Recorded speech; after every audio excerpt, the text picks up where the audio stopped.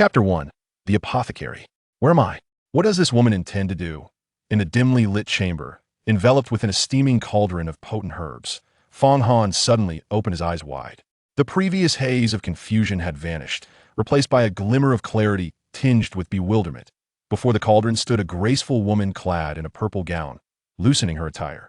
Within the cauldron, rare and aged medicinal herbs such as nine-yang grass, pure yang fruit, flame sunflower, and dragon yang ginseng steeped, all known for their ability to augment vital energy. Fong Han's skin glowed a fiery red, akin to a furnace ablaze, and even his breath exuded an intense aroma of medicinal fragrance.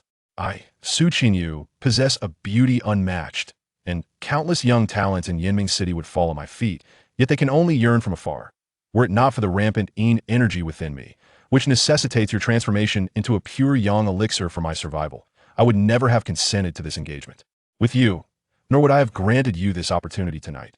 The woman in the purple gown cast a glance at Fong Han and muttered to herself, completely oblivious to his transformation. Yet upon hearing her words, Fong Han's spirit jolted. Fragments of memories and information surged through his mind, rapidly piecing together. He had once been the Sword Emperor of the Tonglong Star, wielding the Azure Dragon Sword to suppress countless prodigies across the realms, reigning supreme for millennia. However, during his attempt to ascend to the exalted realm of the Divine Sovereign, he was betrayed by his closest companions, a stunning female cultivators, leading to a catastrophic failure. Only a wisp of his soul managed to escape Tonglong Star, reincarnating in the new realm of Qianqiu as the son of Fong Zhendong, the head of the Fong family in the Qianqiu prefecture of Yinming City. Due to the damage to his soul, he had not awakened his past memories for many years, nor had he demonstrated any aptitude for cultivation. The Fong family expended considerable resources and 4 years ago sent him to the Longyuan Sword Mansion for training. After a year at the mansion, he managed to refine his body with a special elixir, barely achieving the status of a novice warrior. Just as hope flickered to life, he suddenly succumbed to a mental affliction, resulting in his expulsion from the Longyuan Sword Mansion, forcing him to return home for recuperation. For years, his parents sought the help of renowned physicians, yet to no avail. Then, half a year ago, Su Yuanda, the head of the Su family, proposed the marriage of his daughter, Su Qianqiu, to him.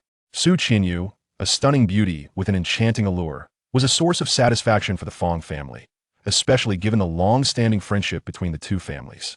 Shortly after their engagement, Su Qianqiu claimed to take Fong Han to the Valley of Divine Healers for treatment, only to confine him in a secret estate on the outskirts of Yinming City. For over a month, she and her two accomplices treated him like livestock, ruthlessly infusing his body with countless potions. Enduring both physical and mental torment, Fong Han finally awakened at the brink of being refined into a mere vessel by Su Qianqiu. 20 years of muddled existence, and today I finally realize who I am. Had I awakened even a moment later, I would have been transformed by Su Qianqiu, and even if I survived, I would have become an utter wastrel. Fong Han comprehended that Su Qianqiu's engagement with him was a premeditated scheme, one that had been set into motion years prior, and a surge of murderous intent welled up within him. In his previous life, he was revered as the Tonglong Sword Emperor, the true harbinger of death on Tonglong Star, wielding dominion over the fates of all beings. How could he endure such humiliation at the hands of others? Just as he was about to break free from the medicinal vat to slay Su Qianqiu, he discovered that his lower dantian was nearly devoid of energy. The Tonglong sword within his upper dantian remained, yet without divine consciousness, he found it utterly impossible to summon its power. Moreover, having been submerged in medicinal liquid for an extended period, he felt utterly weakened and devoid of strength. Though his mind brimmed with countless martial techniques and swordsmanship from his past life, he was rendered incapable of executing any of them in this moment. Su Qianqiu, a high-tier martial artist on the verge of breaking through to the martial master realm, had firmly resolved to use him as a medicinal cauldron, placing him in a position of utter vulnerability. I, the illustrious Sword Emperor, cannot awaken from my stupor only to fall victim to this venomous woman. This is a cruel jest from the heavens. He silently cursed. Unbeknownst to Su Qianqiu, who remained oblivious to his predicament, her purple skirt had already fallen to the ground. She stepped into the large vat, her delicate hands teasingly caressing his abdominal muscles. You foolish boy, you possess a most exquisite physique that stirs my heart. To perish beneath my blooming flower would indeed be a fortune you accrued in your past life. As anticipated by Fong Han, this cold-hearted woman intended to eliminate him after extracting what she desired. For over a century, The Su family has thrived under the blessings of the Fong family. Yet you wish to use me as a medicinal cauldron, exchanging my life for your own? You possess a tremendous audacity. When Su Qianqiu draped her delicate arms over his shoulders, Fong Han suddenly pushed her away, his eyes ablaze with unmasked killing intent. Before death, you, foolish girl, have regained your wits? Very well. I shall ensure you meet a clear fate. Startled by the sudden push, Su Qianqiu quickly regained her composure.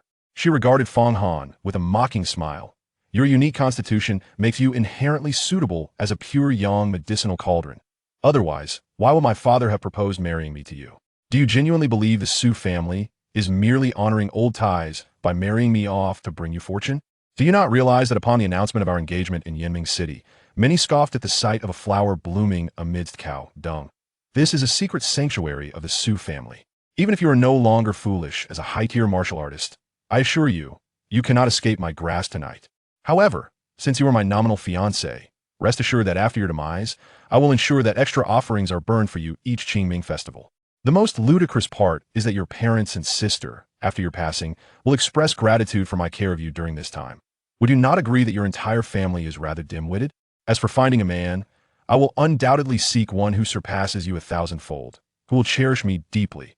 Moreover, after refining you, I will not only rid myself of the sinister energy, but also enhance my own prowess, becoming a disciple at the Qingxian Sword Academy, and even advancing to the Qingxian sect to become a true prodigy.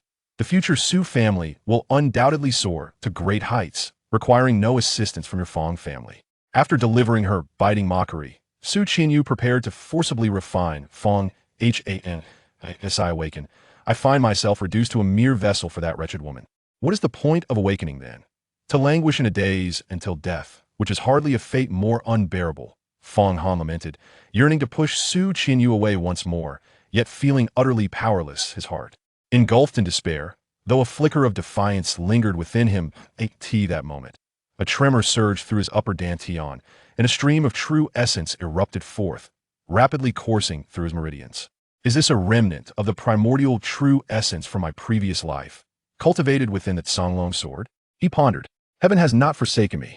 A surge of joy welled within Fong Han with his trace of primordial true essence. He could easily counter Su Qianqiu. He discreetly channeled his true essence, silently infiltrating her body.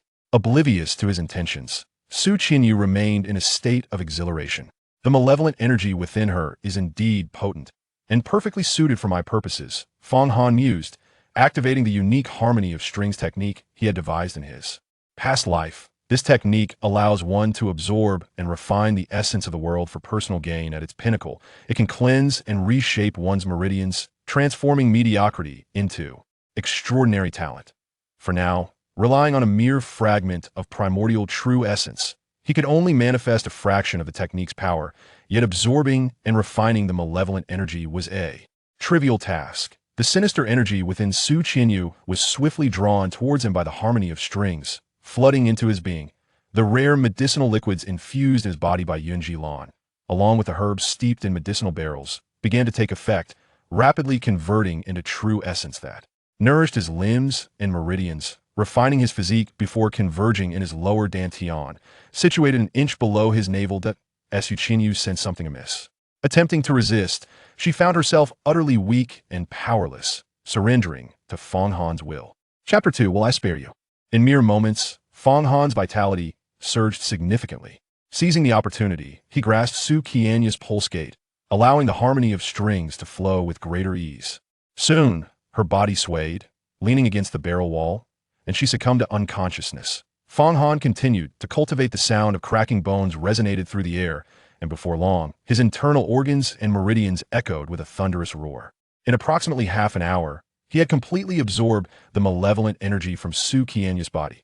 His intentions were not to benevolently cure her affliction, but rather to ensure that her demise would not be a mere act of mercy. He imposed a subtle restriction upon her, ensuring that from this moment forth, her cultivation would progress no further. Swiftly, Fong Han's aura swelled, akin to an unparalleled sword being drawn from its sheath. The medicinal essence within the barrels erupted, transforming into a cloud of mist. He meticulously controlled the release of his energy, otherwise the patrolling guards outside the chamber would undoubtedly sense the surging power.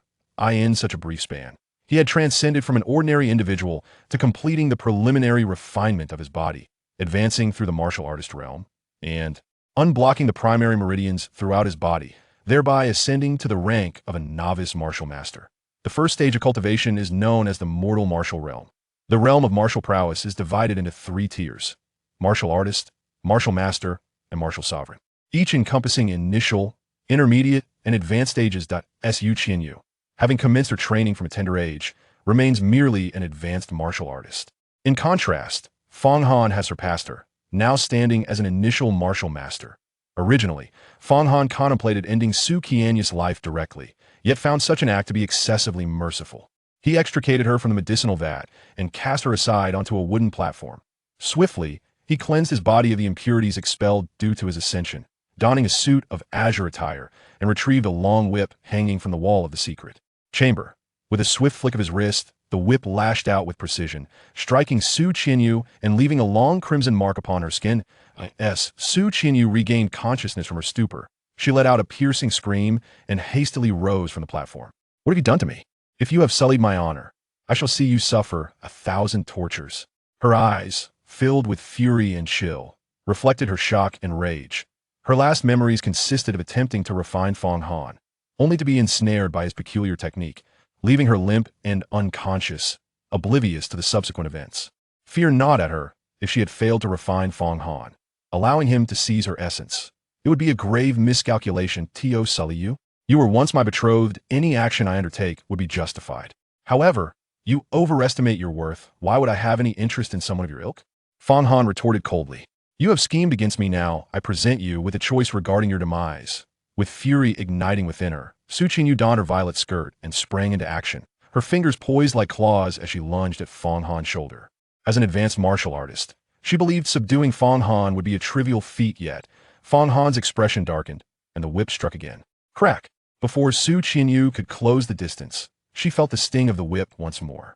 The whip coiled around her like a serpent, binding her tightly. With a flick of his wrist, Fang Han sent her flying to the ground.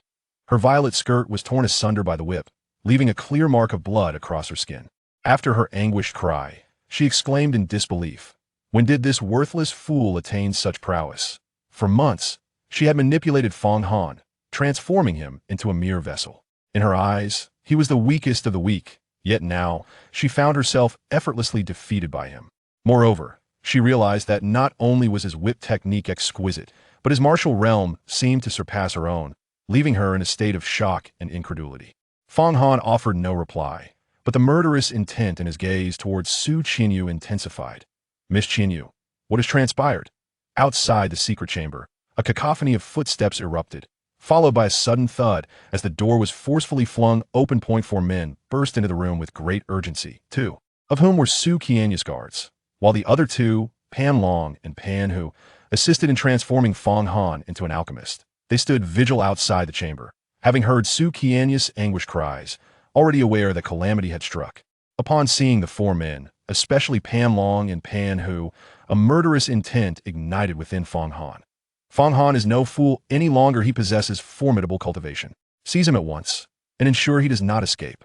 Su Qianqiu commanded as she rose from the ground. You, boy, to be the alchemical vessel for Miss Qianqiu is a stroke of fortune from your ancestors' graves. Now kneel and beg for mercy. Cooperate, and you may die a swift death. Otherwise, you shall wish for a fate worse than death, and your entire Fang family will pay the price for your folly. The 2 guards advanced towards Fang Han, one on each side, with one mocking him cruelly. They were well aware of Fang Han's background, yet still regarded him with disdain. Upon hearing their taunts, Fang Han snorted coldly, and in an instant his whip lashed out. The whip, infused with the might of true essence, moved with such swiftness that it left a blur in its wake. The sound of the whip sliced through the air as it swept past the throats of the 2 guards. Before they could even react, their tracheas were shattered in an instant. Realizing the danger, Pan Long and Pan Hu exchanged a glance and immediately drew their swords to charge at Fang Han. Both were beginning martial masters, their cultivation level on par with Fang Han's, yet he struck first, his whip carelessly sweeping towards the brothers' faces. The longer the weapon, the greater the strength. Before Pan Long and Pan Hu could close the distance or thrust their swords, the whip flickered and a powerful gust met them. Startled, they swung their swords to sever the whip, but it danced through the air like a serpentine creature, crackling as it struck their wrists. With 2 piercing cries, the swords fell from their hands. Before they could retrieve their weapons, Fong Han raised his whip again, ensnaring the two swords from the ground. The sword shot forth, piercing the throats of Pan Long and Pan Hu. They collapsed slowly to the ground, blood gushing from their throats, staining the chamber red.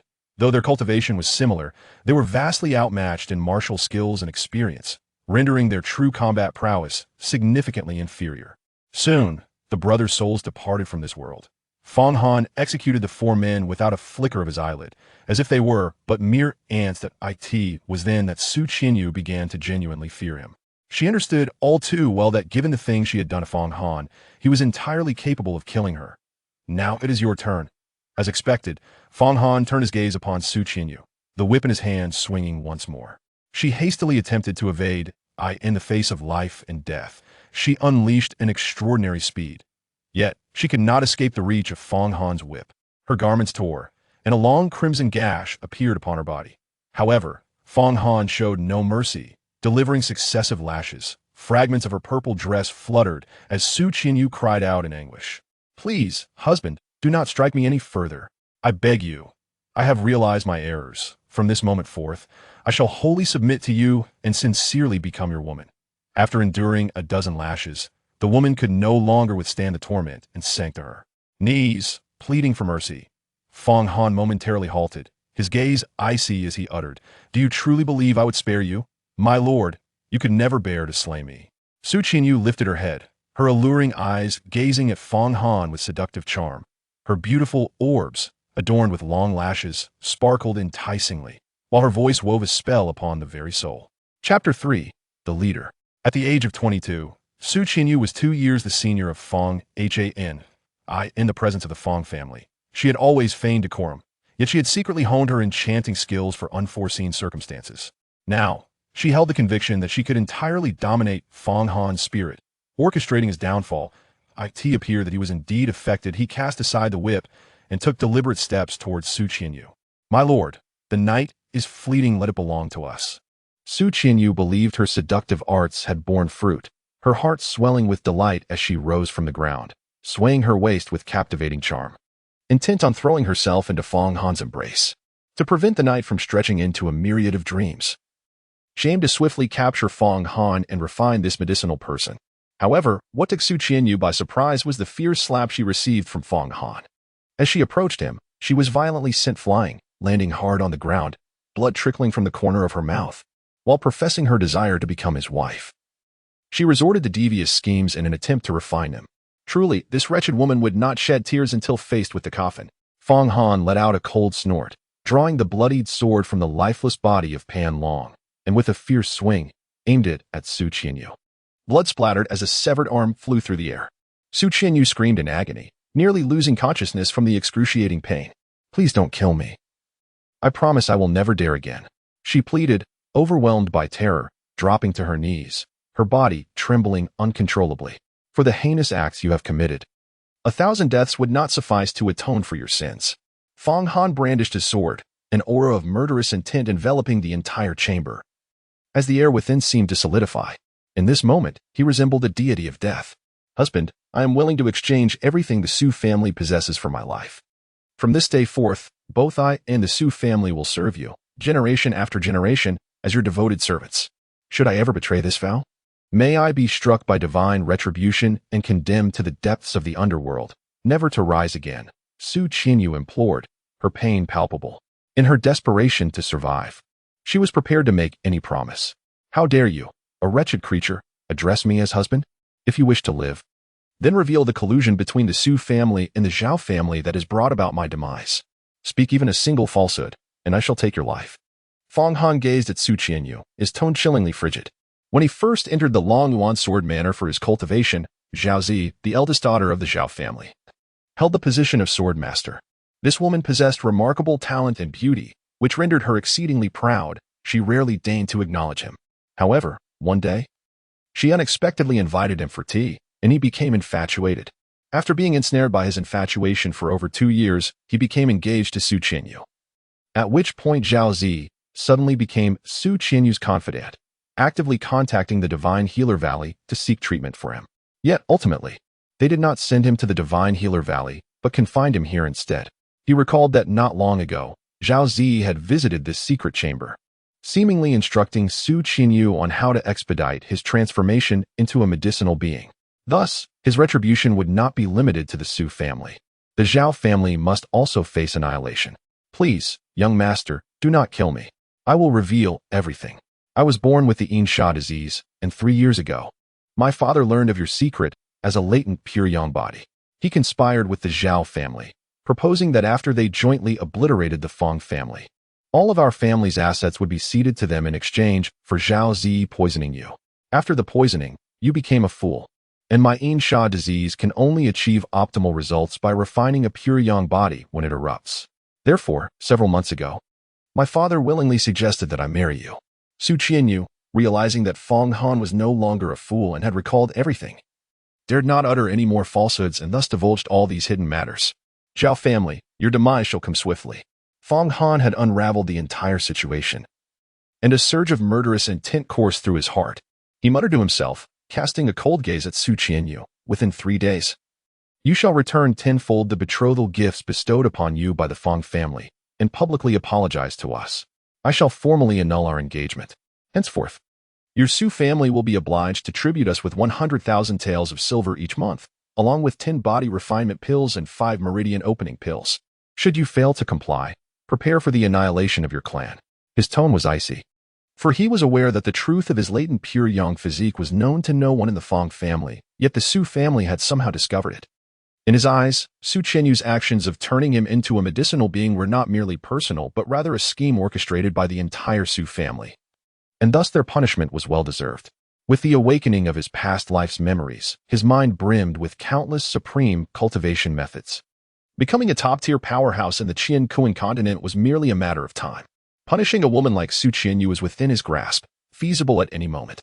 For him, the utmost priority remained his cultivation, striving to elevate his prowess swiftly.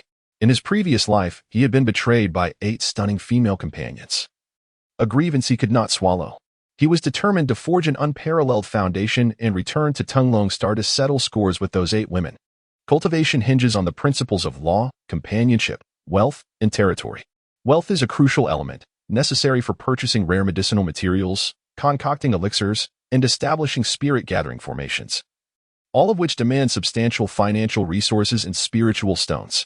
Eliminating Qianqiu or annihilating the Su family would be too lenient. He intended for the Su family to serve as his perpetual servants, generating wealth for him continuously. Furthermore, his parents had expended excessive resources for his ailment, and the family required replenishment. Slaying every member of the Su family would provide only momentary satisfaction. His approach was designed for lasting gratification. Of course, should the Su family prove disobedient, he would not hesitate to uproot the Zhao family, severing them with a single strike. Thank you for sparing my life, my lord. I shall ensure that your directives are fulfilled, Qianqiu thought, secretly elated. Fong Han surprisingly spared her life. She mused that while he may no longer be foolish, his intellect remained somewhat lacking. Once she returned to Yinming City, she could easily turn the tables on Fong Han, even obliterate the Fong family at will. As for his demands for her to return the betrothal gifts and publicly apologize, she deemed him delusional. It was best to dispose of the bodies here and then depart. Fong Han spoke softly. Qianqiu, disregarding the pain from her severed hand, retrieved a vial of black potion from a hidden compartment in the medicinal cabinet of the secret chamber. She sprayed the potion over the corpses of her 4 companions, which swiftly disintegrated into ash. Then, she picked up her bloodied severed hand and limped away. Fong Han, you may not yet be aware that the individuals you murdered, Pan Long and Pan Hu, belong to the Divine Doctor Valley. I have already clandestinely allied with Zhao Jin of the Zhao family and the prodigious Wu Lei of the Wu family. Upon my return to Yinming City, your demise shall swiftly follow. Qianqiu murmured to herself as she mounted her horse in the manor's stable. Soon, the sound of galloping hooves faded into the vast night. This woman certainly had more than one benefactor to rely upon. After Qianqiu's departure, Fong Han seated himself and drew a drop of blood from his right hand, letting it fall onto a ring on his left thumb. The vivid crimson liquid instantly spread, transforming the previously dull black ring into a lustrous sheen, revealing the faint outline of a dragon shimmering upon its surface. This was one of the storage treasures he possessed in his past life, known as the Songlong Ring. Within the Songlong Ring, aside from a dark iron sword, there was only a mask of a unique material that he had favored in his previous existence.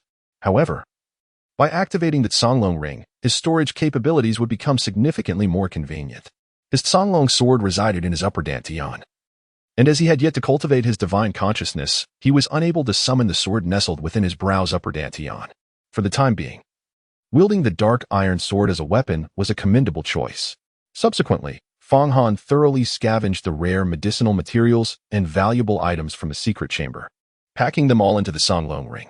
Once he reached the martial sovereign realm, these materials would allow him to refine numerous elixirs. Afterward, Fang Han prepared to return home under the cover of night.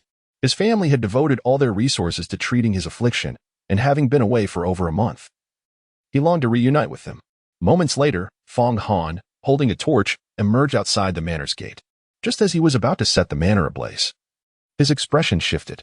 From the nearby thicket, a beast resembling a large, agile ape leapt forth with lightning speed. Fang Han recognized at a glance that this was a young, armored water ape, merely a few months old.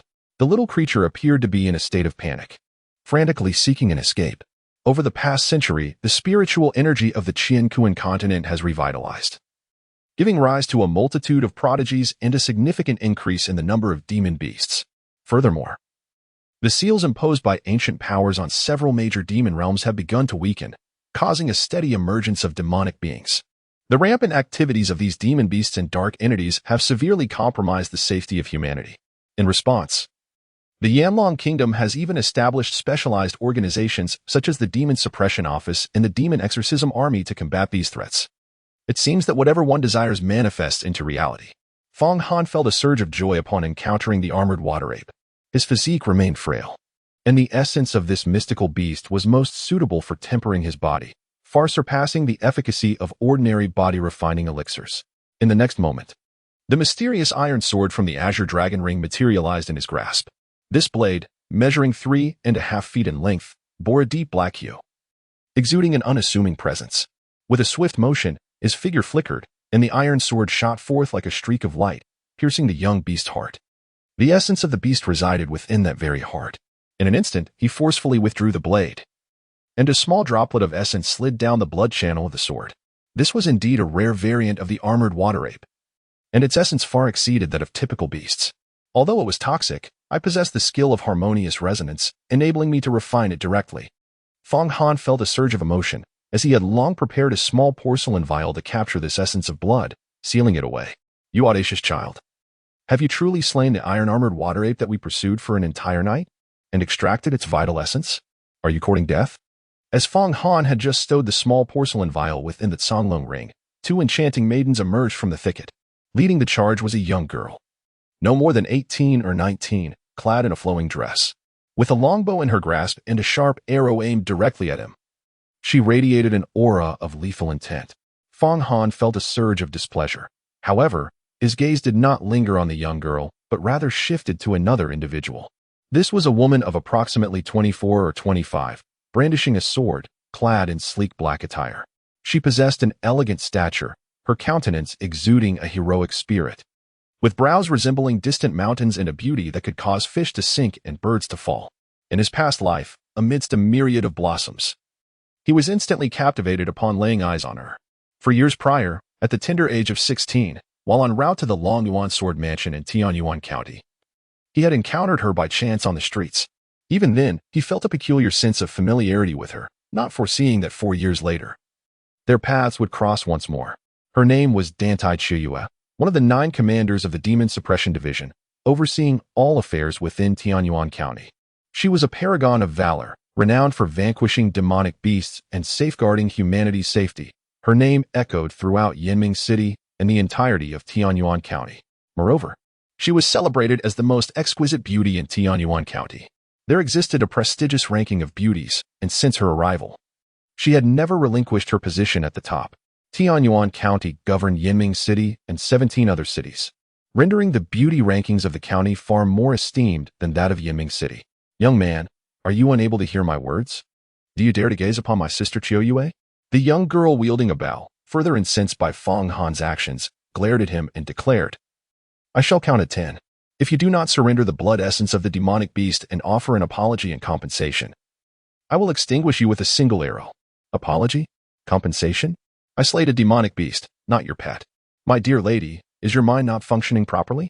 Shall I summon a physician for you? Fong Han, however, remained composed and unperturbed. Chapter 4. The Demon Poison. Do you dare to insult me? The willful beauty. Irate from Fong Han's mockery, erupted. I am Yi Qianqiu, the daughter of Yi Chong, the lord of Yiming City.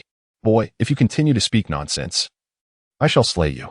She drew her longbow to its full tension, the arrow poised to strike at any moment. This bow, known as the Breaking Moon Bow, was no ordinary weapon but a mid-grade magical artifact. Once she infused it with her true essence, the power of the arrow would be exponentially amplified. At that moment, the bow shimmered with resplendent light, emanating an overwhelming aura, instilling fear in those who beheld it. Qianqiu, this young man is unaware that we are pursuing the iron-armored water ape. I suggest we let this go. Dan Taiqiu swiftly intervened, demonstrating a more rational demeanor, refraining from bullying others. It is worth noting that she was one of the 9 leaders of the Demon Suppression Division, possessing considerable authority. Young man, since my sister Qiu has spoken, you should apologize, and we shall consider this matter settled. However, should you lack the sense to comply, I would not hesitate to make you a soul beneath my arrow. Only then did Yi Qianqiu lower her bow, casting a sidelong glance at Fong Han. A soul beneath your arrow? Little girl, the juvenile iron-armored water ape is already dead, and the adult may strike at any moment. You ought to concern yourself more with your own safety. If you, such a headstrong woman, do not seek my assistance, I shall refrain from intervening to save you. Fong Han chuckled. He would not indulge Yi Qianqiu simply because she was the daughter of the city lord of Yiming City. In his past life on Tenglong Star, numerous esteemed figures and prodigies had bowed before him. How could a mere city lord's daughter presume to exert her influence over him? You are merely at the initial stage of a martial artist, while I am at the intermediate level, and my sister Qiu is a high-ranking martial master. Her combat prowess rivaling that of early foundational experts, a true prodigy of the younger generation. Should danger arise, it is you who would seek our assistance, is it not? Do you not fear becoming the subject of ridicule for such audacity? Why not take a moment to reflect upon your own reflection? Yi Qianqiu, momentarily taken aback, scrutinized Fong Han once more and disdainfully remarked, if you are so confident, let us engage in a few exchanges. Should you manage to defeat me, my sister Qiu and I would gladly serve you as handmaidens. The cunning girl had ulterior motives. By saying this, she deliberately dragged Dan Taiqiu into the fray. If Fong Han were to offend Dan Taiqiu with his words, she would not hesitate to teach him a lesson tonight, perhaps even ending his life. And Dan Taiqiu would not oppose such an action. Upon hearing Fong Han's words, Dan Taiqiu silently deemed him excessively arrogant. Fong Han was a few years younger than her, and she perceived him merely as an impetuous youth attempting to showcase himself in front of her to garner her attention. Such individuals were far too common in her experience. Although both of them were martial artists, the disparity between them was substantial. For an individual of moderate talent, it typically required 5 years to ascend from a novice martial artist to an intermediate level, and an equal duration to progress from intermediate to advanced levels. As for the attainment of the title of martial sovereign, particularly at the advanced level, most individuals might toil for a lifetime without achieving it. She was well aware that magical beasts fiercely protected their young, yet even the notoriously formidable adult iron-armored water ape did not instill much fear in her. Over the years, she had slain many magical beasts. Even Dan Taiqiu might not be worthy enough to serve as her maid, let alone this spoiled girl, whom she would not accept as a gift. Unexpectedly, Fong Han cast a teasing smile at Yi Qianqiu. However, his words caused both Dan Taiqiu and Yi Qianqiu to change their expressions simultaneously. They both deemed Fong Han excessively arrogant. Dan Taiqiu turned her gaze toward him, her eyes sharp as blades, feeling that his words were a personal affront. You seek death, boy? Yi Qianqiu fumed, drawing her bow once more. She believed that if she did not shoot Fong Han, he would remain lost in his delusions.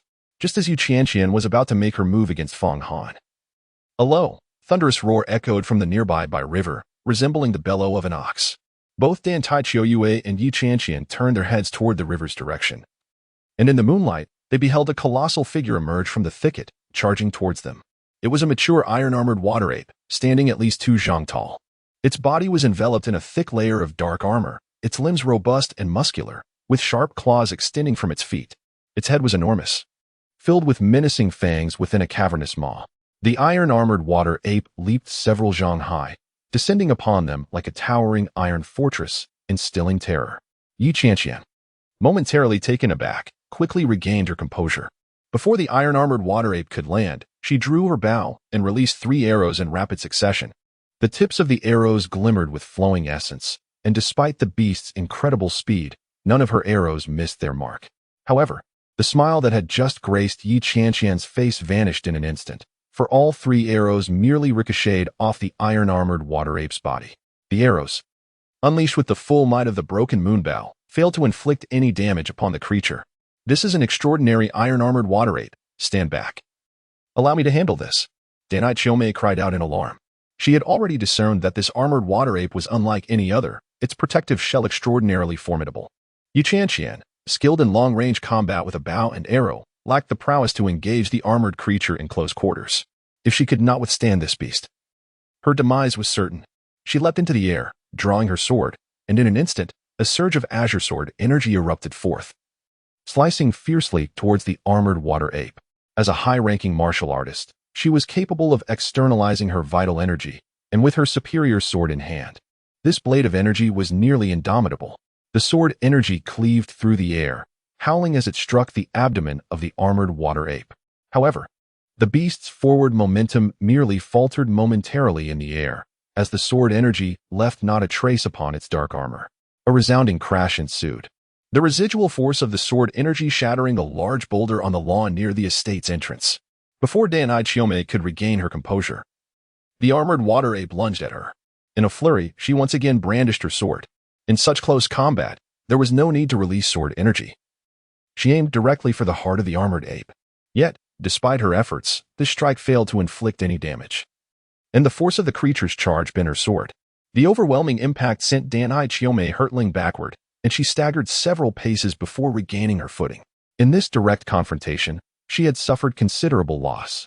Yi Qianqian, seizing the moment, deftly sidestepped and narrowly escaped disaster. However, upon landing, the armored water ape, having spotted the carcass of the juvenile beast slain by Fong Han, roared in fury, descending into a frenzied state.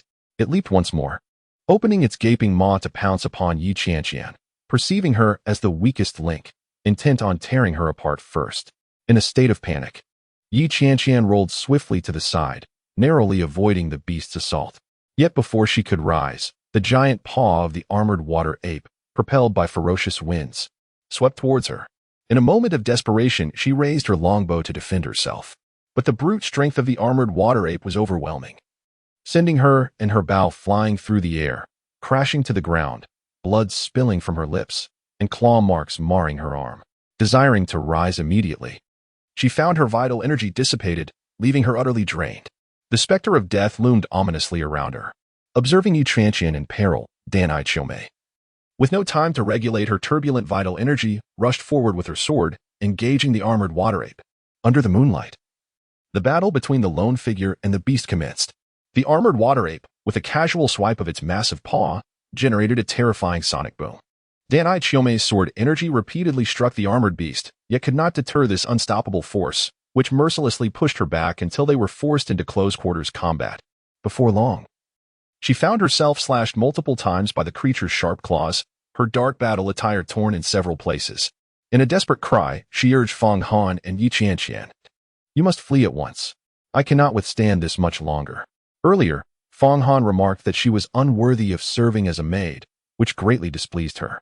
Yet, she continues to urge Fong Han to flee, demonstrating her remarkable character. "Sister Qianqiu, I shall not run.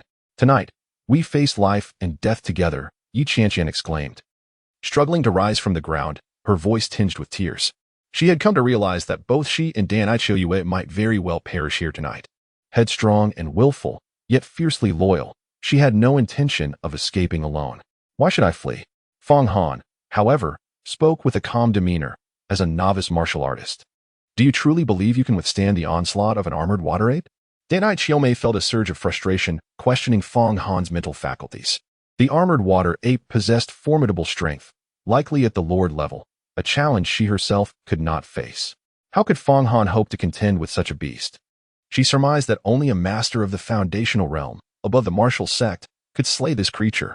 If Fong Han did not flee, once she was gravely injured by the armored water ape, there would be no chance of escape.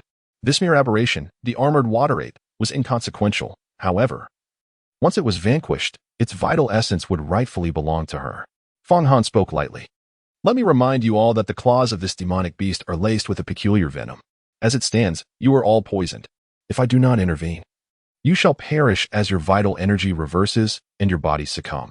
Upon hearing Feng Han's words, Yi Qianqian felt an urge to rebuke him, convinced he was merely trying to instill fear. Yet, in an instant, she was struck by a wave of heat, followed by an icy chill that penetrated her very bones. She hastily summoned her true essence, only to find it stagnant and nearly impossible to channel. What is happening to me? Am I truly poisoned? Yi Qianqian gasped in horror, realizing that she might indeed meet her demise within the gaping maw of the armored water ape this very night. Chapter 5. Struggle. Yi Qianqian mused that Feng Han was indeed a harbinger of ill fate, for what he spoke came to pass. However, even in this dire moment, she perceived him merely as an arrogant braggart, incapable of saving her. If Feng Han were to encounter the otherworldly ironclad water ape, he would be torn to shreds at the first glance. Yet, strangely enough, this fellow persists in feigning bravado, oblivious to the very notion of death. Consequently, she harbors no hope for Feng Han. However, this demonic poison cannot be resisted solely by sheer willpower. At this moment, she is overwhelmed by excruciating pain, as the true essence within her meridians runs amok. The agony is akin to being sliced by a blade. I am the favored daughter of Yinming City, and I cannot perish here. Yi Qianqian attempts to seal several acupoints on her body to prevent the demonic poison from further spreading. She strikes her own body several times, only to find that her true essence can scarcely circulate, rendering her incapable of sealing her acupoints. If you wish to survive, you must seek my aid. Feng Han stood motionless, gazing at Yi Qianqian, his tone indifferent, devoid of any intention to rescue her. A woman so self-righteous deserved a thorough lesson. You, who can scarcely protect yourself, dare to hope that I would plead for your assistance. If I were to perish, do you truly believe you could evade the clutches of the armored water ape? Yi Qianqian, swaying unsteadily, lunged towards Feng Han. Despite her current state of poisoning, she still felt compelled to teach Feng Han a lesson. However, with a casual kick, Feng Han sent a small stone flying, striking the acupoint in her leg. Instantly, Yi Qianqian lost her balance and fell heavily to the ground. How dare you strike my acupoint? Yi Qianqian exclaimed in fury. You scoundrel! Were it not for your poisoned state, I would not stoop to preying on the weak and infirm. I would have long since severed you with a single stroke of my sword. Feng Han uttered a faint remark and turned his attention to Dan Tai Qiu. Disregarding Yi Qianqian, although Yi Qianqian wished to hurl more insults at Feng Han, a sudden wave of trepidation seized her, rendering her speechless.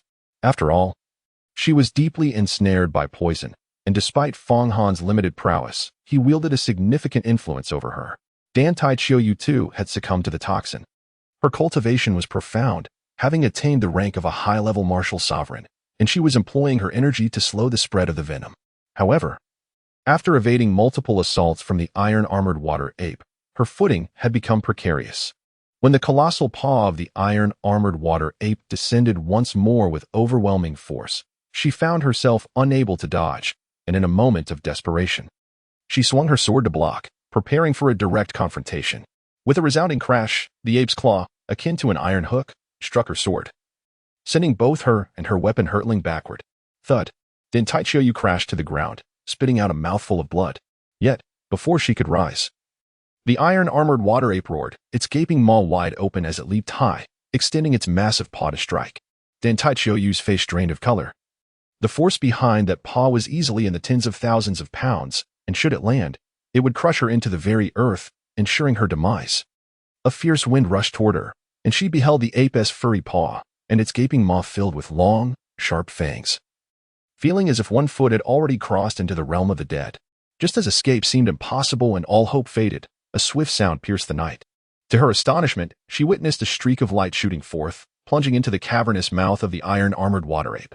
It was a rapidly spinning black sword, moving at such incredible speed that, under the moonlight, it appeared as a mere flash. In an instant, the blade pierced through the ape's skull, resulting in a gruesome explosion of flesh and blood. The iron-armored water ape let out a thunderous roar, its forward momentum momentarily stalling. Seizing the opportunity, Dan Tai Qiu rolled to the side, striving to distance herself from the beast. In the next moment, she saw Feng Han leap into the fray, delivering a powerful kick to the iron-armored water ape, astonishingly forcing the massive creature to stagger back several steps. The black sword, meanwhile, spiraled through the air, darting towards the ape's back. The seemingly impenetrable armor of the iron-armored water ape was rendered as fragile as old leather before this sword, which effortlessly breached its defenses and pierced its heart. Fong Han swiftly maneuvered around, positioning himself behind the armored water ape. Grasping the hilt of his sword, he drew forth the dark iron blade. Accompanying this action, a fist-sized orb of essence blood surged forth, infused with a ferocious energy, magnitudes greater than that of the previously encountered juvenile beast. Fong Han promptly sealed this essence of blood within a porcelain vial, storing it within the Songlong ring. Fong Han currently occupies merely the initial realm of a martial artist, and even Dantai Qianqiu, a high-ranking martial master, was injured by the iron-armored water ape. By all conventional logic, he should be entirely incapable of vanquishing such a formidable, lord-level beast. However, in his past life, as a renowned sword emperor, his mastery of swordsmanship, while not unparalleled throughout history, had reached a level that eluded comprehension. He possessed countless secret techniques, capable of unleashing combat prowess that far exceeded his current realm in an instant, enabling him to transcend boundaries and eliminate his adversaries. What he had just employed was the secret technique, the flowing light cone, from the creation scripture's creation sword art. Though this technique demanded a significant expenditure of his true essence, it was as swift as light and utterly invincible. Even the extraordinarily resilient iron-armored water dragon's armor could not withstand his strike. Given his present cultivation, this was one of the few secret techniques he could barely execute. Boom. In the next moment, the massive form of the iron-armored water ape trembled violently. It staggered a few steps before collapsing to the ground, akin to a small mountain crashing down, stirring up countless clouds of dust. This immensely ferocious beast was now on the brink of death.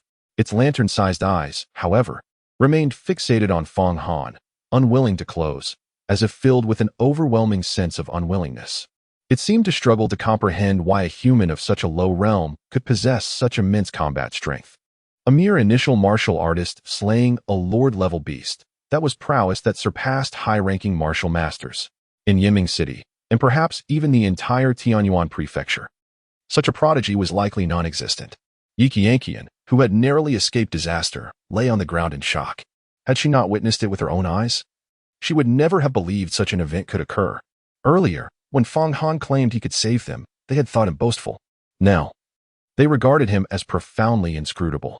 Even Qianqiu, who had harbored a disdain for Fong Han, began to see him in a new light.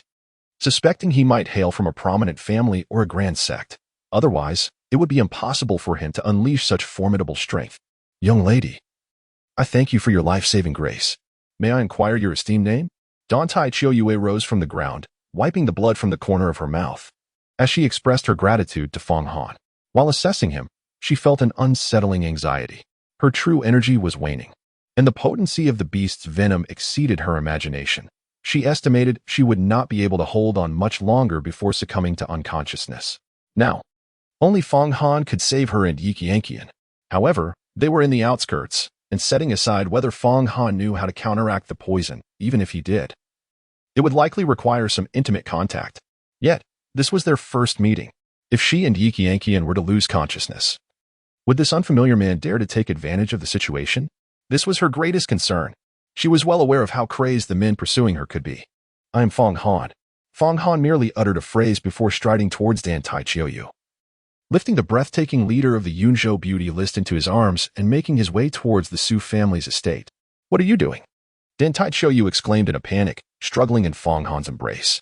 As a prodigy of the younger generation, she was acutely aware that in the presence of the strong, the weak possessed no agency, particularly given the previous tension between Qianqiu and Fong Han. She feared that he might seize the opportunity to retaliate against them, leaving them in a state of utter despair. After all, they were poisoned and could only yield to Fong Han's whims. Chapter 6, No choices made. The more Dantai Qianqiu struggled, the more she realized her body fluctuated between fever and chill, her vital energy reversing. The demonic poison she had been afflicted with had already erupted. Although her cultivation level surpassed that of Qianqiu significantly, and her resolve was far more steadfast, she found herself unable to withstand the effects of the poison. In fact, those of greater cultivation often suffered more acutely after being poisoned, as their meridians had been expanded more extensively, allowing the toxic substance to spread swiftly, leaving her insides feeling as though they were being sliced by knives. Of course, it is to provide you with an antidote. Fong Han lowered his gaze upon the exquisite figure in his embrace, yet he did not slow his pace, merely uttering softly. After enduring several millennia in his previous life, he had experienced an abundance of trials. Coupled with the betrayal of his most trusted 8 enchanting female companions, his interest in women had waned considerably, even for a beauty of Qianqiu's caliber. However, Dan Tai Qiu was indeed a rare gem, and as he held her, her subtle fragrance wafted towards him, incessantly tantalizing his senses. He felt his heart stir, a sensation he found somewhat bewildering given his current state. In his past life, Fong Han had roamed the Tunglong Star for thousands of years, and the sight of true beauties would often set his heart aflame, compelling him to take them as companions. Each of his 8 partners was a paragon of beauty. He guided their cultivation and harmonized with them in music, and under his tutelage, these 8 beauties became formidable figures renowned across the Tunglong Star. Yet ultimately, these women harbored ulterior motives, seeking to advance their ambitions. When he was at his most vulnerable, they conspired to seize his Songlong sword and various other treasures, leaving him upon his reincarnation with naught but the Songlong sword, Songlong ring, and Qiantai sword.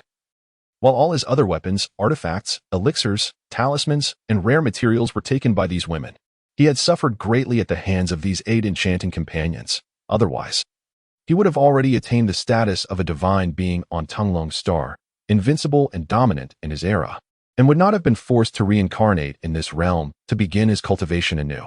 Having learned from the lessons of his past, he believed that a man, particularly one who cultivates, should not be overly sentimental towards women, for beauties are often more perilous than ordinary women. His fiancée, Su Qianqiu, was a prime example. Although she was undeniably beautiful, ranking among the most stunning in Yanming City, her malice knew no bounds. Had he not awakened in time, he could have easily fallen victim to her treachery. Thus, in this life, he could no longer afford to trust women lightly or allow his heart to be swayed.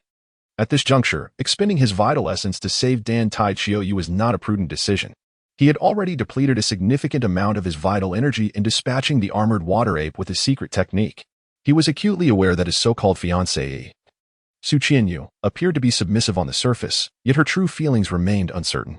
After severing one of her hands and compelling the Su family to formally apologize and compensate him, he understood full well that a counterattack from the Su family was imminent. Given his current strength, should he be ambushed by a formidable opponent while healing Dan Tai Qiu, he would still be in peril. Yet inexplicably, the sight of Dan Tai Qiu stirred within him a flicker of belief that there existed between men and women something beyond mere interest, a genuine emotion. For she reminded him of his first love in his previous life, a woman of extraordinary talent, willing to sacrifice everything for him. However, at that time, he was merely in his 20s, lacking the strength to protect her. She perished at the hands of his enemies while trying to save him. Even after several millennia, the thought of her still pierces his heart. The memory of her death is forever etched in his mind. He had reincarnated, yet his recollection of her remains vivid and indelible, a perpetual regret. Moreover, Dan Tai Qiu bore a striking resemblance to his first love, especially in profile. They seemed almost identical. This likely explained why, for years ago, when he first chanced upon Dan Tai Qiu in Tianyuan County, he felt an uncanny sense of familiarity. This may also elucidate his reasons for rescuing her. Otherwise, he might not have taken on the role of a benefactor. Young Master Fong, I possess a communication talisman. Please set me down quickly. I shall contact the Demon Subjugation Division to have them send the antidote for me and Yi Qianqian. Dan Tai Qiu, still conscious, endeavored to maintain her awareness and spoke intermittently to Fong Han. She had slain armored water apes before, yet this particular one was an aberrant beast, having undergone complete mutation, becoming exceedingly powerful and venomous. As one of the 9 leaders of the Demon Subjugation Division, she had slain countless beasts and was on the brink of advancing from the mortal martial realm to the true martial realm, soon to become a foundational cultivator. Yet this time, she found herself ensnared, akin to a wild goose that had its eyes pecked out. There was no time left. By the time her subordinates arrived, it would be too late to do anything but recover her remains. Moreover, the antidotes from the Demon Subjugation Division may not even counteract this poison. Now, only I can save you. However, Fong Han did not release Dan Tai Qiu and continued to walk into the manor. Dan Tai Qiu struggled fiercely, but Fong Han held her firmly, rendering her efforts futile. Soon, she was breathless. The breath of the beautiful woman was like the fragrance of orchids, exceedingly pleasant. What are you worried about? I am merely detoxifying you. I shall not act recklessly. After a moment of mental turmoil, Feng Han spoke. His feelings for Dan Taiqiu were merely fondness. He had not yet fallen in love with her. Who would believe you? Dan Taiqiu, upon hearing Feng Han's words, felt an increasing urgency within her. Although she had never been involved with a man, she was no naive girl. She understood well that a man's words could be deceptive, and he was not to be trusted easily. She sensed that Feng Han's words carried a hint of manipulation. Her worries intensified, fearing that his motives for rescuing her might be ulterior. After all, there were many men who had been infatuated with her. Feng Han, you scoundrel. You saved Qiu Yue but not me. Is it because Qiu Yue is more beautiful than I? But I am not lacking either. If I survive, I will certainly not let you off easily. You dare claim I am unworthy of being your maid? I shall capture you and make you my servant, tormenting you in return. Meanwhile, on the ground, unable to rise and fully poisoned, Qianqiu saw Feng Han carrying Dan Taiqiu into the Su family estate and could not help but curse him.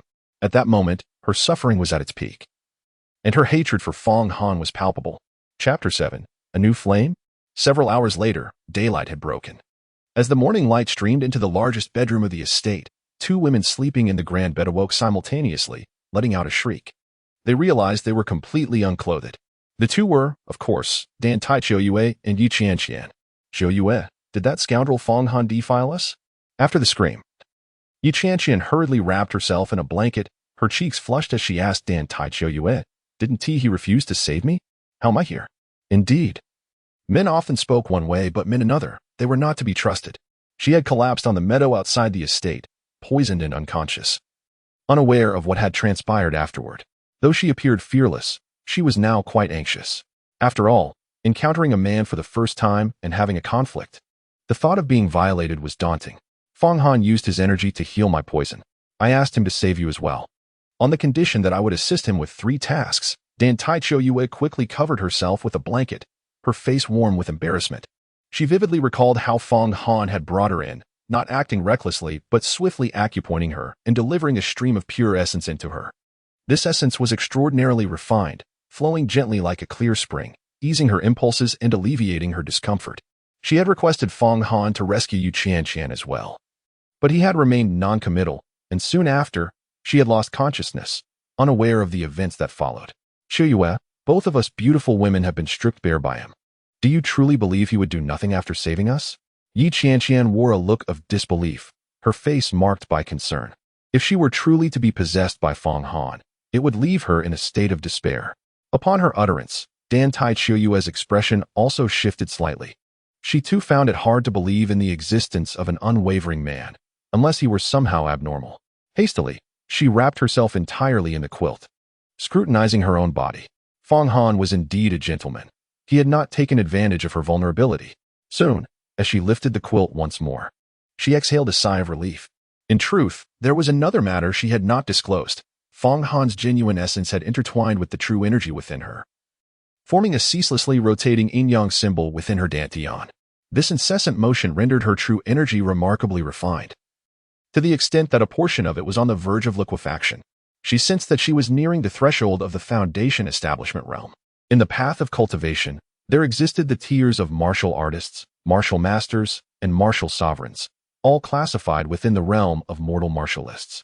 Although martial sovereigns were formidable, they ultimately remained within the confines of humanity. Above the realm of mortal martialists lay the true martial realm, which was further delineated into 3 stages: foundation establishment, divine mind, and essence Dan. Only upon stepping into the foundation establishment stage could one be regarded as having truly transcended the human domain, thus becoming a genuine cultivator. Dan Taiqiu had been a high-tier martial sovereign for 2 years. Originally, it would have taken at least 3 more years for her to potentially break through. However, now she felt that the breakthrough was imminent, possibly within just a few days.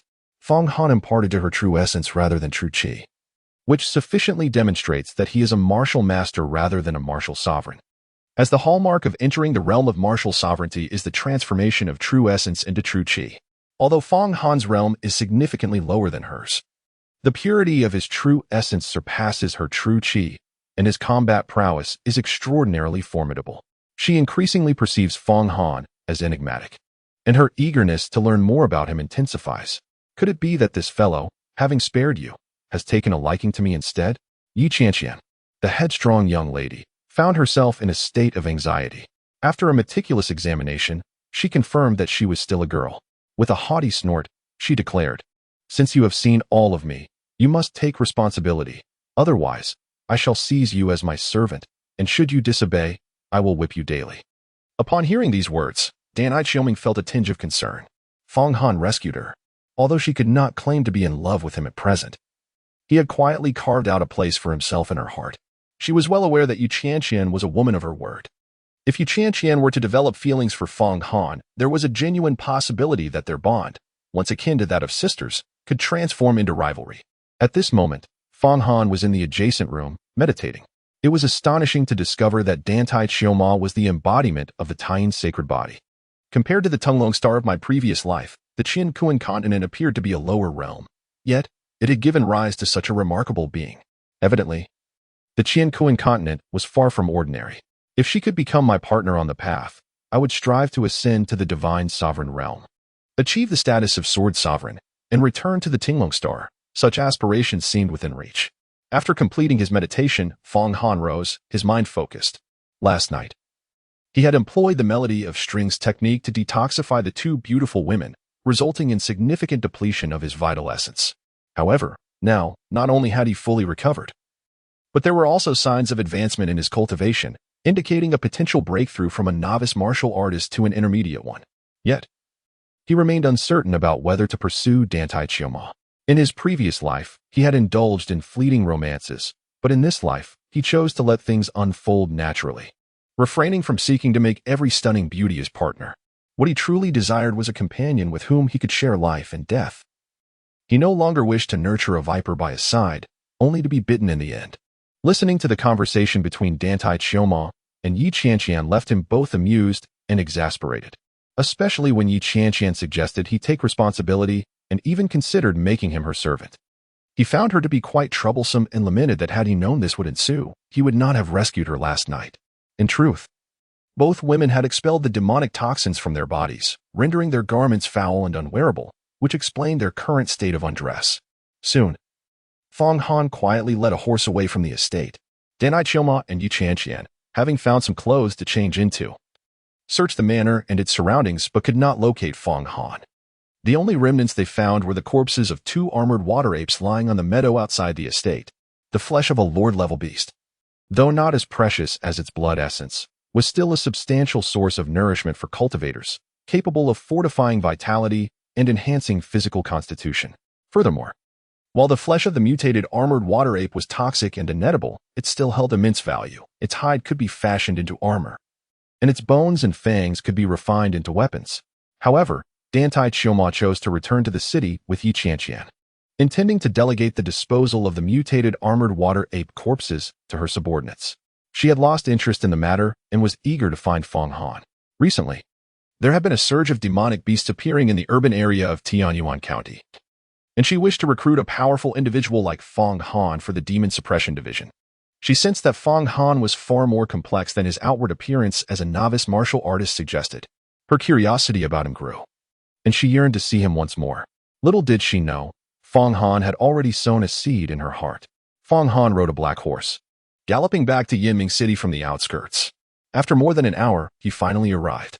At present, his cultivation was still in its infancy. Far from being able to fly with a sword, for the time being, he could only ride. In this lifetime, his father, Fang Zhendong, mother, Tang Yume, and younger sister, Fang Yingxue, had treated him with great kindness. During the 3 years of his foolishness, his beloved family had worried excessively for him and sacrificed much. He deeply missed them and yearned to reunite with them before settling accounts with the Zhao family. After all, he had been transformed into a medicinal being. And besides the Su family, the Zhao family played a significant role in this. Moreover, the Zhao family harbored ambitions of usurping the Fang family. As he neared the city gate, the murmurs of the city guards caught Fang Han's attention. "Have you heard? That fool from the Fang family died in the Divine Physician Valley.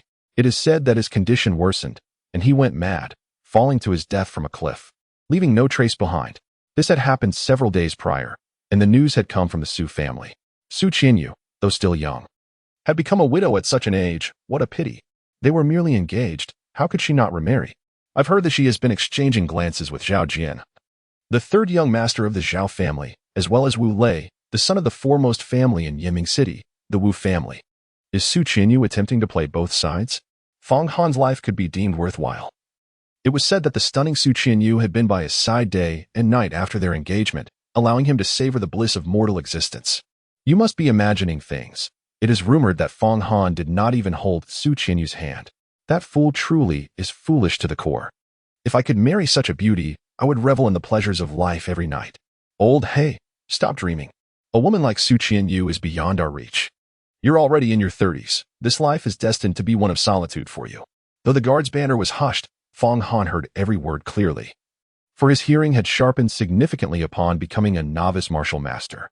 If I had truly perished last night, due to Su Qianqiu's absorption, and she became the consort of Zhao Jian or Wu Lei, then I would have lived my life as a mere laughingstock. My family, too, would be ridiculed. However, since I have not died and have awakened memories of my past life, I shall ensure that the people of Yiming City recognize that Su Qianqiu, along with the Su, Zhao, and Wu families, are the true jesters. If the Su family does not come to the Fang family to offer their apologies within 3 days, I shall not hesitate to employ ruthless measures. Should Zhao Jian and Wu Lei indeed be entangled with Su Qianqiu, they shall meet their doom. He certainly would not concern himself with the few soldiers, but with a flicker of thought, he retrieved a mask from the Azure Dragon ring and donned it, galloping swiftly into the city. This mask he had favored in his previous life, for as the renowned Azure Dragon Sword Sovereign, there were occasions when public appearances were rather inconvenient. Now, in the eyes of the populace of Yiming City, he was already considered a dead man. Wearing the mask spared him some troubles. At the very least, the soldiers guarding the city gate did not recognize this imposing man, who entered the city with such vigor. As the so-called fool, Fang Han. The Fang family had suffered more than the demise of Fang Han. Calamity had befallen them, and their downfall was imminent.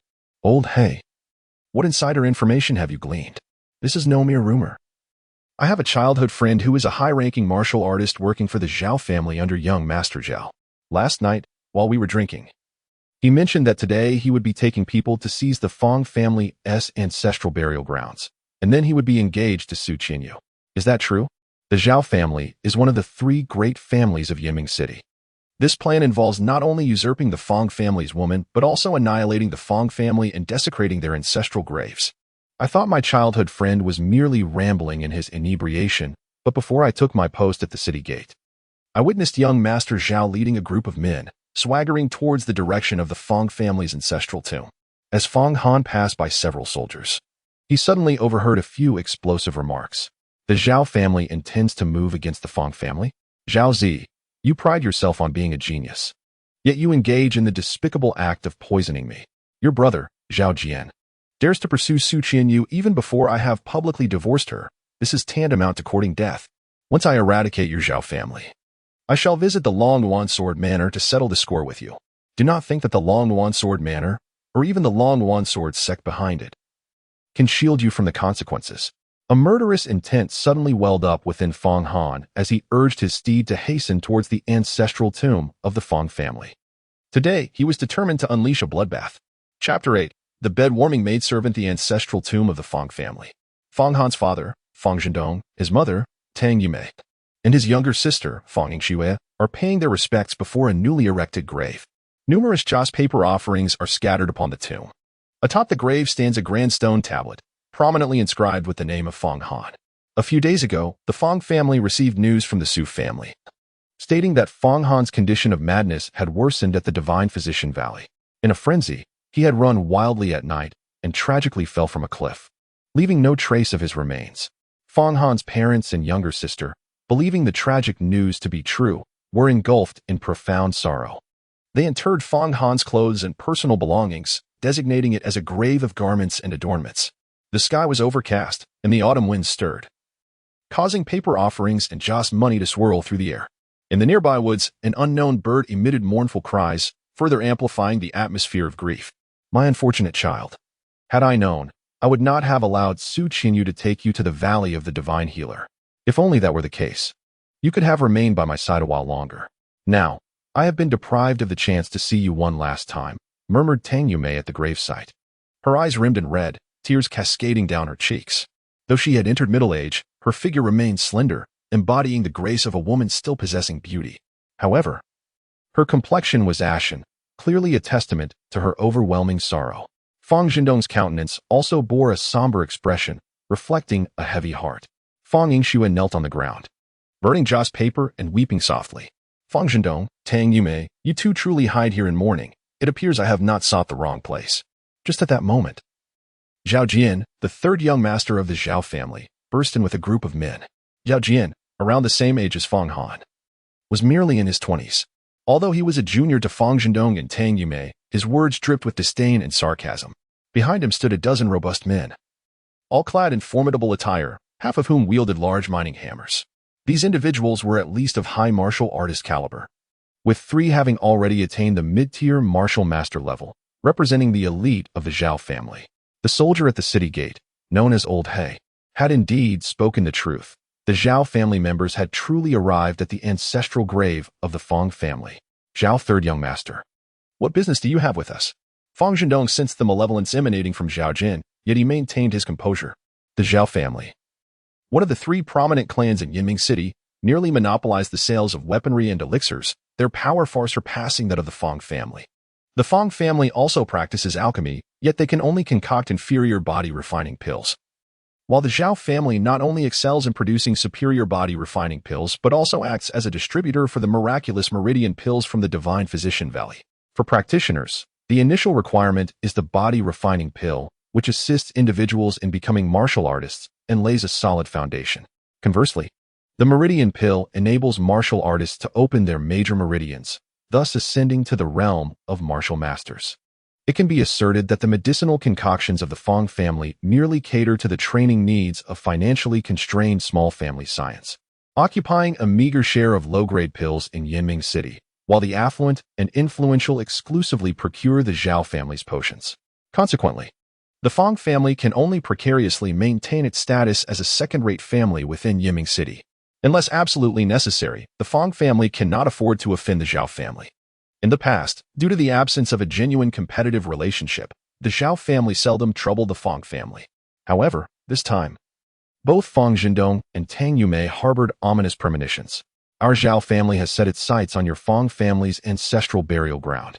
You are given 7 days to relocate the graves, Zhao Jian declared imperiously as he approached Fang Han's ancestral tomb. Zhao Jian, what is the meaning of this? After a moment of shock, Fang Zhendong erupted in anger. Tang Yumei and Fang Yingxue also changed their expressions. You, the Fang family, have given the Su family the vast medicinal fields in the eastern part of the city as part of the betrothal gifts for the engagement between Su Qianqiu and Fang Han. While it was my Zhao family who facilitated Fang Han's treatment at the Divine Healer Valley, it is only right that you offer due gratitude. Zhao Jian sneered. I have had my people investigate. Beneath your ancestral tomb lies a rich mine of purple gold and fine iron. It shouldn't be unreasonable for my Zhao family to claim this land, should it? Little did he know that Fang Han was not only alive but had also severed Su Qianyu's hand. Upon hearing Zhao Jin's words, Fang Zhendong, Tang Yumei, and Fang Yingxue were initially stunned, but then their fury ignited. Is there anything more outrageous than encroaching upon someone's ancestral grave? Fang Yingxue, who was kneeling and burning paper for the deceased, could no longer tolerate it. She stood up abruptly, glaring at Zhao Jian. Her innate talent for cultivation was mediocre, and she was currently a mid-level warrior. The Fang family has expended an excessive amount of resources to secure Fang Han's admission into the Longyuan Sword Mansion. Consequently, she is relegated to practicing the ancestral martial arts, rendering it impossible for her to be sent to esteemed institutions such as the Qianqiu Academy, Songyun Academy, or the Longyuan Sword Mansion for cultivation. If the Zhao family persists in their oppressive behavior, the Fang family shall not rest until we achieve retribution.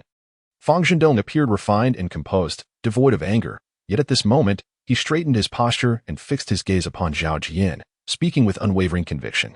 Meanwhile, Tang Yumei, though seething with rage, bore an expression of deep concern and remained silent, for she was but a woman of modest cultivation. To the bitter end? Does your Fang family possess such qualifications? Zhao Jian cast a sidelong glance at Fang Zhendong, his disdain palpable. The elder of the Fang family, your father Fang Gaoang, is merely a mid-tier martial master, while my grandfather stands as a high-tier martial master. Should you provoke me, He could easily annihilate your entire clan with a single stroke of his bloodied blade. Moreover, my sister Zhao Zi is the sword master of the Longyuan sword house. She has already passed the assessment of the Longyuan sword sect and will soon be acknowledged as an official disciple. Upon hearing these words, Fang Zhendong, Tang Yume, and Fang Yingxue felt a sudden lack of confidence. Zhao Jian was not boasting. The Zhao family, led by Zhao Banshan, had ascended to the realm of martial sovereign 30 years ago and had reached the high tier of martial sovereign a decade prior. In the entire Yiming city, aside from the esteemed Wu family and the city lord Yichong, it was unlikely to find anyone capable of rivaling him. The venerable patriarch of the Fang family, Fang Gaoyang, is indeed a martial sovereign, yet he remains merely a mid-tier martial sovereign, revealing a substantial disparity in strength. Within the Tianyuan prefecture, there exist three esteemed sects: the Qingxian sect, the Wuzhizong, and the Longyuan sword sect. Correspondingly, the Qingxian Academy, the Wuzhizong Academy, and the Longyuan sword manor have been established by these three sects to scout and cultivate young disciples. Once gifted youths are selected to train within these prestigious sects, they are destined to evolve into formidable true martial realm experts. Their future is boundless. Although the title of martial sovereign carries significant weight, it ultimately belongs to the realm of mortal martial arts. In the presence of true martial realm powerhouses, they appear quite feeble. Should Zhao Zi ascend to the true martial realm, the Zhao family would stand poised to surpass the Wu family and claim the title of the foremost family in Yiming City. Thus, if the Zhao family were indeed to take lethal measures against the Fang family, the latter would be utterly incapable of withstanding such an assault. Do you believe that the elder generation of the Fang family pales in comparison to my Zhao family, yet the middle generation boasts a pillar in Fang Sihai? Zhao Jian's voice resounded once more, proclaiming, "Let me share some auspicious news with you." Fang Sihai, while leading a pursuit against a monstrous beast yesterday, sustained grave injuries at the foot of Yinyang Mountain, resulting in severed meridians and rendering him a cripple. Furthermore, the failure of this operation was attributed to his poor command, and he has since been expelled from the Demon Suppression Department. Henceforth, the Fang family will find it impossible to leverage the Demon Suppression Department to counterbalance my Zhao family. How could this possibly be? Fang Zhendong's expression shifted dramatically. The Fang family's enterprises primarily encompass mining and the cultivation of medicinal herbs for alchemical refinement. He is the head of the Fang family, renowned for his expertise in alchemy rather than martial arts, and to this day, he remains merely a senior martial master. Fang Sihai, his younger brother, is now 40 years old and has attained the rank of an initial stage martial sovereign. He stands as the most formidable force within the Fang family, second only to the elder patriarch, Fang Gaoyang, who holds the rank of a mid-stage martial sovereign. Furthermore, Fang Sihai serves as the deputy commander of the Demon Suppression Division stationed in Yiming City. Should Fang Sihai truly be rendered incapacitated, the blow to the Fang family would be catastrophic. Just as Fang Zhendong's words lingered in the air, a middle-aged man with a long, donkey-like face hurriedly entered the ancestral shrine of the Fang family. This individual, a servant of the family, was famously nicknamed Fang Mahu due to his distinctive appearance. "Master, it's terrible. Second Master's meridians have been severed, and he has been brought back." Before Fang Mahu arrived, he began to shout loudly. Upon hearing this dire news, Fang Zhendong stumbled momentarily. Tang Yume and Fang Yingxue's faces turned ashen. They could hardly fathom that Zhao Jian's words were indeed true. Zhao Jian laughed once more, declaring, "Fang Zhendong, those who recognize the times are the true heroes. On behalf of the Zhao family, I officially inform you that within 7 days, you must relocate your ancestral grave. Should you fail to comply, I shall bring my men to raise this place and commence mining. Do not be surprised when your ancestors lie exposed to the elements." His tone was audacious and arrogant, clearly confident in his dominance over the Fang family. "Zhao Jian, is it your Zhao family that is responsible for my uncle's misfortune? Do not overstep your bounds." Fang Yingxue felt an unbearable rage as she glared at Zhao Jian. "Yingxue, you are indeed remarkably astute," Zhao Jian remarked with a sly grin.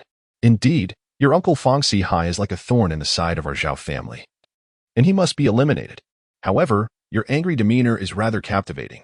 The more I behold it, the more my heart stirs." Zhao Jian continued with a mischievous smile. "I forgot to mention, if your Zhao family wishes to maintain its foothold in Yiming City, you will have to remain by my side as my maidservant. Rest assured, I shall cherish you each night. Furthermore, with Fang Han deceased, Su Qianqiu has already consented to become my woman. In due course, you and Su Qianqiu shall serve me together. How could Su Qianqiu possibly marry you? Even if my brother is gone, She was engaged to him and must observe a 3-year mourning period for him. Fang Yingxue was seething with rage. It appeared that the Su family had manipulated the Zhao family, yet you remained oblivious, still filled with gratitude. Zhao Jian chuckled, with Fang Han deceased. His wife and sister now belong to me. Just the thought of it brings me immense pleasure. Zhao Jian, do you dare to lay a hand on my daughter? Fang Zhendong was utterly enraged. Family represented his unwavering principle, and even if the Fang family could not rival the Zhao family in power, his patience had reached its limit. Old man, do you still dare to stand stubbornly before me? There are 2 demands I present to you. First, cede the ancestral land of the Fang family to the Zhao family. Second, deliver Fang Yingxue to the Zhao family to serve as a maid and warm my bed. Zhao Jian coldly scoffed. I shall count to 3. Should you refuse these 2 demands, I will immediately shatter the tombstone of your son Fang Han and even desecrate the graves of your ancestors. At that moment, Fang Zhendong, Tang Yumei, and Fang Yingxue were at a loss. The destruction of their ancestral tomb would mean disgrace for their forebears, branding them as the sinners of the Fang family. Yet, acquiescing to Zhao Jian's demands would also bring shame upon the Fang family, turning them into a laughingstock. They found themselves in a dire predicament, unable to advance or retreat. The servant, Fang Mahu, who had come to deliver the message, trembled in fear. It seemed that the members of the Fang family only realized the gravity of their situation when faced with the inevitable. However, Zhao Jian had lost all patience. He commanded his subordinates, smash it. A burly man with a pockmarked face immediately seized a large hammer and swung it down towards Fang Han's tombstone. This individual was already a high-level warrior, and the force behind that swing was no less than 1,000 pounds. A deafening crash ensued. The tombstone of Fang Han's grave was shattered, fragments scattering in all directions. You bunch of scoundrels, I shall fight you to the bitter end. Fang Yingxue's eyes were red-rimmed as she lunged at the pockmarked-faced high-level warrior. However, an elderly man beside Zhao Jian swiftly intervened, executing a grappling move aimed at capturing her. This elder, also a high-level warrior, was far beyond Fang Yingxue's capacity to resist. Meanwhile, the pockmarked-faced warrior swung his hammer again, aiming to smash a gravestone at a nearby tomb. Who dares to strike my gravestone? Who seeks to bully my sister? Who would engage her in betrothal before I formally sever ties with Su Qianqiu? Are you seeking trouble? Suddenly, an icy voice, imbued with a murderous intent, echoed from beyond the ancestral tomb. At that moment, 2 stones hurtled through the air. Chapter 9. This time, I come to protect you. The 2 stones hurtling toward them, accompanied by a whistling sound, reached their target in an instant, piercing the throats of Zhao Jian's 2 high-level warriors with lightning speed. They slowly collapsed to the ground, attempting to speak, but the blood surging forth choked their throats, rendering them mute, and soon they breathed their last. In the next moment, a figure flashed into view, a man clad in a blue outfit and wearing a mask, who soared towards Fang Yingxue, shielding her. This unexpected turn of events caused Zhao Jian and his subordinates to change color in shock. For a moment, no one dared to continue smashing the gravestone. The members of the Zhao family were not fools. They sensed that this mysterious figure who had effortlessly slain 2 high-level warriors possessed formidable strength. Who are you to meddle in Zhao family affairs? Zhao Jian glared at the masked man, his eyes sharp as blades, harboring a hint of trepidation towards this enigmatic individual. At that moment, he was still bewildered about the identity of the newcomer. He was utterly perplexed by the questions regarding who had struck his gravestone, who dared to bully his sister, and who had dared to engage her before he had severed ties with Su Qianqiu. Within the Fang family ancestral tomb, those whose names were inscribed on gravestones had long since passed away, and among them, only Fang Han was Fang Yingxue's brother. However, Fang Han was deceased and could not possibly appear here. Moreover, Fang Han was notorious for being a cultivation failure, having only reached the initial stage of a warrior before his mental decline, and after that, he had nearly lost all of his abilities. His combat prowess akin to that of an untrained individual. The name Fang Han flashed through Zhao Jian's mind, but he quickly dismissed it. Zhao Jian, how dare you covet the Fang family's ancestral tomb and insult my family? You have quite the audacity. The masked man removed his mask, revealing a somewhat handsome face. Fang Han, you foolish boy, you're not dead? Zhao Jian gasped in astonishment as he recognized the face. Is this a ghost appearing in broad daylight? Brother, Hana, Fang Yingxue, Fang Zhendong, and Tang Yumei simultaneously spoke, almost in disbelief. They could scarcely believe their eyes. It was known that the Su family had reported Fang Han's demise several days prior, yet here he stood, vividly alive before them. Fang Mahu, the messenger from the Fang family, was so startled that he fell to the ground, realizing that 2 members of the Zhao family had perished. He understood the gravity of the situation. As he rose to his feet, he stumbled and fled in haste. Being a minor character, he attracted no attention from Zhao Jian and his subordinates, who were entirely focused on Fang Han and did not impede his escape. Father, mother, sister, I have returned to normal. These past 3 years must have caused you great concern. Fang Han addressed Fang Zhendong, Tang Yume, and Fang Inqiu, proclaiming, from this moment forth, with my presence, the Fang family shall no longer endure any humiliation. You may rest for now. Zhao Jian, that scoundrel, truly deserves his fate.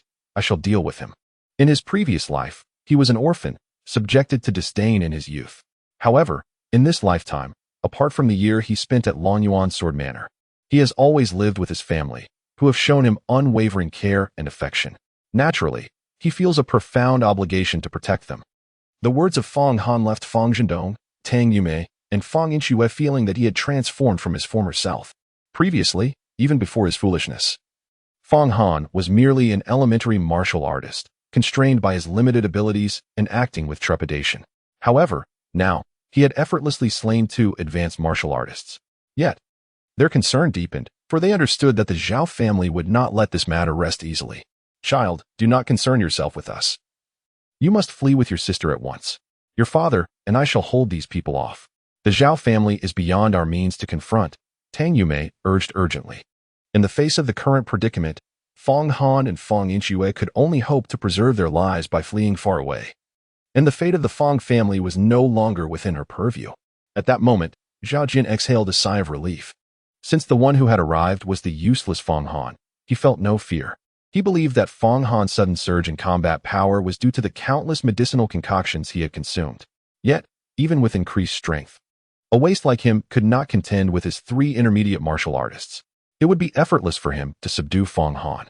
With a sinister expression, he declared, "Attempt to escape? Originally, I had shown mercy, granting your Fang family 7 days to relocate your graves, but it seems you refuse to recognize my kindness. None of you shall flee."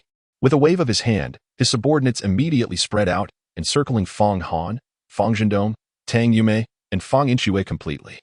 "Third young master Zhao, our Fang family bears no grievance against you. I beseech you to spare us," Tang Yume pleaded. "Do I require a reason to torment you?" Zhao Jian sneered.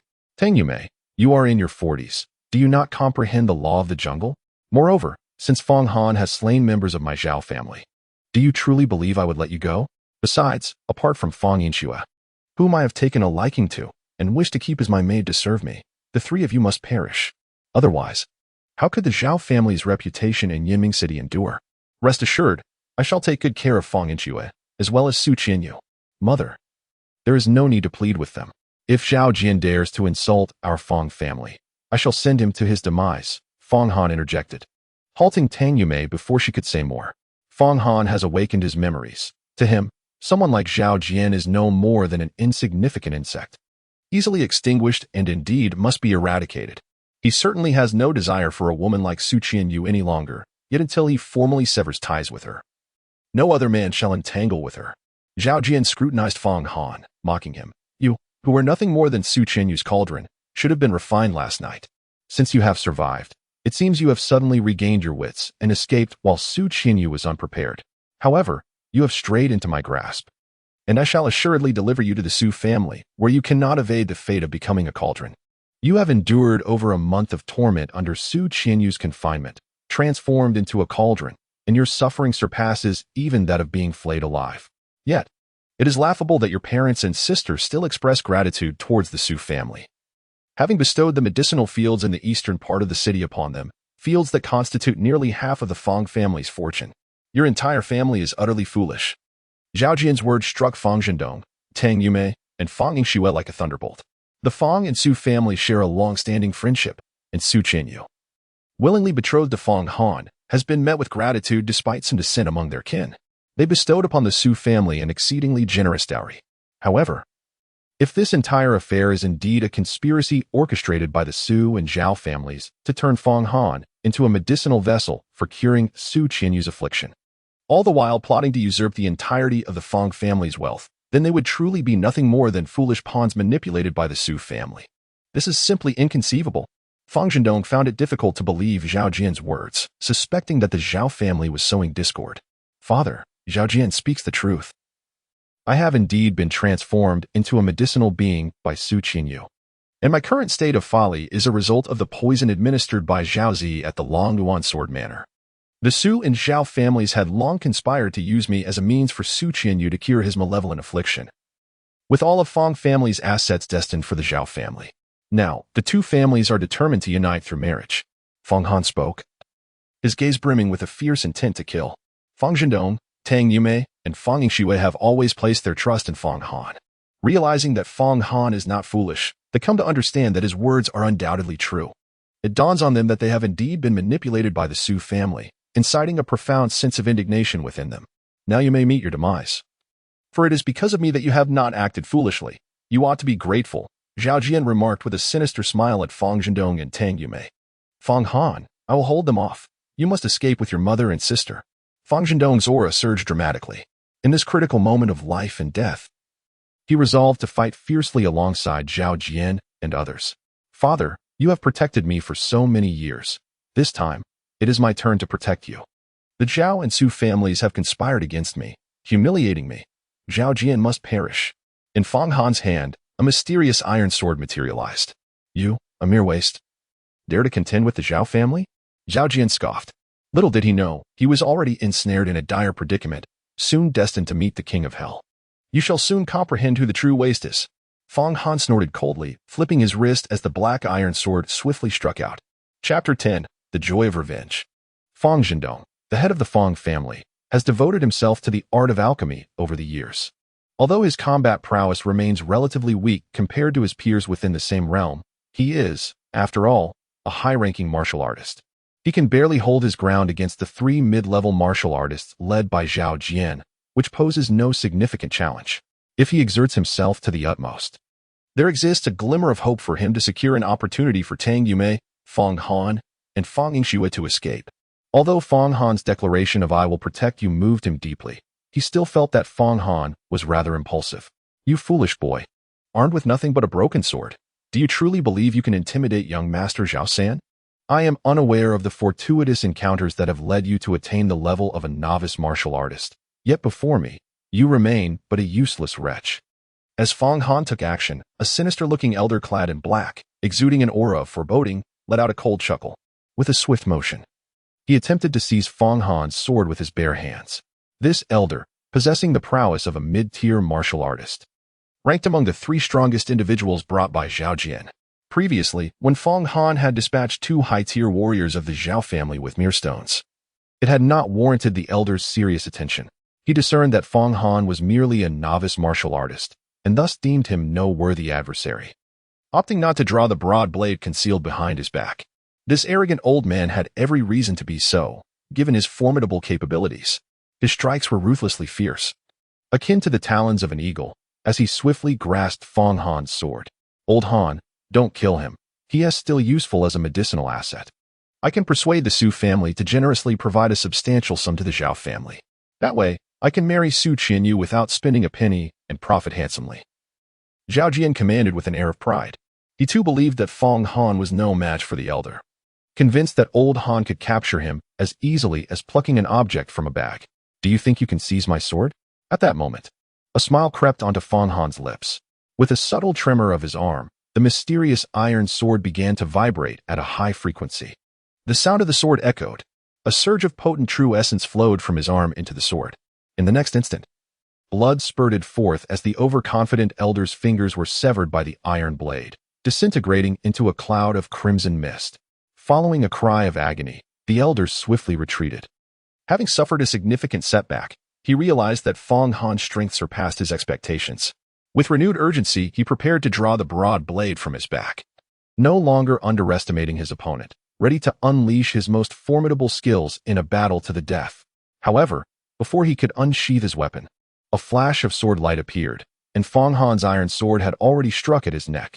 The elder's head flew off, blood raining down like a tempest. In just 2 exchanges, Fang Han had slain the mid-tier martial artist, Old Han. This scene caused Zhao Jian's expression to shift dramatically, and those under his command began to falter in their resolve.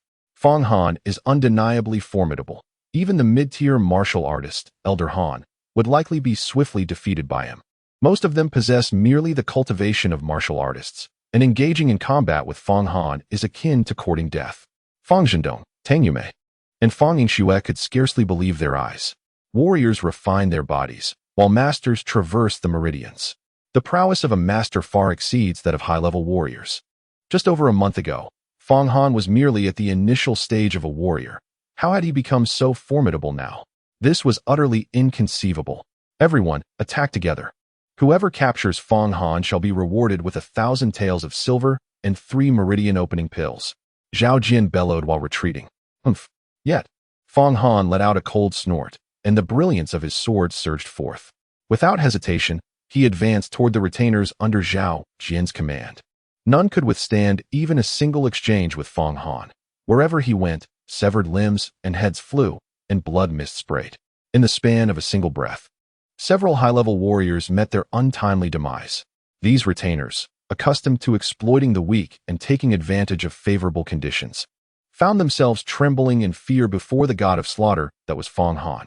Several high-level warriors attempted to flee, but Fang Han's sword was swifter. No sooner had they turned than they found a gaping wound in their backs. Even the 2 intermediate-level martial masters were unable to fend off Fang Han's blade, which claimed their heads. The more than 10 retainers brought by Zhao Jian lay lifeless in a pool of blood.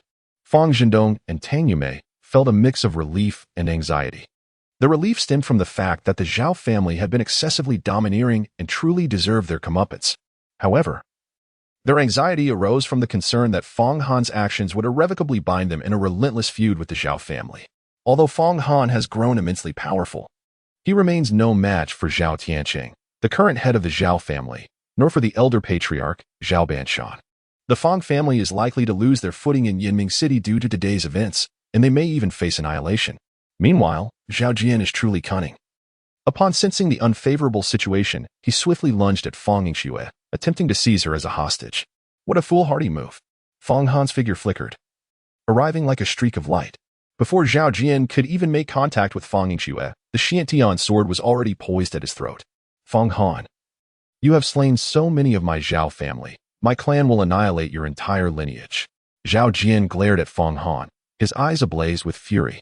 Previously, he had boasted and flaunted his power in front of Fang Zhendong, Tang Yume, and Fang Yingxue, exuding arrogance and superiority. However, with Fang Han's arrival, the tide had turned dramatically, leaving him utterly defeated. Yet, he still believed that Fang Han dared not kill him. For the overall strength of the Fang family paled in comparison to that of the Zhao family. You, a mere failure, where do you find such confidence? Fang Han coldly remarked, at this moment, I could effortlessly sever your head from your shoulders. Do you dare to take my life? Can your family withstand the wrath of my father and grandfather?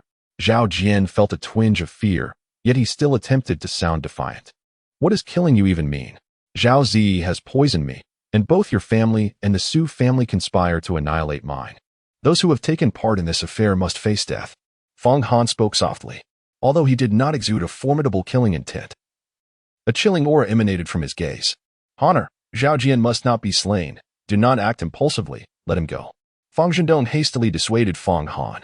While he certainly believed that Zhao Jian deserved punishment, he understood that if Zhao Jian were to perish beneath Fang Han's blade, the Fang family would face catastrophic consequences. As the head of the Fang family, he could not indulge in momentary satisfaction. He had to prioritize the safety of his clan. Unbeknownst to him, Fang Han was the reincarnation of the Sword Emperor, and in the future, not only the Zhao family, but even the most formidable figures would bow before Fang Han. My son, we must consider the greater picture. Though Zhao Jian is deserving of death, he must not be slain, urged Tang Yume.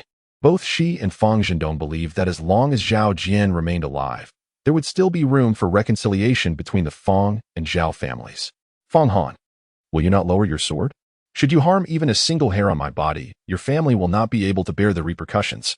Zhao Jian, upon hearing Fang Zhendong and Tang Yume's words, became emboldened, convinced that the Fang family would not dare to offend the Zhao family severely. Yet, he remained oblivious to the fact that crossing Fang Han's threshold was undoubtedly a path to destruction. Is that so? A glimmer of cold brilliance flickered in Fang Han's eyes. In his previous life, he was a formidable warrior who emerged from a sea of corpses and rivers of blood. Slaying Zhao Jian was, to him, akin to crushing an ant beneath his foot. He had never been merciful to his enemies, while some who have taken too many lives may succumb to inner demons. For him, eliminating foes only brought clarity of thought. Sensing Fong Han's murderous intent, Zhao Jian was suddenly gripped by unease. "Do not kill me," he uttered.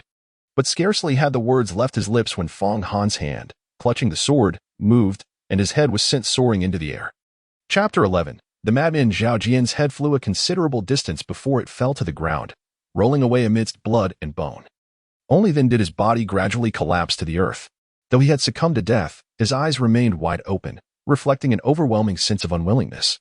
Perhaps he could hardly believe that Fong Han would truly take his life.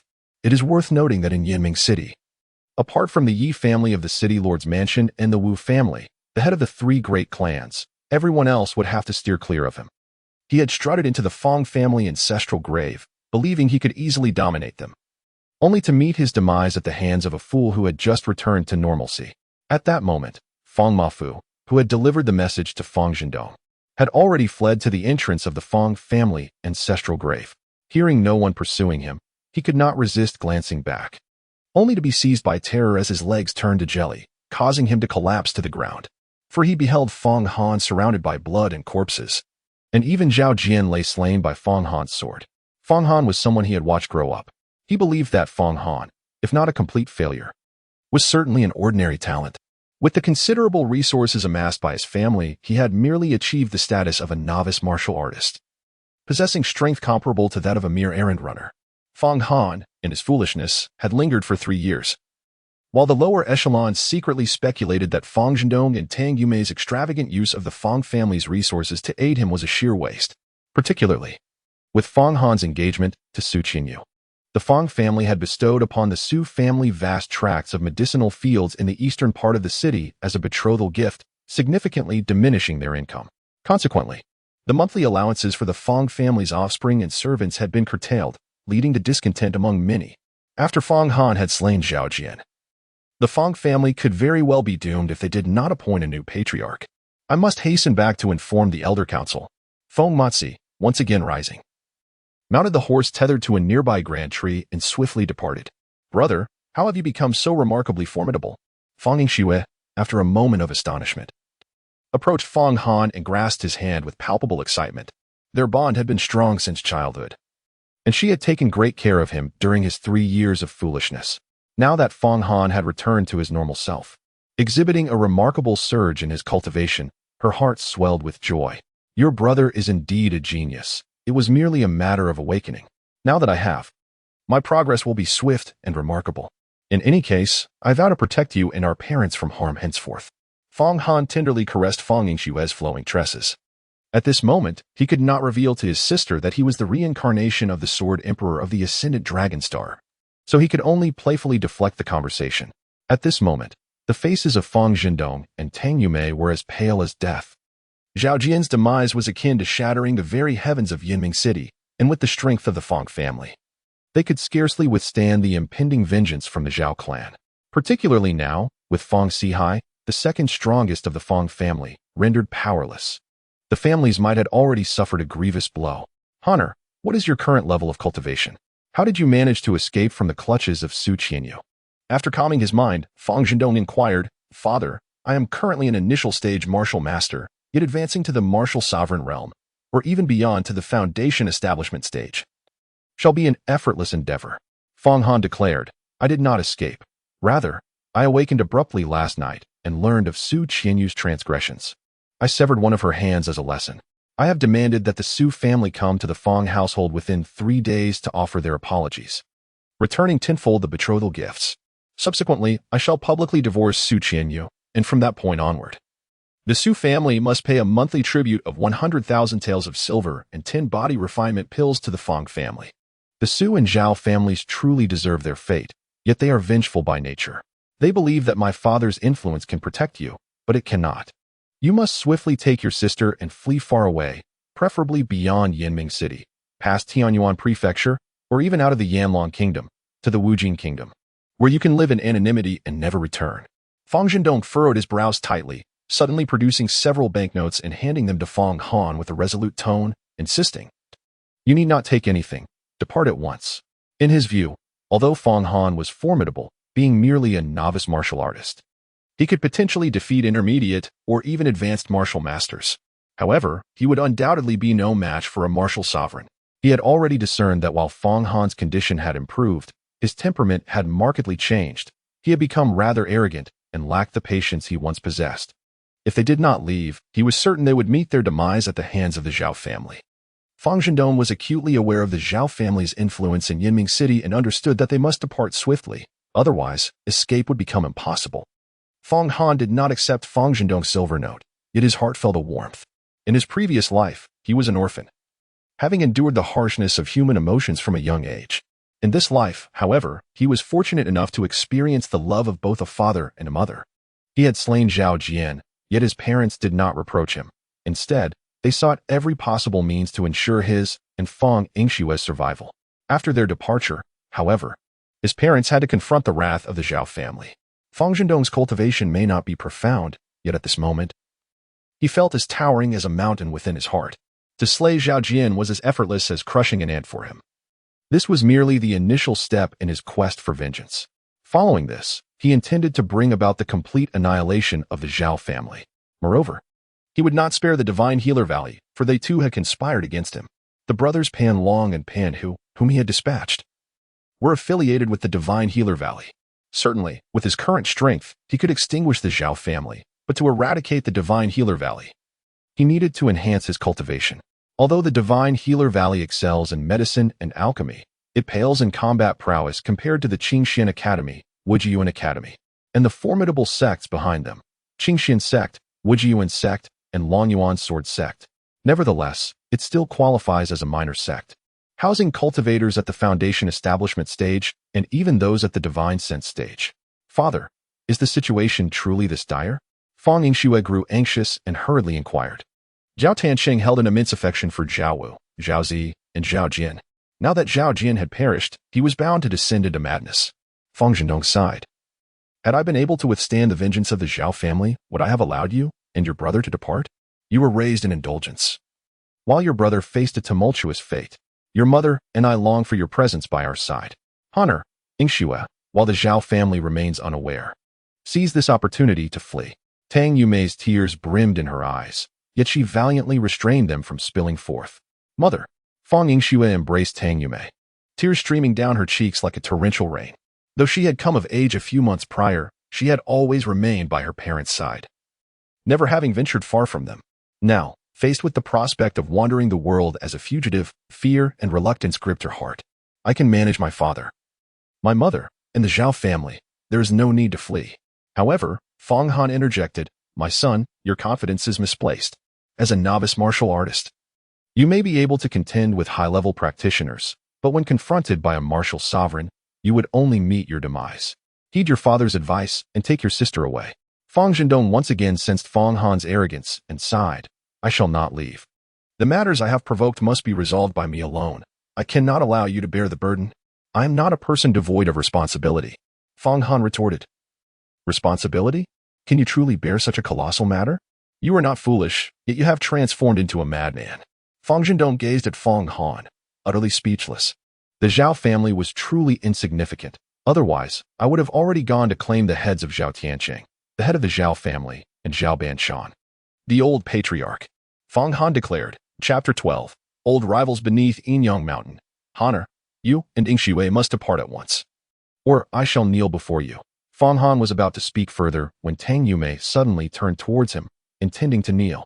She perceived that Fang Han's temperament had completely transformed, becoming exceedingly arrogant. Yet, she believed his filial piety remained unchanged. In her desperation to ensure the survival of Fang Han and his sister Fang Yingxue, she resorted to this drastic measure. My child, please do not do this. I will heed your wishes, and my sister and I will depart immediately. Indeed, Fang Han quickly supported his mother, preventing her from kneeling. Since time immemorial, it has been the custom for children to kneel before their parents, never the reverse. This is the natural order. Even if Fang Han were a legendary sword emperor in his previous life, he would not merit such a gesture from his mother, Tang Yumei. He understood the concerns of his parents and recognized that her actions were a desperate plea for him to leave at once. He was acutely aware that sometimes words alone are insufficient. Should he assert that he could easily handle the Zhao family, his parents would not only disbelieve him but would also grow increasingly anxious. For in Yinming City, and even throughout the entire Tianyuan prefecture, a person capable of defeating an opponent by transcending minor realms is already considered a prodigy. A novice martial artist overcoming a martial sovereign requires surpassing several realms, a feat nearly unparalleled in history. Moreover, the Zhao family boasted more than one martial sovereign. His only recourse against the Zhao family was to allow actions to speak for themselves in the future, proving to his parents that he had not succumbed to arrogance but possessed genuine strength. Naturally, he had no intention of truly fleeing Yinming City with his sister Qianqiu. Although he was presently weak, no one in this small city could force him to escape. He planned to first find a secure place for his sister, then closely monitor the movements of the Zhao and Su families. The news of Zhao Jian's demise would not reach the Zhao family swiftly, as he was often lost in revelry, sometimes spending nights in brothels, absent for days on end. Thus, he had a few days to enhance his cultivation. The essence blood of the iron-armored water ape he had acquired remained unrefined. By refining this essence, his combat prowess would see considerable improvement. When the Zhao and Su families sought trouble with the Fang family, he would make a powerful appearance, at which point his parents would come to believe in his capabilities. Hana, take good care of your sister. Do not act impulsively and refrain from drawing unnecessary attention, Tang Yumei said, feeling a slight relief as Fang Han agreed to leave. Although Fang Han is no longer foolish, her newfound arrogance fills her with concern. Yinming City, a small locality, regards high-ranking martial sovereigns as the pinnacle of power. Yet beyond its borders lie those in the Foundation Establishment, Spirit Awareness, and Yuandan realms, and even formidable beings beyond these three realms. With Fang Han's temperament, she is prone to attracting trouble. Mother, father, do not worry. Take good care of yourselves as well. Fang Han nodded slightly, accepting several banknotes from his father, Fang Zhendong, before departing from the ancestral grave with Fang Yingxue. Soon, the two mounted their horses and galloped eastward. Meanwhile, within the confines of the ancestral grave, Tang Yumei finally succumbed to tears. She felt that fate was playing cruel tricks on her, just as Fang Han's affliction had subsided and the family had been reunited. They were now faced with the prospect of separation, perhaps for eternity. With Fang Han and Fang Yingxue's departure, she feared she would never again have the chance to see them. Fang Zhendong did not shed tears, yet his heart ached profoundly for Fang Han and Fang Yingxue. Simultaneously, as he beheld the disarray of corpses and the bloodstains scattered within the ancestral tomb, the weight of pressure upon his heart intensified. The Fang family has endured for several centuries in Yinming City. Although they have not ascended to the ranks of the most illustrious clans, they have resiliently branched out and flourished. However, this time, it appears that the Fang family is facing an unavoidable catastrophe. Naturally, he does not cast too much blame on Fang Han for his ruthless actions. He is acutely aware that the Su and Zhao families have colluded, seeking to sacrifice Fang Han's life to save Su Qianqiu, regardless of whether Fang Han kills Zhao Jian. Both the Su and Zhao families will undoubtedly strive to annihilate the Fang clan. 5 years ago, his father, Fang Gaoang, entered seclusion to break through to the higher echelons of the martial sect, passing the mantle of family head to him. He had envisioned elevating the family to greatness. Yet, in just a few short years, they now faced the threat of extermination. If the Fang family were to perish under his watch, how could he ever face his ancestors in the afterlife? Brother, where are we going? Are we truly to leave Yinming City for another country? When we return, will our parents still be alive? Will there be anyone left in the Fang family? Fang Yingxue rode closely behind Fang, unable to suppress her curiosity. Though she no longer wept aloud, tears continued to cascade from her eyes. At that moment, the dark clouds loomed even lower, as if a torrential downpour were imminent. Yet, I reassured myself, with my family by my side, anyone who sought to extinguish the Fang clan would find themselves met with formidable resistance. Fang Han brought the horse to a halt, twisting the reins as he gazed at Fang Yingxue and said, "Simply follow me. In the best-case scenario, within a few days, or at most half a month, you shall return to the Fang family and reunite with your parents." Fang Yingxue nodded, caught in a web of doubt. She sensed that her brother had changed, and she was uncertain whether to trust Fang Han. Yet, one thing she knew for certain was that Fang Han would never harm her. Zhao Jian was murdered in the morning, and the members of the Fang family quickly learned of the news. As Fang Zhendong and Tang Yumei had yet to return to the Fang residence, Fang Mahu, who came to deliver a message to the ancestral grave of the Fang family, reported the shocking news to the Elder Hall that Fang Han was alive and that he had killed Zhao Jian. Fang Zhendong had not anticipated that the first to trouble him would be neither the Zhao family nor the Su family, but rather a member of his own Fang family. Fang Han, adorned with a mask, accompanied by his sister Fang Qianqiu, whose face was similarly concealed, ventured to the marketplace to procure some provisions and beverages. They then departed the city, riding eastward until they arrived at the enigmatic Qianqiu mountain, which lies at the confluence of Yinming City and Tianyi City. This mountain, a daunting 200 miles from the urban expanse of Yinming City, loomed before them as the afternoon waned. The sky grew increasingly somber, yet the anticipated rain remained elusive. Qianqiu Mountain stretches for hundreds of miles and is regarded as a forbidden site within Taoyuan Prefecture. The residents of Yinming City and Tianyi City, situated nearest to this mountain, typically refrain from entering its ominous embrace. Within its depths, fiery eruptions sporadically occur, akin to fire dragons soaring through the terrain. At other times, a dense gloom envelopes the area, casting a pall of despair, with faint echoes of ghostly wails and howls reverberating through the air. Legends speak of malevolent spirits roaming this mountain, but the veracity of such tales remains uncertain. What is indisputable, however, is the presence of ferocious beasts that have made this mountain their lair. The Demon Suppression Department of the Flame Dragon Kingdom is a formidable organization dedicated to hunting these monsters, safeguarding the safety of humankind. The majority of large-scale beasts in the vicinity of Yinming City have been eradicated by the members of this department, leaving only a handful of creatures to wander. Yet, within the confines of Qianqiu Mountain, the concentration of these beasts is notably high, compelling the demon suppression officers to confine their hunting to the periphery. Wary of venturing deeper into the mountain's treacherous heart, "Brother, why have you brought me to this place?" Fang Yingxue gazed at the swirling black mist enveloping the undulating Qianqiu Mountains, her brow furrowing in perplexity as she inquired. "I have come in search of an individual, and I shall temporarily entrust you to her care, allowing me to focus entirely on dealing with the Zhao and Su families." Fang Han inquired, "Brother, to whom have you entrusted me? This desolate place is scarcely frequented by souls. You cannot possibly expect me to linger here. It seems that Uncle Sihai suffered grievous injuries from a beast in this very location, severing his meridians." Fang Yingxue continued, expressing her unease about the eerie atmosphere of the place. "You will understand shortly," she added. Fang Han glanced towards the northwest and remarked, "The person I am expecting should be arriving shortly." Fang Yingxue listened in a state of confusion. Soon, the sound of galloping hooves filled the air, as dozens of armored horsemen charged along the mountain path from the northwest. These individuals, clad in armor and wielding weapons, exuded an air of formidable prowess. Were they not the members of the Demon Suppression Division? Fang Yingxue recognized the insignia on the armor of these individuals. She tugged at the reins, preparing to yield the way to the Demon Suppression Division personnel, for the mountain path beneath Qianqiu Mountain was rather narrow. However, Fang Han did not allow passage. Instead, he removed his mask and positioned himself squarely in the center of the road. Fang Yingxue grew increasingly perplexed. Who dares to obstruct the path of the Demon Suppression Division? Soon, a resounding shout echoed, and from the ranks of the Demon Suppression Division, a figure on horseback surged forth. "Fang Han, is it really you, you foolish one? I thought you were dead. Have you returned from the grave, or been resurrected?" The one who shouted was a young man, around 20 years of age, Wang Wei, a classmate of Fang Han from the Longyuan Sword Mansion. Wang Wei, hailing from the city of Tianyuan, had not missed an opportunity to bully Fang Han in the past. "Wang Wei, kindly relay my message. I must meet your commander, Dantai Qioming." Fang Han found himself momentarily too preoccupied to dwell on past grievances with Wang Wei.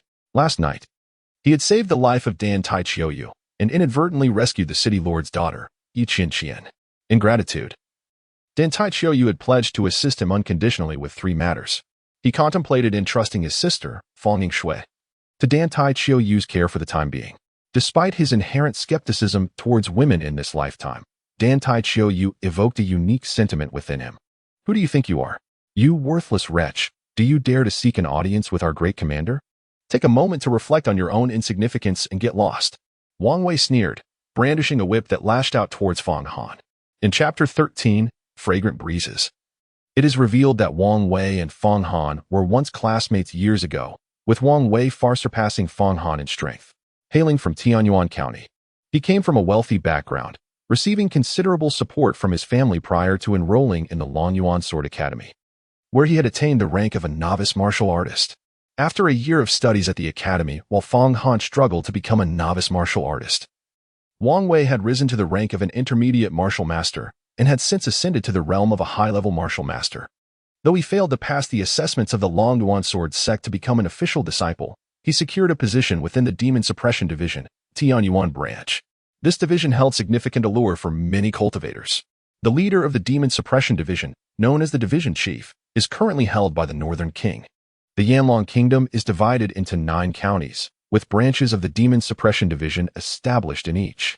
In every city under the county's jurisdiction, a command office is situated. For instance, the institution in Tianyuan County is referred to as the Demon Suppression Division Tianyuan branch, while the office in Yinming City is called the Demon Suppression Division Yinming Command Office. At just 20 years of age, Wang Wei distinguished himself among the younger generation in the Tianyuan branch. Within the Demon Suppression Division, slaying a sufficient number of demon beasts yields rewards in the form of medicinal pills and even martial techniques, greatly enhancing one's capabilities. He harbored aspirations of advancing to the realm of a martial sovereign, and with a stroke of luck, perhaps even breaking through to the foundation establishment stage and embarking on the path of a formidable warrior. Wang Wei was well aware of Fang Han's uncle, Fang Sihai, serving as the deputy commander at the Yinming City Command Office of the Demon Suppression Division.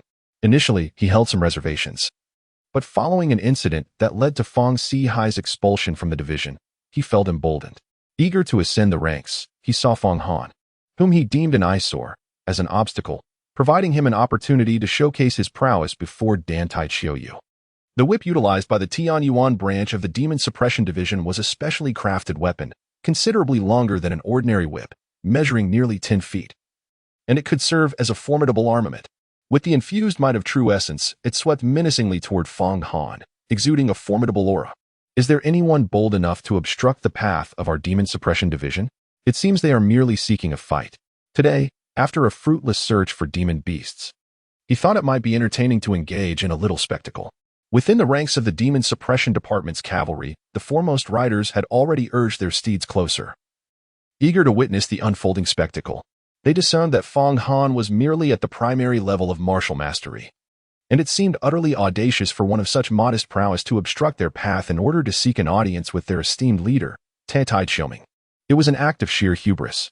Now that Wang Wei had intervened, it was inevitable that Fang Han would endure a severe beating today. At best, he would end up with a bruised visage. At worst, he might suffer grievous injuries, perhaps even crippling consequences.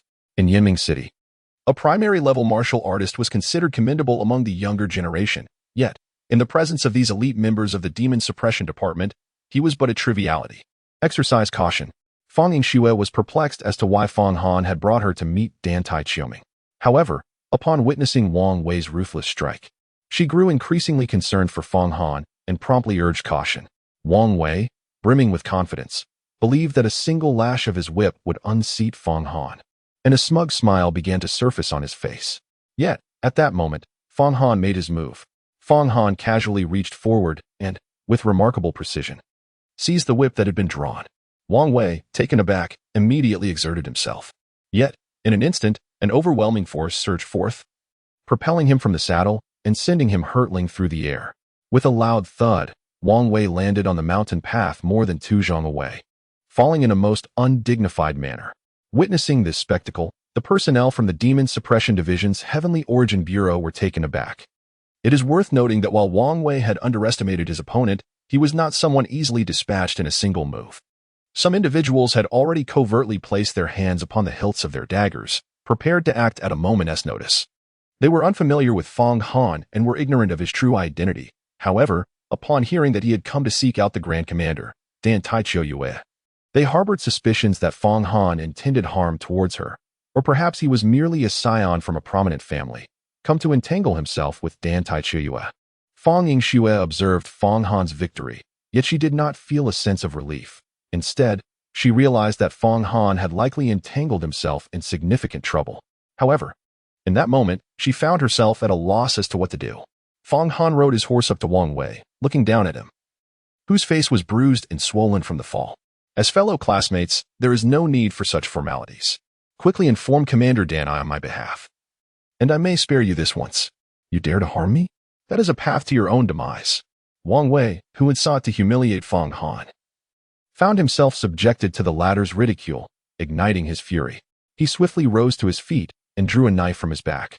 If he failed to teach Fong Han a lesson today, and his comrades from the Demon Suppression Division learned that Fong Han was both inept and foolish, he would become a laughingstock within the division and even throughout Qianqiu County. However, before Wang Wei could wield his weapon, Fong Han tightened the reins, causing his black steed to rear up violently, delivering a powerful kick to Wang Wei's abdomen. Wang Wei lost his balance and collapsed to his knees. "Why are you still kneeling?" Fong Han smiled. Wang Wei still believed that he could easily bully him as before.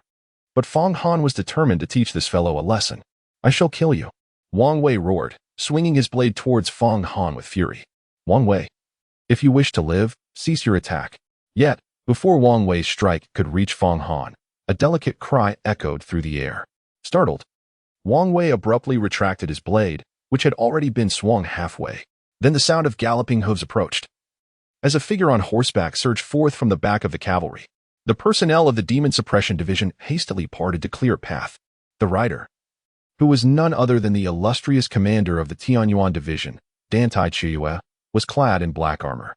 Her hair was styled in a high ponytail, one hand grasping the reins while the other wielded a whip. A sword was slung across her back, exuding an aura of valor akin to that of a celestial being. Fong Yingxue was utterly entranced upon gazing at Qianqiu.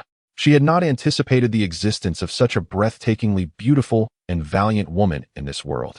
It dawned upon her that this individual was none other than the supreme leader of the Demon Suppression Division, the most exquisite beauty of Qianqiu County, and the foremost figure on the list of unparalleled beauties, Qianqiu. As Qianqiu beheld Fong Han, memories of the previous night flooded her mind, causing a faint blush to grace her cheeks. Upon returning to the city that morning, her first course of action was to send someone to find Fong Han. Yet he remained elusive for the time being. Subsequently, she received alarming news from the command center of the Demon Suppression Division in Yiming City, reporting the discovery of several demon beasts in the eastern outskirts of the city. Deputy Commander Fong Sihai had led a pursuit into the treacherous Yinyang Mountain, displaying reckless bravado that resulted in the tragic demise of over a dozen of his comrades, with their remains left unfound, leaving only Fong Sihai as the sole survivor. Moreover, Fong Sihai's meridians had been completely severed, rendering him virtually incapacitated. The commander of the Demon Suppression Division in Yinming City, Jiang Hongxian, acted decisively, removing Fong Sihai from his post without prior consultation. Qianqiu did not raise any objections regarding this matter, for Yinyang Mountain was a forbidden area, ever since she ascended to the position of supreme leader of the Qianqiu Division. She had long since decreed that no personnel from the Demon Suppression Division should venture deep into the heart of Yinyang Mountain without her explicit approval. Fong Sihai, due to his improper command yesterday, suffered significant losses to the Demon Suppression Division, resulting in dire consequences. Consequently, she summoned several elite troops from Qianqiu County, leading them personally to investigate the circumstances at Yinyang Mountain. After a thorough search, she discovered nothing, no trace of the monstrous beasts, nor the bodies of her fallen subordinates. Unexpectedly, upon her return, she encountered Fong Han, who was seeking her out. While she had been searching for him in vain, he seemed to be fully aware of her whereabouts, further deepening her suspicions about his extraordinary nature. "Commander, this individual before you is Fong Han, the nephew of Fong Sihai, whom many deem a fool and a simpleton," Wang Wei stated as he approached Qianqiu, ready to lodge a complaint. "I observed him obstructing the path, undoubtedly harboring resentment due to Fong Sihai's removal from the Demon Suppression Division. Such a person deserves to be taught a lesson with your command. I could eliminate him without hesitation.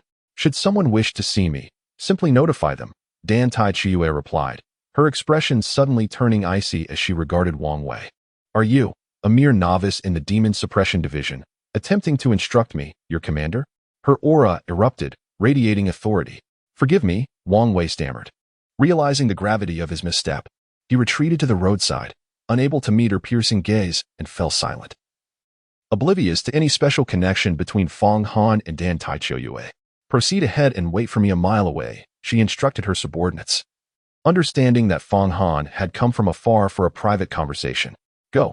The cavalry of the Qianqiu Division swiftly departed. Wang Wei also left, casting a venomous glare at Fong Han before he exited. Having lost face before his comrades today, he believed that unless he eradicated Fong Han, he would never hold his head high again. Unbeknownst to him, Fong Han had awakened the memories of his past life as the Sword Sovereign. Any attempt to harm Fang Han would lead directly to his own demise.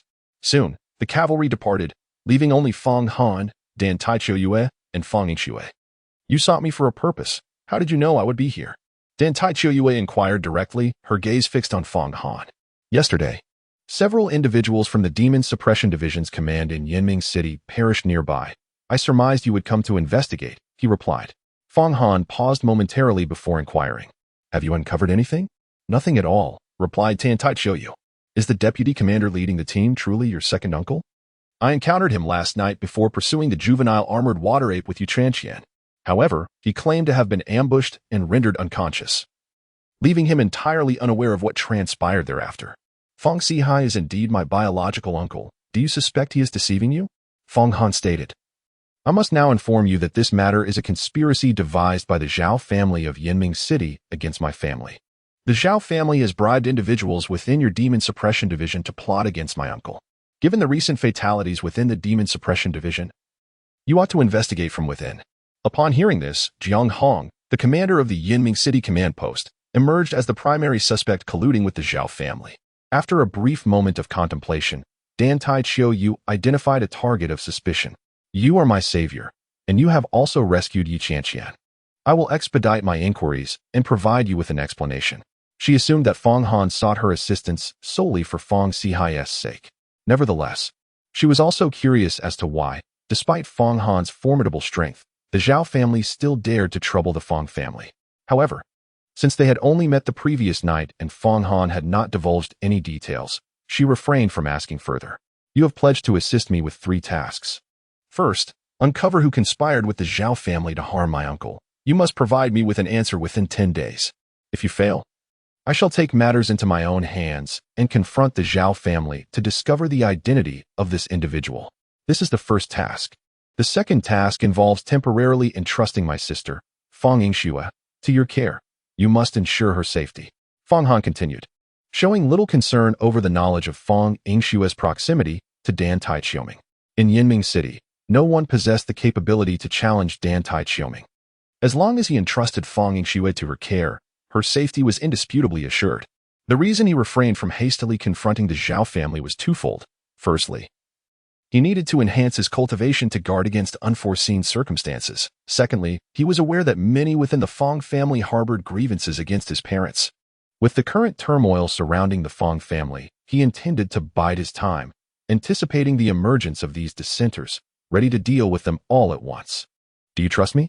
Dan Taiqiuyue inquired, somewhat surprised, given that she had only recently become acquainted with Fang Han. Indeed, he replied. Fang Han offered no explanation, merely nodding in acknowledgement. In this lifetime, he would not readily place his trust in women. However, the previous night, under such dire circumstances, Dan Taiqiuyue had implored him to save Yi Qianqian. It became evident to him that Dan Taiqiuyue was a person of deep sentiment and loyalty. Rest assured, I shall take good care of your sister, Dan Taiqiuyue vowed. I have met the Grand Commander Dan Tai. I am Fang Yingxue. Fang Yingxue removed her veil and dismounted gracefully from her horse, offering a respectful fist salute to Dan Taiqiuyue, renowned in Qianqiu County. This was her first encounter with the illustrious figure. Previously, she had harbored concerns that her brother, Fang Han, might offend someone. But upon learning that he had saved Dan Taiqiuyue, her worries dissipated. Furthermore, with Dan Taiqiuyue's assistance, not only could her uncle Fang Sihai's grievances be rectified, but the Fang family would also no longer fear the Zhao family. Yingxue, there is no need for excessive formality. Please mount your horse. As Fang Han's sister, you are my sister as well.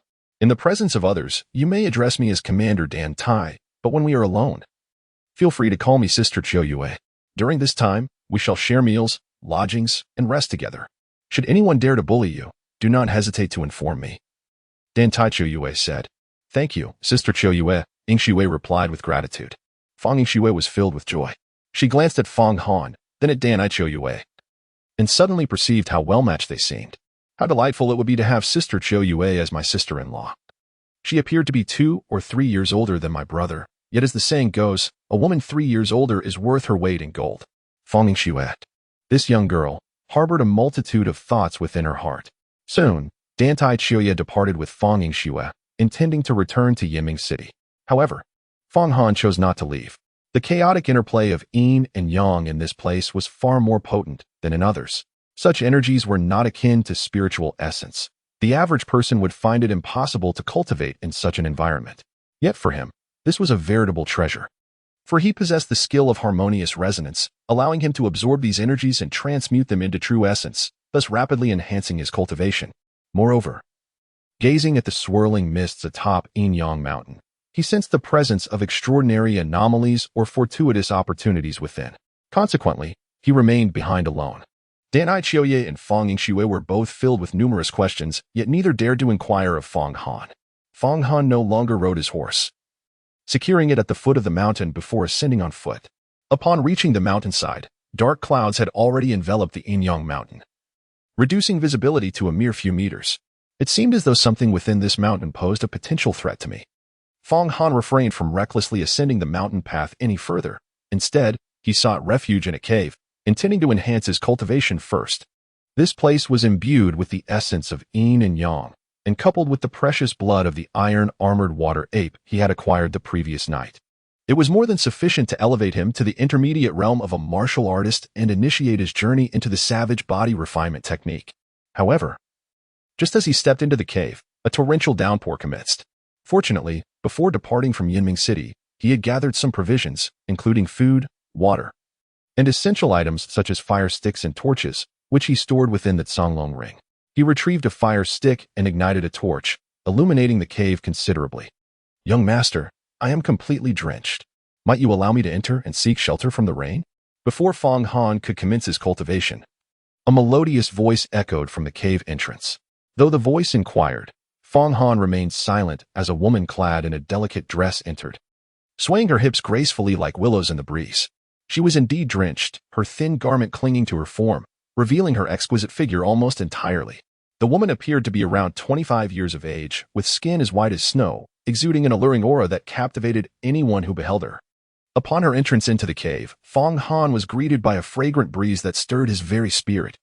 Chapter 14. The enchantress of the Hehuan sect. Fang Han merely cast a glance at the enchanting figure, drenched from the rain, with a floral cloth bundle slung over her fragrant shoulders, and refrained from uttering a word.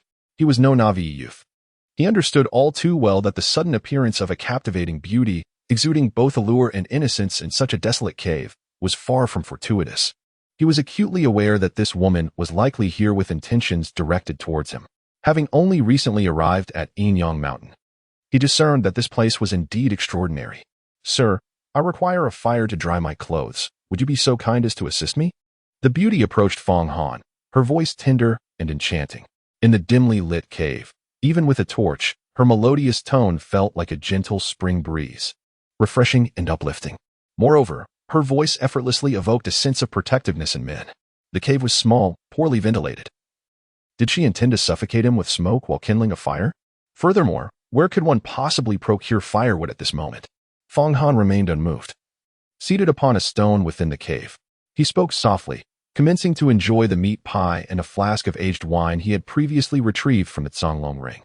Though merely 20 years of age, a time when youthful vigor often stirs one's passions, he was not easily swayed by the presence of a beautiful woman. With the memories of his past life spanning millennia, he was not one to be so easily manipulated by feminine charm. His betrothed, Qianqiu, was adept in the arts of seduction, even when she had bathed alongside him in the same medicinal vat without a stitch of clothing. She had failed to ensnare his heart. Since awakening to the memories of the Sword Emperor, it was only Dan Taiqiu who had truly stirred his emotions. Dan Taiqiu, a hidden Taiyin sacred body, exerted a unique allure upon him, a counterpart to his concealed pure yang sacred body. As for other women, it would be a formidable challenge to capture his interest. "Young master, I find it rather chilly," the enchanting woman remarked, showing no sign of awkwardness as she nestled close beside Fang Han. Her fragrance was indeed delightful, subtle yet soothing, enveloping him in a sense of comfort. "What concern is that of mine?" he replied. Fang Han remarked, "There are numerous caves in this vicinity. You may seek warmth in another one." His voice, while not frigid, carried an air of indifference, lacking any charm. "I ventured into these mountains with companions, but became lost and separated from them. Now, with the torrential rain, descending is impossible. I am quite frightened, and I am fortunate to have encountered you, young sir. I have no desire to seek refuge in another cave. I yearn for your warmth." The enchanting woman shifted closer, leaning against Fong Han, even entwining her arm with his. As she spoke, her voice took on a tone of sweet shyness. Young sir, your vitality radiates so warmly. Leaning against you brings me such comfort that the chill has vanished. Perhaps I might keep you company with some wine. It would surely bring us even more warmth. The woman continued in a flirtatious manner, pressing closer to Fong Han, seemingly intent on nestling into his embrace. My dear lady, I must urge you to maintain your decorum. Fong Han gently pushed the alluring woman aside and remarked, there is truly no need for you to accompany me in my drinking. I fear that your antics may become even more reckless under the influence. The enchanting woman, as if her tail had been stepped on, sprang to her feet, her lips pouting and crimson, exuding an undeniable charm even in her anger. Yet, Fong Han paid her little heed, continuing to savor his pastries and wine while observing her performance. Though his cultivation was still nascent, his past experiences allowed him to effortlessly discern that this woman was of the human race rather than a specter or ghostly entity. He remained oblivious to her true identity and the motives behind her attachment to him. However, he understood from his previous life that most intrigues, whether subtle or overt, pale in comparison to absolute power, which is precisely why he chose not to act directly. He awaited the moment she would reveal her true nature. The enchanting woman did not depart from the cave. Instead, she opened the cloth bag she carried and declared, I shall now change my attire. You do not permit me to light a fire. Perhaps you wish to steal a glimpse of my figure? Then I, too, shall see if you are indeed a gentleman. In an audacious move, she began to delicately unfasten her garments before Fong Han. Her damp, thin shirt was soon draped over a clean stone within the cave, leaving her clad only in a sheer, form-fitting garment. This modest piece could conceal certain areas, yet it hardly obscured the allure of her most captivating features. Outside, the winds howled and the rain lashed, with some gusts finding their way into the cave, causing the torch's flame to flicker. However, it was precisely this dancing light that cast a more sensual glow upon the woman's fair skin and the red fabric she wore. Moreover, she swayed her hips like willows in the breeze, her enchanting gaze fixed upon Fong Han, exuding a blend of openness and shyness, undeniably captivating in her myriad charms. Fong Han did not shy away from anything. He savored a meat pie while sipping wine, boldly admiring the scenery before him. Young master, perhaps you should close your eyes. How can I change my clothes with you watching? The woman shyly gazed at Fong Han, her demeanor a blend of coyness and allure, both hesitant and inviting. Generally speaking, men are quite fond of such theatrics, and this woman had expertly discerned the intricacies of a man's heart. Isn't it true that you enjoy watching me? Why resort to such pretenses? Fong Han chuckled and inquired, My dear, do you find me appealing? The young woman, with a delicate voice, stepped closer to Fong Han once more. With her movements, the snowy expanse before her undulated, a sight to behold. In the company of each other, she playfully teased Fong Han, now clad only in a mere belly band, convinced that he could hardly withstand her allure. While she was indeed beautiful, it stirred no particular sentiment within me. Fong Han took a sip of wine and chuckled. Individuals such as yourself ought to grace the halls of pleasure, rather than cavort in desolate mountains and caves. This woman was indeed captivating, yet she did not ensnare his heart. Fong Han, were it not for my knowledge of your prowess as a medicinal cauldron, I might mistake you for a feckless Lu Xiaohui. Since you are so utterly devoid of romantic perception, I shall not indulge your whims any longer. I will resort to force. The woman was momentarily taken aback. Despite her myriad attempts, Fong Han remained impervious, leaving her with a sense of defeat. Yet, she soon erupted into laughter. Qianqiu merely shared a bath with you, and the malevolent energy within her was entirely dispelled. Should I refine you, I would undoubtedly ascend from a high-level martial artist to the foundational realm, or even the realm of divine consciousness. Her gaze towards Fong Han transformed, no longer imbued with tenderness, but rather glimmering with avarice. As if he were an elixir of immortality, consuming him would grant her unparalleled strength. Little did she know that the malevolent energy within Qianqiu had been absorbed by Fong Han's harmonious melody. What is your connection to the Su family? A glimmer of brilliance flashed in Fong Han's eyes. You need not concern yourself with the details. Simply know that I, Pume, am a member of the Hahuan sect. Qianqiu wished for me to capture you, intending to refine you to elevate her own cultivation. However, I perceive that the true essence within you is both pure and vigorous, indicative of a hidden pure yang physique. A man such as yourself, I shall not permit others to lay claim to. You belong to me now. The enchanting woman chuckled, her aura surging as she lunged towards Fong Han. Are you intending to take me in this desolate cave? Earlier, you remarked on my lack of romantic sensibility. Yet it appears you are the one truly unfamiliar with the art of passion. Fong Han sensed the formidable aura emanating from the enchanting demoness who may have the He Huan sect, yet he chuckled. In this cavern, he mused. While refining this medicinal being and listening to the tempest outside, there was a certain charm, even a wild allure, to the situation. Furthermore, I can assure you, as long as you willingly consent to become my companion on this path, I shall not take your life. Before Humei's laughter had fully faded, her grappling hand was already upon Fong Han, reaching for his shoulder. As a high-ranking martial sovereign, her vital energy could manifest outside her body to launch an attack. However, she regarded Fong Han merely as an initial-stage martial master, thus failing to take him seriously. Otherwise, she would not have dared to toy with him earlier. At this juncture, she still sought to deceive Fong Han, hoping he would cooperate while she transformed him into a medicinal cauldron. Yet, just as she was about to seize his shoulder, Fong Han advanced instead of retreating, unleashing a powerful punch that resonated with an explosive sound.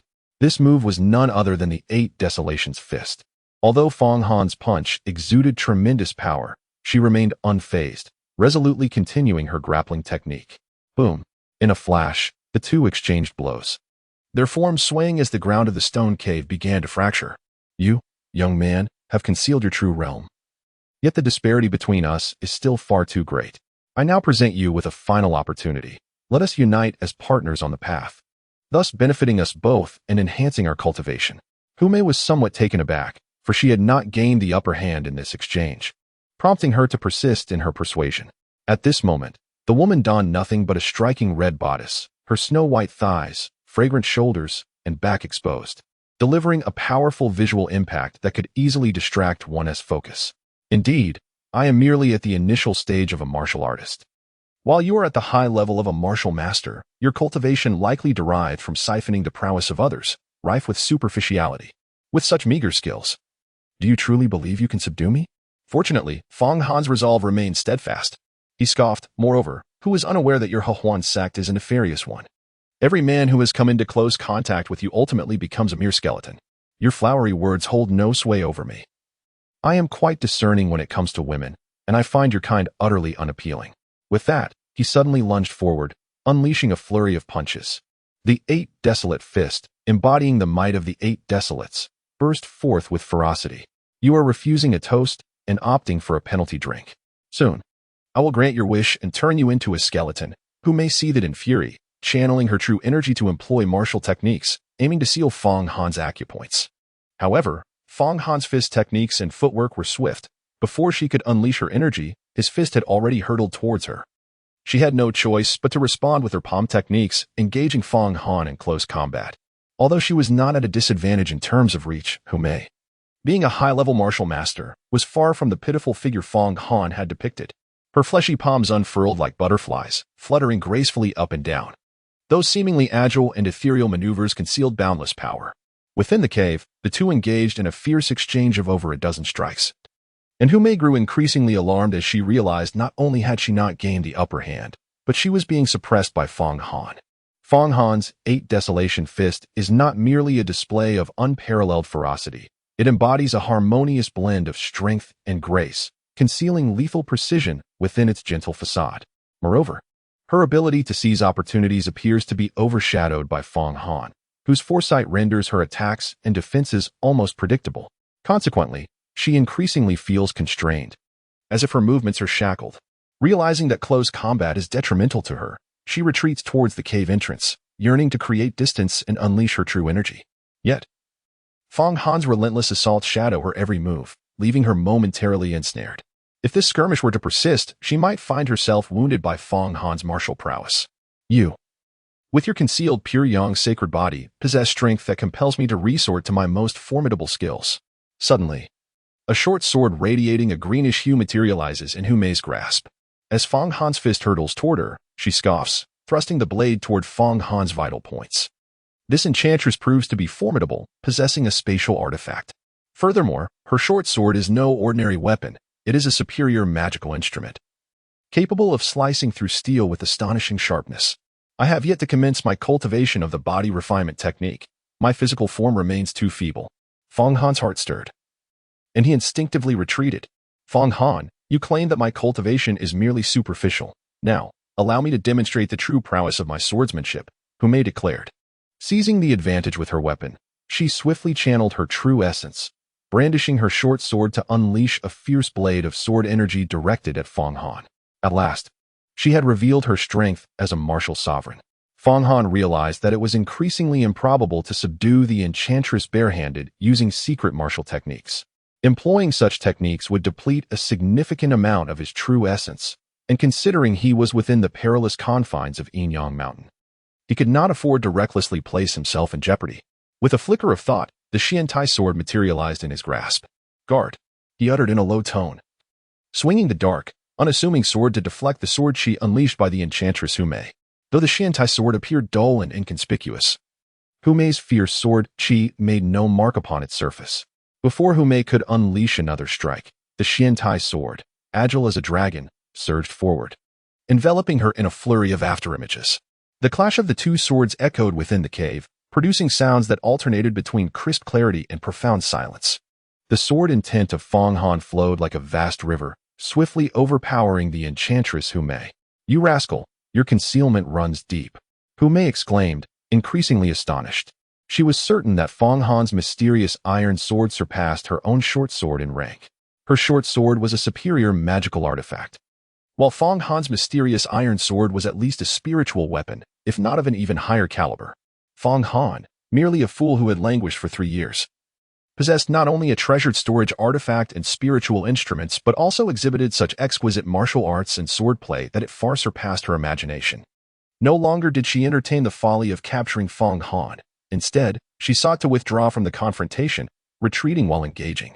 She was acutely aware that if the battle persisted, she might suffer defeat at Fong Han's hands. Yet, Fong Han was relentless, intensifying his sword momentum, his offensive approach growing ever stronger, enveloping her entirely. Fong Han's mysterious iron sword moved with lightning speed, layers upon layers of strikes obscuring her vision. In that moment of distraction, Hu Mei realized that the only thin strap of fabric she wore had indeed been severed by Fong Han's blade. Her alluring crimson bellyband was now cascading to the ground. As confusion gripped her mind, Fong Han's sword struck her delicate, snow-white back. With a sharp crack, a crimson line appeared on her skin, propelling her forward in a tumble. She inwardly cursed her predicament. Initially confident in her ability to dominate Fong Han, she now found herself at his mercy. While she could enchant other men, Fong Han's gaze seemed to tower above her reach, leaving her utterly uncertain. Chapter 16. Conquest. The enchanting demoness of the Hehuan sect, Hu Mei, plummeted to the ground like a kite severed from its string. Her vibrant, form-fitting belly band floated gracefully, reminiscent of a delicate maple leaf, landing on a stone and standing out starkly in the dimness of the cave, a silent testament to her current embarrassment. However, as a high-ranking martial master, this seemingly violent fall did not inflict serious harm upon her. A glint of cold light flashed in her eyes, and she sprang back to her feet, her charming visage now etched with fury and defiance, ready to retaliate against Fong Han. In that very instant, just as she was about to rise, Fong Han's iron sword struck again like a bolt of lightning. The blade shimmered with an icy gleam, akin to the scythe of death itself. Her already fragile form was forcefully slammed back to the ground under the weight of this tremendous power. This impact was far more severe than the last. She felt the world spinning around her, nearly losing consciousness. The vital energy that had once flowed smoothly within her was now scattered like a breached dam, unable to coalesce once more. Simultaneously, the short sword she had tightly grasped slipped from her grip, soaring through the air like an arrow released from its bow, ultimately embedding itself deeply into the cave's unyielding stone wall, vibrating softly and emitting a mournful hum as if lamenting the ferocity of the battle. You would do well to be compliant, or I shall cleave you in two with a single stroke. In the next heartbeat, Fong Han's sword, radiating a chilling brilliance, was poised against Hu Mei's slender, alabaster neck. The dark blade exuded an aura of dread, its icy touch sending shivers across Hu Mei's skin, raising goosebumps in its wake. Fong Erhan's voice was chillingly cold, akin to the frigid winds of the netherworld, each word piercing like a sharp icicle directly into the heart, causing the surrounding temperature to plummet. This icy aura was not merely a physical intimidation, but a profound assault on the very depths of the soul. Evoking an overwhelming dread, as if death itself had fixed its gaze upon her. In that fleeting moment, her previously rebellious thoughts evaporated, leaving her too fearful to act recklessly. She had initially harbored intentions of teasing Fong Han before subduing him, much like a cat toying with a mouse, relishing in the control she believed she wielded. Yet, circumstances took a drastic turn. Her graceful form lay exposed upon the cold ground, utterly devoid of protection, while the reins of power were firmly in Fong Han's grasp.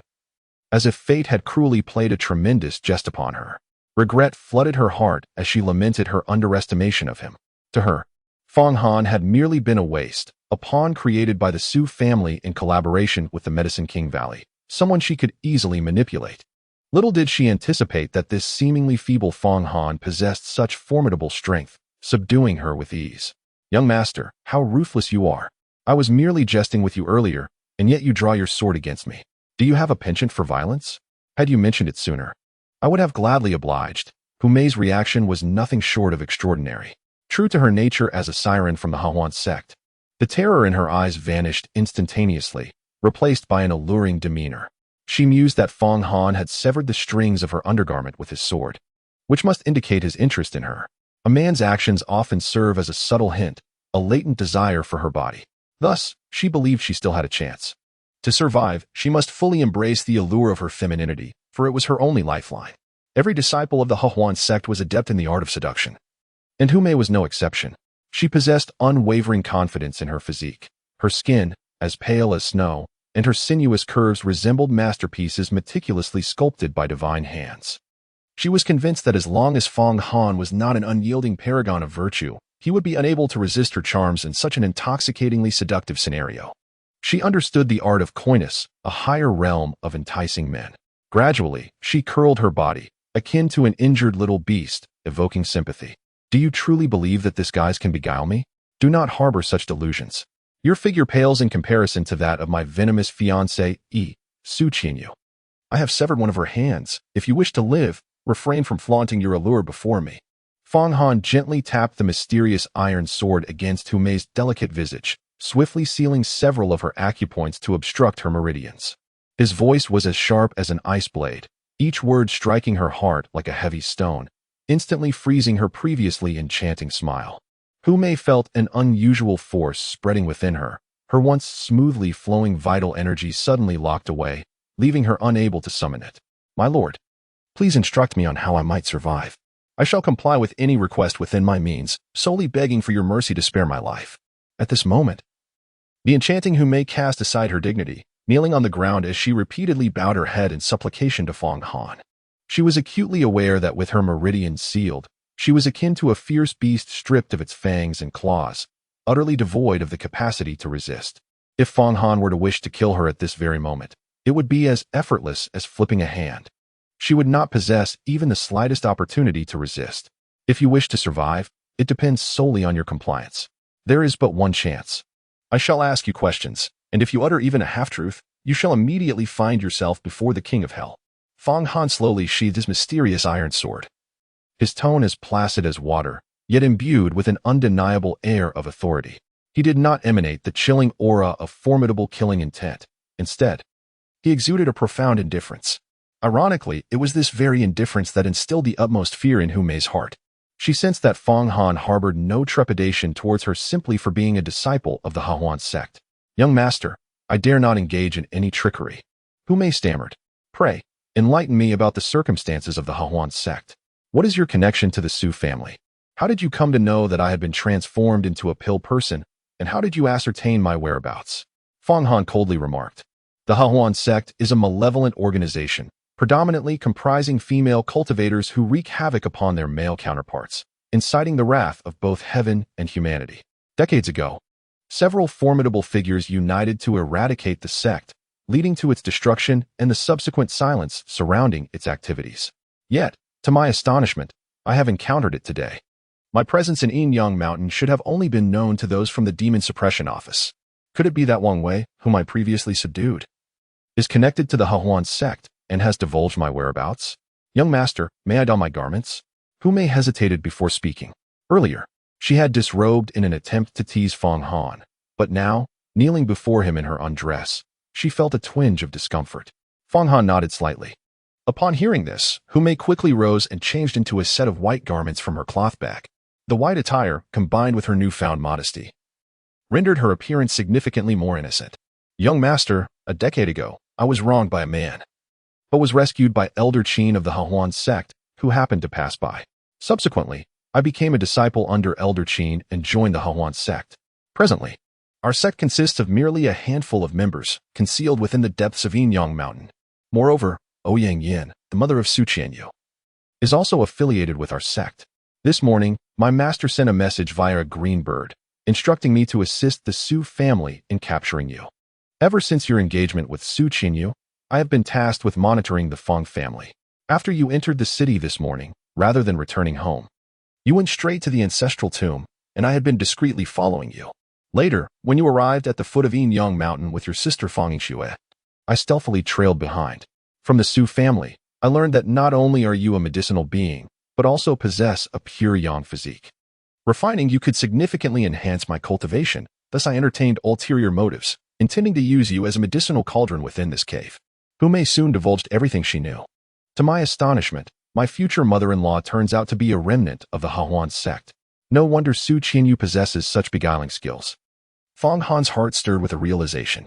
After Su Qianqiu returned home last night, he reached out to the remnants of the Hahuan sect to capture him. It became evident that the Su family not only would not apologize to the Feng family, but also harbored revengeful intentions against him.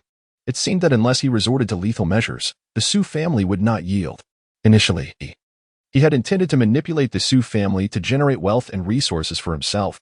However, since they failed to appreciate this opportunity, he was left with no choice but to contemplate their complete annihilation and seize all that belonged to them. As for the Zhao family, he certainly would not spare them either. The collusion between the Zhao and Su families was a path leading to their demise, especially considering the Zhao family's audacious attempt to encroach upon the ancestral tomb of the Feng family, a transgression that had crossed his threshold of tolerance. You are aware of the events that transpired within our ancestral tomb, are you not? Feng Han spoke softly, feeling that his cultivation level was still too low. He had failed to notice being followed by Hu Mei, and he realized he must hasten his improvement. Hu Mei spoke in a roundabout manner. Withholding the truth could only lead to demise. Feng Han had already arrived at an answer within his heart. My lord, after you and your sister departed from the ancestral tomb, I stealthily took a glance and discovered that Zhao Jian and over a dozen others from the Zhao family had all perished. Initially, I was curious about who could have slain these individuals. After all, given your father's prowess as a high-ranking martial artist, it would be impossible for him to inflict no harm while eliminating so many. Now, I understand that Zhao Jian met his demise at your hands. Hu Mei, trembling with fear, implored, but I shall keep this secret, I beseech you, do not take my life. Is it truly necessary to safeguard this revelation? The most formidable elder of the Zhao family, Zhao Banshan, is merely a high-ranking martial practitioner, not significantly stronger than you. The Zhao family's audacity to provoke the Feng family is nothing short of self-destruction. Feng Han scoffed with disdain. He was certainly unafraid of the Zhao family. Yet to avert any unforeseen circumstances, he preferred that the news of Zhao Jian's demise reached the Zhao family only after a few days.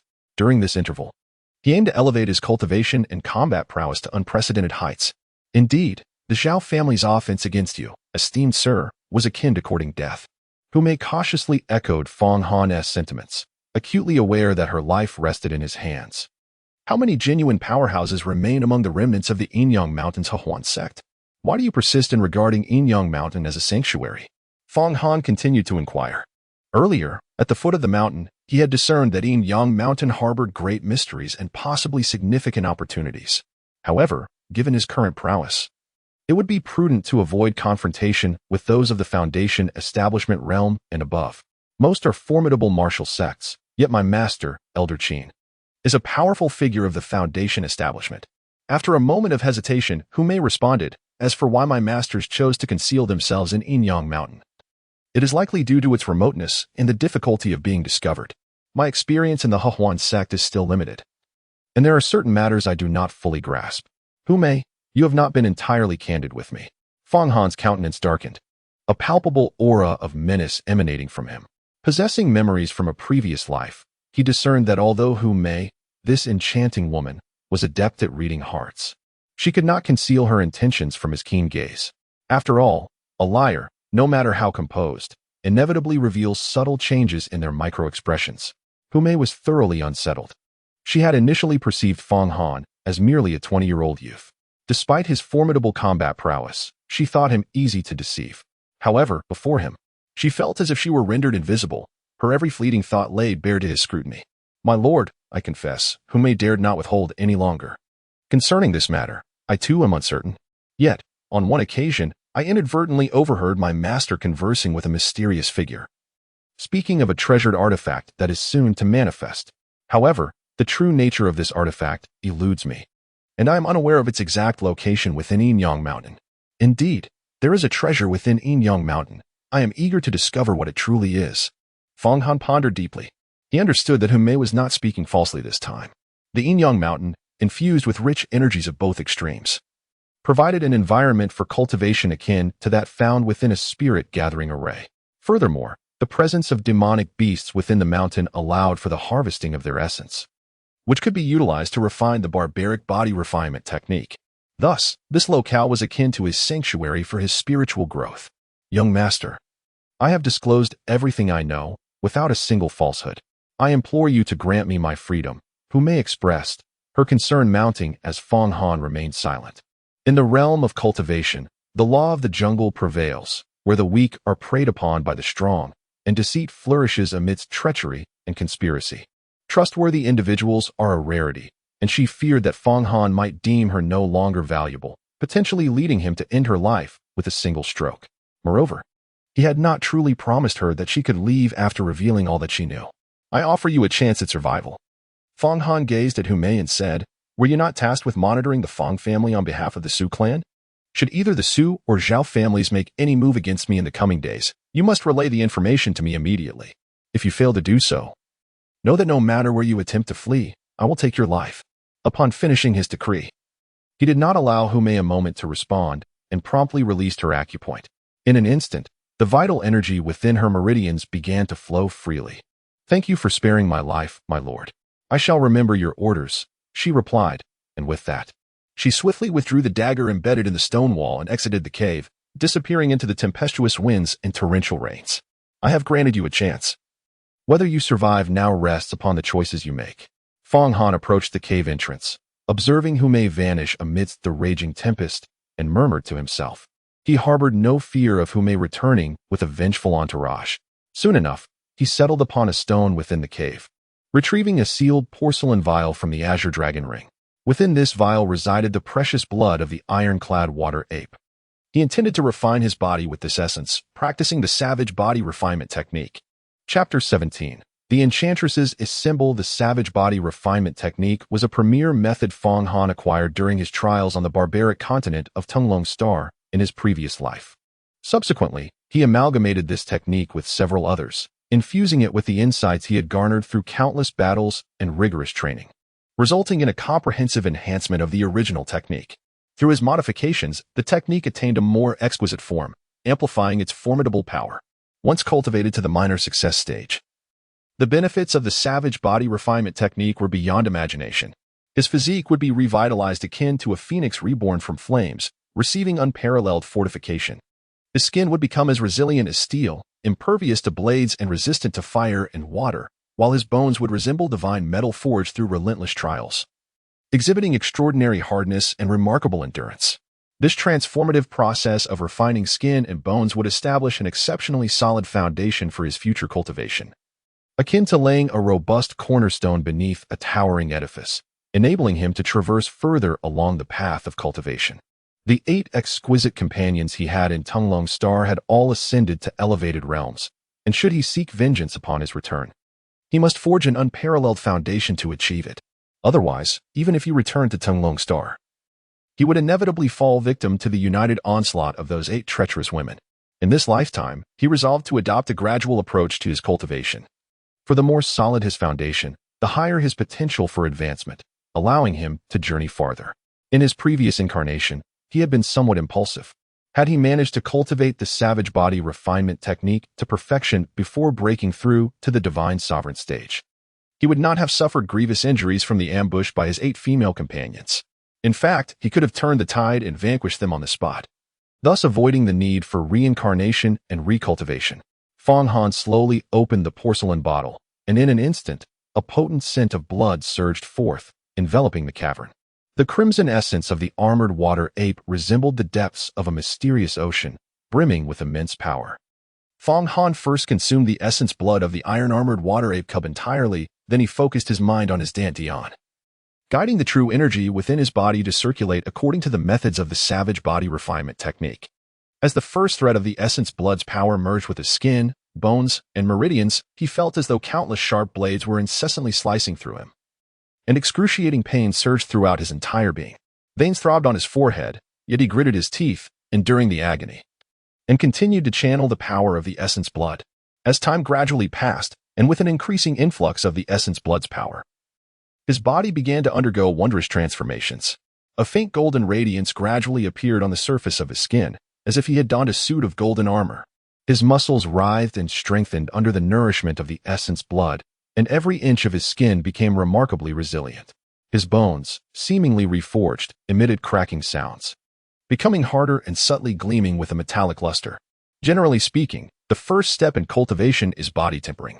Success in body tempering signifies the emergence of a martial artist. Fong Han has already attained the initial stage of a martial master. The conventional body tempering has been completed, and he has thoroughly opened the primary meridians throughout his body. However, the wild body refinement technique possesses the capacity to comprehensively enhance his physique, seemingly without limit. Time spent in cultivation invariably slips away swiftly. By the time he had fully absorbed the essence blood of the iron-armored water ape cub, evening had descended. Although this was his first practice of the wild body refinement technique since his reincarnation, the results were remarkable. A faint aura reminiscent of the formidable physique of ancient behemoths now enveloped him. The essence blood of this peculiar iron-armored water ape was indeed toxic. Yet it had no adverse effect on Fong Han, for as he practiced the wild body refinement technique, he simultaneously expelled these toxins from his system. As Fong Han slowly emerged from the cave, dusk enveloped the landscape like an immense black veil, sweeping in from the horizon. He stood at the mountainside, where the Qianqiu mountain, under the twilight's embrace, appeared as a chaotic realm interwoven with ethereal beauty and ghostly shadows, shrouded in a mystifying haze. The mist in the mountains seemed to possess a life of its own, swirling and entwining, further obscuring the already treacherous paths and hidden valleys with an air of enigmatic allure. Occasionally, eerie sounds echoed through the mountains, reminiscent of whispers emanating from the depths of the netherworld, akin to the murmurs of restless spirits in the darkness. These sounds drifted through the air, swirling in an unpredictable dance, fluctuating in volume and distance. Each note felt like a cold finger gently plucking at the strings of fear within the heart.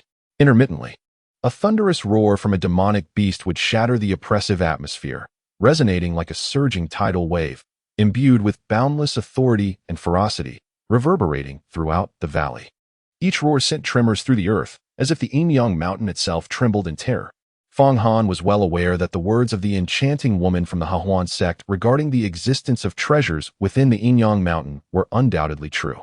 However, given his current level of cultivation, venturing deep into the mists would surely entail peril, particularly during the night. Thus, he resolved against entering those treacherous areas shrouded in clouds at this time. He swiftly returned to the cave, slowly assuming a meditative position, and resumed his practice. The chaotic and disordered energies of yin and yang within the mountain created a unique environment, ideally suited for honing the art of harmonizing the zither and lute. Soon, the surrounding energies began to respond to an unseen force, flowing incessantly into the cave, intertwining and swirling as they rushed towards Fong Han's body. These energies coursed through his meridians, continuously circulating, gradually merging and transforming into pure and potent true essence. Like weary birds returning to their nest, they flocked towards his dantian, merging into that mysterious sea of energy. As the first rays of dawn gently parted the veil of night like gossamer, Fong Han's cultivation had undergone a profound transformation.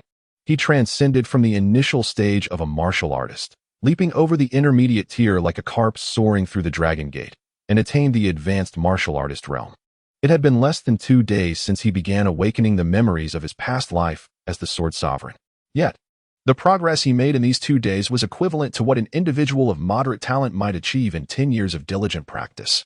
This was achieved despite him intentionally suppressing his cultivation due to his physical form not being sufficiently robust, Otherwise, he could have directly stepped into the martial sovereign realm, taking a more astonishing leap on the path of cultivation.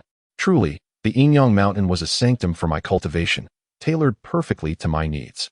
Filled with deep emotions, Fang Han slowly rose from the cold stone. He had initially come to the Qianqiu mountain to entrust his sister, Fang Qianqiu, to the care of Dan Taiqiu. But unexpectedly, he had gained something far beyond his expectations. It was certain that he would frequently return here for cultivation. Although the Qianqiu continent was abundant in spiritual energy, practicing elsewhere would not yield progress as swift as here. He took out some provisions and had a simple meal, followed by a sip of aged wine from his flask, which flowed down his throat, instantly dispelling the morning chill. Once satiated, he began to stretch his limbs, preparing to practice his boxing. With a sudden step forward, Fang Han unleashed a powerful punch, the sound of its impact resonating like thunder. A faint golden glow shimmered around his fist, emanating an aura that seemed capable of swallowing the world. After completing his boxing routine, a thought crossed his mind, and in an instant, a cold gleam flickered as the Xian Tai sword appeared in his hand like a serpent emerging from its lair. In that fleeting moment, his figure transformed into an apparition, and the sword in his grasp danced fluidly, unleashing dozens of strikes. The momentum of the sword surged like an overwhelming tide, each wave rising higher than the last, an unending cascade advancing forward. This was the creation sword technique, a unique masterpiece forged through countless top-tier sword techniques, honed through relentless effort and dedication. Yet, with his current cultivation level, he could only perform a limited number of strokes. Given his present strength, he could only wield the sword with true essence, struggling to execute those truly devastating moves capable of obliterating the heavens and earth. My physical form remains somewhat feeble, and my true essence lacks sufficient vigor, he mused. It seems I must continue to refine the blood essence of the iron-armored water ape and practice the savage body refining technique to elevate my strength to new heights. After a short while, Fang Han sheathed his sword and stood, a slight frown creasing his brow as he spoke to himself.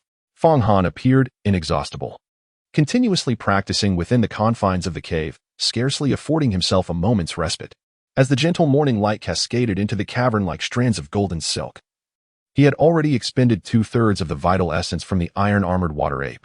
Despite deliberately restraining his realm to that of a high-level martial artist, he had nonetheless begun to grasp the fundamentals of the primitive body refinement technique, marking his initial foray into its depths. Although this was merely the beginning, the extraordinary nature of this technique had already become apparent. Even a master of the martial sovereign level would find it a formidable challenge to inflict harm upon him without the aid of spiritual artifacts or divine-grade weaponry. At this juncture, his physical strength, honed through the refinement of vital essence, had reached an astonishing level. With my current prowess, even without employing martial secrets, I am more than capable of contending with experts at the foundation establishment stage. In Yinming City, any who dare to oppress the Fang family shall first reckon with my sword. A glimmer of confidence flickered in Fang Han's eyes as he contemplated deeply within. At this moment, the longing for his family surged in his heart. He was acutely aware that his parents, Fang Zhendong and Tang Yume, were enduring immense pressure, and he wished for this situation to persist no longer. Each passing moment of waiting was a torment for them, and he felt a compelling urge to return and safeguard his loved ones. He understood that the Su family was likely preparing to strike against the Fang clan, and the Zhao family would soon receive the news of Zhao Jian's demise. Furthermore, there might be individuals within the Fang family who, at this critical juncture, would rise in rebellion. He had to return swiftly. Just as Fang Han was about to set forth, faint footsteps suddenly echoed from outside the cave. The sound was particularly jarring in the stillness of the cavern, akin to a stone disrupting the tranquil surface of a lake, instantly heightening his alertness. Could it be the seductive demoness Hume from the Hehuan sect? Indeed, such a woman was not to be trusted. With a flicker of thought, Fang Han swiftly emerged from the cave.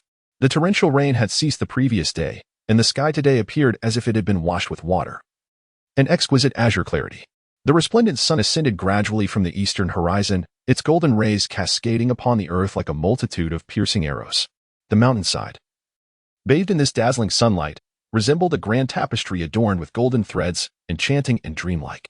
Yet, the numerous peaks of Qianqiu Mountain remained shrouded in a dense mist, as if sealed by some mystical force. The fog, thick and cotton-like, billowed and entwined, concealing the true visage of the mountains within this vast expanse of white. Enigmatic and eerie, Fang Han's conjecture was spot on. The visitor was indeed Hu Mei. However, this time Hu Mei was not alone. By her side stood a young woman. The woman appeared to be in her 30s, exuding an enchanting elegance, akin to a poppy blooming in the night, radiating a deadly allure. She donned a fitted crimson dress, the fabric seemingly alive, flickering like dancing flames beneath the morning sun's gentle embrace. This gown perfectly accentuated her curvaceous figure, showcasing the delicate beauty and allure of femininity. Despite the considerable distance of several dozen paces between Fong Han and the young woman, he could faintly detect a subtle fragrance. This scent was ethereal and elusive, akin to the whispers of a lover, gently caressing his senses, stirring his heartstrings, yet imbued with an ineffable air of danger. Fong Han discerned at a glance that the young woman's prowess far surpassed that of Hu Mei, having reached the pinnacle of the foundation establishment stage. Had it not been for his recent surge in strength, confronting her would undoubtedly present a formidable challenge. To think you remain here. I had anticipated that I would require my master's arcane arts to trace your essence to locate you. It appears that many complications have been spared. The enchanting Hu Mei was taken aback yet exhilarated upon seeing Fong Han. It was evident that the alluring woman was none other than her master, Elder Qin. Hu Mei, it seems you are unwilling to concede defeat and have come seeking retribution against me. Fong Han's expression was serene, his tone as calm as the still waters of a deep pool, devoid of any ripples. The reason he spared Hu Mei's life the day before yesterday, allowing her to depart unharmed, was to use her as a means to lure the core figures of the He Huan sect to this very place. Hu Mei, being of lowly status within the sect, held only a limited knowledge of its secrets. If he could capture a key figure from the He Huan sect, he would have the opportunity to extract from them the true nature of the treasures concealed within Qianqiu Mountain, as well as unearth more undisclosed secrets regarding Qianqiu's mother, Ouyang Yin. Unbeknownst to Hu Mei, she was unwittingly playing into Fong Han's intricate plans with each of her actions. Fong Han, although you defeated me the other day, instilling fear that rendered me hesitant to speak falsely, you remain but a fledgling. Your failure to eliminate me is your gravest error. Hu Mei chuckled. My master has arrived. Prepare to be refined, you mere alchemical vessel. Disciple, you have accomplished a great feat this time. The aura emanating from Fong Han is extraordinarily pure and overwhelming. It would indeed be a waste to allow it to go to Qianqiu. If I were to become Dao companions with Fong Han, merging yin and yang, I could surely ascend from the foundation establishment realm directly into the realm of divine consciousness. Elder Qin, after scrutinizing Fong Han closely, remarked with a smile, moreover, I shall not fully refine Fong Han. I will grant you a chance to cultivate alongside him, enabling you to break through your cultivation. Thank you, Master. Hu Mei exclaimed joyfully, believing that no matter how formidable Fong Han might be, he could not possibly rival her master, Qin Baiyun. Today, her master would feast, and she would partake of the broth. Chapter 18. Misjudgment. Do you truly believe you can refine me? Spare me your idle chatter. Come at me together. In the morning light, Fong Han narrowed his eyes, addressing Hu Mei and Elder Qin with indifference. To him, the seductress Hu Mei held no further value. She could perish. He was not one to show mercy, especially to someone who sought their own demise. As for Elder Qin, since he still had inquiries regarding the He Huan sect and the treasures of Qianqiu Mountain, he might live a little longer. Yet he had no intention of leaving any survivors. Fong Han, you are indeed oblivious to the vastness of the heavens and the earth. Your victory over me the other day was merely due to your cunning. This time, I shall ensure you fall beneath my sword, begging for mercy. The seductive Hu Mei scoffed, a short sword suddenly appearing in her grasp, her murderous intent surging instantaneously. Having been defeated by Fong Han and compelled to kneel before him was a profound humiliation, one that she felt compelled to avenge, lest it taint her resolve in future cultivation. A defeated general dares to boast of courage in my presence? Fong Han spoke softly. Today, I shall not spare your life. Soon, I shall send you to your demise. Master, the humiliation I endured that day, I seek to rectify it today. Please grant me permission to capture Fong Han and present him to you. Hu Mei, incensed by Fong Han's provocation, refrained from immediate action and instead sought the approval of Elder Qin. It was evident that the disciples of the He Huan sect were bound to adhere strictly to their master's commands. Very well, Elder Qin agreed with a nod, cautioning. But you must not kill him. He is a vital elixir for both our master and for you. She believed that Hu Mei's previous defeat to Fong Han was merely a result of underestimating him or perhaps an unforeseen circumstance. And now she felt empowered to manipulate Fong Han at will. Rest assured, Master, Hu Mei replied, nodding as she swung her short sword with sudden ferocity. In an instant, A surge of Azure sword aura erupted forth, slicing towards Fong Han. As a high-ranking martial sovereign, she had meticulously calculated that as long as she maintained a certain distance from Fong Han, avoiding close combat, she could effortlessly eliminate this adversary. The sword aura soared through the air, emitting a piercing whistle, its momentum exceedingly formidable. As Fong Han observed the situation, his expression remained unchanged. Within him, the true essence surged rapidly, and he stepped forward, unleashing the shattering mountain technique from the Eight Desolations fist. A faint golden light flickered around his fist, reminiscent of a rising sun, radiating boundless power as it struck towards the sword energy. Is this fool truly attempting to block my sword energy with mere flesh?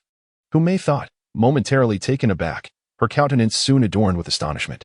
She had originally presumed that Fong Han would, as before, employ agile movements to seek an opportunity for close combat. To her surprise, he chose to confront her head-on this time. She deemed him arrogantly foolish, believing that victory would soon be hers. Little did she know that if perfected, his shattering mountain technique could obliterate towering mountains with a single punch. In comparison, what was her sword energy worth? With a resounding boom, the Azure sword energy shattered upon the impact of Fong Han's fist, disintegrating like fragile glass. The energy transformed into countless streams, shooting forth like a hail of arrows in all directions. Nearby trees were struck, leaving deep punctures in their trunks, while smaller trees were obliterated, their frail branches snapping and leaves swirling chaotically. Even a massive boulder nearby was not spared, crumbling into debris under the onslaught of the sword energy. The scene was left in utter disarray. Hu Mei was taken aback. She had never anticipated the sheer force of Fong Han's punch. Elder Qin, observing from the sidelines, also displayed an expression of surprise. This lad is no cultivation waste. She murmured to herself. It seems he has been diligently training here these past few days, absorbing the potency of the elixirs infused into him by Qianqiu, significantly enhancing his abilities. Her anticipation grew, for she recognized Fong Han as a prime alchemical vessel. Capturing and refining him could equate to decades of her own arduous cultivation. Let us see how many of my sword strikes you can withstand, Hu Mei scoffed, a glint of ruthlessness flashing in her eyes. She unleashed a flurry of slashes with her short sword, each stroke creating waves of sword energy that intertwined and overlapped like a surging tide, forming an impenetrable net that enveloped Fong Han. Fong Han found himself ensnared by the tempestuous sword energy of Hu Mei, akin to a hapless prey ensnared in a spider's web. Just as Hu Mei believed Fong Han was devoid of any stratagem, a faint voice emerged from within the web of sword energy. Suddenly, a fist radiating a soft golden glow materialized and struck with great force against the seemingly impenetrable layers of sword energy. In an instant, the grand net of sword energy collapsed. Fong Han surged forth like an arrow released from its bow, piercing through the scattered sword energy with unparalleled speed. Hu Mei was taken aback, hastily unleashing another wave of sword energy in an attempt to halt him. She was acutely aware of the terror that Fong Han posed in close combat. Should he close the distance, she would undoubtedly find herself embroiled in a fierce struggle. Yet, Fong Han's movements were as elusive as a specter, effortlessly evading the sword energy she had conjured. In the next moment, a gale of force accompanied his fist, gleaming with golden light, crashing toward Hu Mei's chest with the might of a landslide. She sought to block and evade with her sword, but it was too late. For Fong Han's speed had escalated dramatically since their last encounter. The sudden onslaught of his fist caught her completely off guard. She attempted to sidestep, but was struck squarely on the shoulder by Fong Han's blow. The Eight Desolations fist held immense power, and coupled with Fong Han's foundational mastery of the primitive body refinement technique, the force behind this strike was nothing short of terrifying. Hu Mei stood no chance against it. With a sickening crack, her shoulder shattered, blood spraying forth like a mist. She was sent reeling like a kite severed from its string, crashing heavily against a boulder some 20 paces away. The impact inflicted even graver injuries upon her. Bloodied and broken, her bones and meridians lay shattered, and the excruciating agony nearly caused her to lose consciousness. Her short sword clattered to the ground, and even her dantian was violently ruptured. For a cultivator, this was undoubtedly a fatal blow. At this juncture, she was on the brink of death, her vitality flickering like a candle in the wind, rapidly fading. Even if Fong Han ceased his assault, her fate was sealed. You dare harm my disciple, I shall ensure you suffer a tormenting demise. Elder Qin's expression shifted dramatically. A long sword materialized in her hand, and her aura surged, enveloping a radius of several dozen paces. A palpable pressure descended upon Fong Han. Not even a typical high-level martial artist, let alone a high-level martial sect master, would be able to withstand the oppressive might of a peak foundation establishment expert without being rendered immobile. Yet, Fong Han felt no such weight. He regarded Elder Qin with a calm demeanor and remarked, "Enchantress, before your demise, do leave your name." Such audacity. However, I do not mind revealing my name, so you may comprehend the specter you face. Enraged by Fong Han's words, Elder Qin charged at him with her sword, sneering, "Boy, remember this, I am Qin Baiyan. And today you shall become a ghost beneath my pomegranate skirt." The graceful figure of Qin Baiyan, adorned in flowing garments, traversed the air in an instant, covering a distance of several dozen yards. A formidable aura of lethal intent surged forth, accompanied by an icy chill emanating from her sword, clearly indicating it was no ordinary weapon. Qin Baiyan had no intention of maintaining distance from Fong Han. Aware of Fong Han's prowess in close combat, she resolved to engage him in a manner befitting her skills, aiming to utterly vanquish him. As a cultivator of the Foundation establishment realm, she regarded Fong Han with disdain, despite his earlier incapacitation of her disciple, who may, after all, a master of the Foundation establishment could dispatch a martial sect expert as easily as one would slay a chicken or a dog, let alone a martial artist. The woman's sword was, astonishingly, a mid-grade spiritual weapon, and with Hu Mei's short sword being a top-grade magical artifact, once she ascended to the martial sect realm, she could forge and merge these two weapons to create a magnificent sword of superior spiritual quality for her sister. Fong Han's gaze fell upon the frost blade that Qin Baiyan wielded, instantly stirring his thoughts. In the realm of the Qianqiu continent, weaponry and treasures are meticulously categorized into distinct tiers, ranging from mundane items, magical artifacts, and spiritual weapons to the legendary divine artifacts, celestial instruments, and sacred relics. A weapon of exceptional quality is undoubtedly a formidable asset for any cultivator, significantly enhancing their combat prowess. In Yiming City, spiritual weapons are indeed a rarity akin to phoenix feathers and unicorn horns. Take, for instance, the daughter of the city lord, Yu Chong. Her pride, the crescent moonbow, is merely a medium-grade magical artifact.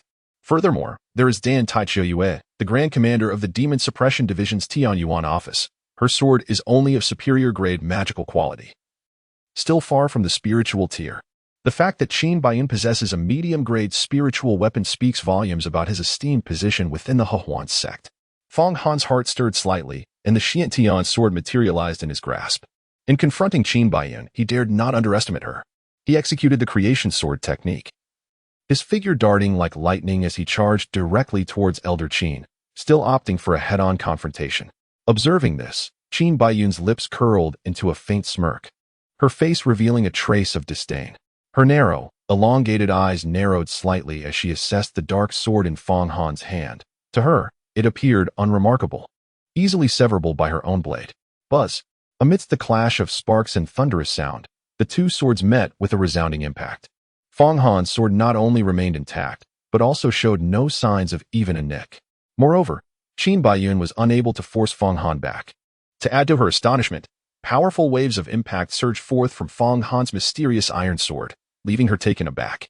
She swiftly altered her technique, dissipating the torrent of force emanating from Fong Han's blade, and launched her counterattack once more. As a master swordswoman, her swordplay oscillated between tempestuous ferocity and gentle grace, penetrating every defense. Her swordsmanship was formidable, with each strike aimed precisely at Fong Han's vital points. Wherever her sword traversed, mountains and trees were reduced to mere dust, an utter obliteration of all in its path. This exemplified the prowess of a peak expert in the Foundation establishment stage. After exchanging dozens of blows, Qin Baiyan found herself utterly unable to gain the upper hand against Fong Han. Fong Han's swordsmanship exuded an ancient grandeur, striking with the elusive grace of an antelope's horns, leaving no trace behind. Regardless of how fiercely Qin Baiyan intensified her offensive, Fong Han effortlessly parried her strikes and retaliated with remarkable swiftness. How could this be? I am at the pinnacle of the Foundation establishment stage, yet I find myself utterly outmatched before a high-ranking martial artist. Qin Baiyan initially believed she could easily defeat Fong Han, subduing and refining him at will. However, an unsettling realization dawned upon her. Fong Han's sword techniques seemed to restrain her as well. Though she appeared to be in her 30s, in truth, she was a woman well into her twilight years, her youthful appearance a mere facade of her profound cultivation. She had encountered numerous prodigies capable of battling beyond their realm, but they merely transcended one major level, such as a martial artist contending with a martial master. Never had she witnessed a high-ranking martial artist engaging a peak foundation establishment expert like herself, transcending two major realms. This was an unprecedented phenomenon in her understanding. After the initial shock, she surmised that Fong Han must have employed a secret martial arts technique, momentarily enhancing his combat prowess by consuming his own true essence. Yet, such techniques were notoriously taxing on one's true essence and could not be sustained. She believed that with a bit more time, Fong Han would soon deplete his true essence, leaving him vulnerable to her grasp.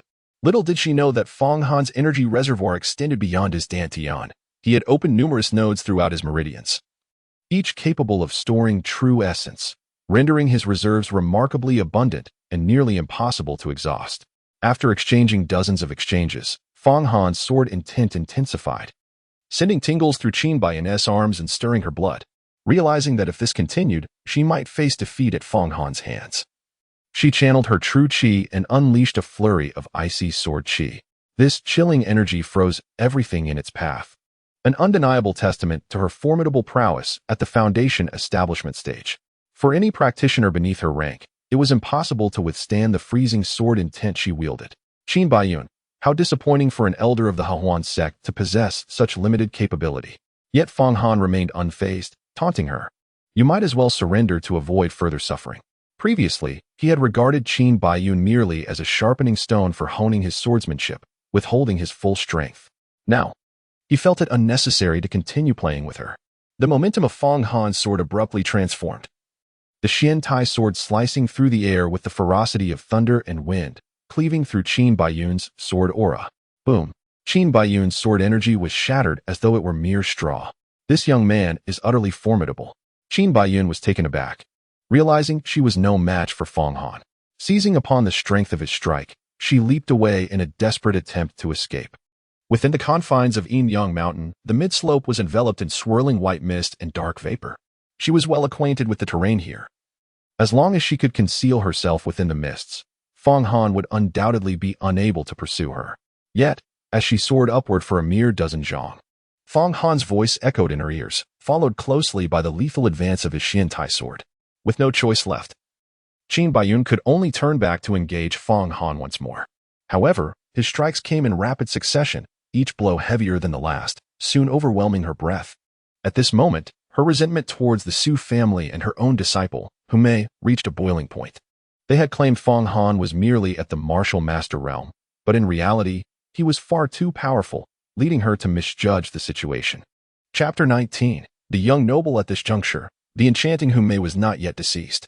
Her meridians shattered and bones fractured, yet she clung to consciousness, determined to await her master Qianqiu's capture of Fong Han.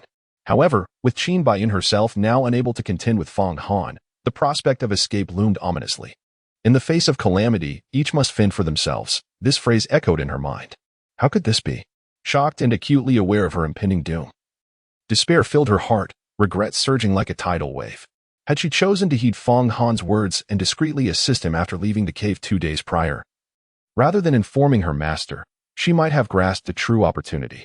She could have secured a legitimate identity, no longer bearing the stigma of a remnant of the Hehuan sect. Alas, there are no remedies for regret in this world. Having made her misstep, she was irrevocably on a path to ruin.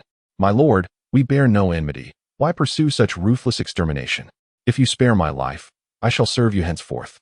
With the support of my Hehuan sect, your Fong family could swiftly ascend to become the foremost clan in Yinming City, and potentially secure a place of prominence in Tianyuan County.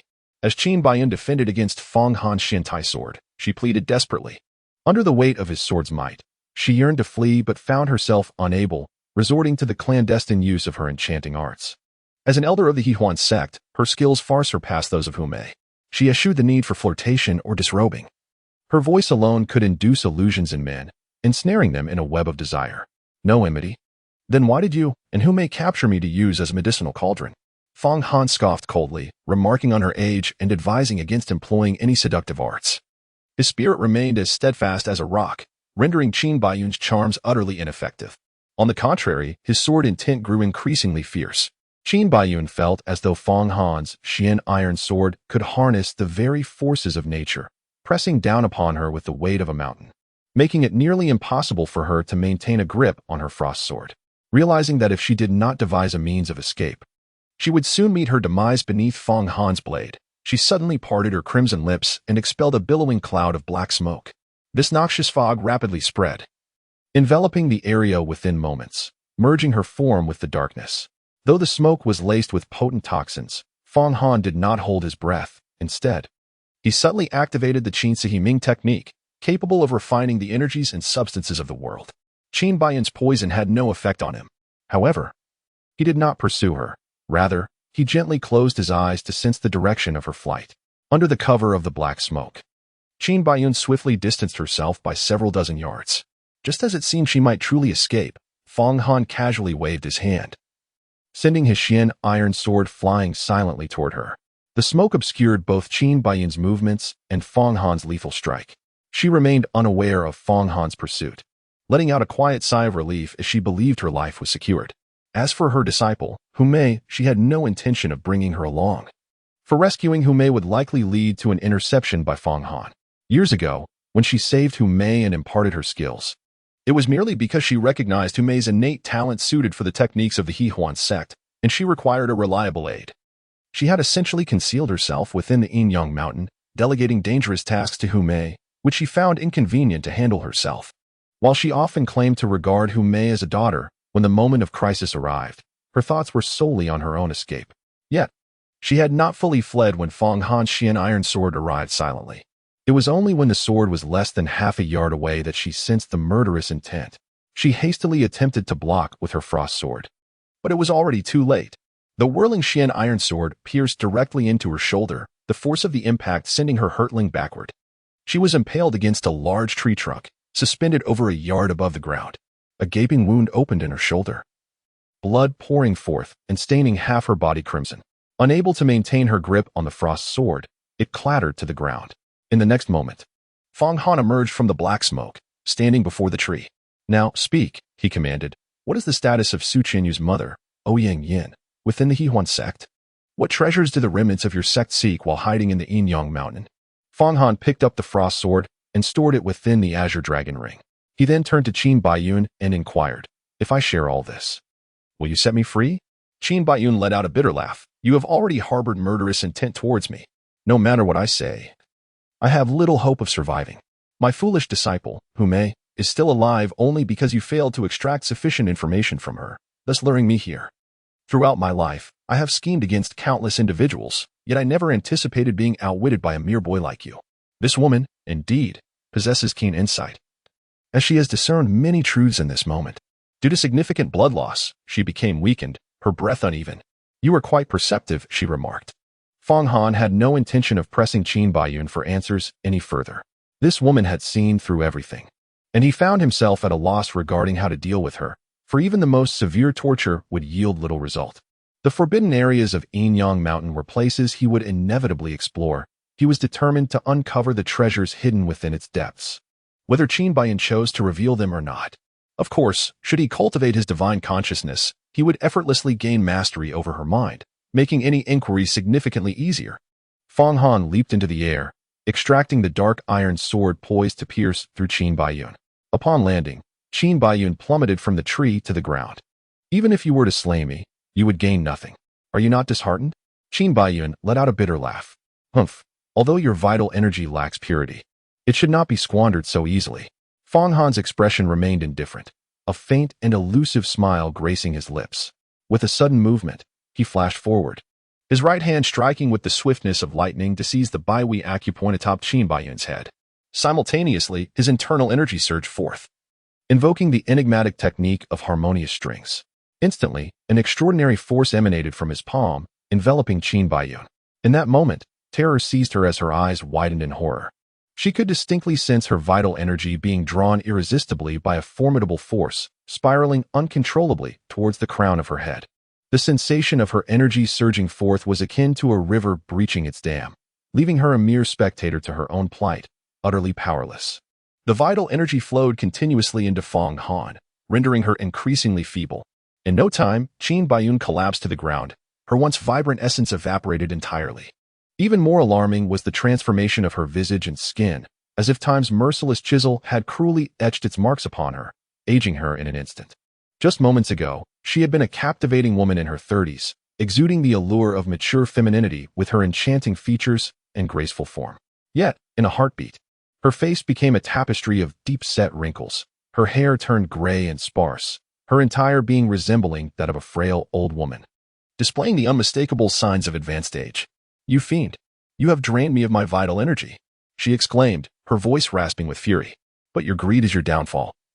You are merely a high-ranking martial artist, and your meridians can only contain essence, not vital energy. You will meet your demise as retribution." Qin Baiyun glared at Fong Han with her murky eyes, filled with venomous resentment. Her heart was ablaze with rage. For the culmination of over 80 years of arduous cultivation had been devoured in an instant, a fate far more excruciating than death itself. "With such a paltry amount of energy, you couldn't even fill the gaps between my teeth," Fong Han disdainfully remarked. "Moreover, your vital energy is tainted with numerous impurities. Truly repugnant. This clearly indicates that you have shamelessly consorted with dozens of men throughout your life, absorbing their primordial essence. Such a person as you is utterly deserving of your fate." As his words fell, he continued to channel the harmonious technique of the zither and lute. The vital energy he had just consumed from Qin Baiyun swirling rapidly within him, instantaneously purified by that extraordinary method. Subsequently, he opened his mouth, expelling a jet of black mist that shot forth like an arrow, emanating a pungent, acrid scent. How did you accomplish this, you freak?" Qin Baiyun's eyes widened in terror and disbelief, her lips trembling as each word seemed to struggle forth from between her teeth. Deep down, she understood that Fong Han had completely purified and assimilated the vital energy he had devoured from her. In that moment, she felt as though she had plummeted into an endless abyss of darkness, her heart as cold as ashes. In truth, even when Fong Han had subdued her with his divine swordsmanship, she had realized that the remarkable surge in his power was far from a simple consequence of absorbing the medicinal essence from being transformed into a medicinal person. She keenly sensed that the sword techniques he wielded possessed a mysterious and formidable force, far surpassing the level of her own cultivated sword arts. The disparity was akin to the faint glow of fireflies against the brilliance of a full moon. Now, a doubt crept into her mind. Had Fong Han's body been usurped by some ancient and powerful entity? Fong Han offered no explanation. With a swift motion of his sword, he severed Qin Baiyun's head in an instant. Amidst the splattering blood, Qin Baiyun's life came to a tragic end. The mountain wind howled past, dispersing the billowing black smoke, allowing Hu Mei to witness the moment of Qin Baiyun's demise. Her mouth gaped wide in shock, yearning to scream, to utter something. Yet her throat felt constricted by an invisible hand, rendering her voiceless. Terror filled her eyes, and her body trembled slightly from overwhelming fear. However, fate provided her no respite. In the next moment, a stone hurtled towards her like a shooting star. The stone struck her forehead with unerring accuracy, piercing through her skull in an instant. Her gaze became vacant and lifeless, and soon her spirit departed from this world. The 3-day deadline I had agreed upon with Su Qianqiu had elapsed, and it was clear that the Su family would not come to the Fong family to offer apologies or compensation. Thus, it was time for me to settle the score with the Su family. A glimmer of cold light flashed in Fong Han's eyes as he strode purposefully down the mountain. He surmised that the news of Su Jian's demise at his hands would soon come to light, and there were numerous matters awaiting his attention back at the Fong family. Shortly thereafter, Fong Han descended from Yinyang Mountain and donned his mask. The horse he had tethered to a tree by the roadside at the foot of the mountain had vanished. Given the heavy rain that had fallen the previous afternoon, it was only natural that the horse had fled. Without a steed, returning to the city would require considerable effort. He needed to hasten his cultivation of divine consciousness to enable him to ride the sword. Fong Han felt a stirring in his heart. Generally speaking, one must attain the realm of divine consciousness, surpassing the foundation establishment stage, in order to cultivate such awareness. However, he possessed a unique method for cultivating divine consciousness, enabling him to begin this practice upon reaching the martial sect realm. After absorbing the cultivation of the Hehuan sect elder, Qin Baiyun, it would be trivial for Fong Han to break through to the martial sect realm or even the foundation establishment stage at any moment. Yet, his practice of the savage body refinement technique had not yet caught up. His physical form had not been perfected to its utmost potential, and thus he had no intention of breaking through just yet. As Fong Han contemplated a swift return to the city, the sound of galloping hooves suddenly resonated. A cavalry of over a dozen riders emerged from a bend in the mountain path, swiftly encircling him. Leading the cavalry was a young gentleman, around 24 or 25, clad in black attire. This nobleman exuded an air of distinction, perched upon an extraordinarily majestic black horse, devoid of any blemish, truly a divine steed. The other riders were robust men, each clad in tight-fitting garments, with fearsome broadswords slung across their backs. Though they bore no military armor, they exuded a palpable aura of martial prowess. It was evident that they were the retainers of this nobleman. Young Master Yi, this masked individual, having descended from Qianqiu Mountain, is most likely a demon. Should we not seize him for interrogation? Proposed a bearded man, casting a glance at Fong Han while speaking with a tone of sycophancy to the young noble. Do not act hastily. This demon is mine to capture. I shall present him to my esteemed father, lest he accuse me of idleness, the nobleman declared, surveying Fong Han from his elevated position atop his steed with a smile. Delivery right to my doorstep. Fong Han comprehended the intentions of this group and could not help but smile faintly. He was indeed in need of a horse. If these individuals did not trouble him, he would find it difficult to seize one. Given the current circumstances, he not only aimed to appropriate the young master's steed, but also felt compelled to give this fellow a sound thrashing. What did you say? The young master, taken aback for a moment, retorted angrily, You, wearing a mask in broad daylight, must surely be a nefarious being shrouded in mystery. If you willingly surrender, perhaps there is a glimmer of hope for you. Otherwise, I shall take your life. Nefarious being? If you were to truly encounter one, you would likely be so terrified that you would lose all composure. Fong Han remarked with sarcasm, having long perceived that this young nobleman was nothing more than a debauched scion. Dare to mock me, you shall be met with retribution. The young nobleman leapt down from his ebony steed, his right hand clawing towards Fong Han's face, intent on unmasking him first. Humph! Fong Han let out a cold snort. His sword aimed precisely at the nobleman's acupoint. This nobleman, possessing merely the realm of a novice martial artist, stood no chance against Fong Han. A cry of agony erupted as Fong Han struck his acupoint, causing him to instinctively withdraw his hand. I shall borrow your steed, Fong Han proclaimed with a hearty laugh. Swiftly mounting the ebony horse, with a firm tug of the reins, the horse leaped, soaring over the heads of onlookers and galloping away with lightning speed. After him, the nobleman seethed with fury, immediately yanking one of his subordinates from his mount before vaulting onto his own horse in pursuit of Fong Han. A dozen or so followers, each wielding their wicked blades, spurred their horses onward in hot pursuit. Chapter 20. The palace confrontation. The nobleman and his cadre of skilled riders were formidable. Should they catch up with Fong Han, those numerous blades would likely descend upon him mercilessly. They regarded Fong Han as a demon descending from the shadowy mountains, and their propensity for violence knew no bounds. Human life was to them as trivial as mere straw. Furthermore, they had undoubtedly engaged in such lawless acts before. Yet, having stolen the nobleman's prized steed, and with Fong Han's superior horsemanship, these pursuers would find it exceedingly difficult to catch him. Fong Han rode the black steed, which darted like a streak of black lightning toward the direction of Yiming City. The sound of hooves echoed through the wilderness like distant thunder, each impact stirring up clouds of dust, quickly widening the gap between him and his pursuers. The young nobleman and his attendants were frantic, relentlessly striking their mounts with their blades and shouting in an attempt to coax their horses into greater speed. Yet, despite their efforts, the steeds could do no more than watch Fong Han vanish into the distance. You insolent wretch, I shall tear you limb from limb and annihilate your entire lineage. The nobleman, realizing he could not catch up with Fong Han, was consumed by rage, his face flushed and veins bulging at his neck as he bellowed. He had set out that day with malicious intent, intending to bully and torment Fong Han, but instead, he found himself in a dire predicament. Not only had he lost his prized steed, but he had also suffered a sharp blow to his wrist from Fong Han's swift sword, the pain still radiating from the injury as a reminder of his humiliation. Annihilate my lineage? Do you possess the capability to do so? Perched upon his horse, Fong Han heard the nobleman's venomous words and extended a hand without turning back.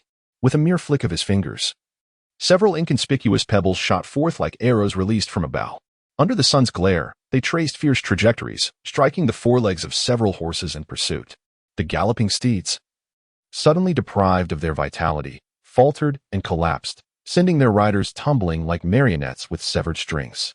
Though the attendants possessed some skill, they only sustained minor injuries amidst the unforeseen chaos, scrambling to their feet with expressions of shock and bewilderment. However, the pampered young nobleman was far less fortunate. The force of inertia propelled him directly into a sturdy tree, resulting in a resounding crash as his head struck the trunk. Blood gushed from his forehead, streaming down his cheek, painting a pitiful visage. "You wretch, do not let Qianqiu find you." The young nobleman wore a grimace of fury, his eyes glinting with malevolent resentment. Clutching his bleeding head, he struggled to rise from the ground. Fixating his gaze on the direction in which Fong Han had vanished on horseback, cursing vehemently. This individual was no ordinary man. He was Qianqiu, the son of Yi Chong, the lord of Yinming City, and the elder brother of Yi Qianqian, possessing an exalted status that allowed him to roam freely within the city. Renowned for his notorious reputation, Yi Qianqiu was infamous as the foremost rake, accustomed to arrogance and tyranny, with no one daring to provoke him. Recently, he had succumbed to the throes of infatuation, enamored with the ethereal Dan Tai Qiu, a beauty akin to a rare flower on a lofty peak, radiant yet aloof. Seemingly oblivious to Yi Qianqiu's relentless attempts at courtship, this indifference had struck a severe blow to his pride, compelling him to seek various means to prove his worth in hopes of winning her regard. However, he never anticipated suffering such a significant setback at the hands of Fong Han today. Merely 2 days prior, he had received word that several individuals from the Demon Suppression Division's Yinming City Command had perished at the foot of Qianqiu Mountain, with even the deputy commander Fong Sihai rendered incapacitated. In response, Dan Tai Qiu had personally led the elite forces of the Demon Suppression Division to investigate Qianqiu Mountain, yet they uncovered nothing of consequence. Undeterred, Yi Qianqiu, accompanied by his followers and concealing his actions from his father, Yi Chong, ventured to the mountain. They had meandered around Qianqiu Mountain for an entire day and had even camped there the previous night, yet no demons or beasts had been encountered. Just moments ago, upon witnessing Fong Han descend from the mountain, adorned with an unusual mask, Yi Qianqiu had thought that even if this man were not a demon, capturing him could yield a confession, implicating him as such, and perhaps even solving the mystery surrounding the murders at Qianqiu Mountain. He believed this would surely impress Dan Tai Qiu and alter her perception of him. To his dismay, he had not only failed to capture his quarry, but his horse had also been stolen, leaving him battered and disgraced. "Young master, your steed is a magnificent horse. Clearly, whether this fellow retains the horse or sells it, we shall easily track him down," one of his retainers noted while skillfully bandaging Yi Qianqiu's head. "Moreover, he is headed towards Yinming City, not Tianyi City. Once he enters Yinming City, he will be ensnared, a fish in a net. Return to Yinming City at once and instruct the city guards to apprehend anyone riding my black horse," Yi Qianqiu commanded without hesitation. He understood that pursuing the masked man was futile now, yet having never experienced such humiliation, he was not one to relent easily. Fong Han rode Yi Qianqiu's black steed, hastening his return to Yinming City. Due to the mask he wore, no one recognized him as he entered the city, and afterward, by the hour of the snake, he had already returned to the Fong residence. The Fong family, residing in Yinming City, has been passed down for several centuries. Although they are merely a second-rate family, the ancestral residence of the Fong family occupies a vast expanse and exudes an impressive grandeur. Within the ancestral home, only the direct descendants of the Fong family are permitted to dwell, while the collateral relatives are deemed unworthy of residing there. The previous head of the Fong family was Fong Gaoang, the grandfather of Fong Han. The current head is Fong Zhendong, Fong Han's father. Thus, Fong Han is indeed the true heir of the Fong family. He was raised in the ancestral home of the Fong family from a young age. After being secretly taken away by Su Qianqiu and subjected to torment while being transformed into a medicinal practitioner, he eventually awakened the memories of his past life. Over the course of the past month, he has endured immense suffering, but now that he has returned, everything feels familiar and comforting. He understands that although he possesses the memories of his former life, he is ultimately embarking on a new journey in this existence. As Fong Han arrived at the entrance of his ancestral home, he sensed an unusual atmosphere enveloping the Fong family that day. Typically, there were only 4 guards stationed at the gate, yet today, 12 stood vigilant, each adorned with weapons, exuding an air of formidable readiness. However, he understood that the Zhao and Su families had not yet come to cause trouble, indicating that his return was not too late. Dismounting, Fong Han intended to enter through the grand door. "Who goes there? What brings you to the Fong residence?" He was soon confronted by the guards at the entrance. The 12 guards were led by a middle-aged man named Fong Polu, a distant relative of the Fong family, possessing the initial prowess of a martial artist. While the other guards were recruited warriors, all at the intermediate stage of martial cultivation. "It is I." Fong Han removed his mask, revealing his visage. "Young master, you truly are not dead?" he urged. "You must leave at once. That rascal Fang Mahu has already informed the Elder Hall of your involvement in Zhao Jian's demise. Although the Zhao family remains unaware for the time being, the collateral relatives have deemed you reckless. Currently, the elders are convening in the Elder Hall to discuss your return for punishment, and they even intend to strip your father of his position as head of the family." A guard in his 50s, Old Su, paused in astonishment before addressing Fang Han. He had watched Fang Han grow up, and his concern was palpable. Upon hearing Lao Su's words, Fang Han instantly grasped the situation of the Fang family, which aligned closely with his earlier estimations. The Zhao family had yet to make their move, yet internal strife had already begun to unfold. "You wish to leave? How could we permit this fool to escape?" The head guard, Fang Polu, sneered coldly before issuing commands to his fellow guards. Immediately, 6 guards advanced to encircle Fang Han. "What are you doing? This is our young master. Do you dare to seize him?" Lao Su, accompanied by 4 other guards, stood resolutely in front of the advancing 6. It was evident that the guards had divided into 2 factions, one loyal to the family head, Fang Zhendong, and thus protective of Fang Han, while the other sought to undermine Fang Zhendong, aiming to suppress Fang Han. "Lao Su, I recognize your allegiance to Fang Zhendong. Yet it is precisely because of this useless and foolish Fang Han that the family has suffered and is in decline. If you genuinely wish to see the Fang family prosper, then assist in capturing Fang Han and surrender him to the Elder Hall for resolution." Fang Polu furrowed his brow and spoke to Old Su, clearly taken aback by the fact that, despite the precarious situation surrounding the Fang family, numerous individuals still supported Fang Han and Fang Zhendong. "The Elder Council is currently in session. You, Fang Polu, lack the authority to apprehend the young master." Old Su and the other 4 guards remained steadfast in their position. "You have sided with Fang Zhendong, who is on the verge of downfall. Those who recognize the shifting tides are the truly wise. It would be prudent for you to contemplate your own future." The aura surrounding Fang Polu surged dramatically as he gazed at the 4 individuals, threateningly proclaiming, "If you do not step aside, do not blame me for resorting to violence." "Fang Polu, you are inciting rebellion," Old Su retorted, glaring at Fang Polu. Despite his awareness of being no match for Fang Polu, he stood resolutely in front of Fang Han, exuding an unwavering presence. Witnessing this scene, Fang Han felt deeply moved. Although he was the eldest son of the Fang family, his innate talent for cultivation had been woefully inadequate since childhood, depleting the family's resources without yielding any results. Nevertheless, many within the Fang family still treated him with utmost respect, honoring him as the young master. Even during the 3 years of his stupor, he had not faced any significant disdain. Admittedly, there were those who harbored dissatisfaction towards him and his parents. Yet due to his father Fang Zhendong being the head of the Fang family, they dared not express their grievances openly. However, now that the Fang family had offended the Zhao family, one of the 3 prominent families of Yinming City, some individuals were hastily revealing their impatience. Fang Han's agreement to his parents' suggestion to temporarily depart for 2 days was motivated by his desire to observe the true nature of those within the family. It appears that everything has unfolded as he anticipated. "First, I shall deal with you, and then I will capture Fang Han." Fang Polu let out a cold snort and, with a swift motion, struck towards Old Su. His palm tore through the air in an instant, exuding an awe-inspiring force.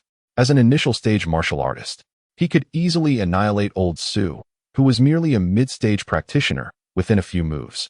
Moreover, by incapacitating Old Su, the other 4 bodyguards would undoubtedly hesitate to assist Fang Han. "Before my very eyes, you dare to harm another? Allow me to teach you a lesson." Before Old Su could make a move, Fang Han calmly interjected, positioning himself in front of Old Su and countering Fang Polu's strike with a palm of his own. This technique, known as the cloud-piercing palm, was executed with grace and silence, although it was not the most exceptional of techniques. It was more than sufficient to contend with Fang Polu. "You foolish young master, do you think that by slaying Zhao Jian with your father's assistance, you can dismiss me so easily?"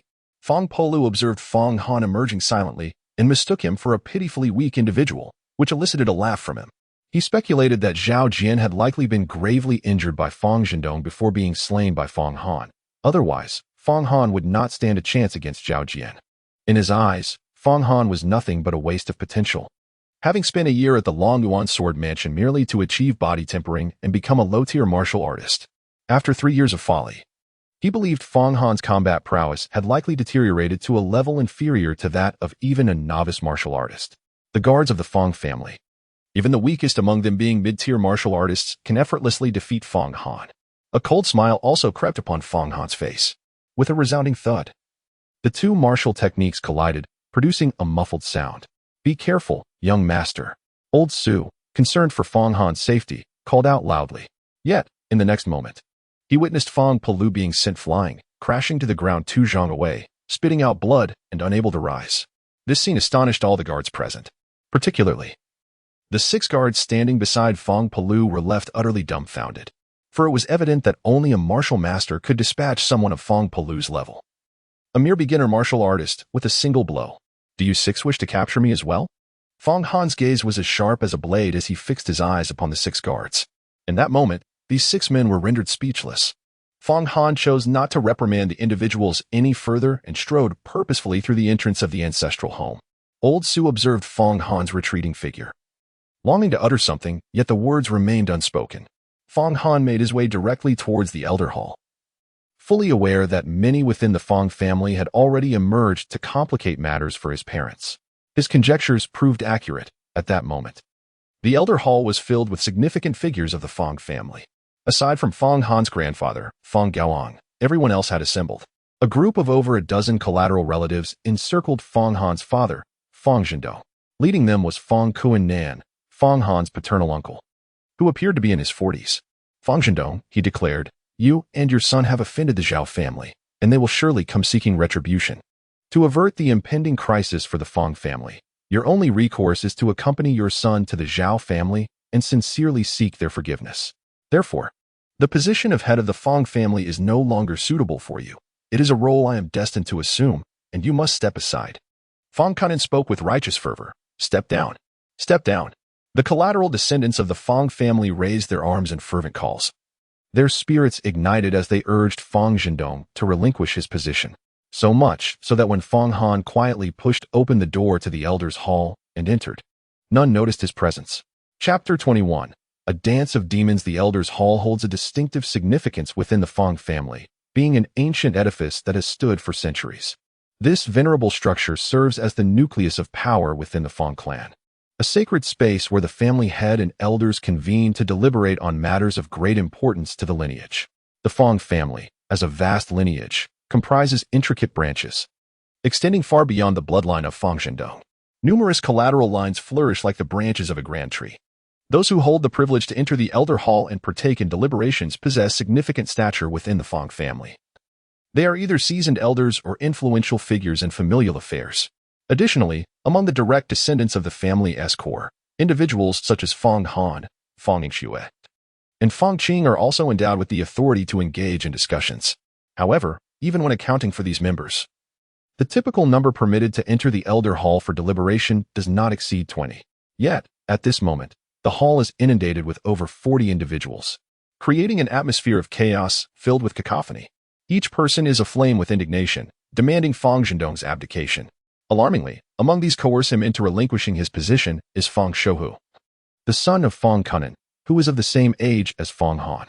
He is tall and robust, his physique reminiscent of a mighty beast, and his countenance bears an intensity that belies his youth. Fong Han stood quietly in a corner, observing the unfolding scene before him. All eyes were fixated on his father, Fong Zhen, oblivious to his arrival. He beheld his father, once a figure of immense authority as the head of the family, now rendered helpless. The words of the onlookers pierced through the air like arrows, yet his father remained isolated and defenseless. Fong Han did not rush to speak. He understood that this matter was far from being as straightforward as it appeared. Fong Kunin is his paternal uncle, who for many years has remained silent within the family, akin to a cheetah lurking in the shadows, patiently awaiting the opportune moment. Now, this individual has suddenly emerged, undoubtedly having made thorough preparations. Fong Han understood that many of his collateral relatives had likely been swayed by Fong Qianqiu, driven by interests or other motivations to stand opposed to their father, Fong Zhendong. However, he harbored even deeper suspicions.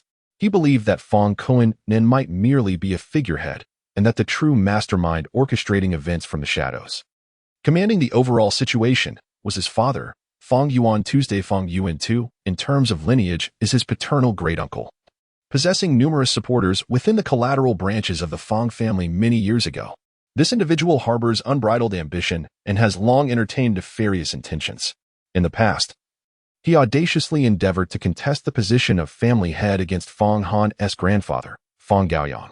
Presently, he has instigated Fong Kunan to create turmoil, seemingly to reignite the power struggle within the family and fulfill his long-held aspirations. Fong Kunan, do not act recklessly. The Elder Hall is not a place for your whims. At that moment, thick with tension, an irate voice suddenly erupted. The crowd turned toward the source of the sound, revealing a solemn youth of 18 or 19 years, gently pushing a wheelchair forward. Seated in the wheelchair was a man nearing 40, his eyes ablaze with fury directed at the treacherous individuals before him. This man was none other than Fong Han's uncle, Fong Sihai, once vibrant and in a prominent position as the deputy commander of the demon-suppressing division in Yiming City. He now finds himself confined to a wheelchair. Beside him, the one guiding the chair was his son, Fong Qing, who stood tall and resolute, though his brow was furrowed with concern at the unfolding scene. Fong Kunan, do you still remember the grievous error you and your father, Fong Qianqiu, committed years ago, which nearly plunged our Fong family into an irretrievable abyss? It was precisely for this reason that our patriarch flew into a rage and imposed a strict decree forbidding both you and your father from participating in family matters. In this Elder Hall, your only role is to listen. Yet, here you are, audaciously leading these individuals to storm the Elder Hall, coercing the family head, and attempting to usurp power for yourself. This is a heinous act of treachery. Should you choose to halt your reckless course immediately, there may still be a chance to rectify the situation.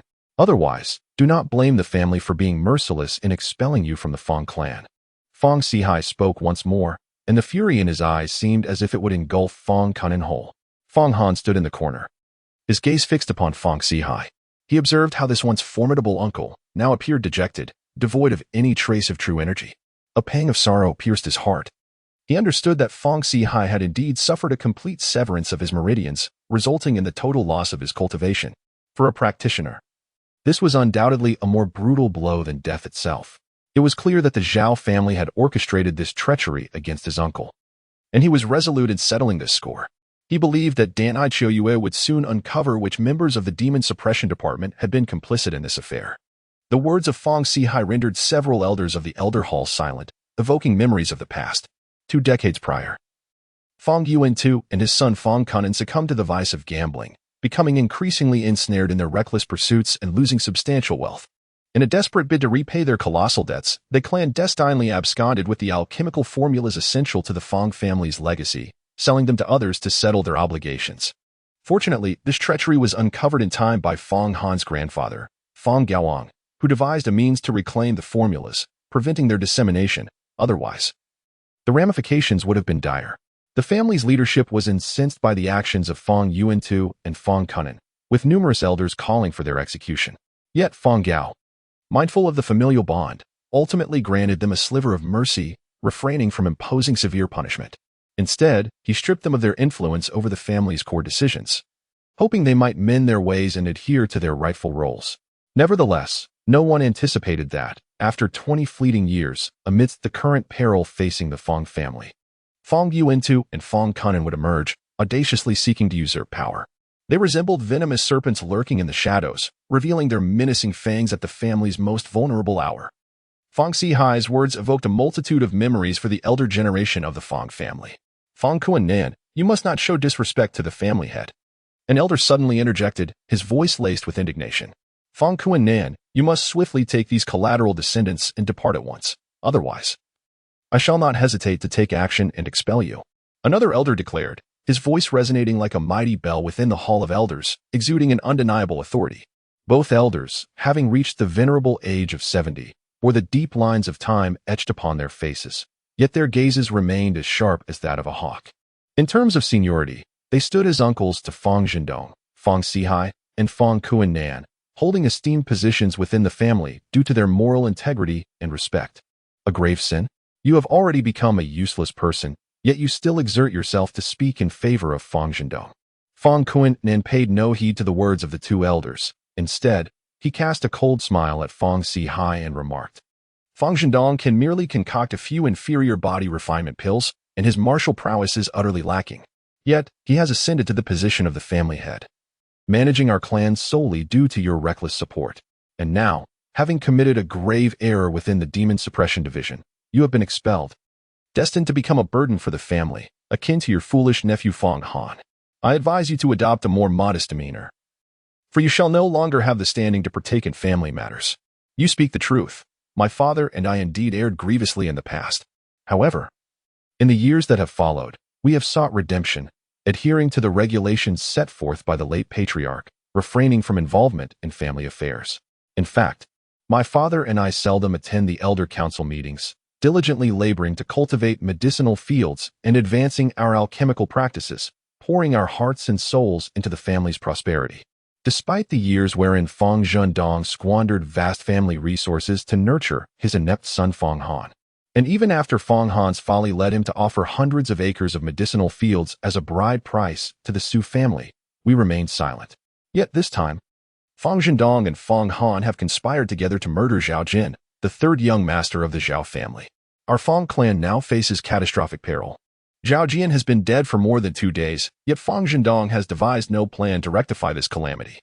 Such indecisiveness renders him unworthy to lead our clan, were it not for the imminent threat to our very existence.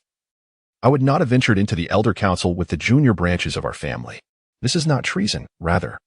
It is a necessary act for the preservation of our ancestral legacy, ensuring that the Fong family thrives for generations to come. Thus, I am willing to take on the role of the villain, bearing the weight of infamy, to secure the continuation of the Fong lineage. Fong Qiannan's words were indeed rather grandiose and filled with motivational fervor. The two elders, who had sternly condemned him and were poised to expel him, fell silent. The Fong family has expended considerable resources on Fong Han, and while they had little objection to this, the situation has now changed. The Fong family has offended the Zhao family, placing them in imminent peril. They must seriously contemplate the future of their lineage. Esteemed elders, I trust that all of you are concerned about the fate of the Fong family. My father's actions today are aimed at salvaging our family, and I implore everyone to lend their support. Furthermore, when the Fong family faces genuine danger, as the head of the family, Uncle Fong Zhendong must also take the initiative, lest we become mere pawns in this conflict. Fong Qiannan's son, Fong Xiaohu, seized the opportunity to speak. At merely 20 years of age, he is just a month younger than Fong Han, yet he exhibits a remarkable synergy with Fong Qiannan. Indeed, it is time for our esteemed Fong family to elect a capable head. We all stand in support of Uncle Qiannan as the new patriarch. Only he possesses the ability to rescue our clan. Behind Uncle Qiannan stands his father, the venerable Fong Yuan too, providing steadfast support. We, the Fong family, have no alternative. Fong Zhendong, are you truly unwilling to sacrifice yourself and your son Fong Han if it means ensuring the survival of our entire family? Your selfishness disqualifies you from the position of patriarch. Step aside and allow for a worthy successor. Step aside and allow for a worthy successor. A group of distant relatives surrounding Fong Zhendong began to chant once more. The elders of the Elder Hall, who had previously supported the current patriarch Fong Zhendong, fell silent, their resolve wavering. They began to perceive that, in the grand scheme of safeguarding the family, individual lives are trivial, and they are unwilling to witness the annihilation of the Fong family at the hands of the Zhao clan. So, is your solution to the Zhao family's threat to offer my uncle and brother Fong Han to them? Are you aware of the reasons behind brother Fong Han's actions against Zhao Jian? At that moment, a somewhat juvenile voice broke through. It was Fong Qing, who had been assisting Fong Si Hai in his wheelchair. Beneath our Fong family's ancestral tomb lies a vein of purple gold iron, which the Zhao clan greedily discovered and demanded that we relocate our graves within 7 days. Moreover, at that time, Zhao Jian attempted to smash the tombstone of our forefather. In the face of such egregious acts, true members of the Fong family cannot remain indifferent, can they? Furthermore, my father's meridians were irreparably damaged during an ambush on Yinyang Mountain, which is inextricably linked to the Zhao family. Even brother Fong Han's sudden affliction at Long Yuan Sword Manor was a result of a joint scheme by the Zhao and Su families. Our family's ancestral teachings dictate that we shall not sacrifice any member of the Fong clan for mere profit. If we are now to surrender both our patriarch and heir to the Zhao family in exchange for a chance at survival, what does that make us? Such a meager opportunity for existence is one that I, Fong Qing, shall not accept. Fong Qing spoke with unwavering conviction, his gaze resolutely steadfast. Upon hearing Fong Qing's words, all gazes turned towards her. Fong Han secretly admired his uncle Fong Si Hai and his cousin Fong Qing for steadfastly supporting his father at this critical moment. undoubtedly living up to his expectations. Fong Qing, your words may come easily, but should our entire Fong family really be sacrificed alongside Fong Zhendong and Fong Han? Fong Xiaohu chuckled coldly. If his father, Fong Kunan, or his grandfather, Fong Yuan too, were to assume the position of head of the Fong family, he would subsequently become the young master of the Fong clan, which filled him with an unusual exhilaration. Indeed, let Fong Zhendong and Fong Han perish, lest they implicate us. Fong Zhendong, step aside and yield. After Fong Kunan exchanged a glance with the collateral relatives, those encircling Fong Zhendong began to shout once more, creating an atmosphere reminiscent of a frenzied mob. A group of cowardly individuals, eager to seize my father's position as head of the family. How laughable. Suddenly, a chilling voice pierced the air as Fong Han emerged from the corner of the elders' hall.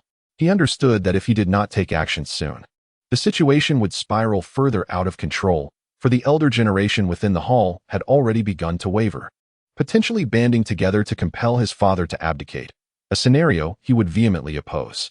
As Fong Han spoke, the elders in the hall finally took notice of his presence.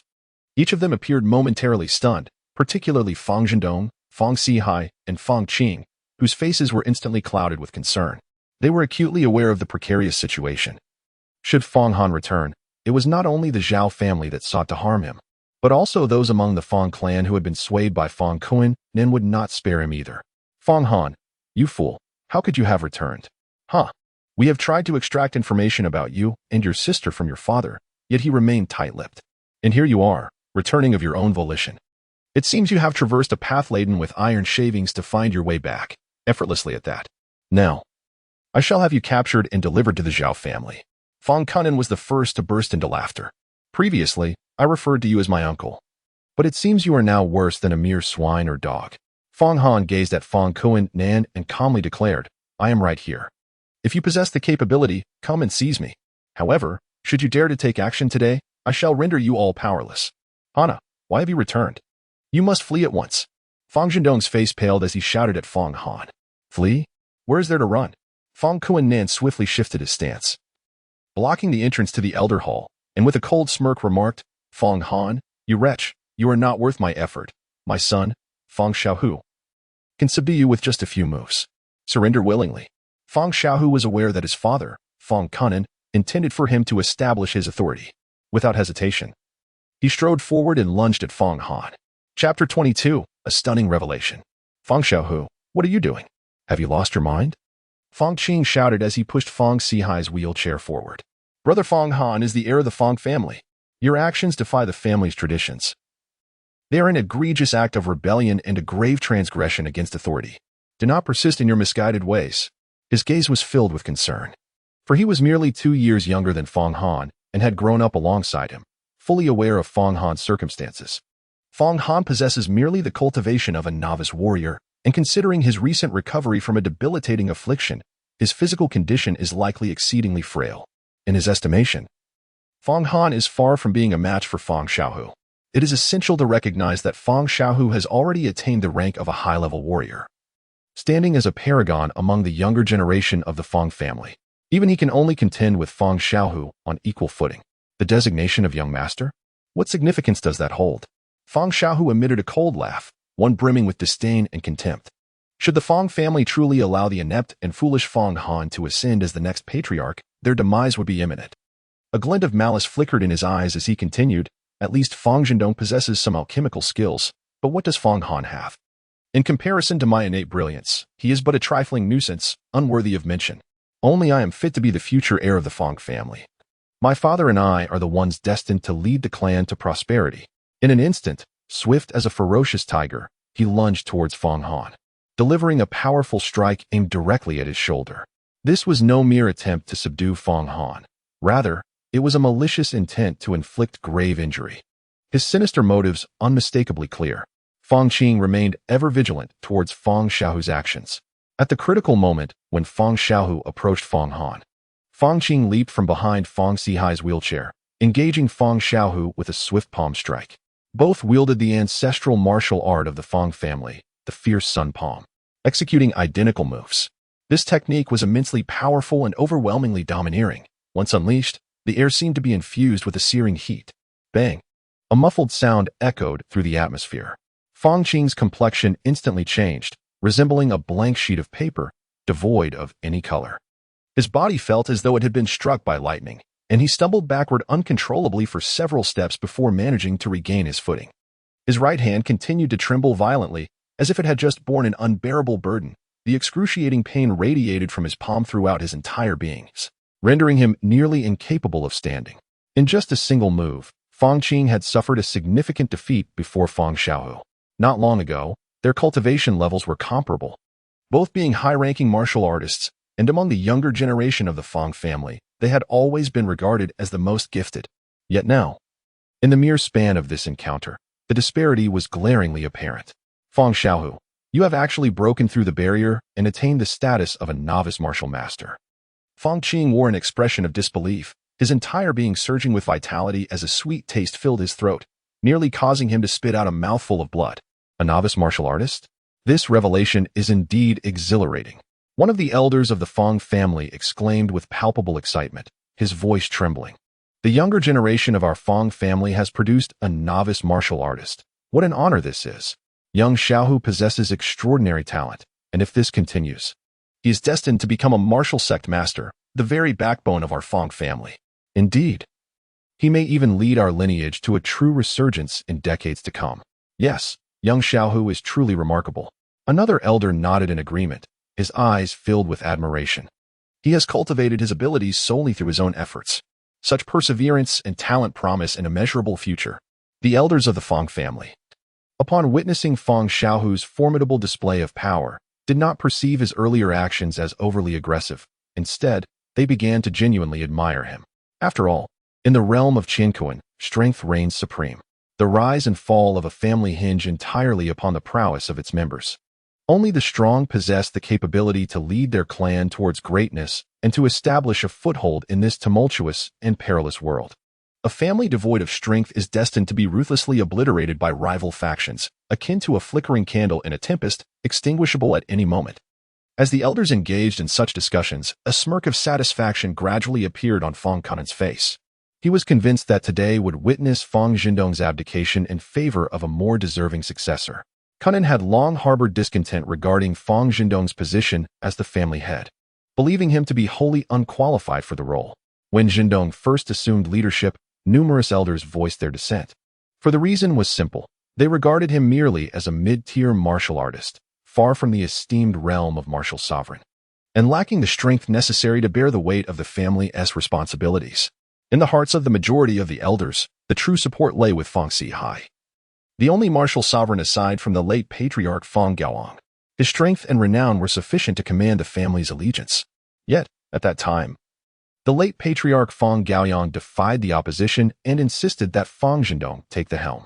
Fang Sihai, prioritizing the greater good, publicly pledged his unwavering support for his elder brother Jindong, which ultimately facilitated Jindong's smooth ascension to the position of current family head. Do you think I am akin to you and Fang Han, Fang Yingxue, mere inept individuals? You have reaped the greatest share of the family's resources. Yet compared to me, you are all nothing but worthless. Fang Xiaohu displayed an air of arrogance, gazing disdainfully at Fang Qing and declaring, "Should you dare to impede my pursuit of Fang Han, I shall render you powerless." Fang Xiaohu, emboldened by his newfound power, lunged towards Fang Qing with the ferocity of a leopard. His formidable physique radiated an ominous strength, and his eyes gleamed with a predatory intensity, as if Fang Qing were already within his grasp. "Fang Xiaohu, do not inflict harm." Fang Jindong's expression darkened as he exclaimed loudly. Fang Qing is the nephew he cherishes the most, and he certainly cannot bear to see Fang Qing rendered powerless by Fang Xiaohu. Moreover, it is utterly outrageous for Fang Xiaohu to act violently in the Elder Hall. He cannot allow Fang Xiaohu to continue this way. He must intervene personally. However, at this moment, Fang Xiaohu is consumed by ambition and fury, completely disregarding his position as the family head, and continues to lunge at Fang Qing. "Fang Xiaohu, do you wish to capture me? Very well, let us engage in a few rounds." Just as the situation reaches a critical point and Fang Qing is on the verge of being harmed by Fang Xiaohu, Fang Han acts before his father. Fang Jindong can intervene. In a flash, he positions himself in front of Fang Qing, shielding him from harm. Fang Qing is the son of his uncle Fang Sihai. The two have grown up together since childhood, their bond akin to that of biological brothers. How could he bear to watch Fang Qing suffer? "Fang Han, I shall first seize you, this worthless fool, and then thoroughly disciplined Fang Qing. Upon witnessing the scene, Fang Xiaohu's lips curled into a cruel smile. With that, he struck out with a palm towards Fang Han's chest, dismissing him entirely. In his eyes, Fang Han was merely a novice martial artist, incapable of withstanding even a single blow. "Be careful," exclaimed Fang Zihai, seated in his wheelchair, his face etched with worry as he loudly cautioned Fang Han. His gaze was filled with anxiety and concern, fixated intently on Fang Han, while his hands gripped the armrests of the wheelchair tightly, the veins on his hands standing out prominently. Fang Zhendong harbored concerns, yet his worries did not stem from the fear of his son falling victim to Fang Xiaohu's harm. Rather, he fretted over the potential aggression Fang Kunin might unleash upon Fang Han. He was already aware that Fang Han had ascended to the realm of a novice martial artist, possessing formidable combat prowess. However, the question lingered, could Fang Han triumph over Fang Xiaohu and, subsequently, Fang Kunin? He sensed that this cousin, who was just a few years his junior, radiated an imposing aura, indicating a breakthrough in his cultivation. Initially, both of them had been at the intermediate martial artist level, but now, he estimated that Fang Kunin had surpassed that threshold and could no longer be Fang Han's equal. Unbeknownst to him, Fang Han's current strength had reached a level capable of obliterating even a martial sovereign. "Son, please be cautious not to inadvertently eliminate this imbecile. It would be quite challenging to explain to the Zhao family." Fang Kunin triumphantly reminded Fang Xiaofu. In his view, even the so-called prodigy of the family, Fang Qing, could not withstand a single blow from Fang Xiaohu, and Fang Han was even less likely to endure. "Rest assured, father, I shall merely render him incapacitated." Fang Xiaohu chuckled in response. In the blink of an eye, Fang Han and Fang Xiaohu had exchanged a blow. Except for Fang Zhendong, everyone believed that Fang Han was courting death. Many even doubted whether Fang Han had truly recovered from his foolishness. Otherwise, he would not recklessly confront Fang Xiaohu. Boom! A tremendous noise erupted. The clash between the two was far more powerful than the earlier encounter between Fang Xiaohu and Fang Qing. A massive figure was sent hurtling backward, crashing to the ground. The members of the Elders' Hall were left in astonishment. To their disbelief, it was not the foolish young master, Fang Han, who had been sent flying, but rather Fang Xiaohu himself. Furthermore, Fang Xiaohu landed squarely before Fang Kunin. Immediately, Fang Xiaohu coughed up a few mouthfuls of blood. He attempted to rise, but his bones were shattered, rendering him unable to stand, his combat prowess utterly depleted. How could this be possible? Fang Han had evidently reached the realm of a high-level martial artist. However, even if he were a high-level martial artist, his cultivation was supposed to be on par with Fang Xiaohu's. How could he possibly defeat Fang Xiaohu with a single strike? I have heard that Fang Han was transformed into a medicinal being by Su Qianqiu. Could it be that he has turned misfortune into fortune, experiencing a significant breakthrough in his cultivation? Yet, such a possibility seems exceedingly slim. I believe that Fang Han's strength is the result of his own efforts, not merely the work of the family head. He is transformed from a waste into a prodigy. In that instant, all eyes were upon Fang Han. Some gazes nearly fell to the ground in shock, for Fang Han had previously been a mere novice martial artist, the weakest among the younger generation of the Fang family, even inferior to the guards stationed at the entrance. Yet now, Fang Han had made an astonishing debut. With such limited strength, he still dared to stir trouble in the Elders' Hall, demanding that my father yield? Fang Han gazed disdainfully at Fang Xiaohu, who lay on the ground like a lifeless dog. In truth, he had shown mercy with that last strike. He had already slain formidable opponents, such as Elder Qin Baiyun of the Hehuan sect, who was a master in the Foundation establishment realm. In comparison, high-level martial artists seemed pitifully weak before him. Fang Han, you were once deemed worthless. How could you possibly defeat me? I refuse to accept this. Fang Xiaohu's gaze was fixed intensely on Fang Han, unable to comprehend how he could have lost to him so effortlessly. Am I a worthless being? Then what does that make you? Fang Han spoke calmly. If you are unconvinced, then rise and continue our battle. I can choose not to take your life, nor the lives of those whom you and your father have misguided. However, your audacious intention to rebel cannot go unpunished. I shall undoubtedly strip you of your cultivation, ensuring that you are forever incapable of committing further evils. Fang Xiaohu struggled to rise, momentarily at a loss for words. Fang Han, how audacious of you. I am eager to witness how you intend to incapacitate me.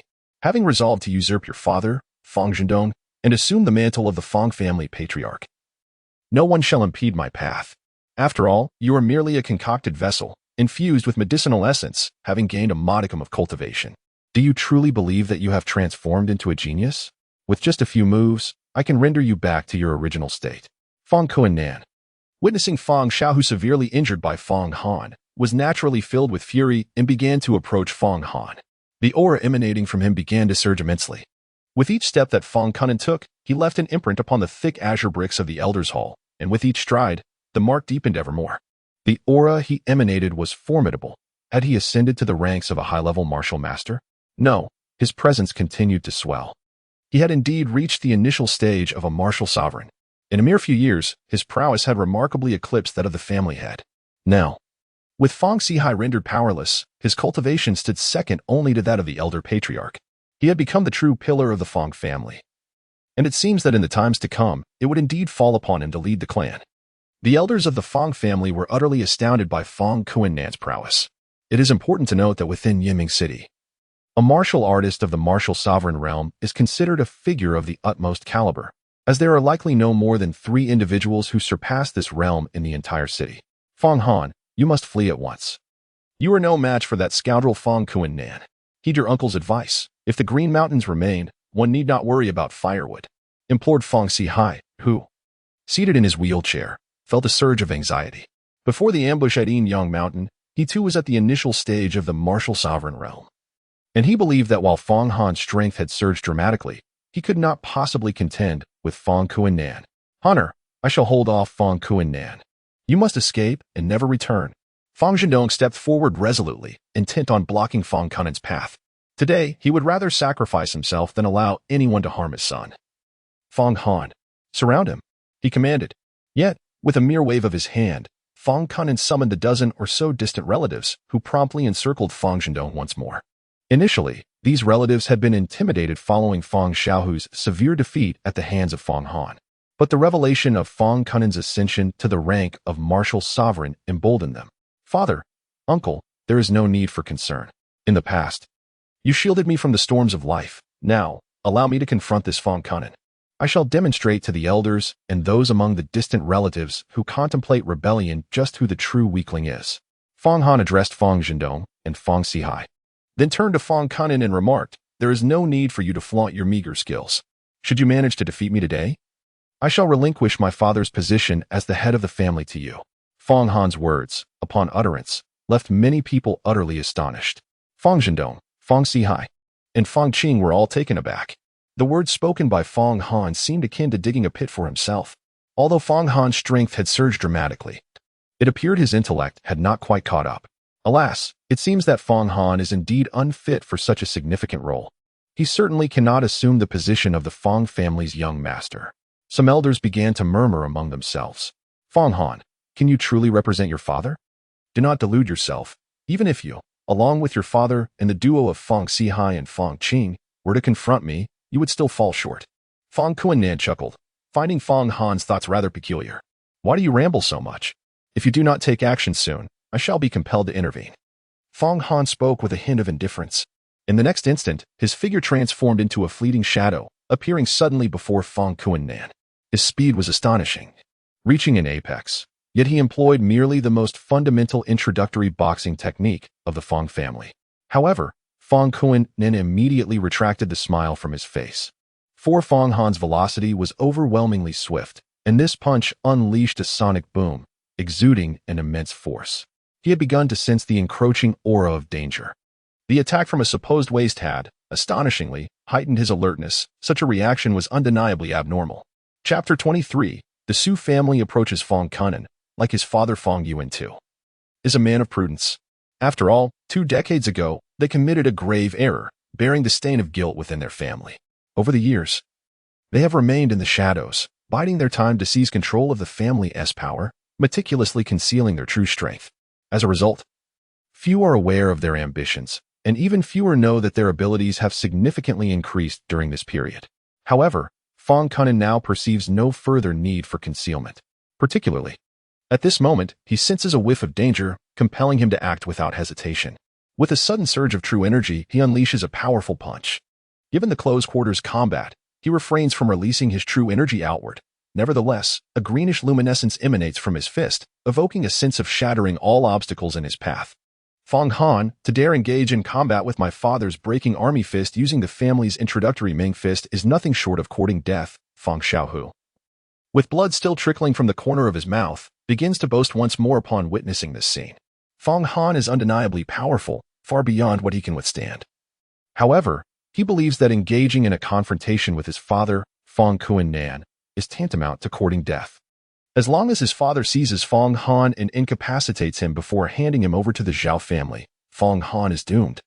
While he remains the family's foremost prodigy and the future heir of the Fong clan, the Mingquan, as its name suggests, is a martial art practiced by the younger generation of the family during their formative years. It is merely a rudimentary skill. In stark contrast, the Pajun Quan was crafted by the ancestors of the Fong family for the purpose of charging into battle. Once unleashed, it is a force to be reckoned with, renowned for its invincible prowess. Among the myriad of martial techniques within the Fong family, Pajun Quan is considered the pinnacle of mastery. However, its cultivation is exceedingly arduous, with only a handful within the clan ever achieving complete proficiency. At this moment, Fong Zhendong, Fong Sihai, and Fong Qing, along with others, observed this perilous scene with hearts heavy with worry and urgency. They contemplated rushing forward to rescue Fong Han, but the events unfolded too swiftly, leaving them in a state of despair, unable to act before Fong Han's fist clashed violently with Fong Qianqiu's. In an instant, everyone within the elder hall felt the ground tremble violently, as if the very earth were quaking. Many believed that even if Fong Han were not killed by Fong Qianqiu's strike, he would undoubtedly suffer severe injury. Yet, to their astonishment, following the thunderous impact, Fong Han stood resolute like an unyielding mountain, unmoved and unwavering. In stark contrast, Fong Qianqiu stumbled backward uncontrollably, reducing the ground beneath him to dust. This spectacle left all present in a state of shock, their eyes wide with disbelief and confusion. How could this be possible? Fong Han was merely a novice martial artist. Having only just begun his training, how could he repel a martial sovereign? His previous victory over Fong Pu was sufficient to demonstrate that he at least possessed the capabilities of a martial master. Yet, even at that level, such strength seemed implausible, especially since he was employing only the foundational Mingquan. Had Fong Han transcended the realm of prodigies to become a true genius? Was it merely that he had yet to awaken his full potential? In an instant, the elders of the Fong family began to murmur among themselves again. Previously, they had regarded Fong Xiaohu's ascension to the status of a novice martial master as the family's beacon of hope, holding high hopes and admiration for him. However, now they began to perceive that in comparison to Fong Han, Fong Xiaohu was like a slow horse next to a Qilin. Under the radiance of Fong Han, Fong Xiaohu appeared utterly diminished, akin to a firefly overshadowed by the brilliance of a full moon. What sorcery are you employing, Fong Han? Fong Xiaohu, incapacitated upon the ground, seethed with fury, his eyes wide and fixated upon Fong Han, as though he were preparing to devour him whole. Before he could complete his words, the strain from his injuries caused him to spew forth a mouthful of blood, the vivid crimson splattering upon the ground, creating a stark and unsettling contrast. The collateral descendants surrounding Fong Zhendong, upon witnessing this scene, began to feel a growing sense of trepidation. They were acutely aware that if Fong Han were indeed to vanquish Fong Qianqiu, their endeavor to force Fong Zhendong's abdication would culminate in utter failure, and they would inevitably face severe repercussions from their clan. The mere thought of the family's harsh, punitive measures drained the color from their faces, and their bodies involuntarily trembled in fear. Fong Han, upon hearing Fong Xiaohu's words, merely raised his head slightly, his gaze cold and tranquil, completely disinterested in offering a response. He stood there silently, his posture upright like a pine tree, exuding an aura of formidable strength. Fong Han, you have surprisingly attained the status of a high-level martial artist, having concealed your prowess so profoundly. However, I was merely underestimating you earlier.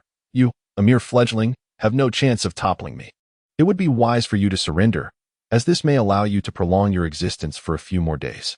Fong Qianqiu narrowed his eyes slightly, a flicker of malevolence passing through them. He remained haughty, as though Fong Han were merely an insignificant insect in his sight. Even though Fong Han displayed a modicum of strength at this moment, it could not alter the fate that was effortlessly crushed beneath his heel. There was no need for idle banter. If you possess any true skill, now is the time to reveal it, regardless of the tactics you employ. Today I shall teach you a lesson using the Fong family's mysterious fist. Fong Han's tone is remarkably tranquil, akin to a profound lake, undisturbed by ripples. What audacity! Fong Qianqiu's fury surged as he stepped forward with determination. Each stride seemed to send tremors through the ground beneath him, his aura swirling violently around him. He unleashed a barrage of lethal strikes from his breaking army fist, showcasing his formidable prowess as a novice martial sovereign, capable of manifesting his true energy externally. His essence coalesced into a multitude of colossal fists that roared through the air, converging upon Fong Han with an intent to utterly engulf him. At this moment, his immense strength was laid bare for all to witness. Break. Fong Han scarcely regarded Fong Kuan-Nan's assault, merely unleashing a few straightforward punches. However, as soon as Fong Kuan-Nan's formidable energy fists drew near, they were obliterated by a single blow from Fong Han. In an instant, the energy dispersed like sharp blades, emitting a piercing howl. The dozen or so individuals encircling Fong Zhendong bore several wounds, blood swiftly seeping forth and staining their garments. In a flurry, these individuals hastily evaded, plunging the Elder Hall into chaos. Fong Kuan-Nan was filled with both fury and astonishment. Yet, before he could launch another assault, Fong Han swiftly appeared, instantly closing the distance and delivering a powerful punch aimed at his head. Fong Kuan-Nan hastily launched a counterattack. However, he was utterly unable to withstand Fong Han's onslaught. Despite the flickering azure light emanating from his fists, he was forced to retreat repeatedly under Fong Han's relentless strikes, each step back causing him to shatter a thick slab of blue stone beneath his feet. This clearly illustrated the immense force of the assault he was enduring. True to his promise, Fong Han employed only the most fundamental of the Fong family's introductory martial arts, the Meng Fist. Each punch was delivered with simplicity yet unparalleled ferocity, exuding an aura of invincibility. The most ordinary Meng Fist, when executed by him, emanated a potency surpassing even the Fong family's revered martial art, the breaking army fist. In his hands, the Meng Fist took on a unique rhythm, almost as if it had been imbued with new life. In truth, the Meng Fist had transcended its original form, as Fong Han had made subtle modifications to its application, thereby amplifying its power. It was inconceivable that Fong Han could have repelled my father. He must be employing some form of dark sorcery. Fong Pohu slowly rose from the ground, yet he stood unsteadily, his body swaying. To his astonishment, he witnessed his father, Fong Kunan, unable to withstand Fong Han, leaving him utterly incredulous. At this moment, Fong Kunan was engulfed in profound agony. The ferocity of Fong Han's punches was unparalleled. Each strike carried the weight of 1,000 pounds, crashing in like tumultuous waves that relentlessly assaulted him. This force not only possessed immense impact, but also bore an uncanny quality that disrupted the flow of his internal energy, leaving his breath in disarray. He yearned to counterattack. Yet Fong Han's relentless barrage descended upon him like a tempest, leaving him no opportunity to seize. At this juncture, he found himself utterly subdued by Fong Han, compelled to adopt a defensive stance. As time elapsed, his predicament grew increasingly dire, his breath quickening, and his defensive maneuvers gradually slowed. Akin to a solitary vessel tossed upon the raging seas, perilously close to being engulfed by the ocean's depths. Just as Fong Kunan struggled to endure, Fong Han suddenly altered his approach. He moved with the swiftness of lightning, leaping high into the air to execute the final move of the Mengquan technique. The horse treads on the swallow, aiming directly at the crown of Fong Kunan's head. In that moment, Fong Han's eyes glimmered with a chilling intensity, as all his strength converged upon that one decisive kick, as if he intended to utterly shatter Fong Kunan. Upon witnessing this, Fong Kuan-Nan was taken aback, and hastily raised his hands in a posture reminiscent of lifting a heavy cauldron. His entire being surged with true essence, channeling it into his arms in an attempt to counter the formidable strike unleashed by Fong Han. Yet, that force surged forth with an overwhelming might, akin to a colossal mountain bearing down upon him. With a thunderous roar, it echoed through the Elder Hall, resembling the sound of a thunderclap. Fong Kuan-Nan felt an excruciating pain surge through his arms, as if they were on the brink of being severed. His legs weakened instantaneously, unable to bear the immense weight, and he collapsed to the ground. The force of his fall was so tremendous that it shattered the sturdy blue bricks of the Elder Hall, sending countless fragments scattering in all directions. Under the impact of this overwhelming force, his legs were also fractured, the sound of breaking bones resonating distinctly, while his face contorted in agony, releasing a piercing scream of despair. Fong Han leapt once more, his figure twisting gracefully in the air before he descended with another powerful kick. This strike bore an even greater force, as if intent on completely driving Fong Kuan-Nan into the depths of the dust. Fong Kuan-Nan had not yet managed to rise from the ground when he was struck again by this fatal blow. He found himself pinned to the earth, blood gushing from his mouth. The crimson liquid erupted like a fountain, instantly staining the ground before him, transforming the shattered blue bricks into a vivid scarlet hue. Fong Han inflicted a devastating blow upon Fong Kuan-nan in a manner that left everyone utterly astonished. It was, in essence, a one-sided massacre, with Fong Kuan-nan having little to no opportunity to retaliate against Fong Han. Fong Zhendong, Fong Sihai, and Fong Qing momentarily breathed a sigh of relief, while the elders of the Elder Hall, along with Fong Xiaohu and other collateral descendants, stood utterly dumbfounded. The defeat of a martial master by a martial sect practitioner was an unprecedented event. Fong Han's prowess was astonishing. It became evident that the Mingquan technique of the Fong family, when cultivated to its zenith, possessed such formidable lethality. I feel as though I have squandered 60 years of my life, only now realizing the breadth of true potential. A martial master not only contends against a martial sect but maintains a steady dominance. Fong Han has indeed transcended the ordinary class of prodigies, deserving the title of an extraordinary talent.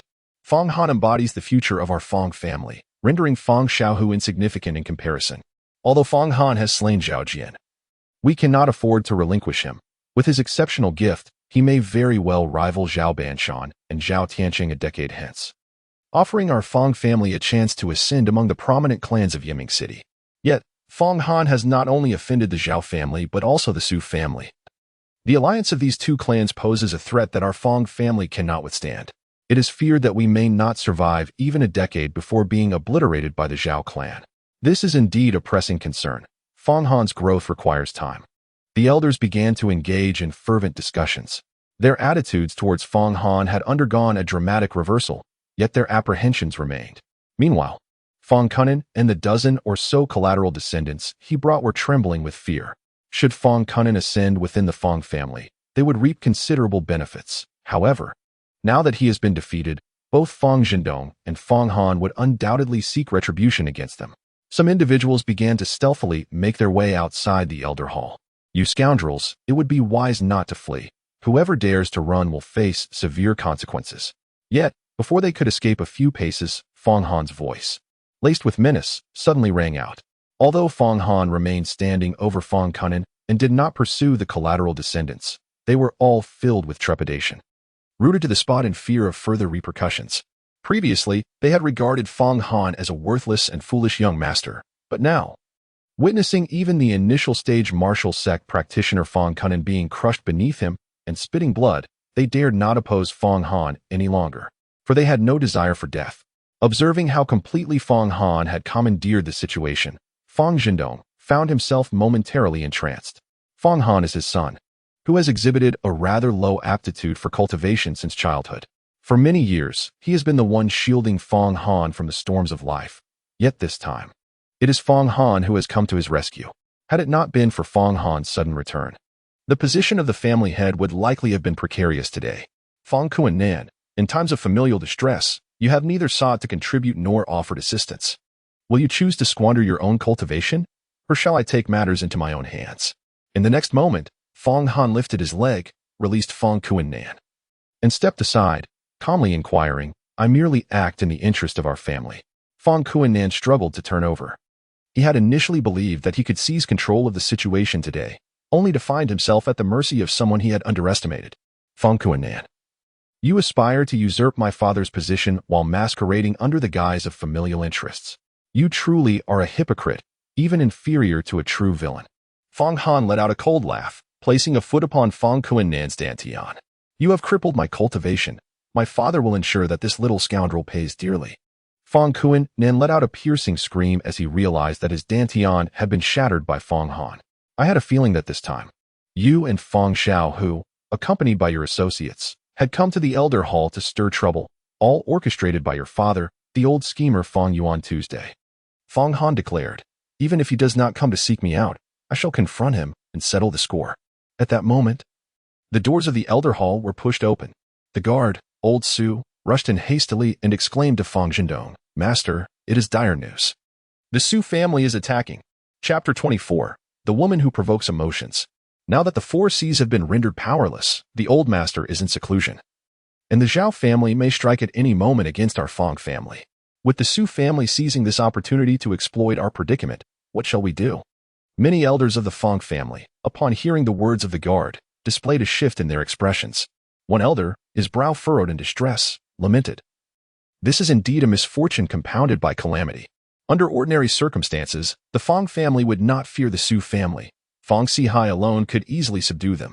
However, at this moment, the Su family has chosen to strike with force during the Fong family's period of greatest weakness, instilling a profound sense of pressure among them. The Su family is attacking? In their efforts to cure Su Qianqiu of her malevolent affliction, they feigned an intention to marry her to Fong Han, subsequently transforming him into a mere vessel for their concoctions. It should be we, the Fong family, who confront them. Yet how can they be so shameless as to invade our home? Exclaimed Elder Fong Hua, filled with indignation. He was in his 50s and possessed the cultivation of a senior martial artist. When Fong Han encountered him, he had to address him as Uncle Hua. Fong Hua, among the younger generation of the Fong family, is notably supportive of Fong Zhendong. Previously, some elders were swayed by Fong Kuinan's instigation, causing them to waver in their convictions. Yet he has remained non-committal. He has been observing the situation, keen to discern what further schemes Fong Kuinan might have in store. Like Fong Han, he is aware that today's actions of Fong Kuinan are likely orchestrated by that old schemer, Fong Yuantu. Uncle Hua, you may not yet be aware, but the Su family has long colluded with the Zhao family. My feigned folly is the result of a poison administered by Zhao Jian's sister, Zhao Zi. Furthermore, Zhao Jian sought to become engaged to Su Qianqiu even before I publicly annulled my ties with her, a blatant affront to both myself and the Fong family. Fong Han immediately declared, I severed one of Su Qianqiu's hands and demanded that the Su family return tenfold the betrothal gifts within 3 days, as well as publicly apologize to the Fong family. Furthermore, they must provide a monthly tribute of 100,000 taels of silver and 10 body refinement pills. At that time, Su Qianqiu swore an oath to comply, which is why I spared her. Since the Su family remains obstinate, I shall impart them another lesson to awaken their senses. Fong Han, you are now the pride of our Fong family, and in the future, you shall undoubtedly regard the Su and Zhao families with disdain. However, you have yet to fully mature. Thus, heed the counsel of your father and uncle. Depart at once. For as long as you remain, our Fong family shall endure. Elder Fong Hua swiftly remarked, you should exit through the back door. We will hold off the Su family for you. Fong Han, are you not quite formidable? Then why do you flee? You have incapacitated me. Yet you have incurred the wrath of both the Su and Zhao families. Your fate shall undoubtedly be far more tragic than mine. Upon hearing Elder Fong Hua's words, Fong Kunan couldn't help but let out a cold laugh. His dantian had been rendered useless by Fong Han, leaving him in a dire state. However, the thought of witnessing Fong Han suffering even more than he did brought him a sense of solace. Why should I flee? Fong Han scoffed, you and your son, Fong Xiaohu, wish to witness the spectacle, do you? Very well, I shall show you the commotion. With that, he strode purposefully towards Fong Xiaohu. What do you intend to do? Fong Xiaohu sensed an ominous turn of events and was filled with dread, staggering backward unsteadily. His injuries were severe, with numerous bones fractured, making it exceedingly difficult for him to stand. How could he possibly summon the courage to confront Fong Han? Fong Han remained silent as he approached Fong Xiaohu, suddenly delivering a powerful punch to Fong Xiaohu's dantian. However, this strike merely sent Fong Xiaohu sprawling to the ground, without propelling him through the air. For Fong Han had employed a penetrating force in his blow. Fong Xiaohu collapsed to the ground, suddenly feeling an uncontrollable surge of vital energy dissipating within him. Have you destroyed my dantian? My cultivation? Fong Xiaohu cried out in anguish, blood spewing from his mouth. For a cultivator, having their dantian rendered useless signifies utter ruin. Just a moment ago, he and his father, Fong Kunan, brimmed with ambition to revolt and seize power, deriding Fong Han as a worthless fool. Now, they found themselves reduced to mere remnants and lifeless wretches. The dozen or so collateral descendants, witnessing Fong Han's merciless actions, fell silent, gripped by fear. They felt relieved not to have fled earlier. Otherwise, they too would have met the same fate as Fong Kunan and Fong Xiaohu. Yet, they remained apprehensive that Fong Han might seek retribution in the future, uncertain of what awaited them. I am a person of my word. When I declare that I will incapacitate you, I shall indeed do so without taking your lives. However, you have severely damaged the Elder Hall, and the repercussions are significant. Once your injuries have healed, you and your father must promptly restore the damaged blue bricks of the Elder Hall. Fong Han cast a glance at Fong Xiaohu and Fong Kunan, then commanded his guard, Old Su, take these two fools outside and let them witness how I discipline the incompetent members of the Su family. Yes, young master. Although old Su's cultivation was not high, he was astute and had already grasped the situation. Fong Han, do not be overly oppressive. Fong Kuan immediately erupted in anger.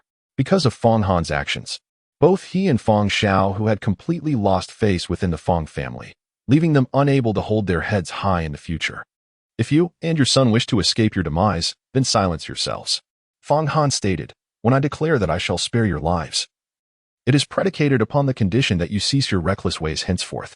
Fong Kunan and Fong Xiaohu immediately fell silent. It is better to endure a life of misery than to face the king of hell. Although they had become true burdens, they were loath to meet their doom. Soon, Fong Han boldly stepped out of the elders' hall, while Lao Su grasped each of them by their legs, dragging them along like two lifeless dogs, trailing behind Fong Han. Fong Zhendong, Fong Sihai, Fong Qing, along with the elders of the elder hall and the collateral descendants brought by Fong Kunan, all followed suit and exited. The Fong and Su families, once bound by a century-long friendship, shared a relationship akin to that of kin.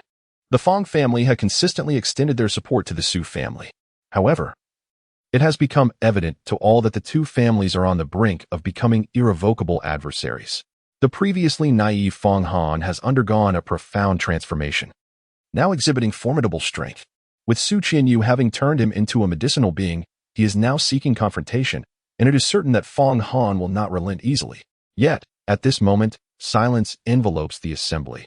The ability of the Fong family to withstand the pressure from the Su family rests solely on Fong Han. In a remarkably brief period, Fong Han has emerged as the pivotal figure determining the fate of the Fong family. Fong Zhendong, Fong Sihai, and Fong Qing gazed at Fong Han's retreating figure, feeling a sense of bewilderment. They perceived that Fong Han was utterly transformed, as if he had become an entirely different individual. Fong Han, you rascal, come forth. You dare to harm my niece, Su Qianqiu. You must provide the Su family with an explanation. If you choose to hide, I shall obliterate your Fong clan. Suddenly, a thunderous voice erupted as they exited the elder hall. A middle-aged man with a robust beard, accompanied by over 20 formidable experts, burst into the scene. This bearded man was none other than Su Qianqiu's uncle, Su Yuanwu. Though the Su family's strength was originally inferior to that of the Fong family, rendering them a somewhat inconsequential clan, the Fong family, being a third-rate family in Yinming City, boasted the presence of the venerable patriarch Fong Gaoang and the martial sect master Fong Sihai. In stark contrast, the Su family lacked even a single martial sect master. The older generation of the Su family consisted of individuals of mediocre talent, with no remarkable figures among them. The only high-ranking martial artist was the former patriarch. Unfortunately, when this patriarch attempted to break through to the martial sect level, he encountered a mishap and perished shortly thereafter. Consequently, the Su family fell into a state of decline. It was not until a decade after the patriarch's demise that the younger generation, brothers Su Yuanda and Su Yuanwu, ascended to the ranks of high-level martial artists, slightly improving the Su family's circumstances. Su Yuanda, being Su Qianqiu's father and the current head of the Su family, harbored ambitions and invested heavily in hiring 2 guest elders to bolster the clan's strength. These twin brothers, known as the Black and White Double Killers, were around 60 years old and both possessed high-level martial prowess. In this endeavor to capture Fong Han, the Su family mobilized nearly all their elite fighters. Leading the charge was Su Yuanwu, accompanied by his daughter Su Ai, and bolstered by the formidable presence of the Black and White Double Killers. With the exception of the patriarch, Su Yuanda, virtually all of the Su family's capable fighters had assembled. However, Fong Han was aware of a hidden expert within the Su family, Su Qianqiu's mother, Ouyang Yan, a revered elder of the Hahuan sect, who had likely surpassed the martial sect realm. She was undoubtedly one of the most formidable figures in Yinming City. Fong Han walked at the forefront, inevitably encountering the menacing figures of the Su family. Su Yuanwu's daughter, Su Ai, brandished a long knife stained with blood. It was evident that the guards of the Fong family ancestral residence had thwarted the Su family's advance, yet Su Ai had managed to inflict injuries upon them. At merely 19 years of age, Su Ai possessed a tall and alluring figure, radiating a captivating charm that stirred impulses in men. Within the realm of Yinming City, she was already regarded as a prodigy among the younger generation, having attained the status of a novice martial artist at such a tender age. I shall provide the Su family with an explanation. Very well. Today, I shall deliver that explanation. Fong Han stood resolutely before the members of the Su family, his gaze glimmering with a chilling intensity as he spoke softly, 3 nights ago, I intended to end the life of that wicked woman, Qianqiu. However, she fell to her knees before me, pleading desperately, promising to return tenfold the betrothal gifts my Fong family had bestowed upon her, and to offer tribute to my family monthly, vowing to serve us as a slave for generations to come. Considering the long-standing friendship between our families, I granted her a chance for redemption.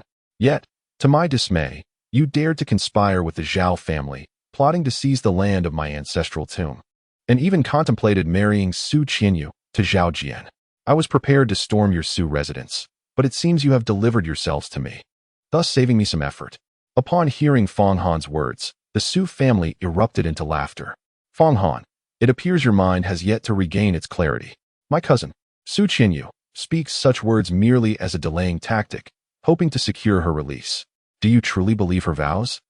Since you are aware of the alliance between my Su family and the Zhao family, one of the 3 prominent families of Yinming City, and that a union is imminent, why do you not kneel and apologize at once, urging your father to compensate my Su family? The audacious Su Ai, brandishing a bloody long knife, pointed it defiantly at Fong Han. Su Ai, did you inflict harm upon my Fong family's guardian? Fong Han cast a glance at the voluptuous woman, a fleeting glimmer of murderous intent flashing in his eyes. He was acquainted with her from before. However, after 3 years of foolishness, he had not seen Su Ai. To his astonishment, she had transformed into such a captivating and alluring figure. Indeed, the guards of the Fong family are mere warriors, significantly lacking in strength. I have already severed their tendons, rendering them powerless, Su Ai declared with a triumphant smile. You have harmed members of the Fong family, and thus, you shall remain here as a servant to atone for your sins. Fong Han spoke softly. Initially, he intended to eliminate this woman. Yet he suddenly realized that she was an exceedingly rare 9-colored demon body. The 9-colored demon body is exceptionally unique. It can be said that among men, the pure Yang Saint body serves as a natural alchemical cauldron. Fong Han himself embodies this, albeit as a latent pure Yang Saint body, making it difficult for others to discern. Conversely, among women, the natural alchemical cauldron is represented by the 9-colored demon body. Although the concept of the 9-colored demon body may not exist in the realm of Qianqiu in his past life on Tung Long Star, such women were indeed present. Once, a cultivator at the martial sect level conquered a woman with a 9-colored demon body, and 1 year later, he directly ascended to the foundation establishment stage, thereby leaping into greatness. It can be said that acquiring a woman of such caliber could equate to at least 10 years of arduous cultivation. Had this been Tung Long Star, Su Ai would have likely been fervently sought after by several dominant figures, but in the realm of Qianqiu, particularly in Yinming City of Tianyuan County in the Yinlong Kingdom, she could merely be regarded as possessing some potential. However, Fong Han's keen insight allowed him to perceive the extraordinary nature of this woman at a mere glance. Generally speaking, female cultivators who serve as alchemical cauldrons for men are typically drained within a fortnight, but the 9-colored demon body is akin to a sovereign among female cultivators, capable of enduring for at least a year. Such a woman can, while cultivating alongside her partner, transfer her remarkably pure true essence or true qi to the other.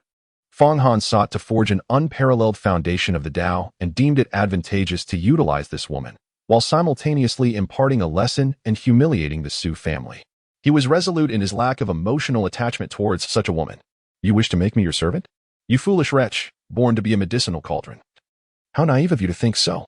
Su Ai, filled with rage, retorted, you severed my cousin Qianqiu's hand. Now, I shall sever your limbs and transform you into a grotesque figure. Regardless, your transformation into such a being will not hinder your duty as my cousin's medicinal cauldron. With that, she brandished a bloodied long knife, launching it towards Fong Han. She employed the Su family's blood shadow blade technique. The moment she struck, her knife shimmered with a crimson glow, evoking an overwhelming heat. This weapon was no ordinary tool, it was a magical artifact. Although its rank was modest, it underscored the Su family's regard for Su Ai, for magical artifacts held significant value within their clan. As Su Ai acted, Fong Han responded instantaneously, unleashing the 8 desolate fists to collide directly with her long knife. This fool dared to confront Miss Ai's moonlight blade with mere fists. Was he courting punishment? Indeed. Miss Ai's moonlight blade could slice through steel with ease, albeit being a low-tier magical artifact. The Su family's experts laughed even louder. seemingly convinced that Fong Han's fist would soon be severed by her blade. What they failed to perceive, however, was the faint glimmer of golden light that flickered around Fong Han's fist. Yet, this time, no one from the Fong family harbored any concern that Fong Han would be defeated. Fong Han had previously incapacitated Fong Qianqiu, a recently ascended martial sovereign. How could he possibly be defeated by a mere novice martial master? In the fleeting moment when fists and blade were destined to collide, Fong Han's movement was enigmatic. He swiftly shifted his position, evading the lethal edge of Su Ai's moonlight blade. His fist struck the blade's surface with tremendous force. Boom! The moonlight blade bent like a bow under the impact, and Su Ai felt an overwhelming power surge from the blade to the hilt, causing her to bleed from her palm. She could no longer maintain her grip on the weapon, and the moonlight blade shot forth like a projectile. Chapter 25. Like whales drinking water, although Fong Han remains at the realm of a high-level martial artist, his mastery over force has reached an extraordinary level. After Su Ai released the moonlight blade, it did not carelessly veer off but instead flew precisely towards the group of Su family experts. In a breathtaking display, the blade, soaring at remarkable speed, flawlessly grazed the neck of one adept. The razor-sharp edge, capable of slicing through iron as though it were mere tofu, met no resistance. A living head was severed from its body in an instant, soaring into the air. Blood erupted like a torrent of crimson, splattering freely against the sky. And in the sunlight, the sanguine mist shimmered with a chilling brilliance. The metallic scent of blood rapidly enveloped the area, filling the nostrils of all present with its acrid aroma. What was even more terrifying was that the already bent moonlight blade, having been wielded with formidable strength by Fong Han, did not cease its carnage after the initial slaughter. It seemed possessed by a malevolent spirit, tracing an eerie arc in the air before spiraling once more, infused with an even greater intent to kill, charging toward the remaining Su family masters like an unbridled arrow. It resembled a scythe of death emerging from the abyss, mercilessly reaping lives with each swing. Each strike was accompanied by another head soaring skyward, rendering the scene akin to a hellish purgatory, where life appeared utterly fragile in its presence. The Su family's elite, seasoned by countless battles, quickly recovered from their initial terror, attempting to evade the lethal scimitar. Some moved with lightning speed, darting left and right, while others employed intricate defensive techniques, conjuring seemingly unassailable barriers before them. A few, relying on their agility, leapt high in an effort to evade the fatal blow. Yet, the speed of the moonlight blade transcended imagination. It left behind only a fleeting blur in the air, making it impossible for the masters to discern its true trajectory, and their bodies were unable to execute the most effective defensive maneuvers in time. Despite their utmost efforts, they could only watch in despair as death approached inexorably. A profound sense of helplessness and dread indelibly etched into their hearts. Thus, amidst the bloodshed and wails of agony, 5 individuals fell victim to the terrifying scimitar in swift succession. Only then did the cold blade seem to fulfill its gruesome mission, clattering heavily to the ground. Meanwhile, the 5 severed heads had flown far away, rolling and bouncing before gradually coming to a halt. Strangely, the headless corpses did not collapse as one might expect. They remained eerily upright, as though supported by some mysterious force, resembling terrifying statues stripped of their souls. From their hollow necks, blood flowed like a gentle stream, staining the earth beneath them a blinding crimson. This grotesque and bloody spectacle was something neither the seasoned warriors of the Su family nor the battle-hardened elites of the Fong family had ever witnessed. Although they had each experienced countless acts of violence in this brutal martial world, the bizarre and horrifying manner of this slaughter was truly unprecedented in their lifetimes. Fong Qianqiu and Fong Xiaohu were cast to the ground by Old Su, their eyes widening in disbelief as they witnessed Fong Han effortlessly vanquish 5 formidable experts from the Su family. Their astonishment only deepened, particularly for Fong Qianqiu, a budding martial sovereign who had been rendered powerless by Fong Han. He recognized that the current Fong Han was no longer a mere wastrel, but a prodigious talent, a paragon of excellence, rendering the Su family's members utterly inadequate to contend with him. Do you dare to slay members of the Su family? Su Ai, disregarding the blood staining her hands, surged forward in a fit of rage toward Fong Han. With a swift and graceful motion reminiscent of drifting willow catkins, she aimed directly at Fong Han's throat. In her perception, the demise of those 5 individuals was partially attributable to her, for they had effectively perished beneath the blade of her moonlight knife. What significance did it hold to slay a few of your Su family members? Had I not intended to make you a servant in my Fong family, you would have already met your end at the hands of the King of Hell. Fong Han deftly evaded Su Ai's strike and, in an instant, launched his own counterattack. His movements were so swift that none of the onlookers could discern how he executed his technique. In that fleeting moment, they were left in awe. Witnessing the once formidable Su Ai, who seemed intent on devouring Fong Han alive, collapsed limply to the ground. The fury and hatred that had sparkled in her eyes faded instantly, as if her very soul had been extracted, leaving her bereft of all combat prowess. How could this be? I cannot possibly be outmatched by this fool. Su Ai was utterly bewildered, her mind devoid. She sat on the ground, her gaze vacant and devoid of spirit, engulfed in a state of desolation. She had initially believed that her prowess would easily ensnare Fong Han, but after merely 2 exchanges, her moonlight blade had been bent by him, and she had been incapacitated. In addition, Fong Han had effortlessly dispatched 5 of the Su family's elite warriors, each a novice martial artist and a crucial pillar of their strength. It was not just Su Ai who was taken aback. The majority of the Su family's experts were equally shaken, with some of the younger warriors contemplating escape. Sensing the looming threat of death, they were all too familiar with Fong Han's reputation as a fool and a waste. Just months prior, the family head, Su Yuanda, had proposed the marriage of Su Qianqiu to Fong Han, a decision that had left them all perplexed, akin to adorning a flower with dung. Only 3 nights ago, Su Qianqiu returned home bearing a bloodied, severed arm, revealing to the Su family that her marriage to Fong Han was merely a means to utilize him as a vessel for curing her affliction. They also learned of the alliance between the Su family and the Zhao family, one of the 3 prominent clans in Yiming City, orchestrated with the intent of ousting Fong Sihai from his position and expelling him from the Demon Suppression Division. Believing the Fong family to pose little threat, they, led by Fong Yuanwu, charged confidently to capture Fong Han. Yet now, it was Fong Han alone who quelled their advance. Not a single member of the younger generation dared to challenge him, as Su Ai was regarded as the strongest among them. With her so effortlessly defeated, any confrontation with Fong Han would be tantamount to courting death. Even Fong Yuanwu and the 2 esteemed guest elders of the Fong family, the Black and White twins, were greatly alarmed. The young master is truly formidable. Elder Fong Hua, filled with exhilaration, could not contain his excitement. He felt that the Su family was overly aggressive, and Fong Han's assertiveness had decisively quelled their demeanor, providing him with immense satisfaction. Even the collateral relatives believed that Fong Han's performance qualified him to be the heir of the Fong family, as he indeed surpassed Fong Xiaohu by a considerable margin. Su Yuanwu, your Su family is nothing but ingrates. For a century, our Fong family has offered you assistance. Yet you have long set your sights on my son Fong Han, plotting against him. Now, you dare to provoke us? The family head, Fong Zhendong, stepped forward and addressed Fong Yuanwu, stating, according to the agreement made by Su Qianqiu with my son, if she fails to return the betrothal gifts tenfold and provide tributes to our Fong family monthly, I shall undoubtedly lead my men to raze your Su family to the ground.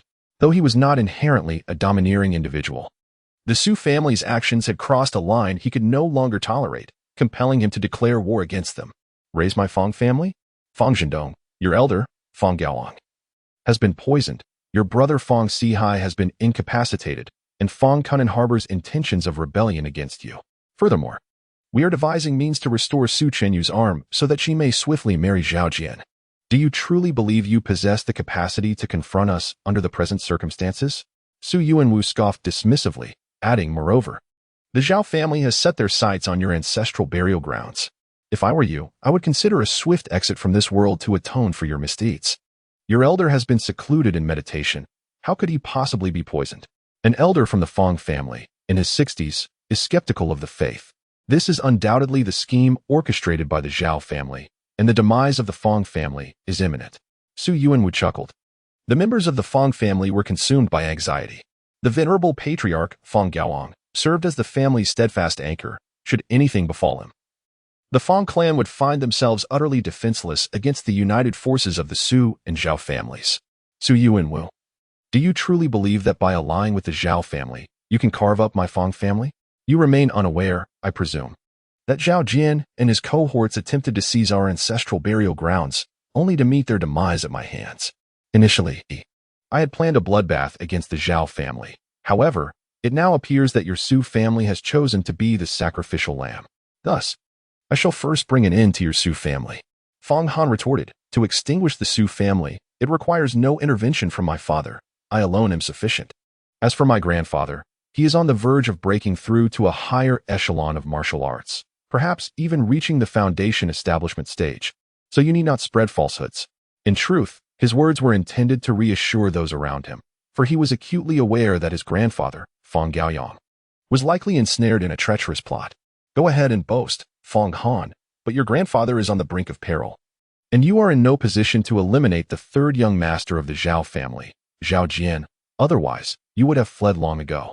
Fong Yuanwu let out a sinister chuckle, then clasped his hands in homage to the two esteemed guests of the Su family, the notorious black and white duo.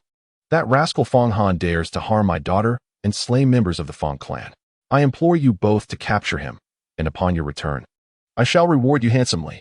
He assisted his daughter Su Ai to her feet, retreating a few paces to allow the black and white duo to take center stage.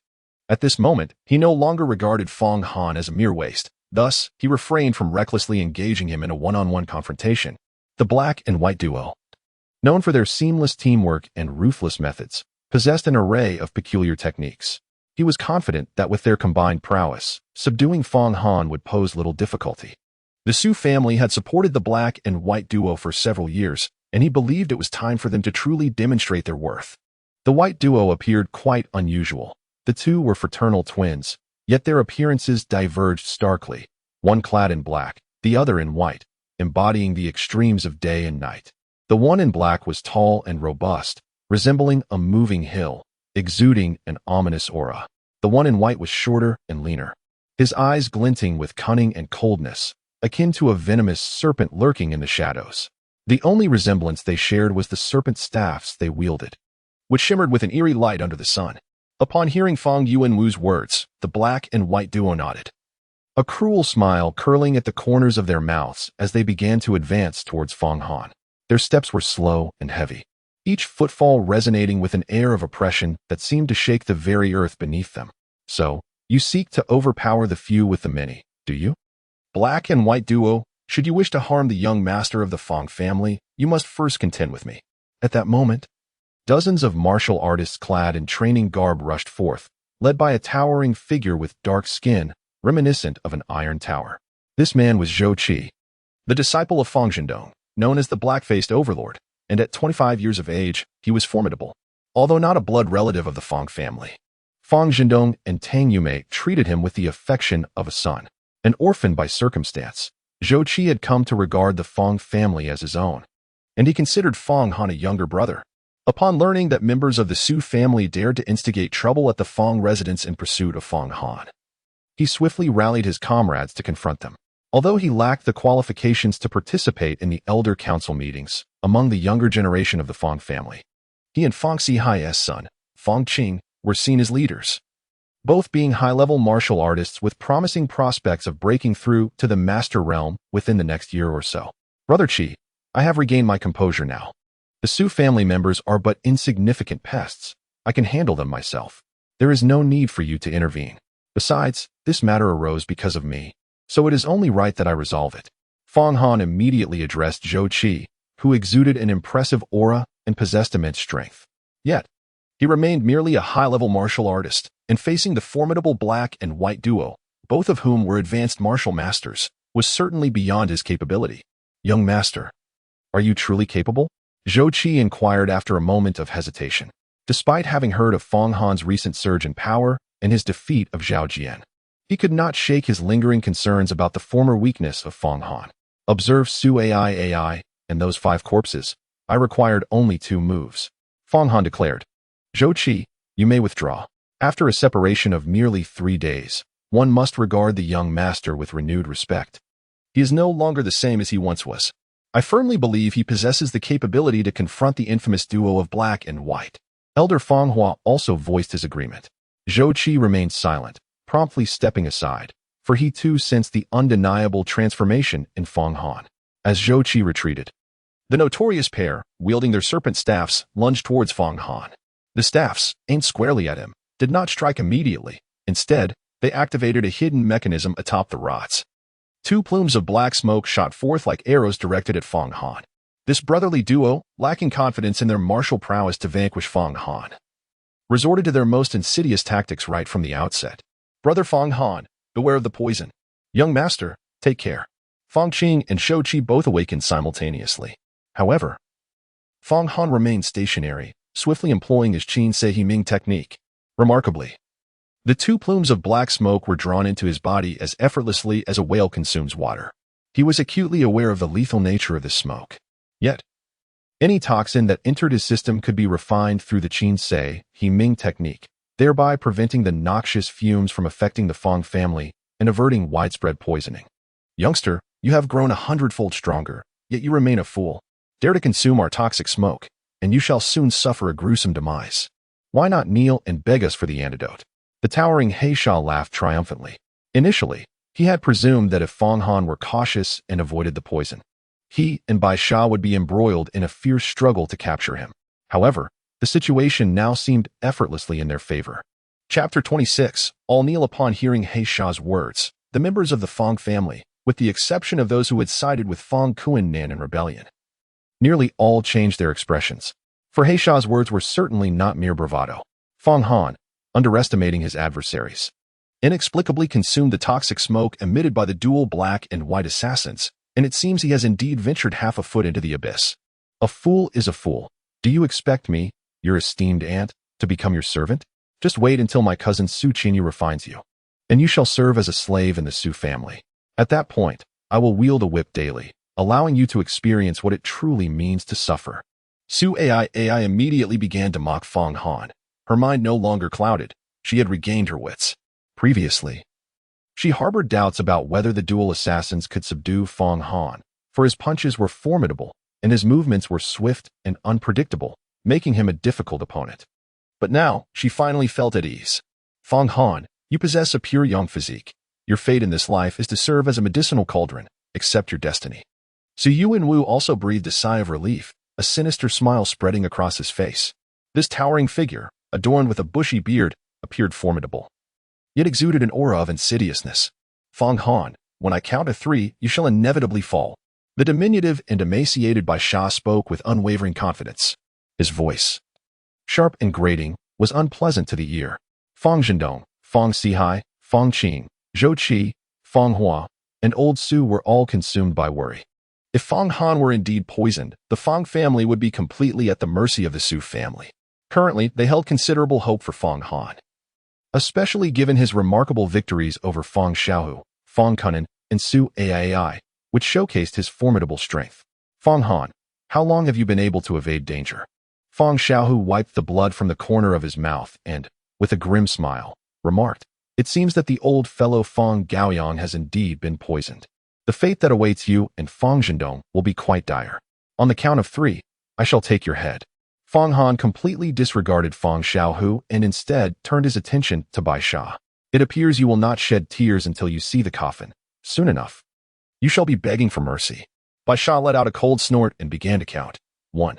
Simultaneously, he tightened his grip on the serpent staff, bracing himself against a potential assault from Fang Han, who, despite having just been poisoned, still possessed a fleeting yet formidable strength.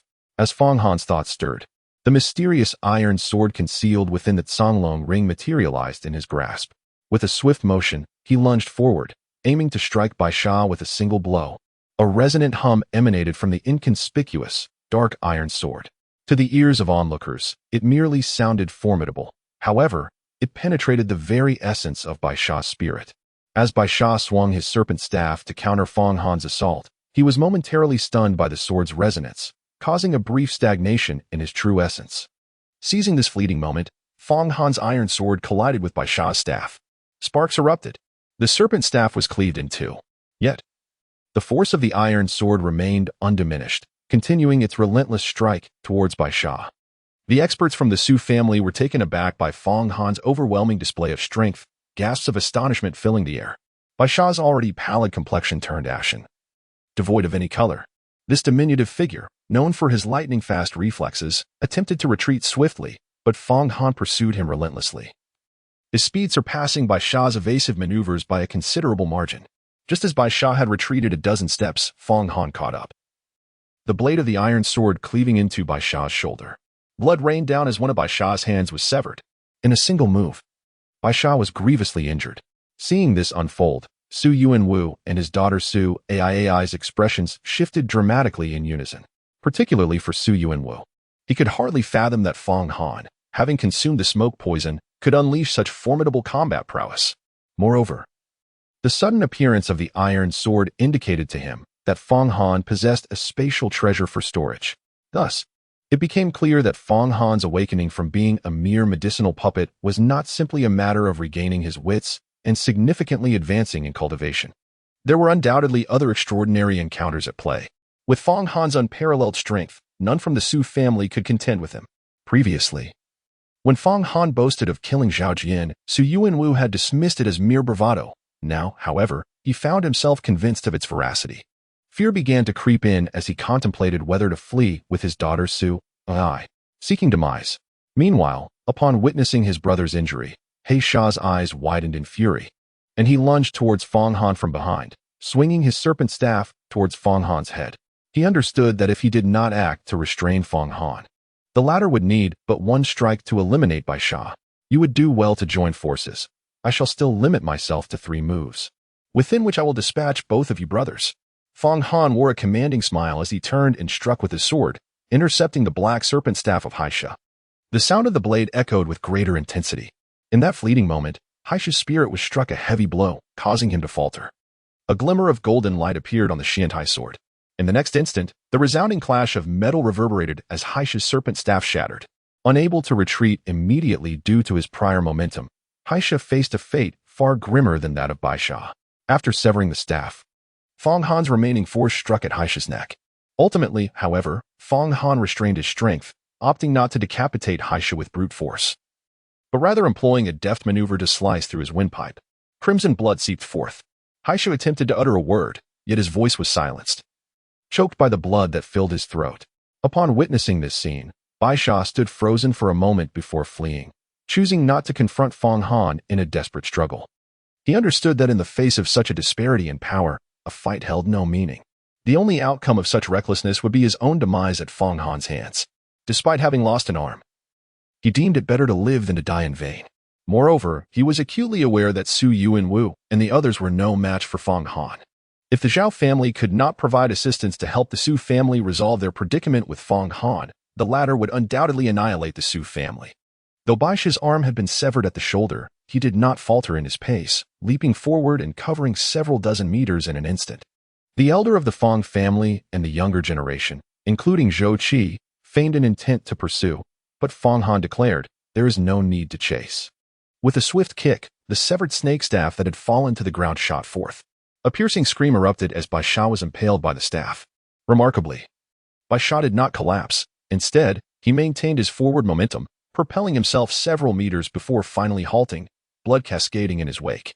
Slowly, he turned a glance at Fang Han, then cast a look at the gushing blood from the throat of Haisha, before succumbing to the ground with an air of reluctance. The vitality within Haisha rapidly diminished. The 2 brothers were on the brink of death. They could not fathom how Fang Han, having consumed the toxic smoke, remained unscathed.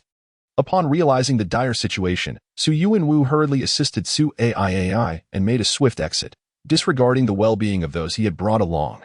The elite members of the Su family, witnessing the retreat of Su Yuanwu and Su Ai, instinctively prepared to flee as well. But escaping would not be so simple. The father and daughter duo were soon intercepted by Fang Han. Fang Han brandished the Qianqiu sword, declaring, whoever dares to flee shall meet their demise. Young Master Fang, we were compelled here by Fang Yuanwu. We bear no ill will towards you or the Fang family. I implore you, grant us a chance to escape. Pleaded the masters of the Su family, their spirits utterly crushed. Chapter 27. Deliver this woman to my chamber. The members of the Fang family, upon witnessing the Su family kneeling, felt a sense of vindication, with the exception of Fang Kuinan and his son Fang Xiaohu. Even those from the collateral branches who had followed Fang Kuinan in rebellion now regarded Fang Han as an individual of unfathomable strength. They believed that not only the Su family but even the Zhao family might struggle to subdue him. Previously, they thought Fang Han's return after slaying Zhao Jian was a sign of lingering madness. However, they now recognized his formidable prowess and regretted their allegiance to Fang Kuinan's insurrection. Although they belonged to the collateral lines, the family head, Fang Zhendong, had always treated them fairly well. Now, having taken a step that would lead to eternal remorse. They began to harbor resentment towards Fang Kuinan and Fang Xiaohu. Had it not been for the instigation of this father and son duo, they would not have committed such acts. How can you spineless cowards kneel before a fool? He is poisoned by the notorious black and white twin demons and will soon meet his end. Su Yuanwu, witnessing his entourage kneeling before Fang Han, was nearly overcome with rage. This was not a quest to reclaim Su Qianqiu's honor, but rather an affront to his dignity. Moreover, the two most formidable guests of the Su family, the black and white twin demons, had been vanquished by Fang Han in merely 3 moves. Fang Han should have perished moments ago, yet here he stood unscathed. Second Master, you and your daughter are ready to flee, yet expect us to confront Fang Han? How can you expect to command respect in doing so? A young expert from the Su family, kneeling, expressed his dissatisfaction. Su Yuanwu, typically a loquacious individual, found himself at a loss for words in that moment. You truly lack shame. Even your own nephews find your actions intolerable. Fang Han slowly approached Su Yuanwu. What do you intend to do? Su Yuanwu trembled with fear. He now realized that Fang Han was a formidable adversary. If he were to engage in combat, he would likely falter after just a few exchanges. I am not one to revel in bloodshed. Those who kneel before me today shall be spared. I shall merely strip them of their cultivation. Su Yuanwu, Su Aii, if you wish to preserve your lives, you too must bow before me. Fang Han spoke softly. With a slight tremor of his arm, the black iron sword in his grasp emitted a resonant sound. The experts from the Su family, upon hearing the sound of the sword, grew increasingly fearful, prostrating themselves on the ground, paralyzed with trepidation. Under ordinary circumstances, should anyone attempt to cripple their cultivation, they would undoubtedly fight to the death. However, at this moment, none dared to resist, for they understood that engaging in combat with Fang Han was akin to courting death. Should their cultivation be rendered null, they would indeed become true useless beings. Yet, they believed that a life, however miserable, was preferable to death. In the current predicament, salvaging their lives had become their greatest luxury. Fang Han, my Su family is already allied with the Zhao family. Do you dare to force me to kneel? Su Yuanwu uttered, his tone a blend of menace and inner weakness. Kneeling or not is your prerogative. However, my patience is not boundless. Fang Han spoke softly, his aura exuding an overwhelming sense of murderous intent that enveloped Su Yuanwu and Su Ai entirely. This was only because the father and daughter were merely accomplices and not the masterminds behind his transformation into a pill artisan. Otherwise, he would have long since eliminated them all. Fang Han, do not take my life. The fault lies with my Su family this time. If you spare me, if you do not cripple or kill me, I shall have Su Ai become your concubine, serving you dutifully. After all, my daughter is quite the beauty. Su Ai did not wish to kneel. She had believed her father, Su Yuanwu, would present himself as a tough man before Fang Han. However, to her astonishment, she heard a thud as Su Yuanwu immediately knelt before Fang Han. Brother Fang Han, how imposing. The Su family truly deserves a lesson. Upon witnessing Su Yuanwu kneel, Fang Qing and Shou Qi erupted into loud exclamations, urging him to continue in submission. Noticing that Su Ai remained standing, Su Yuanwu hastily tugged at her garment, anxiously imploring her to kneel as well. Reluctantly, Su Ai complied, though her heart was in turmoil, pondering whether she was truly destined to become a concubine for Fang Han.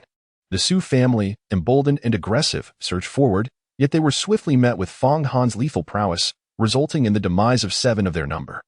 The remaining members found themselves prostrated before him, a spectacle that left the elders and descendants of the Fang family in utter astonishment. They collectively perceived that the Fang family had, from that moment forth, rekindled hope in Yiming City. Anyone who dared to oppress the Fang family would find it a formidable endeavor. To become my concubine? Surely, you jest. The women of the Su family are treacherous and venomous. Their oaths no more than empty wind. What merit do they possess to serve as my concubine? Fang Han gazed at Su Yuanwu, as though he were a fool.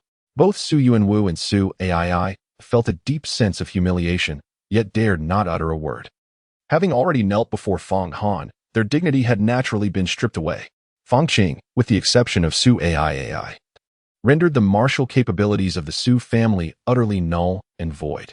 Fang Han immediately addressed Fang Qing. It is Brother Fang Han. Fang Qing complied without hesitation. Moments later, all members of the Su family, including Su Yuanwu, found their dantians and meridians utterly destroyed. You may leave now, he commanded. Return and inform Su Yuenda, Su Qianqiu, and Ouyang Yin to prepare themselves, for I shall ascend upon the Su family." Fong Han sheathed the Qiantai sword, yet the murderous intent in his tone remained undiminished. Su Yuanwu and the others hastily rose to their feet, preparing to flee, terrified that Fong Han might change his mind and slay them. Upon their arrival, they had exuded an air of arrogance befitting skilled warriors, but now they resembled lost dogs, utterly dejected. Su Ai also readied herself to depart. "You cannot leave," Fong Han interjected, blocking her path. This woman, imbued with the 9-colored demon body, still held value for exploitation. "I have already knelt before you. Will you not spare me?" Su Ai implored, her voice trembling with fear. "As I stated before, you must remain within the Fong household as my servant." Fong Han smiled faintly and said to Zhou Qi, "Brother Qi, please escort this woman to my room." "Of course, young master." Zhou Qi laughed heartily, adding, "During this time, you have suffered greatly at the hands of the Su family. It is only fitting that their woman serves you to make amends." Even he believed that Fong Han merely desired Su Ai for himself. Soon, he took a rope and bound Su Ai like a dumpling, hoisting her onto his shoulder and proceeding toward Fong Han's chamber. Su Yuanwu watched helplessly as his daughter was mistreated, wanting to speak out but finding himself utterly powerless. Previously, he had been able to kneel before Fong Han to preserve his life due to his cultivation, but now, with his powers stripped away and his dantian shattered, he was even more defenseless. Chapter 28. "You must serve me well, father. Save me." Su Ai's voice was filled with terror and despair. She was hoisted on Zhou Qi's shoulder like a mere chicken, struggling desperately but to no avail, her cries for help echoing in the air, tinged with bitterness. However, Su Yuanwu seemed oblivious, his face as pale as paper, beads of sweat rolling down his forehead as he dared not slow his pace. Hastening toward the entrance of the Fong family estate, fear consumed him as he thought that if he lingered even a moment longer, should Fong Han change his mind, his life would be forfeit. The rest of the Su family shared similar sentiments, all eager to leave at the swiftest pace. Wait. Just as Su Yuanwu and the others were about to cross the threshold of the Fong estate, Fong Han's cold voice suddenly rang out, like a thunderclap in their ears. "Young Master Fong, please, you must keep your word." Su Yuanwu and the others were instantly paralyzed with fear, their legs trembling as if they might collapse to the ground. With their cultivation stripped away, they felt like lambs awaiting slaughter, utterly powerless to resist. "I, Fong Han, have always been a man of my word. However, you must take these corpses with you to avoid staining my family's grounds. Furthermore, remember to convey my message to Su Yuanda. I will spare you, but I will not extend the same mercy to him." Fong Han spoke coldly, his gaze imbued with a piercing chill. In times past, uttering such words would have invited derision from the Su family, who would have dismissed him as an arrogant fool, oblivious to the vastness of the heavens and the depths of the earth. Yet now, even as his tone remained as calm as a still lake, it exuded an inherent, formidable presence that instilled fear in those who beheld it. The members of the Fong family found themselves instinctively rallying around Fong Han, silently acquiescing to his directives as he addressed all matters at hand. Even Fong Zhendong offered no dissenting words. Moreover, when Fong Han signaled for Zhou Qi to escort Su Ai to his quarters, no one raised an eyebrow, accepting it as entirely appropriate. After all, the myriad misdeeds of the Su family rendered Su Ai's servitude within the Fong household a seemingly just recompense, serving as a constant reminder to the Su family of their rightful place, discouraging any further transgressions or arrogance. Yes, Su Yuanwu nodded vigorously, swiftly turning to the members of the Su family, bellowing, "What are you still doing standing there? Why aren't you attending to Fong Shao's orders?" At that moment, he had completely shed his former authority, adopting a demeanor of subservience that resembled a cringing vassal before the powerful. Witnessing this spectacle, Su Ai felt her last glimmer of hope extinguished, despair engulfing her like an overwhelming tide. She gradually ceased her cries for help, fully aware that any further pleas would be futile, rendering her nothing more than a pitiable jest in the eyes of onlookers. Before long, Zhou Qi shouldered Su Ai and vanished from the crowd's sight. The Su family had arrived in grand fashion, yet they departed in haste. Akin to a pack of stray dogs, they swiftly carried away the corpses of the 7 individuals slain by Fong Han. Were it not for the splotches of blood upon the ground silently narrating the recent brutality, one might have believed that nothing had transpired here. Only the lingering scent of iron in the air subtly hinted at the harrowing confrontation that had just occurred. Ladies and gentlemen, Fong Qianqiu and Fong Xiao who have conspired against us, and you have all witnessed their fate firsthand. Consequently, you too shall face retribution. Having dealt with the Su family, Fong Han's gaze turned toward the younger members of the collateral branches. Each word he uttered struck the hearts of the assembly like the tolling of a heavy bell, though his eyes did not appear particularly sharp or piercing. Wherever his gaze fell, the younger kin of the collateral branches felt as though they were pricked by thorns, their hearts laden with guilt, none daring to meet his gaze. Fong Han had previously slain 7 individuals, 2 of whom were esteemed martial artists known as the Black and White Shuangsha, all of whom he dispatched in merely 3 strikes. Moreover, he had consumed toxic smoke without suffering any ill effects, which sent waves of terror surging through the hearts of the collateral disciples, proliferating like wild grass. Young master, we were momentarily blinded by foolishness, which led us to commit such a grave error. I vow that I will never again entertain even the slightest thought of betraying the family head or you. I implore you to show mercy and grant us an opportunity for redemption. A burly young disciple abruptly knelt before Fong Han. His name was Fong Junkai.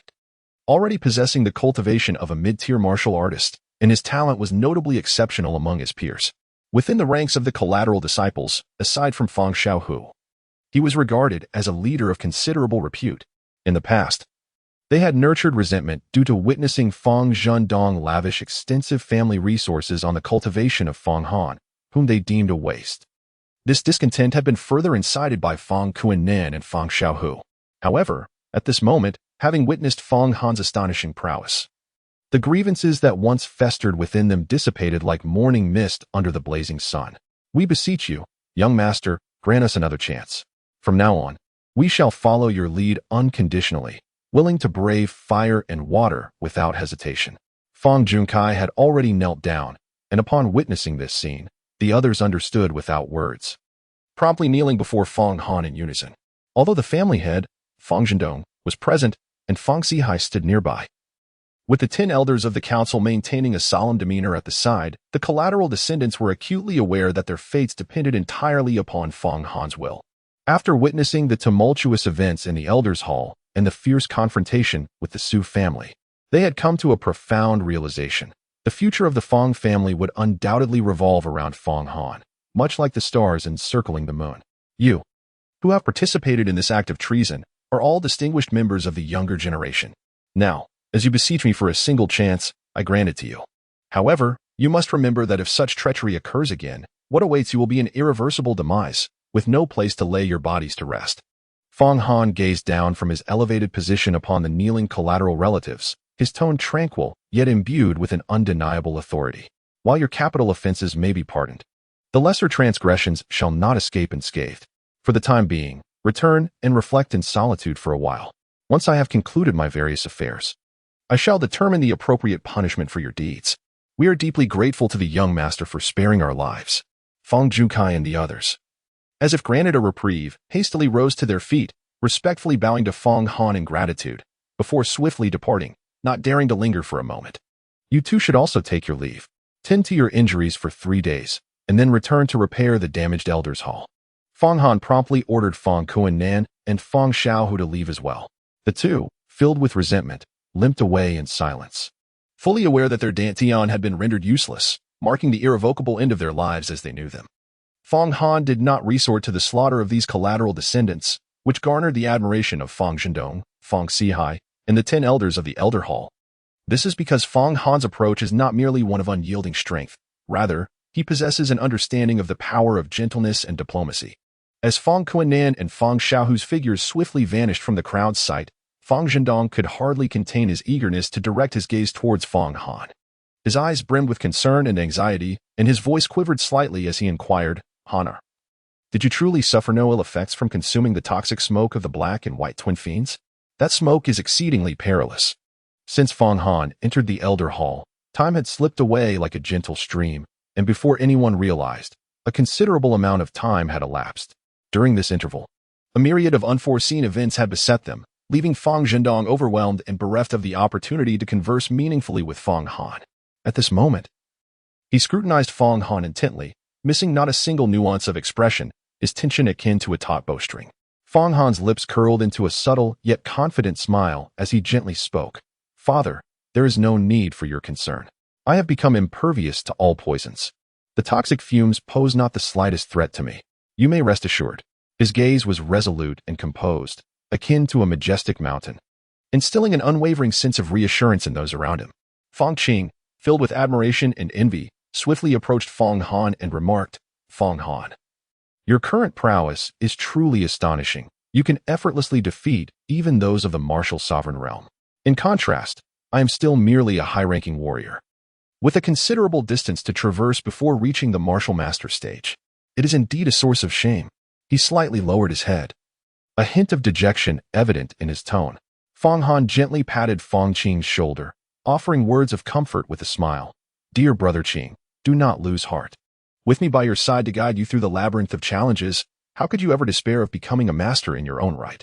As long as you dedicate yourself to your cultivation, I shall undoubtedly assist you in overcoming any formidable obstacles that lie ahead." Fang Qing, initially burdened with sorrow due to his father Fang Sihai's disgrace and subsequent expulsion from the Demon Suppression Department, had been wearing a frown and preoccupied with worries for the past few days. At this moment, upon hearing Fang Han's encouragement, a long-lost smile finally graced his face as he joyfully exclaimed, "Brother Fang Han, if that is the case, it would indeed be splendid."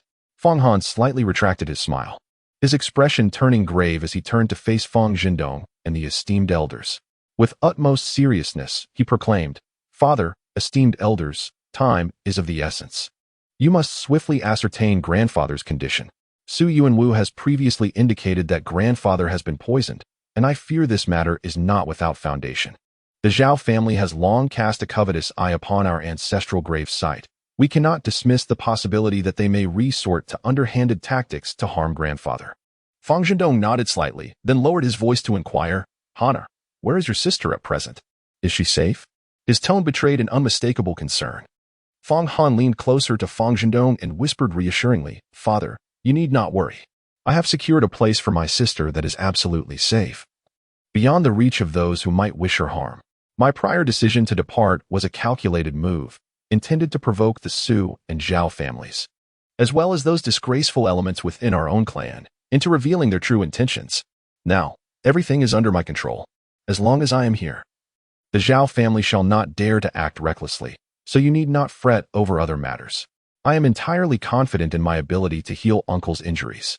Even if grandfather has indeed succumbed to poison, I shall surely find a remedy. However, these matters must remain confidential for the time being. Do not divulge them to others. When night falls, I will visit uncle and grandfather and will handle everything appropriately." His voice was steady and resolute, each word seemingly infused with boundless strength, gradually calming Fang Zhendong's previously tumultuous heart. In the past, had Fang Han uttered such bold declarations, Fang Zhendong might have harbored doubts, struggling to believe. Yet, at this moment, for reasons unknown, he gazed at Fang Han and felt an inexplicable sense of trust welling up within him.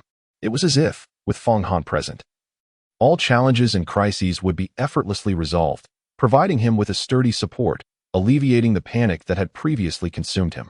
Ever since Zhao Jian met his demise at Fang Han's hands, Fang Zhendong had been under immense pressure.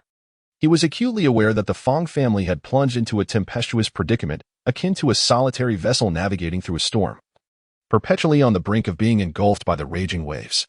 He often pondered in silence, should the Fang family truly face annihilation under his stewardship, he would be forever branded as the family's eternal sinner.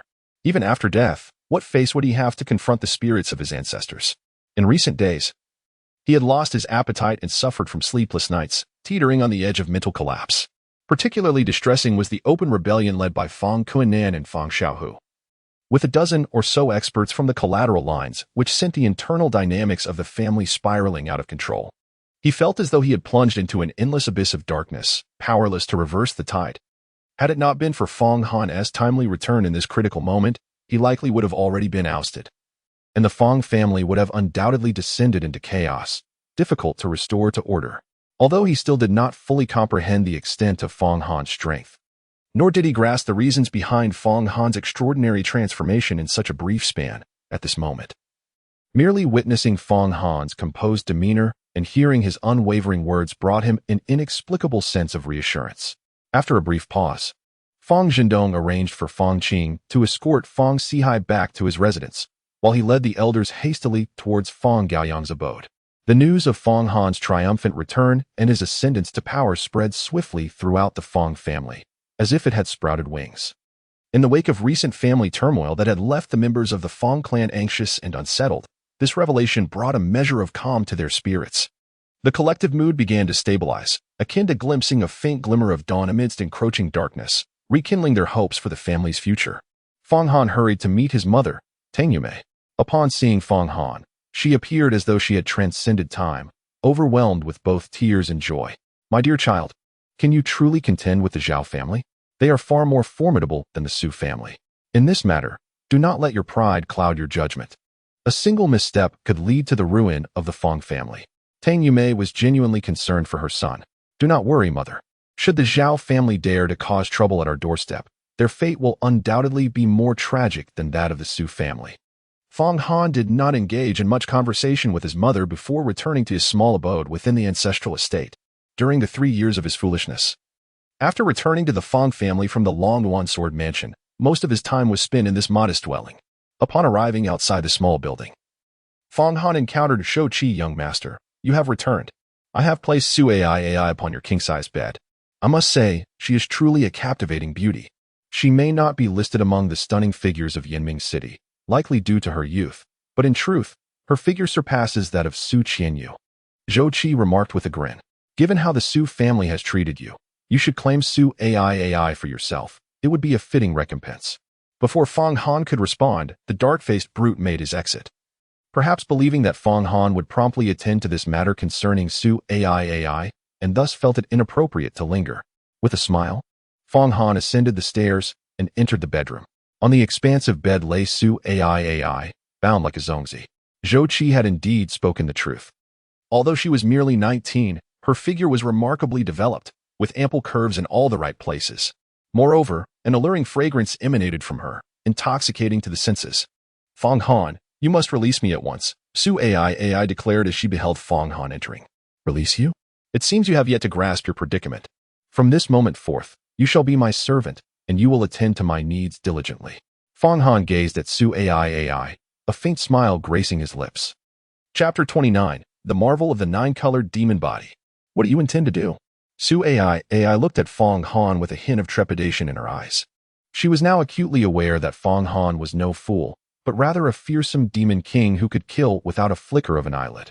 "What do you think a young man would desire from a beautiful young servant? You are a grown woman. Surely you understand the nuances of such matters between men and women. Perhaps you have even experienced them yourself?" Fong Han deliberately teased Su AI a few times, then said, "You have harmed the guards of the Fong family, and thus you must pay a grievous price. Not only will you serve as my servant, but you shall also serve these guards." "Fong Han, you pervert. Do not spout nonsense. I am a girl of dignity, and I remain unblemished," Su AI retorted angrily. She spoke no lies. Indeed, she was still a girl, not a foolish woman. Yet, after her outburst, she felt a surge of fear. Did men not find unblemished girls more intriguing? Why had she even mentioned it? "Su AI, you are misunderstanding. In matters of intimacy, you need only attend to me. Serving the guards of the Su family is merely to tend to their injuries and assist them. Your family has received ample aid from the Fong family over the years. Yet you repay kindness with malice. It is now your turn to repay the Fong family.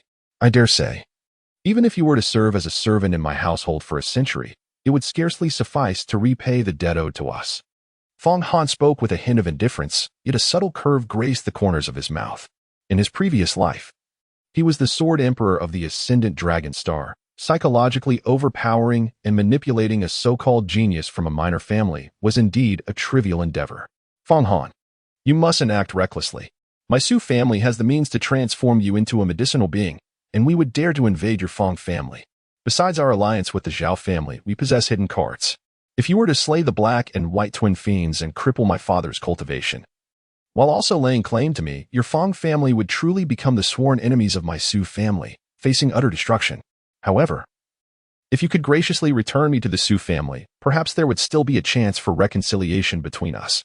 Su AI's heart was in turmoil. Yet she feigned composure, hoping to instill fear in Fong Han. Ultimately, her foremost desire was to extricate herself from this predicament, and she had been making efforts toward that end. Little did she know, her meager tactics were nothing more than a jest in the presence of Fong Han. He was acutely aware of her inner thoughts. Hidden cards? Is this what you consider your Su family's trump card? Fong Han chuckled, and with a mere thought, a short sword radiating a greenish hue materialized in his hand. This sword belonged to Hu Mei, the disciple of Elder Qin Baiyun from the Hehuan sect. It was a superior-grade magical weapon, confiscated by Fong Han following Hu Mei's demise. Moreover, Qin Baiyun's frost blade, of an even higher caliber, classified as a mid-grade spiritual weapon, also came into his possession. Certainly, he had also secured the Moonlight Blade, which he had bent with a single punch, within the Songlong ring. Although this blade was merely an inferior-grade magical weapon, it paled in comparison to the weapons of Hu Mei and Qin Baiyun. It was still crafted from commendable materials, albeit poorly forged by its creator. Should he choose to reforge it, it could undoubtedly attain the status of a spiritual weapon. In his previous life, he was much more than just the sword sovereign. His mastery in weapon crafting positioned him among the top 3 on Tunglong Star. Why does this sword rest in your possession? Su Ai trembled at the sight of the short sword, her fear of Fong Han evidently intensifying. Fong Han immediately realized that Su Ai had encountered the enchanting Hu Mei from the Hehuan sect, and that she was somewhat aware of the affairs concerning the sect. Otherwise, her reaction would not have been so pronounced. In the next moment, Fong Han retrieved the frost blade of Qin Baiyun. This time, however, Su Ai exhibited no particular response. It seemed that Qin Baiyun was indeed an elder of the Hehuan sect, holding a status of considerable significance, and typically, such elders would not stray far from their stronghold on Yinyang Mountain. Su Ai had only seen Hu Mei, but had never laid eyes on Qin Baiyun herself. Fong Han's thoughts shifted as he sheathed the frost sword. It appeared that the Hehuan sect exercised considerable caution. After all, the Hehuan sect was a malevolent faction that had disbanded many years ago, leaving only a handful of remnants. With a mere gesture, he could glean a wealth of information. Allow me to inform you that you entrusted Hu Mei of the Hehuan sect to surveil the Su family, but she has already perished at my hands. I find this sword quite commendable and shall graciously accept it. Fong Han chuckled. Impossible. She is a high-ranking martial sovereign. How could you possibly kill her? That is absolutely inconceivable. Su Ai grew increasingly astonished. Fong Han was aware that the Su family had become entangled with the Hehuan sect. She recognized that it was not just herself, but the entire Su family that had truly fallen under Fong Han's control. As long as Fong Han reports this matter to the city lord's mansion of Yinming City, or to the command office of the Demon Suppression Division in Yinming City, the Su family will likely face immediate confiscation of their assets, with all members being apprehended, some executed, others imprisoned. What is a high-ranking martial sovereign? A mere foundation establishment expert is equally expendable in my eyes. Thus, both your Su family and even the Zhao family are but a jest before me. Fong Han spoke, then took out a short sword and began to sever the ropes binding Su Ai. In no time, the cords snapped apart, and Su Ai rose from the grand bed. However, she did not flee. Fong Han had acupointed her, rendering her body weak and devoid of strength. In fact, even descending from the bed proved to be a challenge. Fong Han, please do not act recklessly. I would rather perish than submit, Su Ai exclaimed in terror, convinced that Fong Han intended to consume her. Now that you are in my grasp, having become a servant of the Fong family, you have no choice in the matter.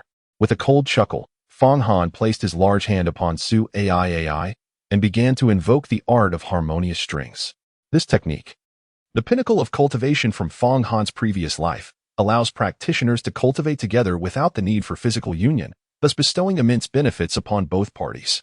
Naturally, Fong Han assumes the role of the dominator. He possesses the power to grant Su Ai advantages or deny her any gain at his discretion.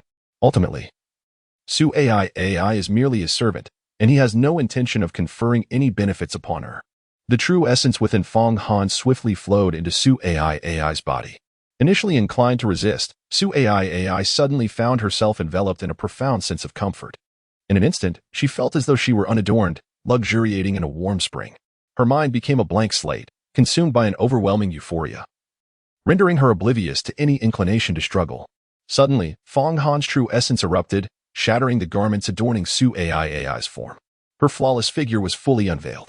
Yet, even in such a state, Su Ai's countenance bore an expression of sheer ecstasy. Her beautiful eyes were softly closed, as if she were entranced in a dreamlike reverie. This woman truly embodied the seven-colored enchantress, her skin as pristine as freshly fallen snow. with a silhouette that was both exquisite and harmonious, a perfect balance where an excess would seem excessive and a deficiency would appear lacking. In comparison to Qianqiu, this woman exuded a unique allure, yet maintained an air of innocence, and in truth, her physique surpassed that of Qianqiu. Ai's reputation in Yinming City was not as illustrious as that of Qianqiu, perhaps owing to her identity as the daughter of Su Yuanwu. While Qianqiu was the daughter of Su Yuanda, the head of the Su family, within the Su clan, no woman of the younger generation could overshadow Qianqiu, particularly given that Qianqiu's mother, Ouyang Yin, was an elder of the Hehuan sect. Feng Han shattered Ai's garments, not out of a desire to admire her beauty, but rather to observe the flow of true essence within her. In his previous life, despite being the Sword Emperor and having encountered various geniuses and sacred bodies on Lonting Star, he had never before witnessed the seven-colored demon body. Thus, he resolved to utilize Ai while thoroughly investigating this extraordinary phenomenon. Having been betrayed by women in his past, he vowed not to place his trust in them again, particularly not in those related to enemies. He would only seek to exploit them. He had never been a paragon of virtue, and in this life, he would certainly not be one. Those who treated him well would not be neglected. But he would show no mercy to adversaries. As the Qianqiu harmony technique gradually unfolded, the robust true essence within Feng Han flowed like a vibrant stream, weaving between him and Ai, gradually constructing a remarkably intricate cycle. His true essence shimmered with a faint golden light. Consequently, Ai's delicate form appeared to grow increasingly transparent, as if transforming into a piece of crystal-clear glass, revealing all within her in this peculiar state. The complex intricacies of her meridians became ever more discernible to Feng Han. Every texture of her meridians, every circulation of vital energy, was laid bare as if he were observing them with utmost clarity. In an instant, Feng Han unleashed a unique method, slowly absorbing the true essence from Ai. Before long, he had consumed a significant portion of her essence. However, to his astonishment, rather than diminishing until depleted, Ai's true essence began to resonate with a mysterious force, causing hidden acupoints within her to tremble violently, emitting a peculiar rhythmic sound. Subsequently, these acupoints opened wide, akin to famished beasts, voraciously devouring the ambient spiritual energy from the heavens and the earth. In that moment, the previously tranquil spiritual energy surrounding the Feng family estate surged forth, irresistibly drawn toward the building where Feng Han and Ai resided. The energy poured in like a relentless tide, enveloping the entire structure in a dreamlike mist of spiritual essence. Once it entered Ai's meridians, the energy galloped forth like wild stallions on a wide thoroughfare, rapidly circulating through her pathways. As this energy whirled at an accelerated pace, it began to undergo wondrous transformations, gradually converting into pure true essence, which then flowed gently into her dantian. Previously, due to Feng Han's extensive absorption, her dantian had felt somewhat desolate, resembling a barren desert. Yet, with this continuous influx and transformation of spiritual energy, her dantian quickly regained its fullness, as if infused with a miraculous vitality, bursting forth with renewed life akin to the revival of nature in spring, brimming with endless hope and potential. This seven-colored demon body is indeed a marvel beyond compare. Feng Han's heart was overwhelmed with an uncontrollable ecstasy, and he could not help but exclaim in wonder. His gaze was firmly fixed upon Ai, who, in his eyes, resembled an inexhaustible treasure trove. One could even assert that this woman was a remarkable, living array of spiritual convergence. If he were to keep Ai by his side in the days to come, would not his path of cultivation unfold like a broad and smooth avenue? Remarkably effortless and straightforward, Feng Han secretly rejoiced that he had not impulsively stripped Ai of her cultivation nor taken her life in a moment of wrath. In retrospect, this decision proved to be a masterstroke of unparalleled brilliance. The Su family had always cherished Qianqiu as a rare treasure, showering her with care and high expectations. Yet, who could have anticipated that, in comparison to Ai, Qianqiu appeared as a dull and ordinary stone, while Ai shone forth as a resplendent and extraordinary jewel. For Feng Han, Ai was akin to a divine treasure bestowed by the heavens, brimming with immeasurable value and potential. Now, having ascended to the rank of a high-level martial artist, and with his innate talent and profound foundation, It was but a matter of time before he would break through to the martial sovereign realm, a feat that could occur at any moment. However, he harbored his own long-term ambitions, deliberately restraining his cultivation's advancement to solidify his foundation as unyielding as rock and as steady as Mount Tai. He understood well the principle that a towering edifice must rise from a solid base. Only with a firm foundation could one progress further and ascend higher on the path of martial arts. At this moment, as the essence of true energy, refined through Su-AI's miraculous nine-colored demon body, intertwined with the pure yang energy within his own sacred body, an unprecedented sensation surged within him. As if the polarities of yin and yang were colliding and converging, giving rise to a harmonious and potent force. This sensation surpassed the effects he had experienced in his previous life, while cultivating alongside several extraordinarily talented and enchanting partners. Deep within his heart, Fong Han sensed that the assistance and influence of the nine-colored demon body might rival, if not come second to, the awe-inspiring lunar sacred body of Dan Tai Qianqiu. Thus, his curiosity and desire for exploration intensified, compelling Fong Han to delve deeper into the latent potential within Su-AI. Eager to extract the true energy residing within her, he yearned to uncover the limits of Su-AI and the unexpected surprises and breakthroughs she could bring to his path of cultivation. Within the span of a single hour, Fong Han absorbed Su-AI's true energy 9 times, at which point the recovery of her energy began to slow. Fong Han realized that he could no longer employ the art of harmonious melody on this woman. Otherwise, her meridians would likely succumb, rendering her a mere shell of her former self. Thus, he ceased the operation of his technique. Meanwhile, Su-AI found herself enveloped in a state of exhilaration and illusion. Within this reverie, she was subjected to Fong Han's torment, as he seized from her that which she held most dear. Furthermore, Fong Han, a figure of unparalleled ferocity, claimed her time and again. Though her heart yearned to resist him, she simultaneously felt an inexplicable joy, as if perched upon the pinnacle of clouds. She reveled in the sensation of his domination. Chapter 30. A night of passion without responsibility. The moment Fong Han ceased his cultivation, Su-AI fainted.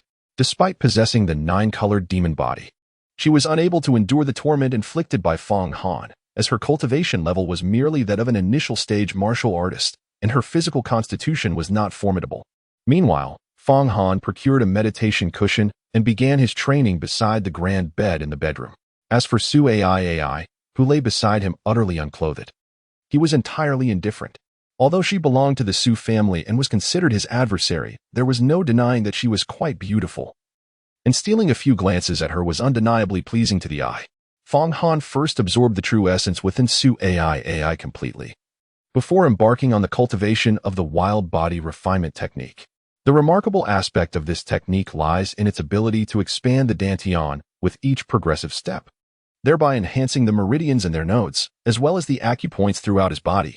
Consequently, not only did his physical form undergo further fortification, but the space for growth within his already perfected high-level martial artist realm reemerged. Thus, the synergy of the wild body refinement technique with his cultivated methods, the transformation technique, and the harmonious melody art, would solidify his foundation beyond that of any other. In his previous life, as he embarked on the path of cultivation, he merely practiced mundane techniques and ordinary body refinement methods, preventing his physical form from achieving true perfection. In this lifetime, armed with experience, his cultivation progressed with remarkable efficiency.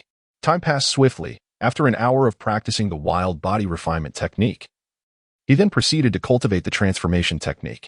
His prowess advanced even further, allowing him to perceive every subtle movement within a radius of several hundred meters with clarity.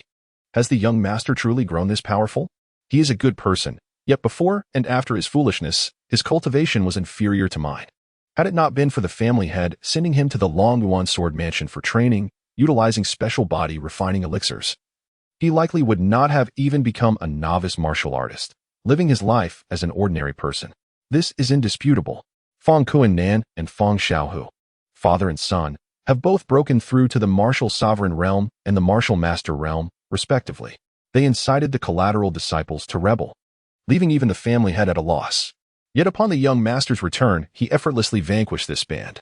Moreover, when the Su family came to provoke, he resolved that matter with ease, dispatching the infamous duo known as the Black and White Twin Demons in just 3 moves.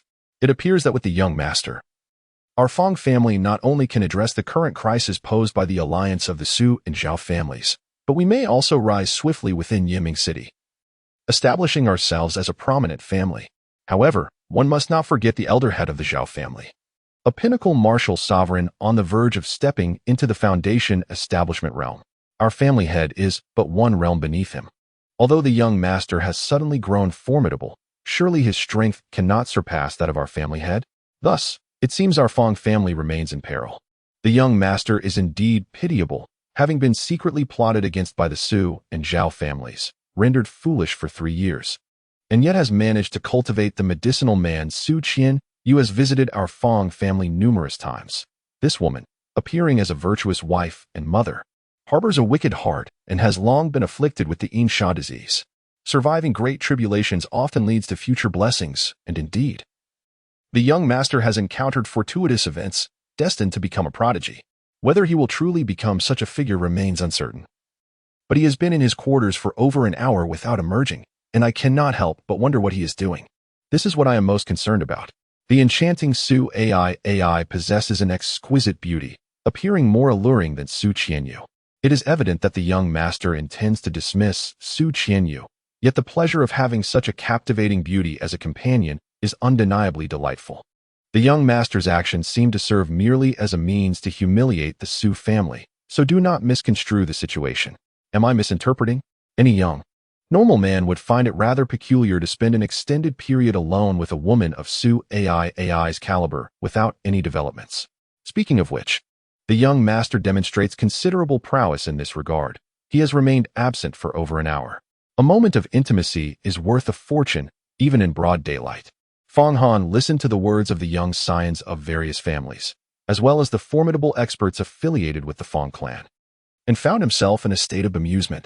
However, his mindset diverged significantly from that of typical youths. He was utterly indifferent to the opinions and judgments of others, steadfast in his own convictions. As for Su AI, her constitution was indeed remarkable. After losing consciousness for over an hour, she gradually stirred back to awareness.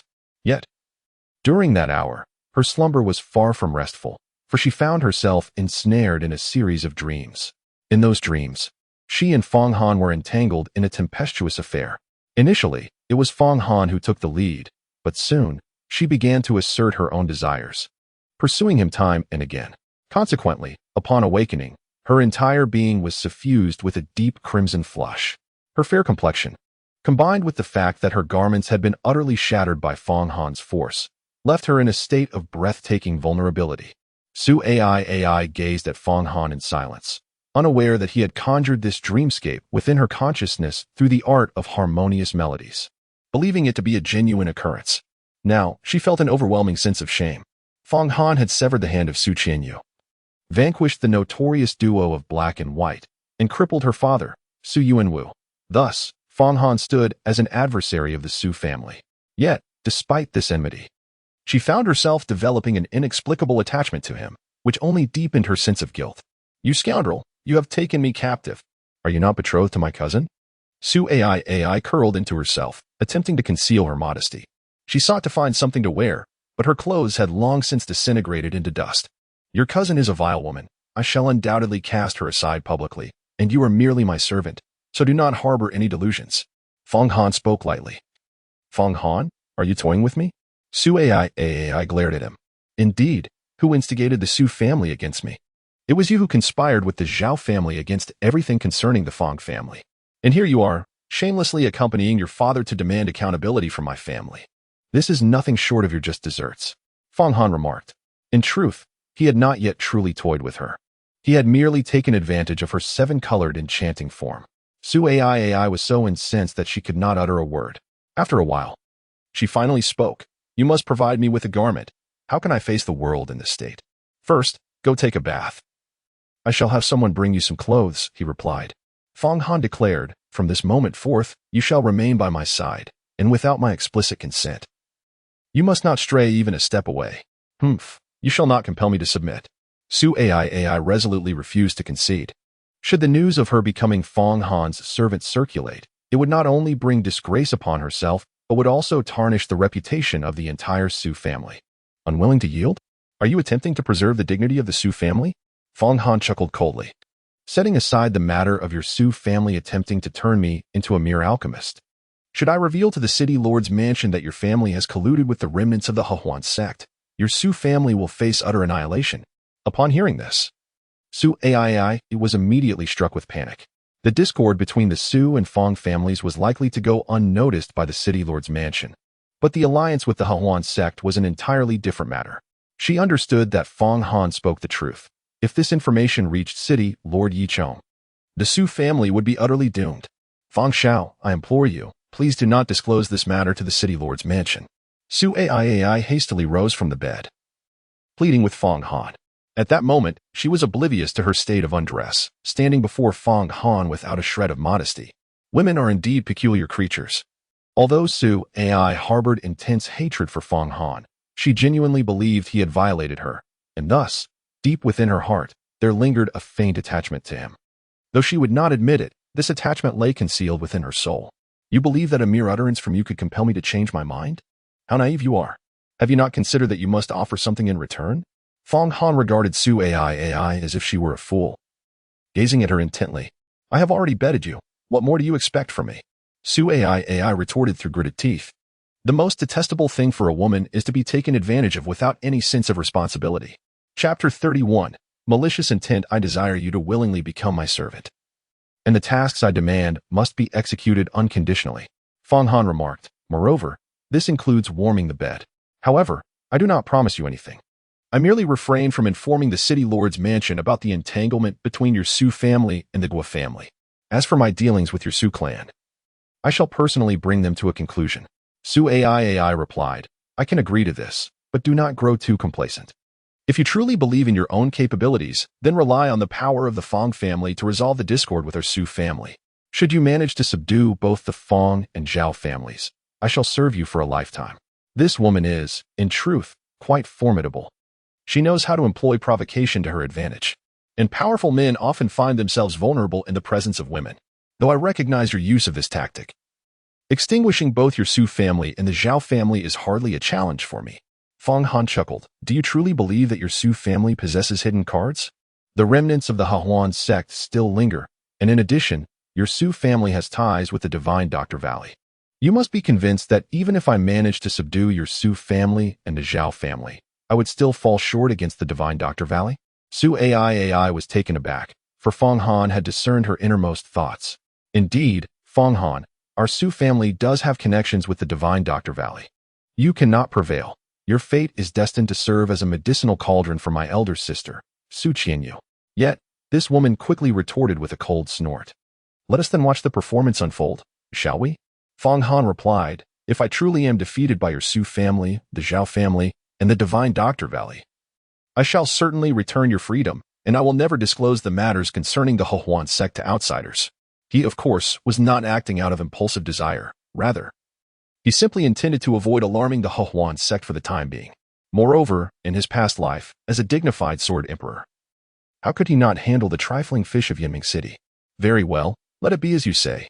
Should anyone renege on this agreement, let them be struck down by divine retribution. Su Ai quickly declared, even resorting to oaths.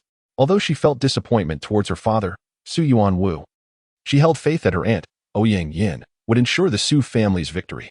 She had witnessed Ouyang Yin effortlessly slay a high-ranking martial sovereign.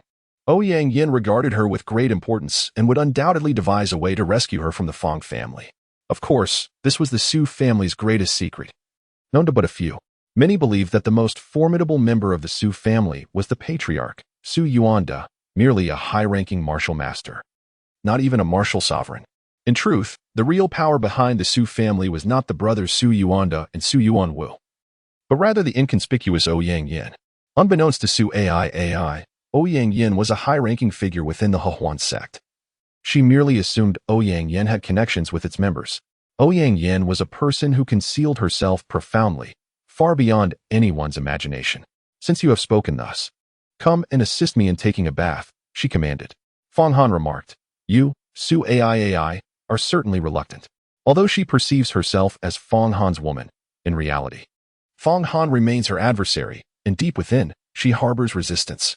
It would be prudent for you to contemplate your response thoroughly before answering me. Fong Han let out a disdainful hum. Very well, I shall acquiesce to your request. Ultimately, Su AI relented, for she wished to conceal the profound connection between the Su family and the Hehuan sect. Subsequently, Fong Han found himself in the throes of delightful torment. Su AI possessed an alluring sensuality, and he was compelled to suppress his desires in the face of her captivating charm. Nevertheless, his interest in Su AI was rather minimal. In his previous life, he had encountered an abundance of stunning beauties, and he harbored a strong aversion towards disloyal women. Had Su AI not been a rare seven-colored demoness, he would undoubtedly have discarded her without a second thought, refusing to keep her by his side. Yet, she was astute enough to recognize her current predicament under Fong Han's control. If she wished to enjoy a more favorable existence within the Fong household, she must heed his words and bring him comfort. Thus, while bathing Fong Han, she resorted to some subtle, enchanting tactics. After all, she reasoned that since she had already been claimed by Fong Han, certain matters could be overlooked. Fong Han was quite pleased with Su AI's service this time. Soon, after finishing his bath, he prepared to exit the bedroom. Please don't leave just yet. I require a garment to accompany you. You cannot expect me to go out in the nude, Su AI exclaimed anxiously. I shall wait for you outside. One air will bring your clothes. Fong Han departed without a backward glance. Outside the bedroom stood a girl, Wanner, a maidservant attending to Fong Han. After Fong Han's foolishness, Wanner never held any disdain towards him and has always devoted herself to caring for him. Young master, is your illness truly cured? Wanner, graceful and delicate in appearance, expressed her joy upon seeing Fong Han emerge in good spirits. Indeed, Fong Han nodded and instructed Wanner to deliver clothes to Su AI. Shortly thereafter, Su AI emerged. Come, let us go and pay a visit to my grandfather.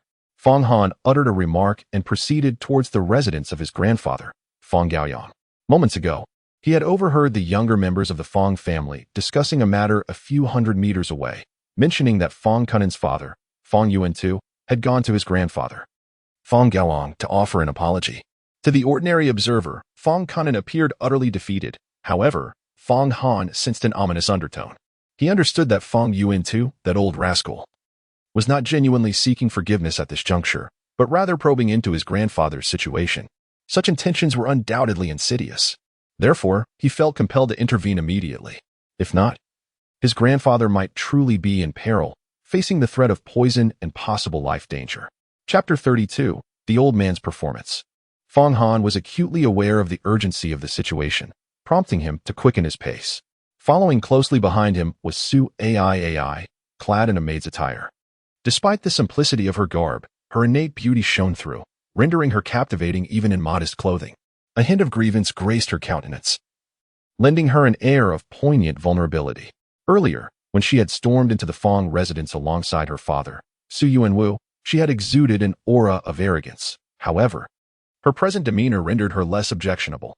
Nonetheless, the two maintained a certain distance, as Su AI wished to avoid any perception of intimacy between herself and Fong Han. She noticed that some members of the Fong family regarded her and Fong Han with peculiar glances as they walked together. She was astute enough to realize that, in the eyes of the Fong family, her extended stay in Fong Han's chamber, courtesy of Shou Qi, might have led them to believe she had already become his woman. Indeed, the young master was garnering attention. Within just over an hour, he had seemingly tamed the proud Su AI, who now followed him closely. Perhaps reluctant to return to her own family, the young master's strategy was remarkable, with Su AI spending a day as a servant in the Fong household. The Su family was bound to become a laughingstock in Yinming City. Truly, the young master had not only won over a beauty but had also delivered a resounding blow to the Su family, especially in light of his public declaration to divorce Su Qianqiu, which would leave the Su family utterly humiliated. While the Su family posed little threat, the Zhao family appeared to be in a more precarious situation, with rumors circulating about the elder patriarch's poisoning, the veracity of which remained uncertain. As Fong Han and Su AI strolled along, they overheard some members of the Fong family engaged in casual conversation. Among them was the formidable figure known as the Black-Faced Tyrant. Shou Qi. Not only was he towering like an iron tower, but his voice was equally commanding. Despite his efforts to temper his volume, his words resonated with remarkable clarity. Even though Su AI's cultivation and hearing abilities were significantly inferior to Fong Han's, she could still comprehend every word distinctly. Fong Han appeared to have heard nothing. Yet, Su AI's face flushed with crimson. She felt as though she had become a mere plaything for Fong Han, and the news of her servitude would inevitably spread throughout Yinming City like the flight of a bird. However, she found herself utterly powerless. All she could do was take dainty steps to hastily follow Fong Han. Previously, she had walked with bold strides, head held high, but now, her gait bore the unmistakable mark of a servant, each small step serving as undeniable evidence. The mere thought of this filled her heart with a tumult of shame and anger. Fong Han swiftly arrived at a courtyard of his ancestral home, the very place where his grandfather, Fong Gaoyang, resided and practiced his cultivation. Ever since Fong Gaoyang passed the mantle of the family head to Fong Zhendong, he had retreated into seclusion, seldom emerging and largely neglecting the affairs of the Fong family.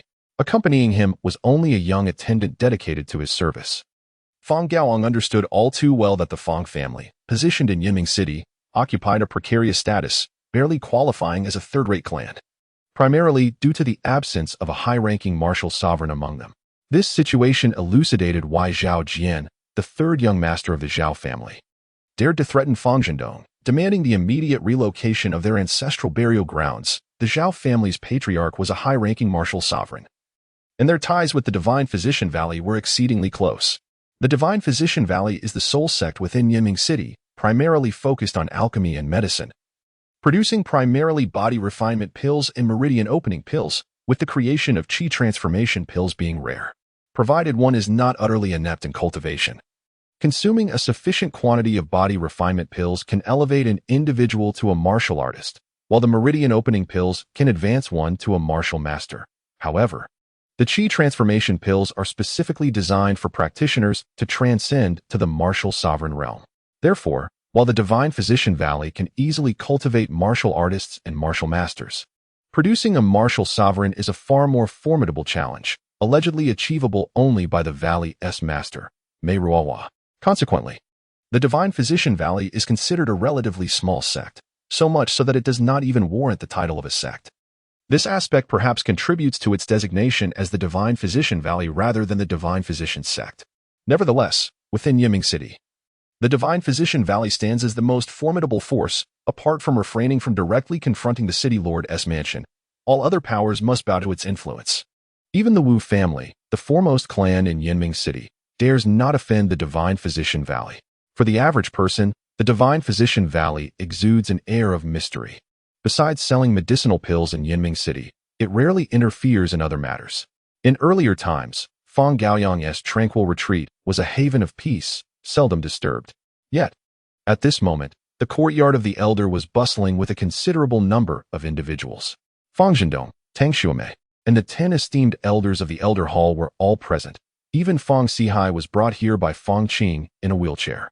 However, the door to the elegant retreat of the venerable Fong Gaoyang remained firmly shut. Fong Zhendong sought permission to meet the elder, yet no response came from within. Even the attendant who served the elder was absent.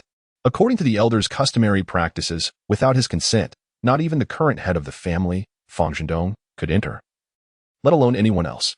Thus, despite their prolonged wait, everyone remained composed and silent.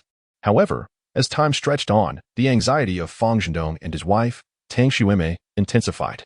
They understood that the elder Fong Gaoyang's absence at such a critical juncture, coupled with the refusal to grant them entry, heightened the likelihood of his poisoning. Although Fong Han was remarkably skilled, he might struggle against a formidable adversary like Zhao Banshan, a high-ranking martial artist. Meanwhile, at the entrance of the elegant abode, there knelt a tall septuagenarian. This elder, bald and exuding an air of nobility, donned a simple hemp garment and bore his torso bare, with a bundle of thorns slung across his back. He was Fong Xiaohu's grandfather, Fong Yuan II, the father of Fong Kuan Nan.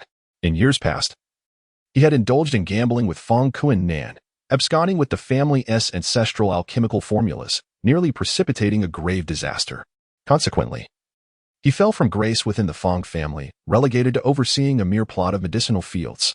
This old man, in truth, could be regarded as a distant cousin to the old patriarch Fong Gaoyang, possessing remarkable talent in martial arts.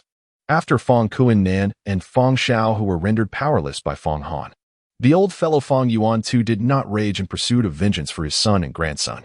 Instead, he came to the family patriarch, Fong Gaoyang, to humbly seek forgiveness. Brother Gaoyang, it is I, Yuan Tuesday. My son Fang Qianqiu and grandson Fang Xiaohu have compelled the patriarch to abdicate today, and I was entirely unaware of their actions. However, as a father, I must bear the consequences of my children's misdeeds. Their faults reflect upon me. And thus I come to you, seeking your understanding and the opportunity to atone for my failings. Please, grant me a moment of your time. Fang Yuantao's tears streamed down his face. Witnessing this scene, Fang Zhendong, Tang Yumei, along with Fang Sihai, Fang Qing, and the 10 elders of the Elder Hall, felt that Fang Yuantao was genuinely seeking forgiveness. It was well known that Fang Yuantao possessed a fiery temper and would rarely admit to his faults. Years ago, when the former patriarch Fang Gaoyang demanded that Fang Yuantao and Fang Kunan kneel in repentance, Fang Kunan immediately complied, while the obstinate Fang Yuantao stubbornly refused to acknowledge his errors or bow, even after enduring several harsh punishments. For such a resolute individual to come forth seeking atonement led Fang Zhendong and the others to believe that the recent treacherous plot was orchestrated by Fang Kunan and Fang Xiaohu, with no connection to the elder. Thus, none dared to impede Fang Gaoyang. My lord, Honor has suddenly become so formidable, and his demeanor has grown more assertive than before. Logically, I should be delighted, yet for some reason, I remain filled with trepidation, whispered Tang Yumei from behind Fang Zhendong. Now, I can only hope that my father has not succumbed to poison, otherwise, relying solely on Honor may prove insufficient to withstand the Zhao family. Especially considering the backing of the divine Dr. Valley behind both the Zhao and Su families. Fang Zhendong also expressed his concerns. Previously, Fang Han had indeed provided him with a sense of security, yet upon reflection, he realized that even if Fang Han had encountered fortuitous events, the time frame was simply too brief. Over a month ago, when Fang Han was taken away by Su Qianqiu from the Fang family, he was merely a martial apprentice. And even among them, he was considered rather weak. Now, only a few dozen days have passed, and for Fang Han to defeat Fang Qianqiu, a newly ascended martial master, might well be the limit of his capabilities. Furthermore, by informing Su Yuanwu of Zhao Jin's demise, it is likely that Su Yuanwu would promptly relay this information to the Zhao family, thus placing the Fang family in imminent jeopardy from their adversaries. Truly, this is a tumultuous period for our Fang family. What shall we do? Tang Yumei furrowed her brow. We can only take one step at a time, Fang Zhendong murmured. Aware that he needed to persuade Fang Han to depart once more, evading the relentless pursuit of the Zhao family, a request Fang Han would undoubtedly refuse. At that moment, Fang Yuantu, who had come to offer his apologies, suddenly rose to his feet. Esteemed patriarch, since you have not declined my entry into your sanctuary, it implies your consent. Thus, I shall proceed. Fang Yuan exclaimed in a loud voice, Uncle Yuantu, what are you doing? This is my father's sacred retreat. Without his permission, no one is allowed to enter. We have all been waiting here. Fang Zhendong possesses a keen sense of crisis. As Fang Yuantu endeavors to breach the gates of the elegant abode, he becomes acutely aware that something is amiss, prompting him to swiftly approach and intervene. Master of the house, I seek an audience with the former head of the family to atone for my sins. I implore you, do not hinder my passage. Fang Yuantu rose to his feet. This is unacceptable.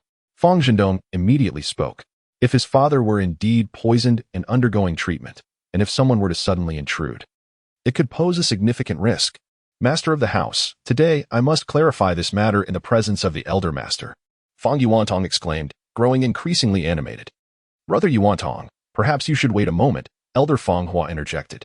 He too felt that it was inappropriate for Fang Yuantong to intrude upon the sacred retreat of the elder patriarch at such a time.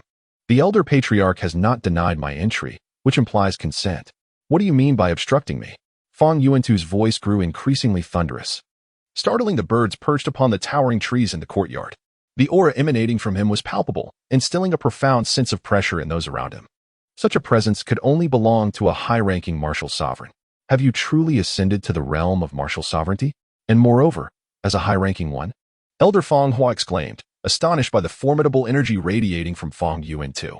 Previously, he had merely shared the same status as Fang Hua, being a high-ranking martial master. However, given that Fang Qianqiu had already broken through to the initial stage of martial sovereignty, Fang Yuantu's advancement to the intermediate stage of martial master would not have been particularly surprising. Yet, the revelation that Fang Yuantu had indeed become a high-ranking martial sovereign was an entirely different matter. It is worth noting that in Yinming City, there were only a handful of high-ranking martial sovereigns. Fang Zhendong and several other elders of the Elder Hall naturally sensed the overwhelming presence emanating from Fang Yuantu, leaving them quite astonished. However, some elders contemplated that if Fang Yuantu truly had the family's best interests at heart, having such a high-ranking martial sovereign within the Fang family could indeed pose a challenge to the Zhao family, granting them at least a fighting chance. Indeed, many years ago, my son Fang Kunan and I made a grievous mistake. Although I do not acknowledge the error, I have harbored a deep sense of remorse. Over the years, I have devoted myself to arduous cultivation and have finally achieved the esteemed rank of high-level martial sovereign. Upon hearing that Fang Han has slain Zhao Jian and that the Fang family is in peril, I would not hesitate to sacrifice this old body of mine for the sake of my family. Fang Yuantu nodded thoughtfully. Brother Yuantu, if you can truly think this way, it is indeed a splendid thing. With you at the helm, the Fang family shall be assured of safety and tranquility, an elder named Fang Feihong promptly remarked. Fang Feihong, being several years older than Fang Hua and already in his 60s, once shared a cordial relationship with Fang Yuantu. Thus, he harbored a sense of sympathy for Fang Yuantu, believing it rather unjust for someone of his caliber to be relegated to the task of tending to the medicinal fields. However, he did not publicly oppose the decision of the elder patriarch, Fang Gaoyang. Now that Fang Yuantu has transcended his cultivation, ascending to the esteemed rank of a high-level martial sovereign, and wishes to contribute to the family, Fang Feihong feels it is imperative to grant him an opportunity, especially given the current necessity for formidable strength within the Fang clan. While the family is still under the guidance of the elder patriarch and the current leader, he resolutely affirms that he shall not shy away from any responsibilities assigned to him by the two heads in the future. At this moment, he expresses his desire to meet the elder patriarch. Fang Yuantu spoke with sincerity in his voice. The old patriarch may have been poisoned, and we are all here waiting. Brother Yuantu, please be patient. There is no need to rush. Your son and grandson have had their cultivation abilities stripped away by the young master, which can be seen as a form of punishment. I believe the old patriarch will not hold you accountable, as this matter is not connected to you. Fang Feihong exclaimed. The patriarch has been poisoned? How is this even possible? Is it truly the case? After recovering from his astonishment, Fang Yuantu inquired as if he were entirely oblivious to the matter at hand. Yet, in truth, he felt a surreptitious delight within. We too have come to verify this situation, stated an elder, but we have waited for over an hour, and the old patriarch has yet to grant us entry. Another elder interjected, the patriarch may be in peril. What are we waiting for? We must enter at once. Fang Yuantu declared. Upon finishing his words, he tore away the thorns bound to his body and prepared to storm into the door of the elegant abode. You cannot enter. Fang Zhendong intercepted Fang Yuantu. Head of the family, if your father has indeed been poisoned, my cultivation could provide him with the antidote. Fang Yuantu remarked, you are a person bearing guilt. Without my father's consent, you are not permitted to enter. Fang Zhendong asserted resolutely. At that moment, the wooden door of the elegant abode suddenly swung open, revealing a lad of about 15 or 16 years of age. Though referred to as a boy, he had already matured into a young man. The youth was named Fang Xiaoyu, who regularly attended to the elderly patriarch, Fang Gaoyang. Xiaoyu, how is my father faring? Fang Zhendong hastily inquired of the young man, Master. Has the old patriarch truly been poisoned? Fang Xiaoyu replied. The old patriarch requests that you accompany me inside at once. However, Fang Yuantu need not enter. Is the patriarch genuinely afflicted by poison? Then I must see him, for he is my brother. Fang Yuantu continued to act, boldly advancing into the room. He exuded an overwhelming aura that forced Fang Zhendong and Fang Xiaoyu to retreat several paces. Fang Yuantu, you are already in your 50s. Yet you still indulge in such trivial games of provocation? Have you truly become a performer at heart? Is it not merely to ascertain whether my grandfather has been poisoned, thereby determining your ambition to usurp my father's position at the helm of the Fang family, while you continue this charade? Just then, a faint voice emerged. Fang Han arrived. Chapter 33, Not Qualified. Under the gaze of the crowd, Fang Han led Su Ai into the courtyard. Fang Yuantu, this old fellow, continuously scrutinized Fang Han, and cast a glance at Fang Ai, who was clad in coarse linen garments. Fang Han has eliminated Fang Kuan-nin and Fang Xiaohu, naturally. He yearns to eliminate Fang Han immediately. However, he must not reveal his intentions just yet. As Fang Han pointed out, the reason he has come to visit the elder patriarch, Fang Gaoyang, is to ascertain whether the elder has been poisoned and to assess any potential breakthroughs in his cultivation.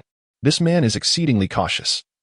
He orchestrated the coercion of Fang Zhendong's resignation through his son, Fang Qianqiu, and his grandson, Fang Xiaohu, while maintaining his own distance from the matter. This strategy serves to preserve a retreat for himself. Years ago, he lost the chance to compete for the position of patriarch, and this time represents his sole opportunity to ascend to that role in his lifetime, a chance he cannot afford to squander.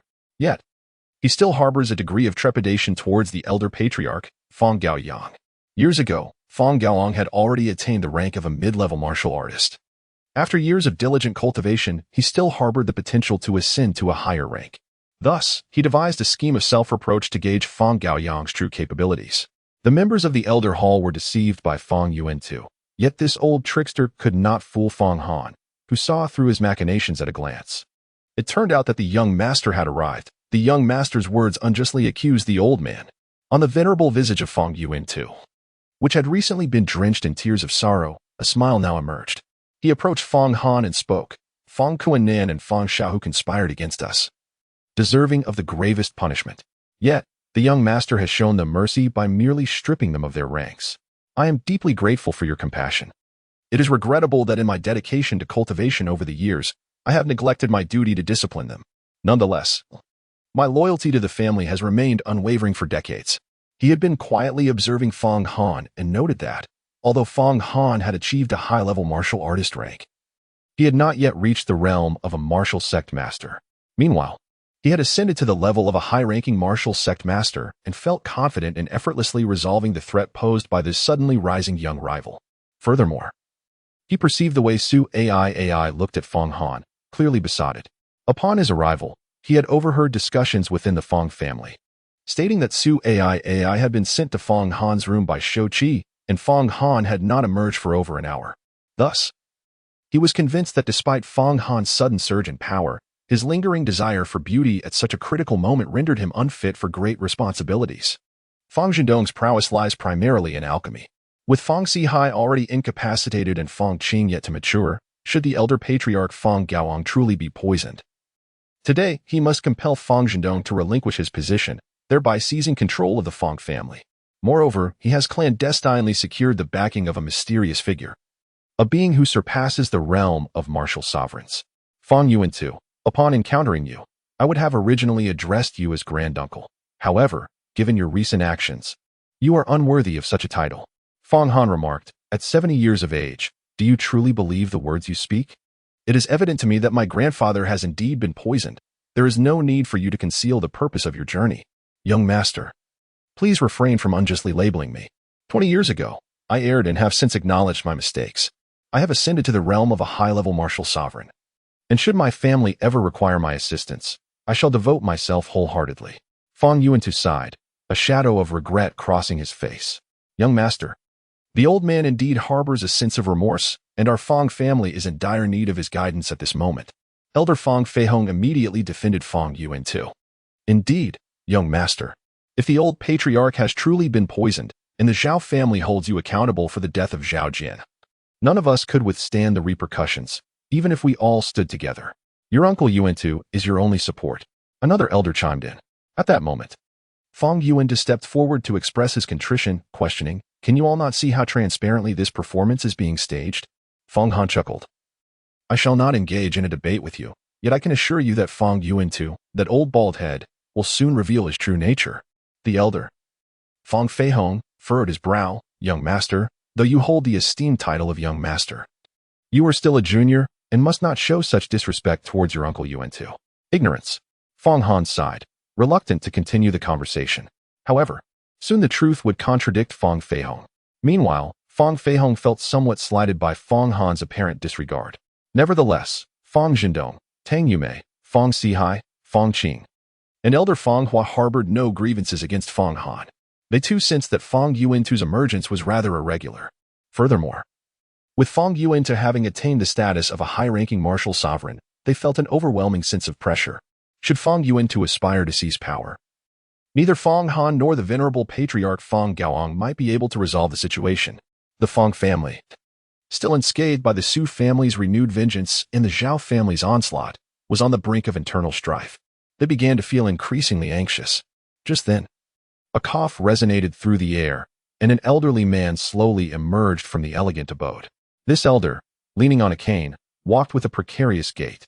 His complexion was extremely poor, his hair almost entirely white, and his face appeared deeply haggard. Though tall, he exuded an aura of frailty. "Father, what has happened to you?" Fang Zhendong hurried over to support the elderly man. This elder was none other than Fang Gaoang, the esteemed patriarch of the Fang family, and the father of both Fang Zhendong and Fang Sihai, as well as the grandfather of Fang Han. Fang Han beheld his grandfather and could not help but recognize the grim reality that the old man had indeed been poisoned. In his recollections, his grandfather had always been stern with the other members of the family, yet exhibited great warmth towards him, Fang Yingxue and Fang Qing, particularly. Despite Fang Han's lack of innate talent for cultivation, his grandfather had never expressed disdain. Coupled with the tender care from his parents, Fang Zhendong and Tang Yumei, he had been sheltered from any unjust treatment within the Fang family. Had he belonged to another clan? A waste who could not even refine his body into a martial apprentice despite consuming body-refining pills would have been scorned and looked down upon long ago. Nevertheless, after deliberation, his grandfather and father had expended considerable resources to send Fang Han to the Longyuan Sword Manor. A renowned alchemist there concocted a special body-refining pill for Fang Han, enabling him to embark on the path of a martial artist. Even after he was secretly poisoned by Zhao Zi and reduced to a fool, his grandfather tirelessly examined his health and sought out esteemed physicians, never abandoning him. Thus, his affections extended not only to his parents and sister, but also to his grandfather, uncle, and cousin Fang Qing. Now, witnessing his once formidable grandfather reduced to such frailty, even appearing somewhat emaciated, stirred a profound discomfort within him. Yet, concurrently, a surge of vengeful resolve swelled in his heart. He was determined to unearth the perpetrator behind the poisoning. Upon locating this individual, he vowed that their punishment would not merely entail the loss of their cultivation. He would ensure their head would roll. "Zhendong, I have been poisoned for several days now. During this time, I have been striving to counteract the poison, almost succumbing to death's embrace, and feared I might never see you again," Fang Gaoyang remarked, his voice trembling and devoid of vitality, utterly lacking the demeanor befitting a martial sovereign. Fang Han observed the scene before him, noting the glimmer of excitement that flickered in Fang Yuantu's eyes as he regarded the elderly Fang Gaoyang. It was evident to him that this old bald man was about to reveal his sinister intentions. "Master, it appears that your Fang family is on the brink of collapse. I suggest you release me and pledge not to divulge the secrets of our Su family's alliance with the Hahuan sect. By doing so, you might secure a chance for your kin to survive," whispered Su Ai, who had remained silent until now, leaning closer to Fang Han. At this moment, she felt a surge of triumph. While Fang Han had coerced her into obedience through the matters concerning the Hahuan sect, she now sought to leverage the imminent downfall of the Fang family to threaten him, hoping to extricate herself from the predicament. She had disowned that, like herself, Fang Han held a deep regard for his family. "Do you also believe that Fang Yuantu's apparent act of contrition is but a fade, while his true ambition lies in seeking elevation?" Fang Han was not the least bit angered. He leaned in closer to Su Ai and whispered, "Indeed, he had ascended to the rank of a high-level martial sovereign, yet your grandfather has succumbed to poison. Although you are formidable at present, you are not his match." The internal strife and decline of the Fang family appear to be inevitable. Su Ai chuckled softly. "I am aware of your thoughts. So just wait and witness how I handle Fang Yuantu and unearth the perpetrator behind the poisoning," Fang Han remarked. The two appeared to be exchanging sweet nothings. Yet in truth, they were engaged in a fierce duel. Meanwhile, Tang Yumei approached Fang Gaoang, offering her support. "Father, how could you have been poisoned? During this time, no one has come into contact with you, and the guards near your elegant residence have always been of the highest caliber." Fang Zhendong, after the initial shock, inquired perplexedly of the elder Fang Gaoang, "Father, you are the true pillar of our Fang family. Now that you have been poisoned, what shall we do?" Fang Sihai also expressed, "The pillar of the Fang family has fallen, and they are genuinely distraught. As for me, I'm not only poisoned, but have also lost all my cultivation. The two of us truly share a common plight." Old Master Fang Gaoang leaned on his cane, swaying as he approached Fang Sihai's wheelchair. Grasping Fang Sihai's hand, he remarked, "I sense that your assault and my poisoning are the result of someone's deliberate machinations. Indeed, it is quite perplexing.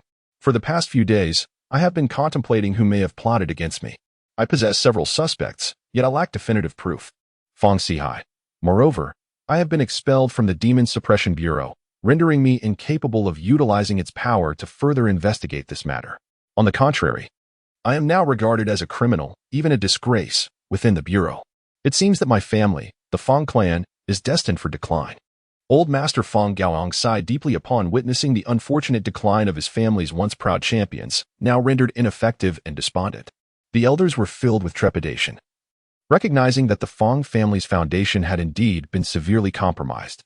Some even speculated that the family may have no choice but to entrust leadership to the newly ascended high-ranking martial sovereign, Fong Yuan, lest they face imminent collapse. Brother Gaoang, how can this be? What poison afflicts you? I have come today to atone for my son and grandson, even if it costs me my own cultivation. I shall endeavor to cure you. Fong Yuan strode purposefully towards Fong Gaoang, intent on accessing the elder's pulse. At this juncture, there was no longer any need for him to probe Fong Gaoyang's condition, for the latter appeared exceedingly frail, unable to feign strength.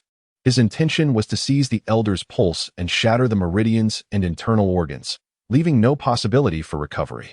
This individual was exceedingly cautious and ruthlessly determined. He would not strike unless he was prepared to ensure complete devastation. Fong Yuan, do not approach my grandfather. One can never be certain of your intentions. However, at that moment, Fong Han intervened, directly obstructing Fong Yuan's path. Young master, what are you saying? I am merely acting out of goodwill to examine your grandfather's health. After a moment of surprise, Fong Yuan remarked, indeed, he had harbored murderous intentions towards Fong Han. In his view, Fong Han was the most inept among the younger generation of the Fong family. After all, it took Fong Han an immense effort to achieve body refinement, while the other young members of the clan accomplished it with ease, emerging as warriors. He never anticipated that today he would be the one to incapacitate Fong Kunan and Fong Xiaohu. Now, Fong Han, ever vigilant, stood in the way of his plans to deal with Fong Gaoang. He perceived Fong Han as a significant obstacle to his control over the Fong family, and thus, he resolved to eliminate this impediment. Young master, from now on, the Fong family will rely on you, Uncle Yuan. Why speak in such a manner? Elder Fong Feihong has also begun to voice his discontent towards Fong Han. You esteemed elders, though you are all my great-uncle figures, dare any of you act unfavorably towards my grandfather, my parents, or my uncle's family? If so, do not blame me for being ungracious. Fong Han gazed at Fong Feihong with a cold smile and remarked, Fong Yuan's true colors are about to be revealed, and yet you still speak on his behalf. Are you conspiring with him in rebellion? What utter nonsense. Elder Fong Feihong grew increasingly displeased. However, suddenly, Fong Yuan burst into laughter. He unleashed a formidable pressure that caused the branches of the nearby trees to tremble incessantly, while the windows of the elegant residence buzzed ominously, as if on the verge of shattering. Brother Yuan, what brings you such amusement? Several elders from the elder hall turned their gazes toward Fong Yuan, with Elder Fong Feihong questioning him in bewilderment. Fong Han, I never imagined that not only have you shed your foolishness, but you have also made significant strides in your cultivation and heightened your vigilance. Yet, Fong Yuan disregarded Elder Fong Feihong entirely, fixing his gaze on Fong Han instead. Since you have discerned my intentions, I shall no longer feign ignorance. Allow me to disclose to everyone that today's plot by Fong Kunan and Fong Xiaohu to compel Fong Zhendong to relinquish his position was orchestrated by me.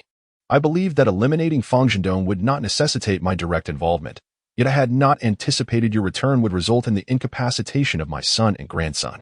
Consequently, you are now destined to meet your demise, and your grandfather has already been poisoned, rendering him incapable of offering you assistance. His words caused Fong Zhendong, Tang Yume, Fong Sihai, Fong Han, and Elder Fong Hua to change countenance.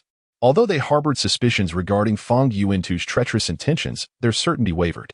Deep down, they hoped that Fong Yuan would not betray them, for should he aspire to assume the role of family head, the Fong family would descend into chaos. Fong Yuan, do you seek to take my life? You are far from qualified. Fong Han, however, responded with an air of nonchalance. Is that so? Fong Yuan sneered coldly, ignorant wretch. Let me demonstrate my formidable prowess. With a surge of internal energy, he unleashed a punch. This old man finally ceased to conceal his true strength and struck directly. His vital energy erupted outward, coalescing into an enormous azure fist that loomed over Fong Han. He intended to deliver a fatal blow, avenging Fong Kunan and Fong Xiaohu. Chapter 34. True Dragon as a novice martial sovereign. He had already transformed his true essence into vital energy, and given that Fong Yuan was a senior martial sovereign, He could naturally manifest his energy into a punch, allowing for long-range attacks. The Azure Fist, forged from concentrated vital energy, howled through the air, its sheer momentum instilling terror in the hearts of onlookers. Fang Yuantu's strength had surpassed that of the old man before his poisoning. This cunning elder had honed his abilities over many years, and it seemed that the Fang family was doomed to meet its end at his hands. The venerable Fang Gaoang gazed upon the bald-headed Fang Yuantu as he unleashed a devastating punch, his countenance ashen with despair. Alas, he lamented. If only I had dealt with this fool decisively in his youth, either by stripping him of his cultivation or even executing him outright. We would not be embroiled in this chaos today. He had believed that Fang Han's sudden rise was impressive, yet being young, he could not possibly rival a high-ranking martial sovereign. It is worth noting that at 75 years of age, after 70 years of arduous training, he had yet to ascend to the rank of a high-level martial sovereign. In the blink of an eye, Fang Yuantu's formidable punch, imbued with immense pressure, had already descended upon Fang Han. With sheer determination, Fang Han met this titanic strike with his bare fists. Standing beside him, Su Ai, along with the elders of the Elder Hall positioned slightly further away, hastily sought refuge from the overwhelming force. They had already been struggling to withstand Fang Yuantu's oppressive aura. Being struck by the residual energy of his colossal punch would surely result in injury. Honor, do not be reckless. Fang Zhendong immediately rushed over, eager to rescue Fang Han without delay. Fang Yuantu's formidable True Qi giant fist exuded a sense of impending destruction, an overwhelming force.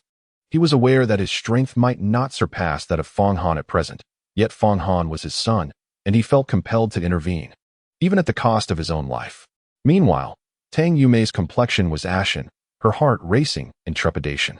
However, in the next moment, a glimmer of golden light erupted from Fang Han's diminutive fist, causing the seemingly invincible Azure True Qi giant fist to shatter instantaneously.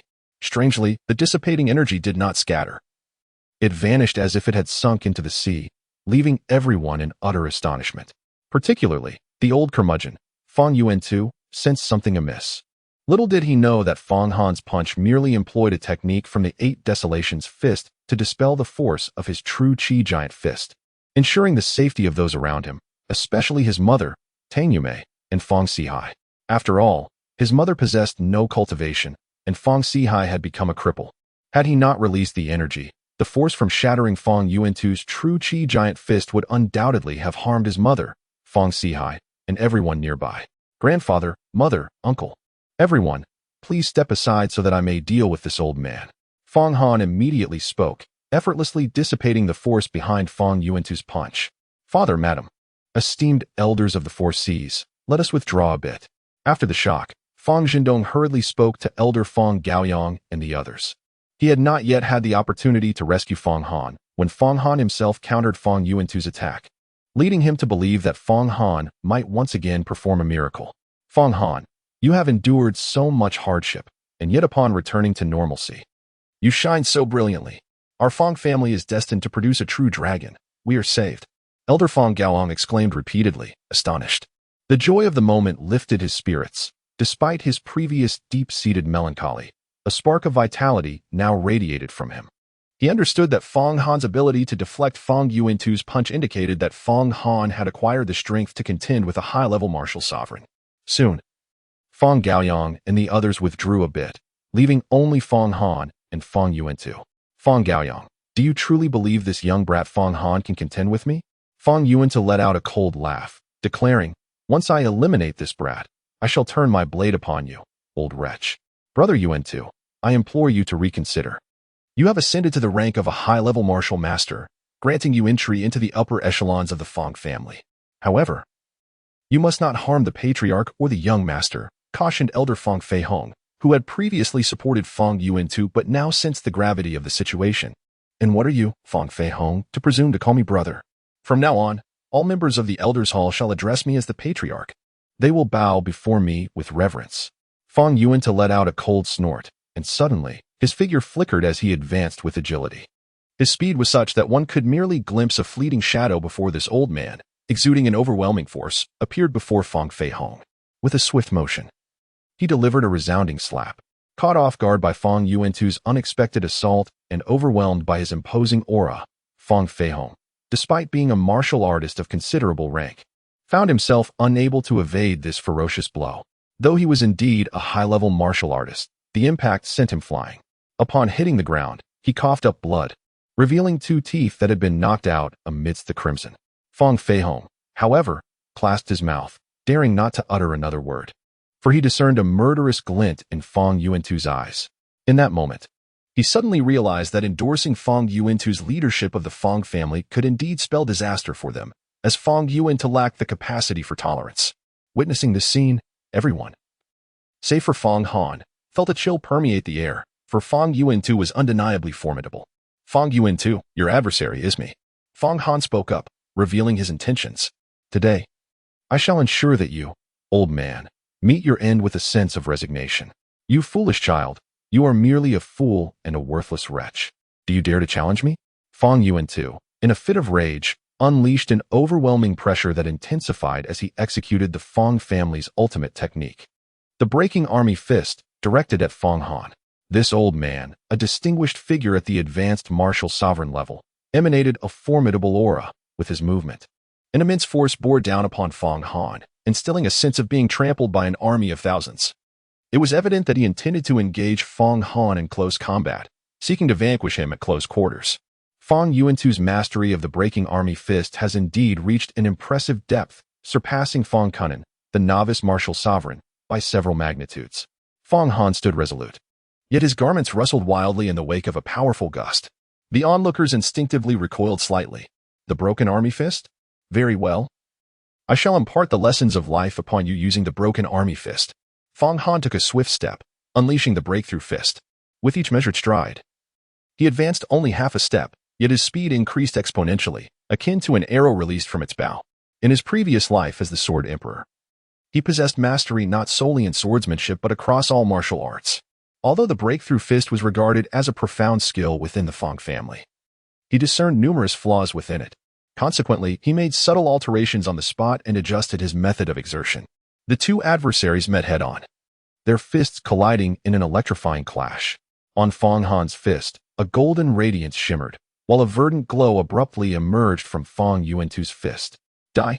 Fong Yuantu let out a sinister chuckle. Yet, in the next moment, his expression changed dramatically as he sensed the formidable power emanating from Fong Han's fist, so overwhelming that it nearly destabilized his stance. How could this be possible? Fong Yuan's heart was filled with immense shock. How could Fong Han possess such formidable power, when his body clearly harbored true essence rather than true energy? This strength was simply beyond that of a high-ranking martial sovereign. In a hurry, he unleashed all his true energy, attempting to withstand Fong Han's punch. Yet, the force of Fong Han's strike surged forth in relentless waves, akin to an unstoppable tide. Chapter 35, The Puppet Master Behind the Scenes. Fong Han, in his practice of the breaking army fist, incorporated various martial arts techniques, employing extraordinarily unique methods of exerting force. The profundity of his approach is remarkable and exceedingly rare in the world. Moreover, having made significant progress in cultivating the savage body refinement technique, he has developed an astonishingly robust physical strength. Every inch of his muscle and every bone within him seems to harbor an inexhaustible wellspring of power, rendering his strikes immensely forceful, capable of sweeping through legions.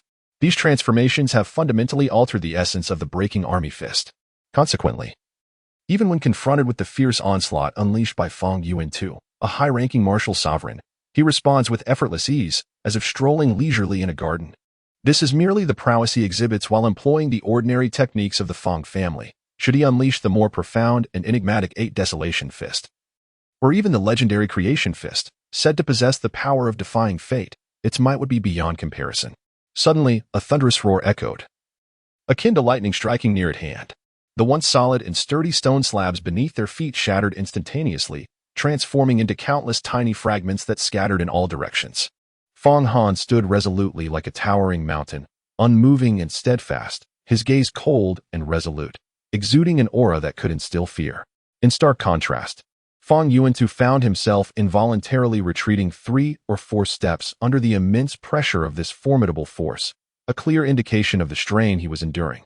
In an instant, fragments of stone flew through the air like hidden weapons, striking the surrounding trees, which bore the brunt of the onslaught. Their trunks were instantly riddled with countless holes, as if pierced by a multitude of sharp arrows.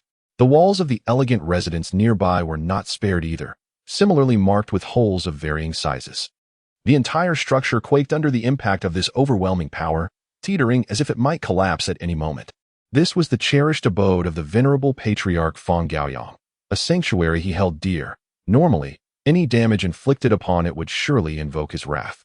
However, at this moment, Fang Gaoyang was entirely focused on the confrontation between Fang Han and Fang Yuantu, unconcerned with the potential destruction of his residence.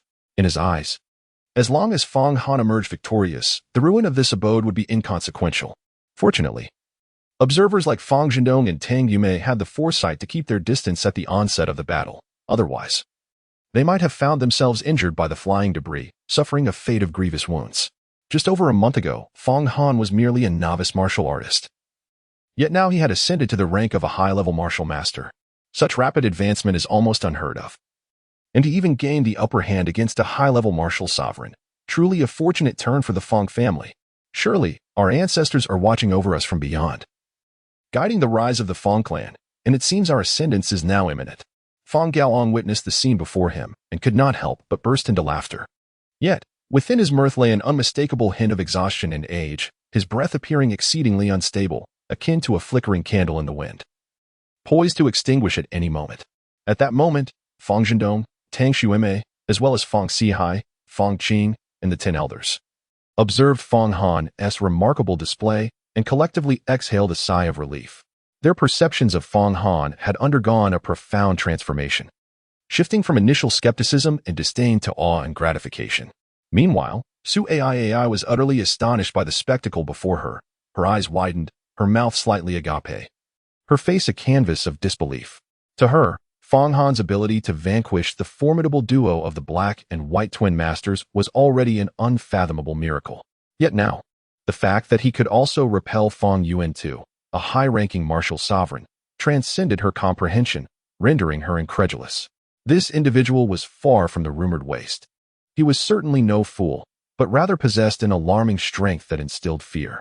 Su Ai's gaze remained firmly fixed on Fang Han, her eyes betraying a peculiar expression. She realized that her understanding of him was profoundly superficial. The current Fang Han resembled a veil of mist, increasingly elusive to her perception. Young man, what rare elixir did the people from the Divine Physician Valley and Su Qianqiu infuse into your being to render you so extraordinarily powerful? Fang Yuantong was evidently unwilling to concede defeat so easily. He forcibly steadied himself, planting his feet firmly on the ground to halt his retreat. With widened eyes, he glared fiercely at Fang Han and declared, "Today, I shall undoubtedly slay you here, for I cannot allow you to grow stronger. Otherwise, you will surely become a significant threat in the future. You speak far too much." Fang Han let out a cold hum, entirely disinclined to engage with Fang Yuantu. His figure lunged forward with the swiftness of a leopard, exuding an overwhelming aura. Immediately thereafter, he unleashed the broken army fist, executing one move after another in an unceasing barrage. Each punch carried a howling wind, as if it could rend the very air itself, sweeping relentlessly towards Fang Yuantu. Fang Yuantu, perceiving Fang Han's ferocious approach, secretly speculated that such formidable explosive power must have been achieved through some arcane technique, likely by consuming his own true essence. He was resolute in his belief that as long as he could withstand Fang Han's tempestuous onslaught of more than a dozen strikes, the young man's strength would inevitably wane once his true essence was depleted. At that juncture, executing a counterattack against Fang Han would be as effortless as turning over one's hand. After all, as a high-ranking martial sovereign, it would be an immense humiliation for him to continuously evade and shy away from a direct confrontation with a younger opponent. Originally, he had anticipated facing formidable clan warriors such as Fang Gaoyang or Fang Sihai.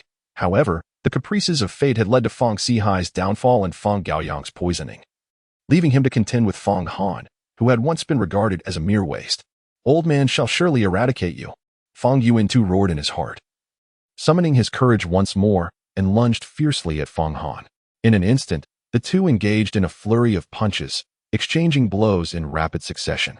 Fang Han's striking force intensified, each punch surging forth like a relentless tide, one wave crashing after another, with an escalating ferocity that seemed boundless, gradually enveloping Fang Yuantu an overwhelming pressure. Fang Yuantu could only withstand a few blows before he began to falter. Meanwhile, Fang Han's relentless punches surged forth, forcing him to retreat repeatedly. Yet, Fong Han pursued him like a shadow, relentless in his attack. Wherever they tread, the stones beneath their feet shattered into pieces. With each stride akin to that of a plow, this was the true essence of the breaking army fist. Fong Han's comprehension of this martial art far surpassed that of the elder. Old Master Fong Gaoang observed Fong Han's striking prowess and couldn't help but exclaim in awe. Soon, Fong Yuantu found himself utterly subdued, with no means of retaliation. The old man grew anxious, eagerly anticipating a decline in Fong Han's combat strength. Yet, contrary to his expectations, Fong Han only grew stronger with each exchange, causing a sense of unease to swell within him. Suddenly, Fong Han altered his approach, effortlessly sweeping aside Fong Yuantu's defensive arm and delivering a powerful elbow strike to his solar plexus. Fong Yuantu soared into the air, propelled several meters before crashing to the ground, blood spilling from his mouth in a relentless flow. Defeated? A high-ranking martial sect master has fallen to Fong Han? Su Ai could scarcely believe her eyes. You little wretch, it seems you are compelling me to reveal my true strength. Fong Yuantu struggled to rise from the ground, retrieving a pill that he consumed without hesitation. Suddenly, a broadsword materialized in his hand, glimmering with a chilling light, unmistakably a magical artifact rather than an ordinary weapon. Fong Yuantu, possessing a mid-grade magical weapon, rejuvenation pills, and spatial treasures, it appears that someone is aiding you in your ascent within the Fong family. A fleeting glimmer of murderous intent flashed in Fong Han's eyes as he calmly inquired, "Who is your mastermind?" Chapter 36, The Frostblade Technique Kid. I never expected that not only have you shed your naivety, but you've also become exceptionally astute, he remarked. 3 years ago, I was merely a high-tier martial master. Yet now I have ascended to the realm of a high-tier martial sovereign. If it were not for the assistance of a powerful figure behind me, how could I have achieved this? This esteemed individual has long surpassed the martial sovereign realm and has entered the true martial realm, being at least a foundation establishment expert, if not a formidable entity of the divine mind realm. Fong Yuantu wiped the blood from the corner of his mouth and let out a chilling laugh. Young one, I never imagined you possessed such formidable prowess. It appears that Su Qianqiu has transformed you into a medicinal being, yet she has reaped none of the benefits. All the potency resides within you. Alas, it is unfortunate that you shall still perish at my hands today. Upon hearing Fong Yuantu's words, Fong Han also chuckled and retorted, Old wretch, if you possess the audacity, reveal the identity of your mastermind. Once I eliminate you, I shall undoubtedly settle the score with them. He had surmised that Fong Yuantu's benefactor was likely from the Su or Zhao clans. However, he had not anticipated that these individuals had begun their schemes to usurp the Fong family 3 years prior. Fong Han, you are not yet worthy to know the name of that illustrious figure. Furthermore, even if you did, it would be of no consequence. For you are about to be captured by me, leaving you in a state of utter disarray. Fong Yuantu, while channeling his energy, swiftly absorbed the essence of the recovery pill to mend his injuries. This recovery pill, bestowed upon him by a mysterious figure lurking in the shadows, far surpassed the value of any body-refining pill or meridian-opening pill, rivaling even the esteemed Qi transformation pill. At that time, this enigmatic individual, in a bid to secure his allegiance, had granted him 2 Qi transformation pills along with a single recovery pill. The consumption of a Qi transformation pill enables the transformation of true essence into genuine energy, allowing one to ascend from a high-level martial master to the realm of martial sect expert. Conversely, the recovery pill replenishes depleted true energy and heals wounds, proving to be remarkably effective in the heat of battle. Fong Yuantu believed he could effortlessly vanquish Fong Han, only to find himself wounded at the hands of the latter. Moreover, Fong Han employed the broken army fist. However, he discerned that Fong Han's version of the broken army fist differed from the ancestral technique of the Fong family. The breaking army fist of the Fong family represents the pinnacle of their martial arts, yet it is merely a technique of the profound tier. Akin to the Fong family's profound technique, the blazing flame decision, which can at best be employed by a martial sovereign. However, he faintly sensed that Fong Han's breaking army fist had transcended the profound tier, reaching the realm of the earthly tier. Furthermore, Fong Han must have cultivated a formidable technique. Otherwise, it would be inconceivable for him, as a high-tier martial master, to enter someone of his stature, a high-tier martial sovereign. This realization prompted him to alter his course of action, opting to capture Fong Han instead of slaying him outright. He intended to extract from Fong Han the secrets of his cultivation. Soon, under the effects of the recovery pill, Fong Yuantu's injuries were not only healed, but his aura had also significantly intensified. Clearly, Fang Yuantu's combat prowess was at its zenith. Fang Yuantu, let us engage. If you wish to showcase your swordsmanship, I shall gladly match you for a few rounds. Fang Han's thoughts stirred, and the Qiantai sword materialized in his hand. Indeed, you have not only absorbed the energy of the alchemically refined beings, but you have also encountered extraordinary fortune. However, your techniques, this sword, and your enchanted storage treasures shall rightfully belong to me. After a moment of surprise, the glimmer of greed in Fang Yuantu's eyes intensified. Fang Han, in just over a month's time, ascended from a novice martial artist to a high-level martial master. If he were to acquire all of Fang Han's resources, he firmly believes he could undoubtedly break through to the foundation establishment stage and perhaps even reach the spiritual sense stage. Then he would truly become a formidable powerhouse. Fang Gaoyang, Fang Zhendong, Tang Yumei, Fang Sihai, Fang Qing, and the members of the Elders' Hall, upon witnessing Fang Han possessing a storage artifact, recognized that he had indeed encountered extraordinary fortunes and was no longer the naive individual he once was. Su Ai was equally astonished. She had heard from Su Qianqiu that Fang Han had suddenly regained his faculties and acquired cultivation. However, during the time he was deranged, someone had constantly been watching over him. Thus, from where did Fang Han derive his profound cultivation and spatial artifact? Old fellow, it remains to be seen if you possess the ability to claim it. Fang Han spoke softly, the frost blade sword technique. Upon hearing the words, Fang Yuantian let out a furious roar. He suddenly harnessed his inner energy, which surged forth like a tumultuous tide, rapidly flowing into the broadsword in his hand. In an instant, the blade was enveloped in a thick layer of white mist, which seemed to possess a life of its own, continuously swirling and writhing. Immediately thereafter, a white sword aura, exuding a chilling coldness, erupted from the blade like a spirited white serpent, slicing through the air with a force that threatened to cleave the heavens. Aimed directly at Fang Han, the power of this sword aura was nothing short of astonishing. Wherever it passed, the surrounding air appeared to freeze instantaneously, the temperature plummeting dramatically. As if an unexpected cold wave had swept through, a thick layer of white frost swiftly formed on the branches and leaves of nearby trees, glimmering with a frigid light under the sun's rays.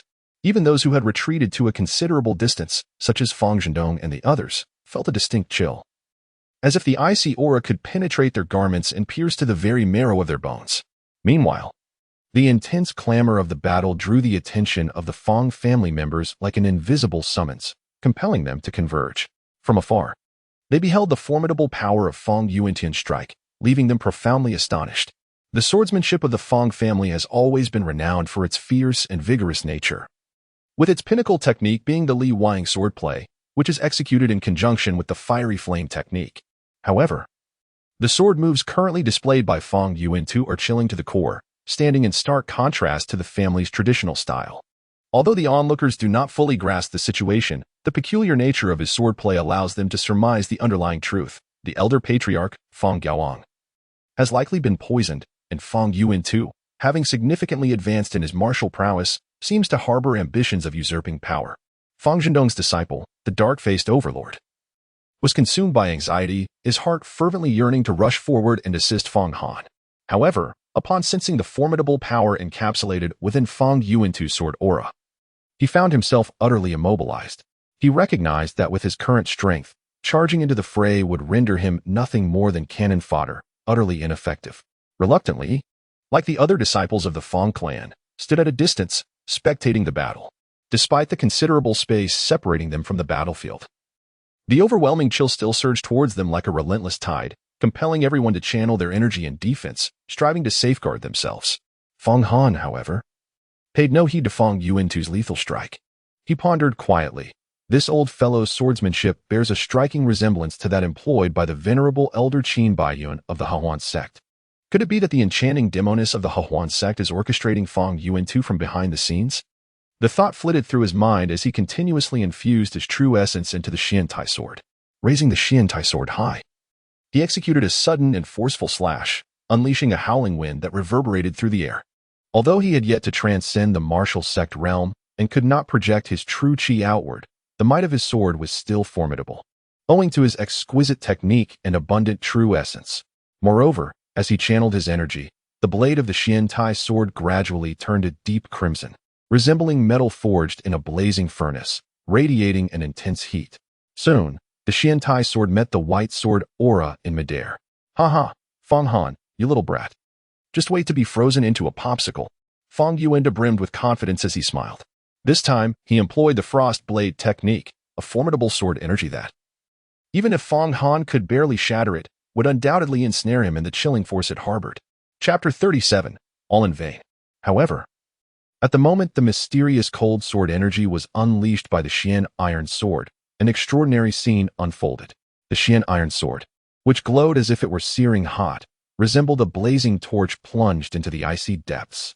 Fang Yuantu's sword energy, akin to ice meeting flame, astonishingly melted away into nothingness. The once surging tide of coldness dissipated in an instant, as if it had never existed at all. How could this be possible? Fang Yuantu, the elderly bald man, widened his eyes in sheer astonishment, utterly unable to comprehend the events unfolding before him. Fang Yuantu, what other tactics do you possess? Do not hesitate to reveal them. Do you truly believe that the person behind you, having imparted but a modicum of swordsmanship, has granted you the license to act with impunity? Today, I shall ensure that you meet your demise with complete conviction. Fang Han maintained a serene expression, his tone calm as he spoke. Young one, allow me to demonstrate something for you now. Fang Yuan let out a cold snort, his figure suddenly soaring into the air. He resembled a fierce hawk, descending with the force of a mountain pressing down, as he lunged towards Fang Han. In midair, utilizing the momentum of his descent, he swung his broadsword with ferocity, and in that instant, the blade seemed to carry the might of thunder and wind, producing a series of resounding booms. Upon witnessing the scene, Fang Han exhibited no fear. He firmly planted his feet on the ground, his hands tightly gripping the mysterious iron sword, and with great force, he swung the blade to meet the oncoming challenge. In an instant, the momentum emanating from the two combatants surged like two volcanoes on the verge of eruption. The surrounding air seemed to be stirred by an invisible force, whipping into a frenzy, causing their garments to billow dramatically. Even the flora around them bowed in submission to this overwhelming gust, with towering trees swaying precariously, their branches rustling in protest. At last, the two swords clashed fiercely in the air. The sound of metal striking metal reverberated continuously, at times ringing out clear and melodious, reminiscent of temple bells on a serene morning. At others, it resounded deep and heavy, akin to the rumble of distant summer thunder. The cacophony of their encounters resonated, buzzing in the ears of onlookers, causing those among the Fang family with lesser cultivation to wince in discomfort, their expressions contorted with pain as they covered their ears. Moreover, each clash unleashed a torrent of energy that radiated outward like a surging tide. Beneath their feet, the ground quaked as if caught in a violent earthquake, trembling incessantly and imparting a sense of impending calamity. As they battled and advanced, their path seemed to herald disaster, leaving devastation in their wake. The elegant residents of Fang Gaoyang, unable to withstand the onslaught of such formidable power, succumbed with a thunderous crash, sending clouds of dust spiraling into the air. Fang Han unleashed the Eight Desolations sword technique. This swordsmanship shares its origins with the Eight Desolations fist, both imbued with boundless power. Each movement exuding a grandeur that seems capable of splitting the heavens and reshaping the earth, altering the very fabric of the skies. Given Fang Han's current level of cultivation, the execution of such a sword technique is most fitting, akin to a dragon soaring through water or a fierce tiger returning to its forest. At this moment, he engaged in combat with Fang Yuantu, both drawing their swords in an instant, vying for the upper hand. Initially, the exchanges were evenly matched, with neither side gaining a clear advantage. However, as time progressed, Fang Yuantu's broadsword gradually found itself at a disadvantage, overwhelmed by Fang Han's superior swordsmanship. This was due to Fang Han's mastery of the Eight Desolations sword technique, which excels in creating an unstoppable momentum, akin to surging waves that intensify with each crest, cascading in relentless succession. As Fang Han's sword momentum grew increasingly formidable, nearing the pinnacle of mastery, the pressure bearing down on Fang Yuantu became akin to a mountain crushing down upon him, so heavy that it rendered him nearly breathless. In Fang Han's grasp, the mysterious iron sword now seemed to embody an immense force, each strike resonating with a chilling wind that caused Fang Yuantu's arm to tremble ever so slightly. The power emanating from the blade appeared to penetrate through its very essence, striking deep into his soul and evoking an overwhelming sense of helplessness within. Who on earth is this individual? Truly, he is nothing short of an anomaly. Fang Yuantong silently exclaimed in astonishment, his expression grave. The fact that he could comprehend the essence of swordsmanship was astonishing, Such a realm could only be attained by those at least at the foundational stage of mastery. Yet here he was, merely a high-level martial artist. How could he possibly possess such extraordinary prowess? Fang Yuan gritted his teeth, fervently channeling the vital energy within him as he executed the ice sword technique, striving to salvage the increasingly dire situation. He summoned a chilling aura enveloping his broadsword, which radiated an ethereal frost, emanating an intense coldness, and his swordplay grew increasingly fierce. Yet, Fang Han's sword momentum surged forth like a relentless river, ceaseless and overpowering. No matter how he struggled, it was nearly impossible to break free from the oppressive net of swordsmanship that ensnared him. In Fang Yuantu's heart, an unsettling emotion spread wildly like untamed grass. Meanwhile, Fang Han's mysterious iron sword danced with increasing swiftness, its blade casting shadows that overlapped like a towering mountain, bearing an overwhelming force as it bore down upon Fang Yuantu. Fang Yuantu inwardly lamented his dire predicament, fully aware that he had unwittingly plunged into an inescapable abyss. The notion of distancing himself from Fang Han and reverting to a strategy of remote combat was nothing but a futile dream. At that very moment, a fleeting thought of escape flickered in his mind. He understood that as long as the Green Mountains remained, there would be no shortage of firewood. Yet, a profound sense of unwillingness gnawed at him. After a lifetime of scheming, he was but a hair's breadth away from supplanting Fang Zhendong.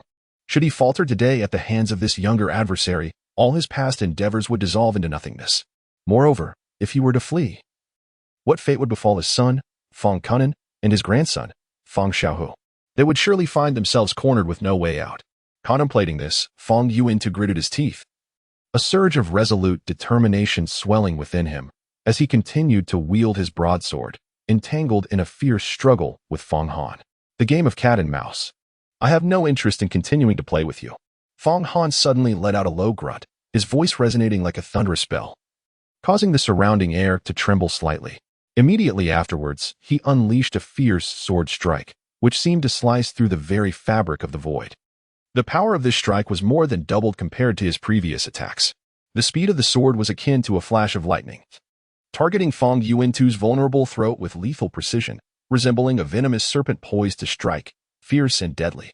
Fang Yuantu, with no avenue for retreat, could only brace himself resolutely, raising his broadsword to confront Fang Han's exceedingly fierce strike with all his might.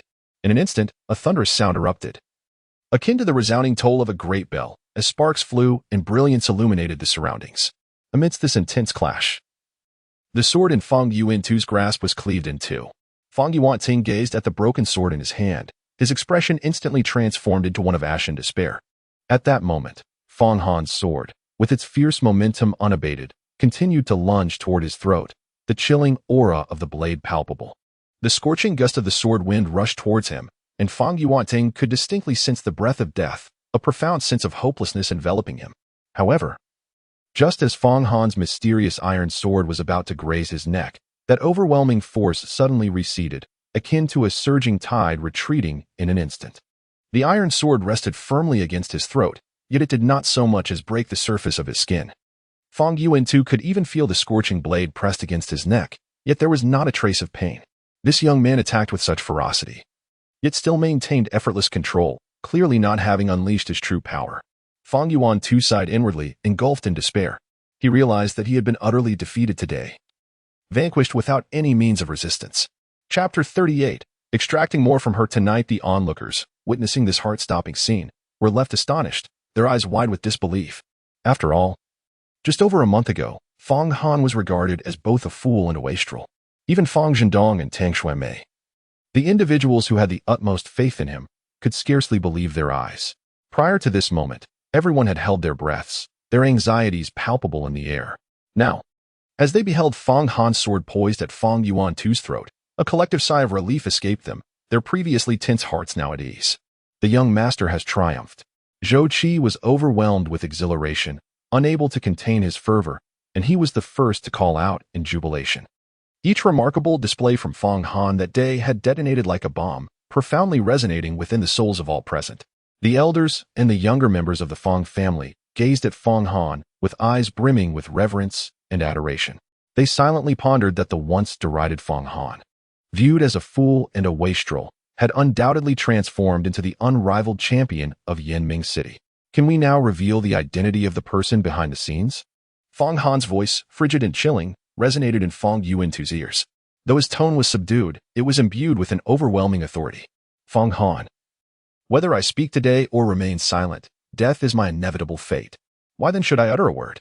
However, if you believe you are not a match for that enigmatic figure pulling the strings, know this. Should you take my life, yours will follow. Fong Yuantu broke into a bitter smile. If your mysterious benefactor were truly so formidable, they would not resort to having you poison my grandfather, but would take matters into their own hands. To me, this so-called enigmatic figure is nothing more than a rat lurking in the shadows. Fong Han leaned in to whisper to the distant two. In truth, even if you remain silent, I am already aware of who bestowed upon you these resources for cultivation and this splendid sword. You have become utterly inconsequential to me, thus, I shall now send you on your final journey. His tone was remarkably subdued. In Yinming City, a high-ranking martial master was indeed a formidable figure, yet in his eyes, they amounted to nothing. Although his own cultivation was merely in its infancy, he could effortlessly vanquish these individuals with a single stroke of his blade. Nonetheless, he was resolute in settling accounts with his adversaries. For cultivation transcends merely mastering techniques and enhancing one's physical prowess. It is also a refinement of one's mental state. A true cultivator must inevitably attain a level of clarity in thought. It is through the swift resolution of grievances that one may achieve such clarity. The more placid Fong Han's tone became, the more anxious Fong Yuantu felt within. This old fellow, already 70 years of age, should possess a formidable psychological fortitude. Well-versed in the art of cunning and strategy, akin to a seasoned fox. Yet now, he found himself entirely at the mercy of Fong Han. In his previous life, Fong Han had traversed the vastness of the Tunglong Star for millennia, encountering myriad individuals. The true prodigies he faced were all subjected to comprehensive defeats at his hands. It could be said that even the most formidable individuals in Yinming City could be effortlessly manipulated by him on a psychological level. Impossible. This enigmatic figure behind the scenes has always concealed his face. I remain oblivious to his identity, so how could you possibly know? Fong Yuantao expressed his concerns. He feared that he was of no use to Fong Han. With a mere exhalation of true essence, Fong Han's sword could claim his life. He had heard that Fong Han showed no mercy when dealing with members of the Su family, having dispatched 7 of them in mere moments. Since you are unaware, there is even less reason to spare your life. Fong Han let out a cold laugh. Young master, I beseech you, spare my life. I, your humble servant, am kneeling before you. Fong Yuantu hastily declared, without a trace of hesitation, his intention to kneel before Fong Han. However, the sword pressed against his neck remained unmoved, rendering him incapable of lowering himself. This scene left the onlookers, particularly the members of the Elder Hall, utterly astounded. For the arrogance that Fong Yuantu once displayed was now replaced by abject humility. Initially, several elders believed that only Fong Yuantu could save the Fong family. Yet now they felt a profound shame for having harbored such a thought. In comparison to Fong Han, Fong Yuantu paled significantly. Fong Han is a prodigy awakened at dawn, while Fong Yuantu harbors malevolent intentions. 2 decades ago, you committed a grave error, yet my grandfather granted you a chance at redemption. Instead of reflecting on your misdeeds, you have plotted revenge with unwavering resolve. How could I possibly allow you to remain? Fong Han's voice grew increasingly frigid. You cannot kill me. I am your great-uncle. Fong Yuantu is truly frightened.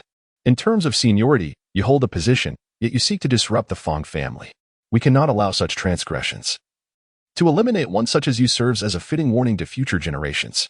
Fong Han remained unfazed, just as Fong Yuantu was about to utter more words. Fong Han placed a hand firmly atop Fong Yuantu's head, channeling the technique of harmonious resonance. His intent was to absorb the old man's cultivation. With a sword poised against his throat, Fong Yuantu dared not move. In the next moment, he felt his internal energy surging uncontrollably towards Fong Han's hand. What have you done to me? Fong Yuantu was utterly astonished, attempting to harness his internal energy for defense, yet his vital essence had slipped entirely beyond his control. His body had become languid and devoid of strength, rendering him as if ensnared in a dream, oblivious to the need for resistance. Fong Han swiftly absorbed the cultivation of Elder Qianqiu from the Hehuan sect on Yinyang Mountain, completing the process in a remarkably brief period. In stark contrast, Fong Yuantu found himself vastly outmatched by Qianqiu. Within mere breaths, he had lost all his cultivation. At this juncture, Fong Yuantu had become devoid of any value. Fong Han flicked his wrist, and the Qianqiu sword swiftly severed Fang Yuantu's head. A torrential spray of blood erupted, marking the demise of Fang Yuantu. I must diligently cultivate my skills to attain the realm of martial sovereign, subsequently honing my spiritual consciousness. In doing so, I shall possess the ability to manipulate the hearts and minds of individuals, rendering future interrogations considerably more effortless. Fang Han harbored no sentiments of regret for Fang Yuantu today. He must execute a decisive act of retribution. He firmly believed that Fang Yuantu had colluded with outsiders to poison his grandfather. The news of his ascension to a higher rank as a martial sect master would soon echo through the ears of every member of the Fang family. From that moment forth, no one would dare to regard him as a fool or a waste, nor would they dare to pressure his father any longer. The issue of familial unity was swiftly resolved in his hands. The young master is formidable, they exclaimed, as they recognized the insidious intentions of Fang Yuantu. Deeming him worthy of death, Shou Qi and others even began to cheer, convinced that with Fang Han, this suddenly awakened prodigy, the Fang family was poised for a rapid resurgence. Honor, you have truly grown. Elder Fang Gaoyang was overwhelmed with emotion, tears streaming down his face. He had once believed the Fang family was doomed, yet he had not anticipated that Fang Han would not only regain his senses but also attain such formidable strength. Brother Shou Qi, please arrange for the removal of the body and the debris of the collapsed elegant residence. Fang Han spoke to Shou Qi, who promptly set about attending to the tasks assigned by Fang Han. Su AI, please return to my residence and wait there. Fang Han sent Su AI away before turning to Fang Gaoyang, saying, Grandfather, I sincerely apologize. In my quest to eliminate Fang Yuantu, I have inadvertently brought ruin to your elegant residence. Let us seek another place to converse. He harbored certain secrets he wished to keep from Su AI, as well as from the Elders' Hall and the younger members of the Fang family. A single elegant dwelling was inconsequential. Preserving the foundation of the Fang family was of paramount importance. Fang Gaoyang sighed.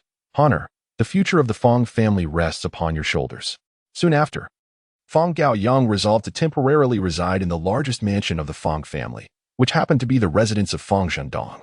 After all, Fang Zhendong's mansion was the most spacious, containing numerous rooms. Before long, Fang Han personally escorted Fang Gaoyang to one of the rooms in the grand estate. The others discreetly withdrew. Even Fang Zhendong and Tang Yumei were absent, and the young lad named Fang Xiaoyu, who attended to the old patriarch, was also nowhere to be found, leaving only the two of them, grandfather and grandson. Grandfather, allow me to examine you and ascertain the nature of the poison you have ingested. After Fang Han motioned for Fang Gaoyang to take a seat, he began to examine his pulse. The old gentleman did not question Fang Han. Yet despite the extraordinary display of talent exhibited today, he harbored little hope. After all, his meridians had sustained damage, and merely preserving his life was a formidable challenge, let alone the prospect of restoring his cultivation. Fang Han swiftly activated the strings of harmony technique, channeling a thread of true essence into the venerable body of his grandfather. Fang Gaoyang, this poison is indeed formidable. The old man's meridians have withered, and his dantian has sustained damage. If I do not administer treatment, it is likely that he will depart from this world within a few days. Soon, a thought struck Fang Han. Fortunately, the strings of harmony technique is an extraordinary art he painstakingly developed over several millennia in his previous life. It possesses the ability to absorb the opponent's cultivation and, remarkably, can yield superior results in cultivation without the need for intimate relations, surpassing even the effects of dual cultivation. Naturally, this technique can refine poisons and restore both meridians and dantian. Had Fang Han still been at the initial level of a martial artist, treating his grandfather's poison would have proven quite arduous, as his cultivation was insufficient. However, now that he has ascended to the advanced level of a martial artist and absorbed the cultivation of Qin Baiyun and Fang Yuantu, he is fully capable of doing so. Grandfather, please focus your essence on the dantian. I shall treat your poison. Fang Han offered a word of caution to the esteemed elder Fang Gaoyang before continuing to invoke the art of harmonious melodies. Although the venerable Mr. Fang Gaoyang harbored some doubts regarding his grandson Fang Han's purported ability to detoxify, he found himself swayed by the resolute gaze of Fang Han. Thus, he chose to heed his words, gradually closing his eyes and concentrating his entire being on the dantian. Moments later, a miraculous event unfolded. The rampant toxins within the old man's body seemed to be drawn by an invisible force, first seeping out like a gentle stream from the intricately woven meridians. before gradually coalescing and flowing along the extraordinary vessels, ultimately being drawn into Fong Han's own body like a whale drinking water. As time drifted by, approximately half an hour passed, and through Fong Han's relentless efforts, the once dreaded toxins within the old man had been largely eradicated. Yet, Fong Han did not pause. He was acutely aware that any damage to the meridians could severely impact his grandfather's health. Thus, he promptly began the task of mending the compromised meridians. Another half hour elapsed quietly, and under Fong Han's meticulous care, the old man's severely damaged meridians had regained much of their former vitality. At this juncture, Fong Han gradually concluded his efforts, exhaling deeply before inquiring with genuine concern, "Grandfather, how do you feel?" Elder Fong Gaoang slowly opened his eyes, filled with astonishment and contentment, and exclaimed with excitement, "Fong Han, you are truly remarkable. I have already regained 60 to 70% of my vitality." At this moment, the elder radiated a newfound spirit. The previous signs of frailty had vanished, replaced by a vibrant energy that emanated from within, as if he had rediscovered his former strength and vigor. "Fong Han, I sense that you have absorbed the toxins into your own body. This cannot be detrimental to your health, can it?" Yet, Elder Fong soon became concerned for Fong Han's well-being. "Grandfather, do not worry. I have acquired a technique that can neutralize any poison," Fong Han remarked. "During this period, I must trouble you to continue feigning illness and refrain from going out. Tomorrow, I shall administer another treatment to purge the poison and restore your meridians, and you will return to your former self, back to normal." "Fong Han, are you concerned that there are still members of our Fong family under the control of that enigmatic figure behind the scenes?" Fong Gaoang was undoubtedly aware of Fong Han's intentions. "Grandfather, I must attend to the restoration of the meridians for Uncle Si-Hai shortly. However, please ensure that the news of your and Uncle Si-Hai's recovery does not reach outsiders. Additionally, the information regarding my elimination of Fong Yuan-tu, who has ascended to the rank of a high-level martial sovereign, must also be kept under wraps. I wish to observe if anyone else dares to emerge and pose a threat to our Fong family." Fong Han remarked, "You are absolutely right. The Four Cs were attacked and rendered powerless, subsequently leading to their removal from the Demon Suppression Bureau. It is undoubtedly a result of someone's cunning scheme." Fong Gaoang nodded. "Is Fong Xiaoyu, this young man, trustworthy or not?" Fong Han then inquired. "Fong Xiaoyu serves the old master. If this individual is unreliable, it may lead to complications."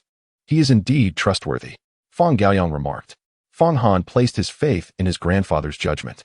After exchanging a few brief words, he took his leave. Subsequently, he conveyed certain matters to his parents, Fong Jindong and Tang Yumei, before proceeding to the residence of Fong Si-Hai. Fong Si-Hai was not poisoned.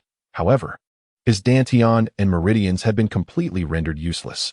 Given Fong Han's current level of cultivation, it would take at least half a month for him to facilitate a full recovery.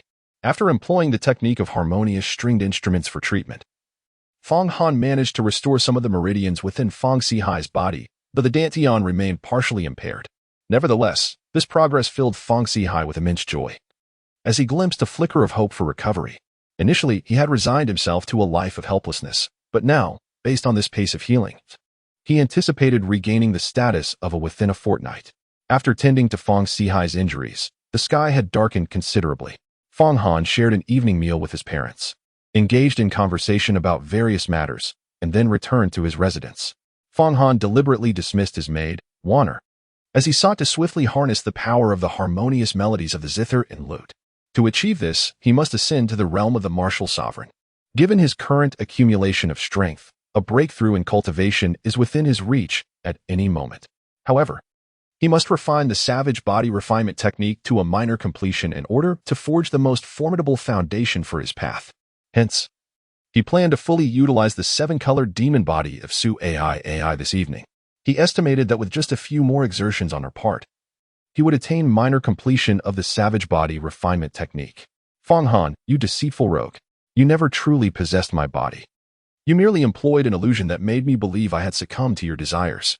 Yet, as Fong Han entered his grand bedroom, Su AI glared at him and remarked, I see that after being transformed into a medicinal figure, you can no longer fulfill the role of a man, can you? This woman had regained her senses and realized she was still intact. I can no longer be a man? Fong Han let out a cold laugh, immediately lifting Su AI into his arms and declaring, Tonight, I shall ensure that you cannot rise from bed tomorrow. Chapter 39, I shall satisfy you, Fong Han. Do not frighten me. Su AI implored. I have heard from my cousin, Su Qianqiu, that on the night you suddenly ceased to be daft. You also rendered her unconscious, yet you did not take advantage of the opportunity to claim her, as Fong Han held her. Su AI found it difficult to struggle against his grip. A wave of fear washed over her, but she quickly masked it with derision. This indicates certain issues, and the fact that I remain untouched speaks volumes. It is clear that you have lost the essence of manhood. You merely possess some semblance of illusionary skills. Fong Han refrained from uttering another word. The audacity of this woman to doubt his humanity warranted a demonstration of his capabilities through action. In his previous life, he was never one to indulge in excessive conversation, particularly in the presence of women. It is actions, not words, that eternally captivate a woman's heart. The true prowess of his harmonious music technique lies in the ability to cultivate through a woman's body without forming a genuine bond. This approach far surpasses any dual cultivation methods in both effectiveness and sophistication. By engaging with a woman's body, he could enhance his cultivation significantly. In this life, he was reluctant to engage casually with women, a hesitation rooted in the betrayal he suffered from his 8 extraordinary female companions in his past. Consequently, he found it challenging to trust women easily this time around. However, with someone like Su AI, he had no intention of developing feelings. A fleeting encounter devoid of responsibility would suffice. Su AI attempted to say something further, but Fong Han swiftly cast her onto the large bed. In an instant, her coarse garment was torn asunder, revealing her nearly flawless form before him. At just 19 years of age, she was 3 years younger than Su Qianqiu. Yet her physique was comparable, if not superior, to Su Qianqiu's. Indeed, her curves were even more voluptuous and alluring. Additionally, due to her 9-color demon body, she exuded a subtle fragrance that was particularly intoxicating to men. Determined to conquer this woman without restraint, Fong Han recognized the unique allure of those possessing a 9-color demon body. Had this been his previous life, he might have found himself infatuated, treating her with genuine affection.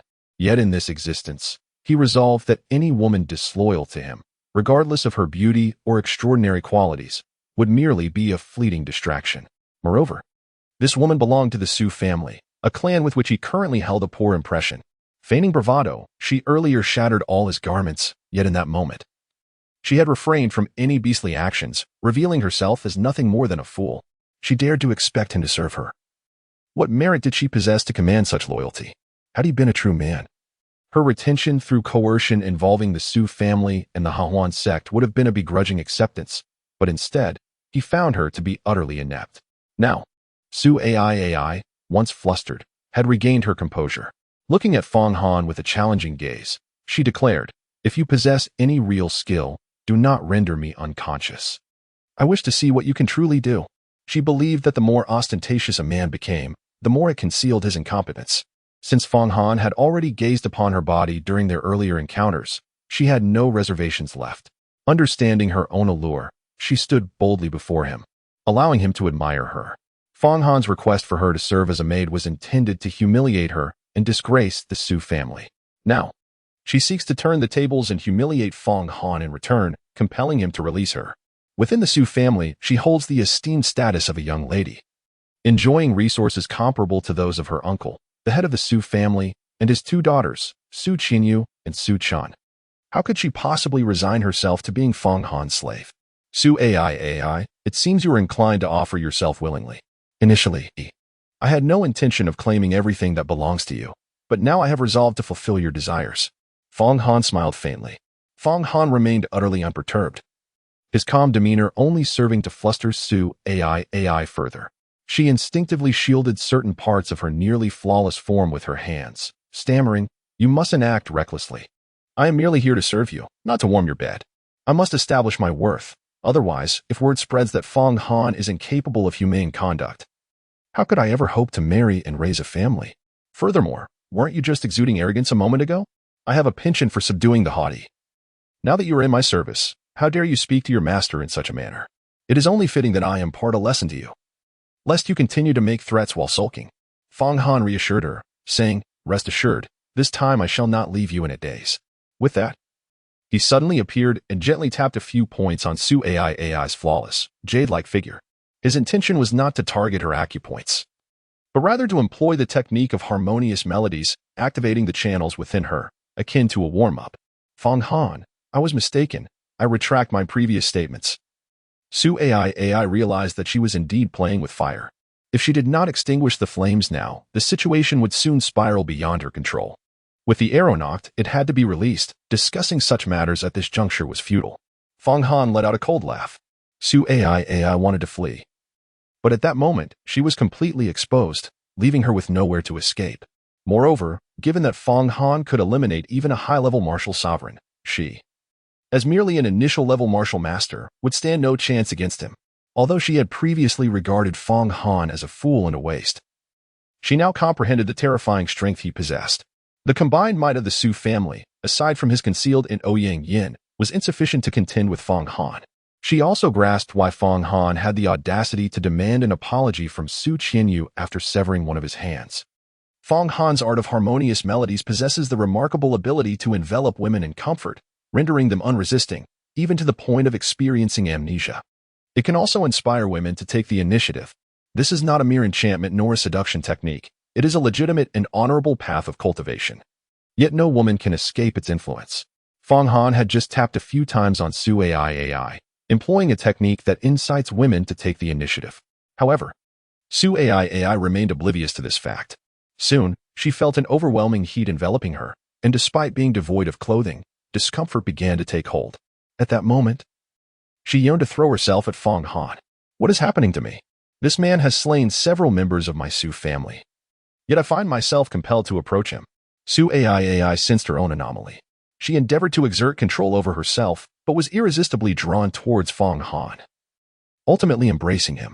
Su AI, now you understand, don't you? If I desired to possess you, it would be an effortless endeavor, and it would require your own initiative. Fong Han remarked, initially, I held little interest in you. My dear woman, my sole intention was to have you as my servant. However, you ought not to provoke me. Fong Han, you scoundrel, what have I done to deserve this? Su AI retorted. Though she felt a twinge of resistance within, her hands did not falter. They began to unfasten Fong Han's azure garment. Moreover, her tone had shifted from a chilling inquiry to one imbued with allure. This woman, possessing the nine-colored enchantress physique, inherently exuded a unique charm. Once she had undone Fong Han's attire, her delicate, almost ethereal hands slipped beneath it. Upon making contact with Fong Han's firm physique, her mind fell into a void. At that moment, her thoughts dissipated, consumed solely by the desire to engage with Fong Han in some manner. She felt as though she were ablaze, her entire being yearning to ignite. Chapter 40. Unbridled joy. At this moment, Su AI found herself ensnared within a dense fog, utterly lost to herself. Her distinctive nine-colored enchantress physique resembled an ancient tome, inherently filled with esoteric knowledge, granting her an instinctive understanding of certain profound matters. Thus, her delicate hands, seemingly imbued with an unusual magic, effortlessly stirred the dormant desires hidden deep within a man's heart. In his previous life, Fong Han was entangled with countless women, yet in this life, he had never truly possessed a woman. At this moment, being stirred by Su AI, the emotions that had long lain dormant within him were unexpectedly awakened, creating gentle ripples in the depths of his heart. After all, he is a man of flesh and blood, imbued with the full spectrum of human emotions, and at merely 20 years of age, he is in the prime of his vitality. In an instant, Fong Han's bedroom seemed to be enveloped in a layer of enchanting and ambiguous atmosphere, akin to a quietly unfurling scroll, rich with alluring scenery. Fong Han was wholly immersed, savoring every moment. However, he was not merely indulging in fleeting pleasure. He was engaged in cultivation. His technique of harmonious strings was continuously at work in silence. This time, Su AI was fully aware, neither in a stupor nor disturbed by illusions. She felt as though she were suspended in the ethereal heights, enveloped by boundless joy. The ecstasy she experienced earlier in the afternoon, conjured by Fong Han's art of harmonious strings, now seemed utterly trivial in comparison to the present moment. A shy yet audacious thought flitted through her mind, the desire to embrace Fong Han tightly, unwilling to let this exquisite time pause for even an instant. As Fong Han seized this intimate moment, he began to gradually draw in the pure essence of true energy from Su AI's body, akin to a pristine spring. The true energy contained within her nine-colored demon body resembled untainted, pure jade liquid, and with a mere flicker of his internal techniques, he effortlessly eliminated the impurities. transforming it into a nourishing spring that would invigorate his meridians and acupoints, ultimately converging in his dantian. Su AI resembled a mobile formation for gathering spiritual energy. Even as her true energy was siphoned away by Fong Han, she could swiftly replenish it.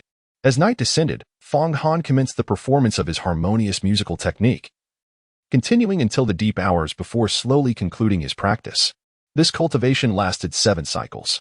At this moment, the true energy within him surged like a boundless ocean, vast and unfathomable. In contrast, Su AI lay on the bed like a delicate butterfly that had exhausted all its strength, utterly limp, devoid of even a modicum of energy to move. Upon the quilt, a vivid streak of blood stood out, resembling a brilliant red flower blossoming against a backdrop of pristine snow, silently proclaiming her past identity as a maiden of virtue. Once, she had indeed been pure as ice and jade, but now, everything had irrevocably changed. She had been thoroughly subdued by Fong Han, leaving her entirely spent. She lay there quietly, her eyes gently closed, her heart a tumult of conflicting emotions, with countless words buried deep within. She felt a pang of regret for having dared to provoke Fong Han, leading to her current predicament. Yet amidst this deep remorse, a flicker of reluctant relief quietly took root. She understood that Fong Han was a true prodigy, akin to a brilliant star ascending in the sky, destined to achieve monumental feats in the future. If she could follow him, perhaps one day she too could rise like a phoenix from the ashes, soaring above the ordinary constraints of fate. However, Fong Han paid her no mind, scarcely casting another glance in her direction. Fong Han rose from his bed, his step steady and resolute, and made his way directly to a neighboring room. This chamber, even during daylight hours, exuded an atmosphere of serene tranquility, and the night only deepened its stillness. He gently closed the door behind him and devoted himself wholeheartedly to his cultivation. The savage body refinement technique he was practicing was now nearing the threshold of minor success, yet he still lacked that final push to achieve it. This profound and enigmatic method was fraught with difficulties and challenges. One must endure countless trials of tempering and refinement to attain any significant progress. Fong Han was acutely aware that only by successfully honing his skills to a modest achievement could he smoothly transcend to the realm of martial sovereign. This breakthrough held profound significance for him, transcending the mere enhancement of strength. Once he ascended to the rank of martial sovereign, he could swiftly cure the ailments afflicting his grandfather, Fong Gaoyang, and his uncle, Fong Sihai. Additionally, upon attaining this status, he would step into a far broader realm of cultivation, enabling him to commence the practice of divine consciousness and delve into the study of various enigmatic arts and talismans. His combat prowess would undoubtedly experience exponential growth, liberating him from the constraints imposed by the likes of the Su and Zhao families within Yinming City. Even the deeply rooted and illustrious Divine Physician Valley would find it challenging to pose a threat to him. He would rise like a celestial warrior, wielding substantial influence and power within Yinming City, truly capable of traversing and conquering all obstacles in his path. At this moment, the true essence within Fong Han surged tumultuously, reminiscent of an unceasing river, brimming with boundless energy. Taking a deep breath, he activated the savage body refinement technique once more, embarking on a new phase of his physical refinement journey. As the technique flowed through him, his body quivered slightly, every inch of skin and muscle enduring the rigorous tempering and baptism of the method.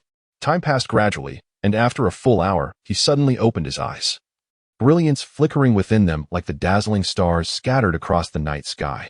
Rising slowly to his feet, he radiated an overwhelming and robust aura, an energy that surged forth like tumultuous waves, seemingly distorting the very fabric of space around him. Even more astonishingly, a faint metallic sheen enveloped his body, cold and mysterious, resembling an impenetrable suit of armor. He slightly raised his arm and casually thrust a punch forward. The motion appeared effortless, devoid of any reliance on his internal essence. Yet, the force of the punch unleashed a roaring wind, akin to a ferocious tiger, violently ripping through the air and producing a series of explosive sounds. This formidable power did not stem from the essence of energy, but rather from the sheer strength of his physical form, underscoring the terrifying might of his body. His physique possessed the astonishing strength of 10,000 pounds, and its defensive capabilities were equally remarkable. Without a top-grade spiritual artifact, it would be nearly impossible to inflict any harm upon him, let alone withstand the strikes of mere fists and feet. Fong Han's heart brimmed with joy. In comparison to his previous life, his strength in this life, under the same circumstances, had significantly increased.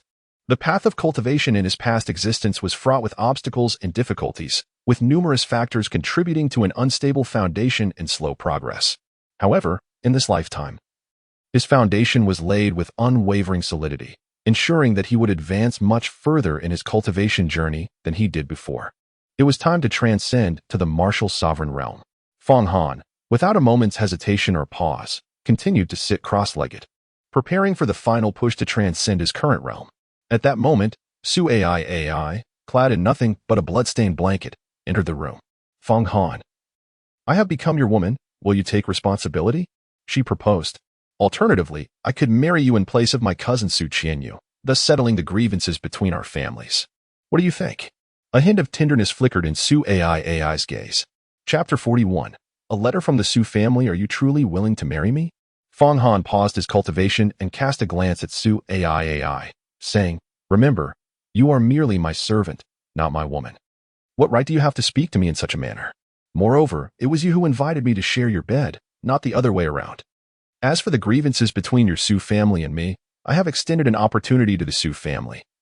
Yet it seems they remain oblivious to the gravity of the situation. Now, wash these sheets and replace them properly. You may return to your room and refrain from disturbing my cultivation. His tone bore no trace of emotion. Su Ai was incensed, stamping her feet in frustration. After all, she was the esteemed daughter of the Su family, and the number of admirers pursuing her in Yinming City was hardly fewer than those vying for Su Qianqiu. Yet, in Feng Han's presence, she felt as insignificant as a mere straw sandal. Is there a need for me to instruct you on how a servant ought to address their master? Feng Han's expression darkened. Su Ai had no choice but to take the bloodstained bedsheet to wash it. This was the first time she had performed such menial labor. However, due to the collusion between the Hehuan sect and the Su family, she was completely at the mercy of Feng Han. Initially, she had not truly warmed Feng Han's bed. Her impulsive provocation had led to this unfortunate outcome. Who could she blame for her predicament? Feng Han remained indifferent to Su Ai's feelings, continuing his cultivation. The transition from martial master to martial sovereign was monumental. The most significant change lay in the compression of true essence, transforming into true qi. This true qi could be unleashed to harm enemies. In Yinming City, a martial sovereign was already regarded as a person of considerable standing. Many minor families did not possess even a single martial sovereign. Any family that could claim a martial sovereign was deemed a third-rate family in Yinming City, while those with high-ranking martial sovereigns were undoubtedly considered first-rate families. Feng Han had ample experience with breakthroughs, and the creation formula was the pinnacle of martial arts. Although he was still practicing the first layer of the creation formula, his recent accumulation was sufficient. He had absorbed the true qi of Elder Qin Baiyun from the Hehuan sect and Feng Yuan too. Thus, this breakthrough did not necessitate the absorption of external spiritual energy to transform it into true essence. As he operated the creation formula, the true essence within him began to tremble violently, akin to a wild horse ready to break free. He utilized his profound skills to guide the true essence, gradually converging it at the core of his dantian. With the continuous compression of true essence, its color transitioned from a pale golden hue to a brilliant gold, birthing a purer and more formidable power within. Suddenly, with a resounding explosion, the true essence, now compressed to its utmost, burst forth, transforming into wisps of true qi that drifted like smoke.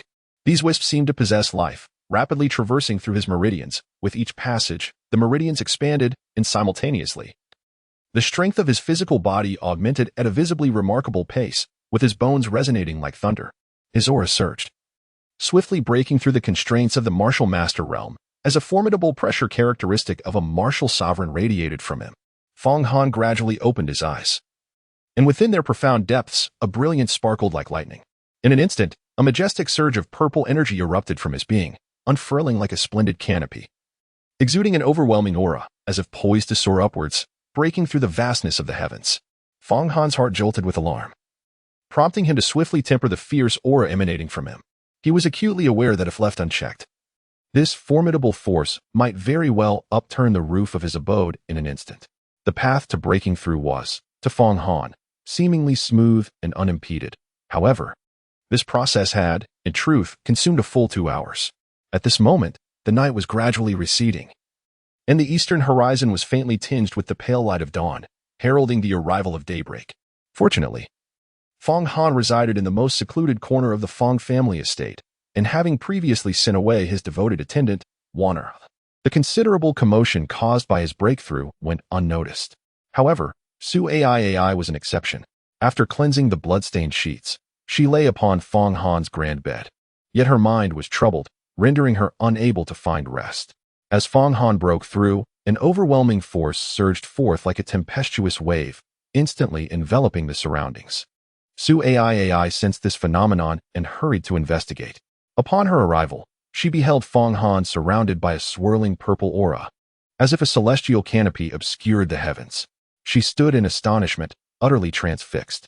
It is said that when a cultivator reaches the martial sect realm, a purple radiance bursts forth. Such a phenomenon is rumored to be possessed solely by the fabled son of fortune. Fong Han was no longer the derided fool and worthless being of yore. This I could accept. With the prowess of a high-tier martial artist, he could indeed slay a high-tier martial sect master, a feat that demands belief.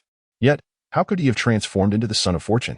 The very notion seemed unfathomable to Su Ai.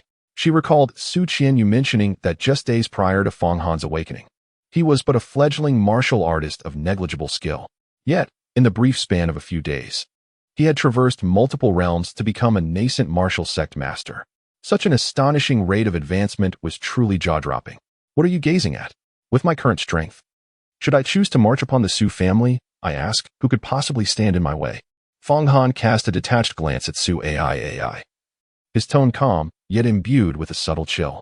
Fong Han, I advise you to prioritize harmony in matters concerning the Su family. Do not provoke a situation that leads to mutual destruction, Su Ai gently urged. She was acutely aware of Fong Han's formidable prowess, especially now that he had successfully broken through to the martial sovereign realm, rendering his combat capabilities nearly unfathomable. However, she was fundamentally convinced that Fong Han, in the realm of martial sovereigns, would find it exceedingly difficult to encounter a worthy opponent. Although she recognized that her aunt, Ouyang might be a powerful entity surpassing the martial sovereign realm, it remained uncertain whether she could subdue Fong Han. Should Fong Han unleash his wrath upon the Su family? And if Ouyang happened to be absent, the Su family could very well plunge into a blood-soaked abyss, facing utter annihilation. Mutual destruction? Does the Su family even have the standing to contemplate such a fate? Fong Han let out a cold laugh, then disregarded Su Ai, immersing himself entirely in his cultivation. Striving to stabilize the newly attained realm, Su Ai hesitated, ultimately refraining from further speech, and turned to prepare her return to Fong Han's chamber. Do you truly intend to reside in my room for an extended period? Bear in mind that you are merely a servant under my command. You may only ascend to my bed when I have need of you, Fong Han coldly stated, at the end of the corridor. There is an empty room where you shall reside. Su Ai was seething with indignation, yet she dared not reveal a hint of her feelings. She silently pondered that she had entrusted her innocence to him, and yet he treated her in such a manner, which was unbecoming of a gentleman. Before long, Su Ai returned. Fong Han, that room is cramped and unwelcoming. How could anyone dwell there? I recall that the maidservants who once attended to you resided in spacious quarters. Her eyes widened in fury, her heart brimming with resentment, as she felt that Fong Han was deliberately making things difficult for her. One heir, being a maid, had treated her with utmost care. And Su Ai had long regarded her as family and a dear friend. It was only natural for her to occupy a larger room. As for you, you are merely my adversary. It is a tremendous grace that I do not slay you but instead keep you as a servant. Fong Han let out a disdainful laugh. At this moment, I am engrossed in my cultivation. Unless summoned by me, do not disturb me again. Fong Han, you truly are a heartless and ungrateful individual. Su Ai sighed softly. Do you believe that after our intimate encounter, my treatment of you is unjust? Fong Han raised an eyebrow and remarked, let us not forget. It was you who voluntarily surrendered yourself to me. With that, he elegantly waved his sleeve, releasing his vital energy like a sharp blade, and delivered a sudden slap to Su Ai. Stung by the pain, she staggered, nearly losing her balance. Yet, she dared not utter a word of defiance. And with a heart full of grievances, she departed. Having recently transcended to a new realm, Fong Han was determined to wholeheartedly solidify his cultivation. Only in this way could he efficiently tend to the injuries of his grandfather, Fong Gaoyang, and his uncle, Fong Sihai. Thus, he continued his rigorous training. As an hour slipped quietly by in the tranquil night, the sky had yet to brighten significantly. A faint glimmer of dawn appeared on the horizon. At this moment, Fong Han rose silently and made his way briskly towards Fong Sihai's residence. Upon entering Fong Sihai's chamber, Fong Han wasted no time and employed the harmonious art of the Guqin and Se to treat his uncle's wounds. His vital energy, delicately and subtly, permeated Fong Sihai's body. Have you truly reached the initial stage of martial sect? Fong Sihai discerned that the vital energy flowing within Fong Han was robust and pure, a stark contrast to his former self. He couldn't help but exclaim in astonishment. It was only last night that Fong Han had merely been a high-ranking martial artist. Yet, in the mere span of a single night, he had remarkably ascended to the initial stage of a martial sovereign. Such an astonishing rate of advancement was virtually unheard of, leaving him utterly astounded. Uncle, indeed, just an hour ago, I made my breakthrough. Fong Han nodded slightly, his expression serene, yet his tone exuded confidence. Focus on your dantian. With my current cultivation, within 3 days, not only will both your and my grandfather's injuries be completely healed, but your cultivation will also experience a significant enhancement. Upon hearing these words, Fong Sihai was instantly filled with overwhelming joy. Deep within, he understood that his injury was no mere coincidence, but rather the result of a sinister plot against him. On the ominous Qianqiu mountain, he had witnessed the brutal slaughter of several of his loyal subordinates, and he himself had been stripped of his powers. Such deep-seated enmity burned like a fierce flame in his heart. He silently vowed that once he recovered, he would employ every means at his disposal to uncover the identity of the malicious individual who had orchestrated this treacherous ambush on Qianqiu mountain. However, at that moment, he restrained his inner turmoil and fury, heeding Fong Han's advice, quickly calming his mind and focusing on his dantian, fully cooperating with Fong Han's healing efforts. Fong Han has successfully transcended into the realm of martial sovereign, his cultivation and the quality of his true energy now incomparable to past times. During the healing process, that formidable and pure true energy surged into Fong Sihai's body like a roaring river, continuously and precisely mending his damaged meridians and internal organs, yielding remarkable results. Approximately half an hour slipped away in this serene yet intense healing process, and Fong Sihai's injuries had already healed by at least 50%. At this moment, Fong Han felt that although his internal vital energy had diminished, it was far from being depleted, and his vitality remained robust. Thus, he unhesitatingly sought out the venerable Fong Gaoyang, intending to tend to the elder's injuries. Once the treatment for the elder was successfully completed, Fong Han finally breathed a sigh of relief. However, he was acutely aware that he must not allow himself a moment of complacency. In this vast and boundless realm of cultivation, it is an almost immutable law that ordinary practitioners cannot cultivate their consciousness until they ascend to a level beyond the foundation establishment stage. This principle stands like a towering mountain, impeding many cultivators in their pursuits. Yet, Fong Han practiced the enigmatic Tao of creation, which contained a specialized section dedicated to the refinement of consciousness. This unique technique offered Fong Han a distinctive path in his cultivation. Once he attained the rank of martial ancestor, he would be able to cultivate his consciousness. In the coming days, he must strive to strengthen himself, awaiting the inevitable confrontation with the Su and Zhao families, ready to deliver a decisive blow to them.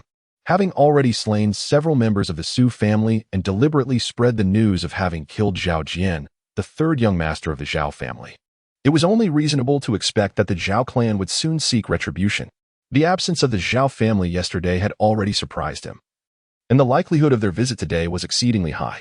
Fong Han sat cross-legged on the mat in his room, his posture as upright as a pine tree, palms facing the heavens, and commenced his practice of the Zhao Hua Jing's Divine Refinement chapter.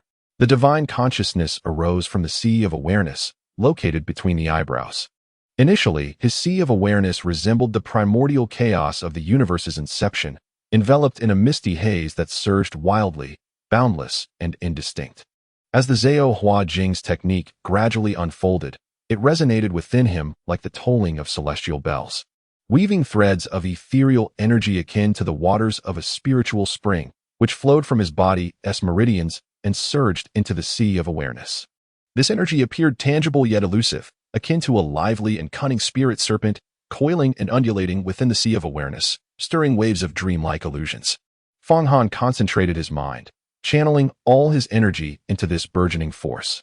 Gradually, within the once tranquil sea of consciousness, a tumultuous wave surged forth, as if an invisible yet immensely powerful force was striving to break through some ancient and formidable restraint. Suddenly, from the depths of that sea of consciousness, A faint glimmer akin to the last flicker of a candle ignited, much like the first star born in the boundless darkness. Though diminutive, it radiated an indomitable and tenacious vitality. As the energy poured in like an overwhelming tide, it slowly grew in strength, its brilliance intensifying, akin to a rising sun dispelling the surrounding gloom.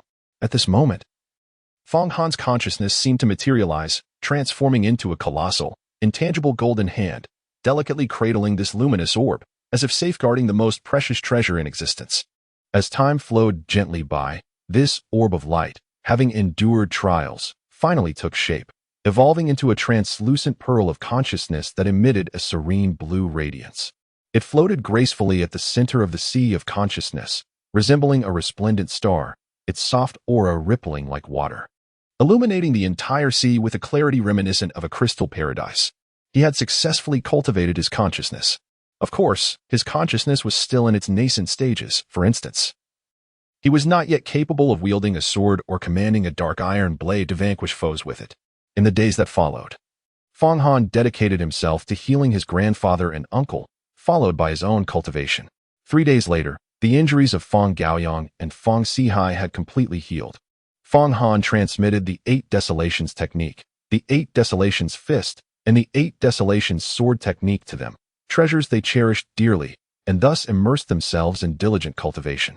Subsequently, Fong Han instructed his aides to prepare vermilion wolf hairbrushes and crafted numerous talismans.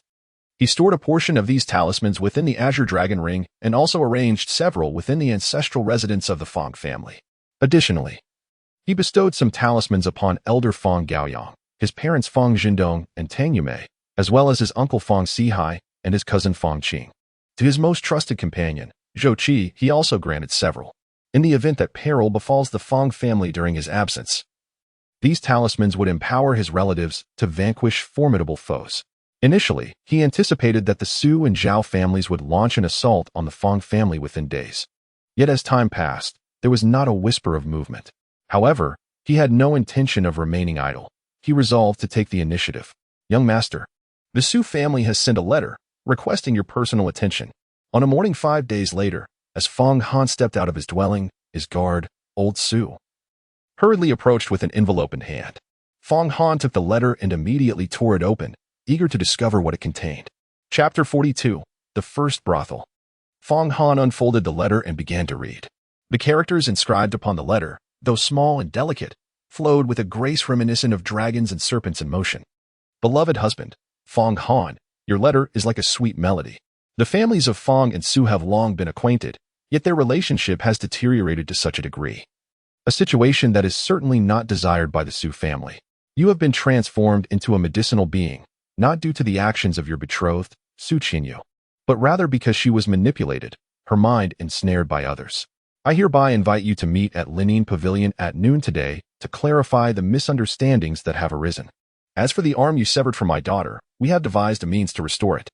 She harbors feelings of guilt towards you and still wishes to marry you as an act of atonement for her previous misdeeds. This letter is brief, concluding here with the signatures of her parents, Su Yuanda and Ouyang Yin. Fong Han, after perusing the letter, exhibited little change in his expression. However, a surge of murderous intent welled up within him. The Su family clearly harbored no intention of offering compensation and seemed to be concocting some insidious scheme. Young master, the Su family still dares to send a letter? What does it say? Inquired the messenger, old Su, unable to suppress his curiosity. The Su family has requested a meeting with me, Fong Han replied. Young master, those from the Su family are not to be underestimated. They are quite nefarious. Exercise caution. Old Su cautioned after a moment of contemplation. He was already surprised that the Su and Zhao families had not allied to exact vengeance. Given that Fong Han had slain Zhao Jin, it was only natural to expect that Zhao Tiancheng, the head of the Zhao family and known for his volatile temper, would seek personal retribution upon learning of his son's demise. Rest assured, old Su, Fong Han reassured him. Fong Han nodded in acknowledgement. Aside from the faction that rose in rebellion, the majority of the Fong family held him in high regard, which bestowed upon him a warmth he had never experienced in his previous life. Old Su recognized that his concerns were somewhat unwarranted, for he had witnessed Fong Han slay Fong Yuan too, a formidable martial sovereign. Presently, Fong Han stood as the foremost expert of the Fong family, their unwavering pillar. If he could not resolve an issue, it was evident that others would be equally incapable. The Su family truly lacked awareness of the peril they faced. After old Su departed, Fong Han muttered to himself. Even if this visit to the Lenin Pavilion was a trap laid by the Su family, he intended to attend. The morning passed swiftly as he immersed himself in his training, entirely neglecting Su Ai. However, he planned to take her to the Lenin Pavilion that very afternoon. This woman, once brimming with pride and self-importance, would soon witness how he intended to humiliate the Su family. Time spent in the throes of cultivation always seemed to fly. And by the time Fong Han rose from the meditation mat in his chamber, noon was fast approaching. Fong Han informed his parents before preparing to depart. "Dear, should you not take more people with you? The Su family surely harbors ill intentions," his mother, Tang Yume, expressed with concern. "Mother, the Su family poses no threat to me," Fong Han remarked. "In an era of great contention, strength reigns supreme. I urge you all to diligently cultivate the 8 desolation scripture I have bestowed upon you, particularly you, Father. It is imperative that you delve deeply into the 9 transformations alchemy canon. The might of a family cannot solely rely on the prowess of one individual. Given his pace of cultivation, it is likely that he will soon depart from Yanming City to explore the vastness of the world, and perhaps, one day, he may leave the Qianqiu continent to return to Tunglong Star, seeking vengeance against those 8 exquisite female companions. Therefore, he must nurture a cadre of true experts within the family, ensuring that the Fong lineage secures its foothold on the Qianqiu continent. In recent days, beyond his own cultivation, he has imparted the 8 desolation scripture to the core members of the family. The 8 desolation scripture is no ordinary tome.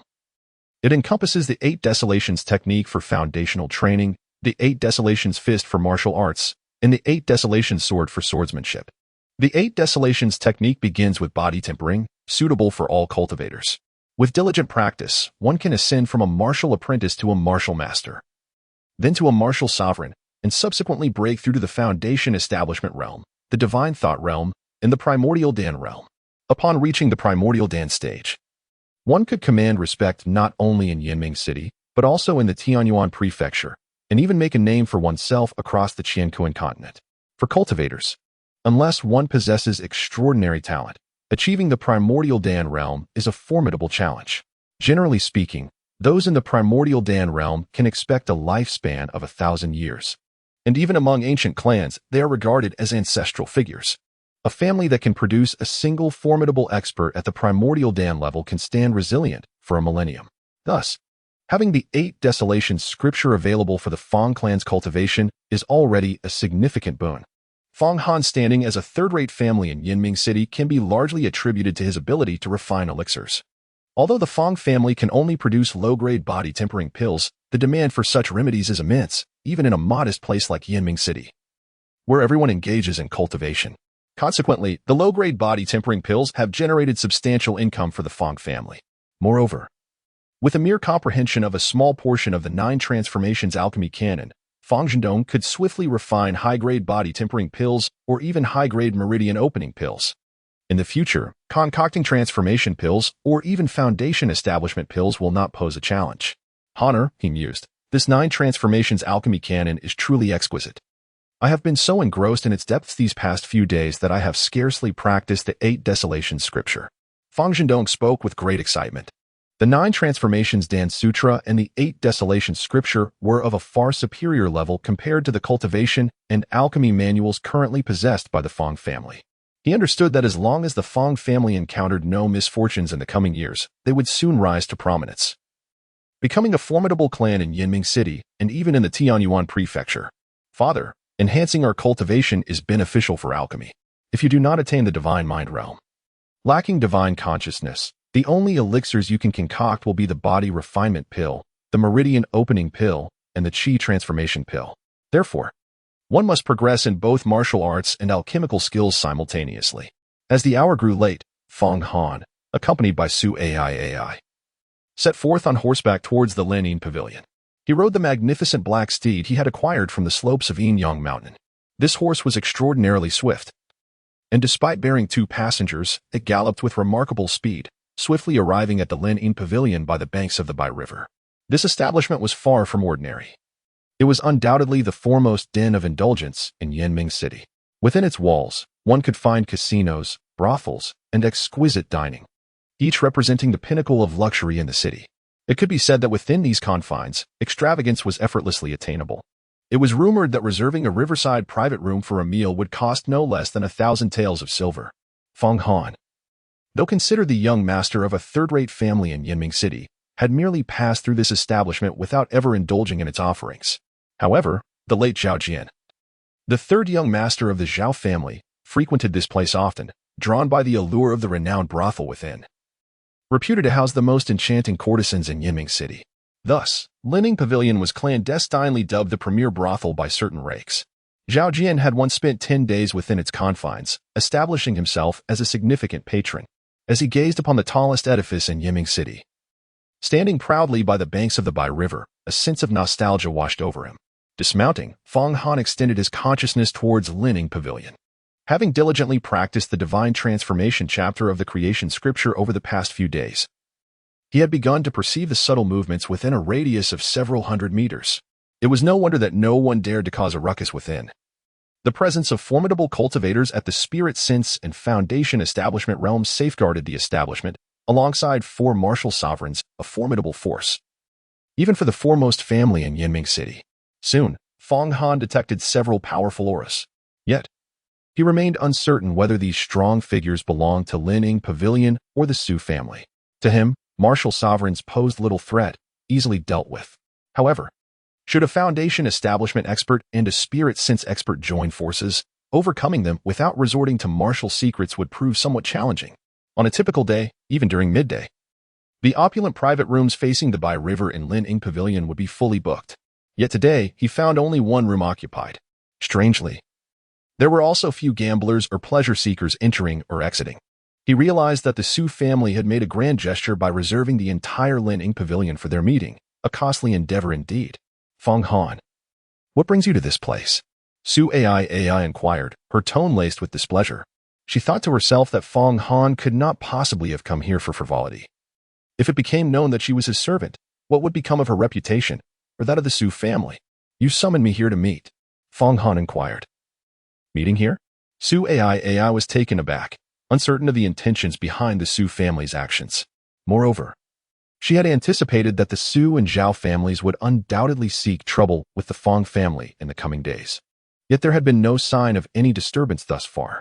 Feng Han chose not to respond to Su AI's words, instructing the young servant at the entrance of Lining Pavilion to secure the horse before preparing to enter. Wasn't this the notorious fool of the Feng family? What business did he have at our Lining Pavilion? However, just as he was about to cross the threshold, a guard obstructed Feng Han's path, mocking him. Only esteemed guests are permitted entry here. Are you certain of that? If I were to turn away, I fear your position as the gatekeeper would be in jeopardy. Feng Han scarcely cast a glance at the slightly plump guard, his voice icy as he spoke. You fool, you are not one of our esteemed guests. Yet you dare to threaten me? How laughable. The rotund guard grinned, revealing his teeth. Indeed, today a mysterious figure has reserved the entirety of Lining Pavilion. Ordinary guests are prohibited from entry, yet this fellow seems to think himself significant. He continued, why did the Feng family even let this imbecile out? Is it merely to bring shame upon themselves? I witnessed members of the Su family arriving here earlier. It baffles me why a beauty like Su Qianqiu would choose to marry such a fool. The other 3 guards joined in, mocking Feng Han with their scornful remarks. From their words, it was evident that they were unaware that the Su family had reserved the Lining Pavilion today.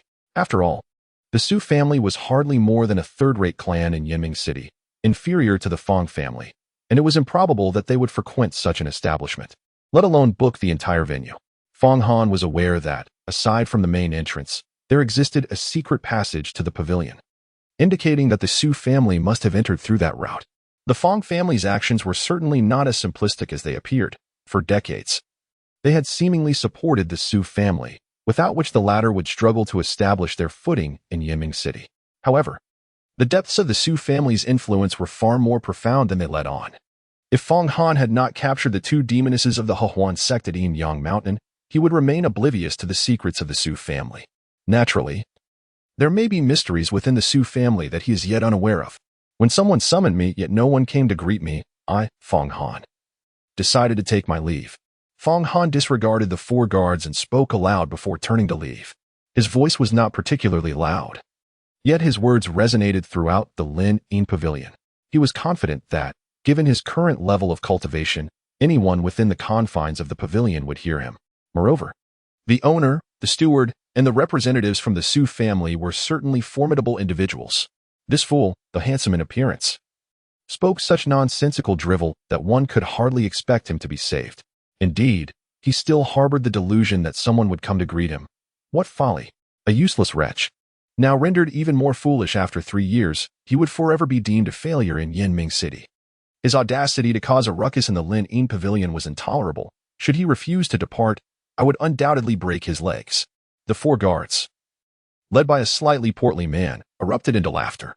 Fong Han continued his journey back, intending to retrieve the black horse. Su Ai observed him, uncertain whether she should accompany Fong Han, for she was acutely aware that the members of the Su family resided within the Lin Yin Pavilion. Young master, please hold on. At that moment, an elderly man clad in black emerged from the Lin Yin Pavilion. This venerable figure appeared to traverse distances with remarkable swiftness, arriving before Fong Han in an instant. Who are you? Fong Han cast a glance at the elderly man clad in black and replied coolly, I am Lao Qianqiu, the steward of the Lin Yin Pavilion. These 4 guards are lacking in decorum. I ask for your understanding. Today, you are our esteemed guest at Lin Yin Pavilion. Please follow me. The old man clasped his hands together in a gesture of respect. While his demeanor suggested deference towards Fong Han, his expression belied any true reverence. In his eyes, Fong Han was merely a fool and a wastrel. Were it not for the enigmatic figure who had reserved the entire Lin Yin Pavilion to meet Fong Han, Mr. Lin, the proprietor, would not have sent him to invite Fong Han. Lacking in decorum? Was such a mere phrase sufficient to excuse their behavior? Fong Han spoke softly. What does Fong Shao intend to do?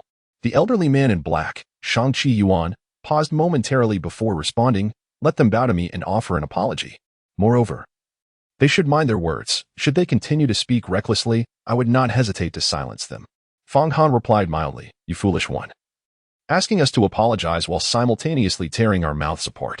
Why don't you take a moment to reflect upon your own shadow? The slightly plump guard burst into laughter at this. Shang Zhisher, this fellow is nothing but a foolish waste. How could he possibly be a distinguished guest of our Lin Yin Pavilion? Do not let him deceive you, another guard chimed in. Young Master Fong, I have already offered you an opportunity to retreat gracefully. I implore you to accompany me, Shang Qianqiu said, observing Fong Han with a growing sense of displeasure. In his mind, he felt a twinge of irritation. Given his status, extending an invitation to Fong Han to enter the Lin Yin Pavilion was a considerable gesture of respect. Yet now, Fong Han's lack of discernment was apparent as he audaciously demanded that the guards of Lin Yin Pavilion kneel and kowtow. Was it not absurd to claim that I had offered a way out? And must I truly descend from this metaphorical step? Fong Han spoke lightly. Since your Lin Yin Pavilion does not welcome me, I shall refrain from entering.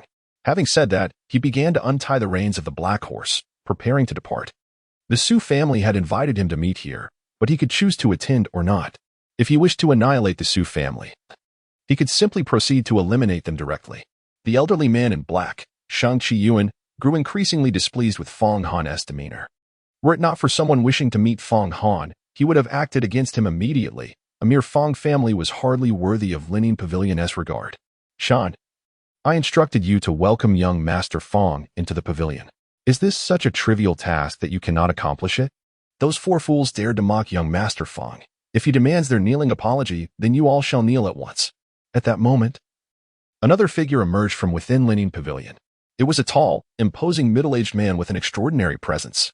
Upon his arrival, he reproached Qianqiu Yuan. This man was the proprietor of Lin Yin Pavilion. Qianqiu Yuan wished to speak, but found himself silenced by the authority of the owner. While the 4 guards at the entrance turned pale, rendered speechless, they could not comprehend why the proprietor would grant such deference to this seemingly foolish Fong Han. Something unusual was afoot.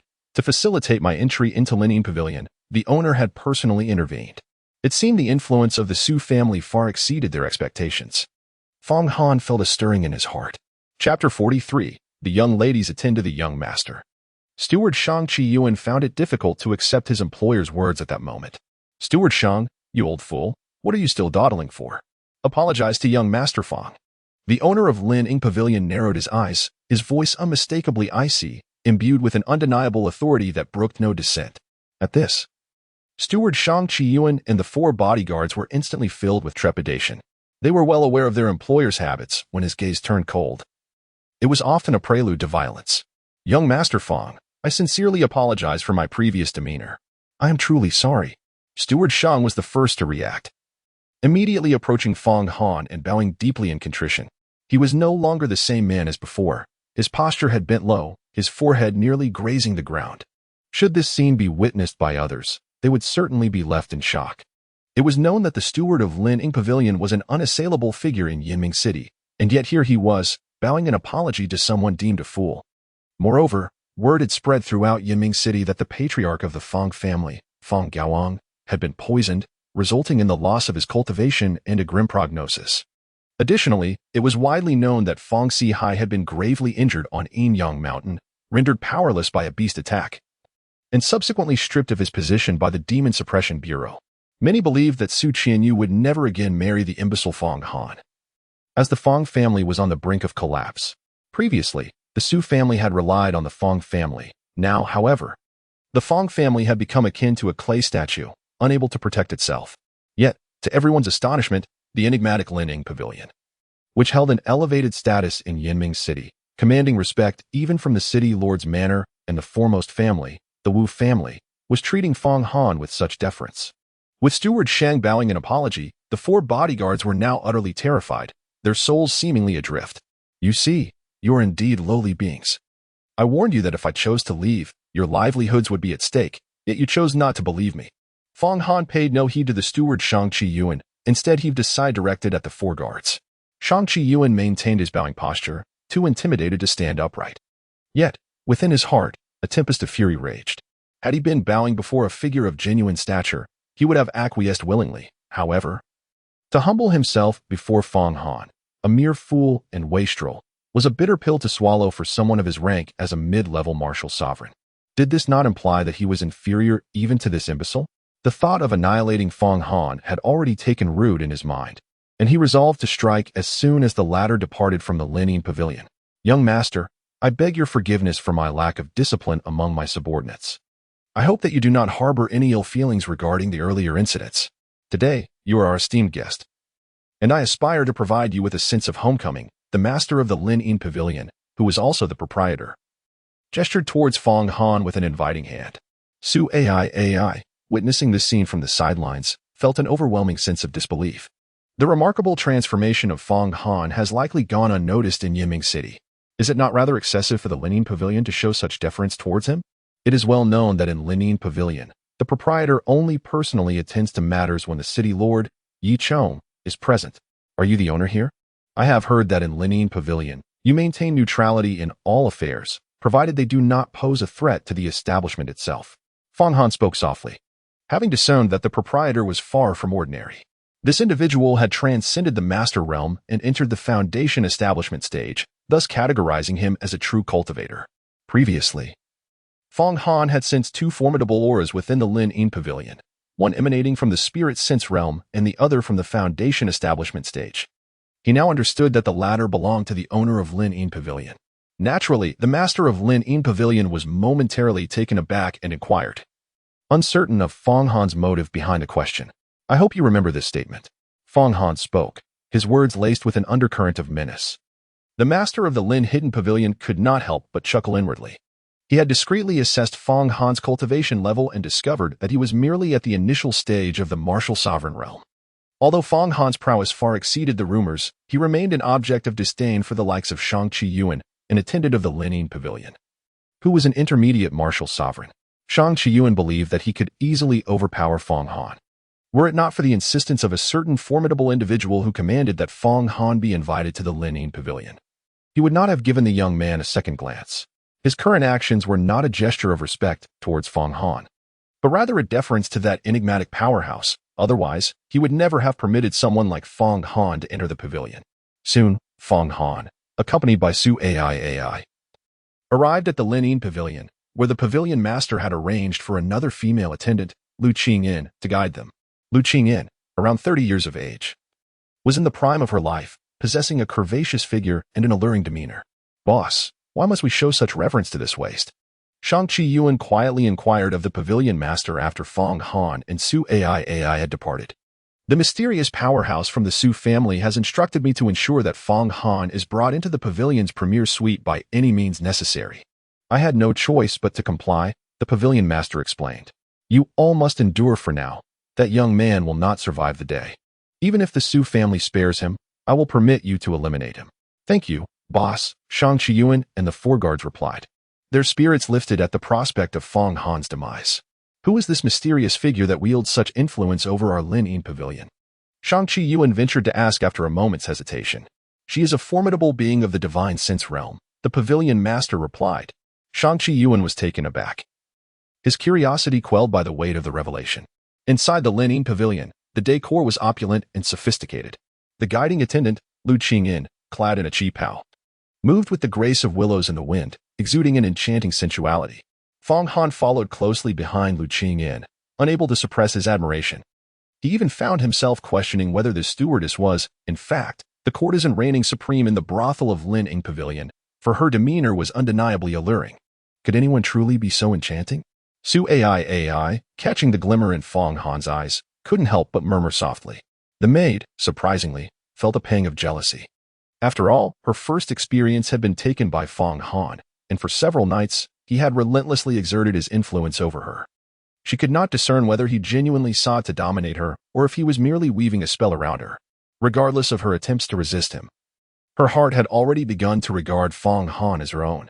Thus, she entertained the notion of marrying him to Su Qianqiu, envisioning a reconciliation between the Fong and Su families. Am I not allowed to admire beauty as well?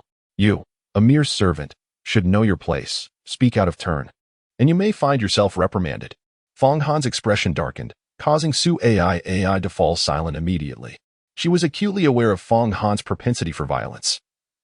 Just a few days prior, he had unleashed his vital energy upon her, delivering a resounding slap that still echoed painfully in her memory. The Lin pavilion loomed majestically, soaring 9 stories high, with the first-class private room perched atop, exuding an aura of boundless luxury and enigma. The entire floor was laid out in a remarkably unique design. Apart from the winding corridors, it featured only one private room. This room epitomized the pinnacle of opulence, sprawling over an impressive 500 square meters. Upon entering, one was enveloped in a dazzling golden splendor, with an array of rare decorative materials harmoniously complementing one another. Every detail radiated unparalleled refinement and meticulous craftsmanship. Young Master Fong, there is someone awaiting you in the private room.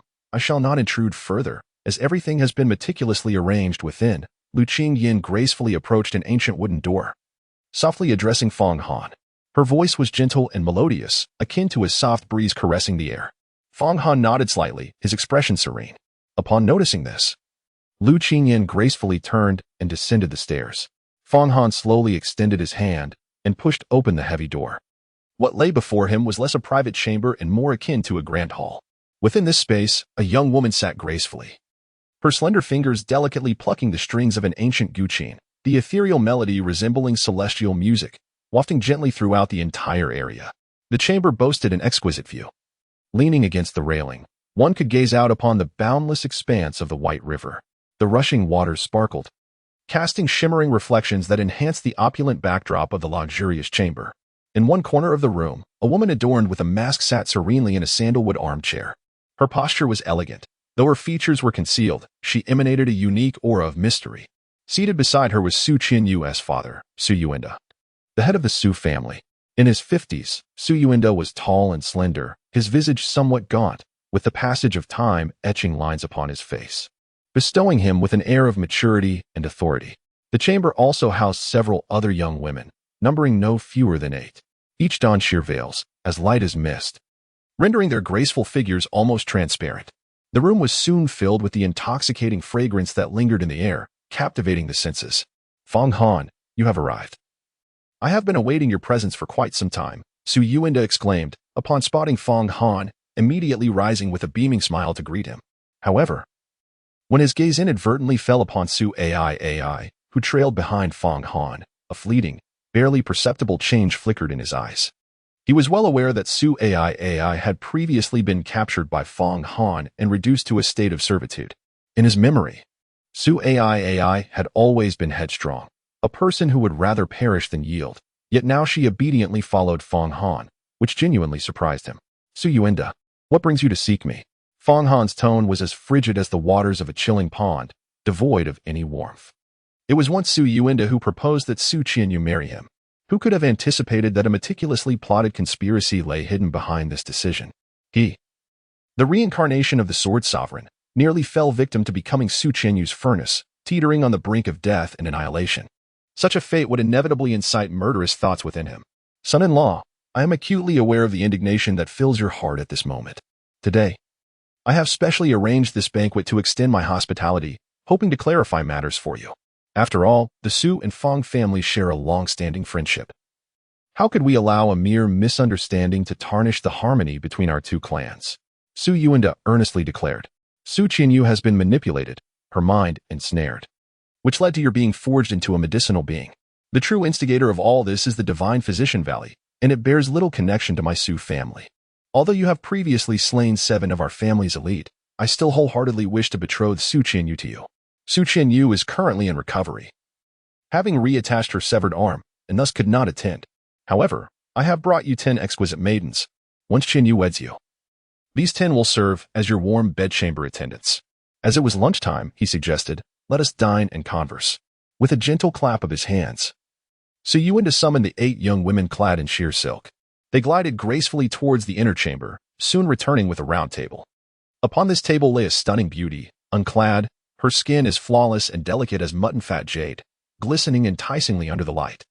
Adorning her lithe form were an array of exquisite dishes, each a masterpiece of culinary art, presenting a feast for the senses with their remarkable flavors and aromas. Fong Han's gaze flickered slightly, and a ripple of emotion surged within him. In his previous life on Tinglong Star, he had once experienced a banquet hosted in such a unique manner.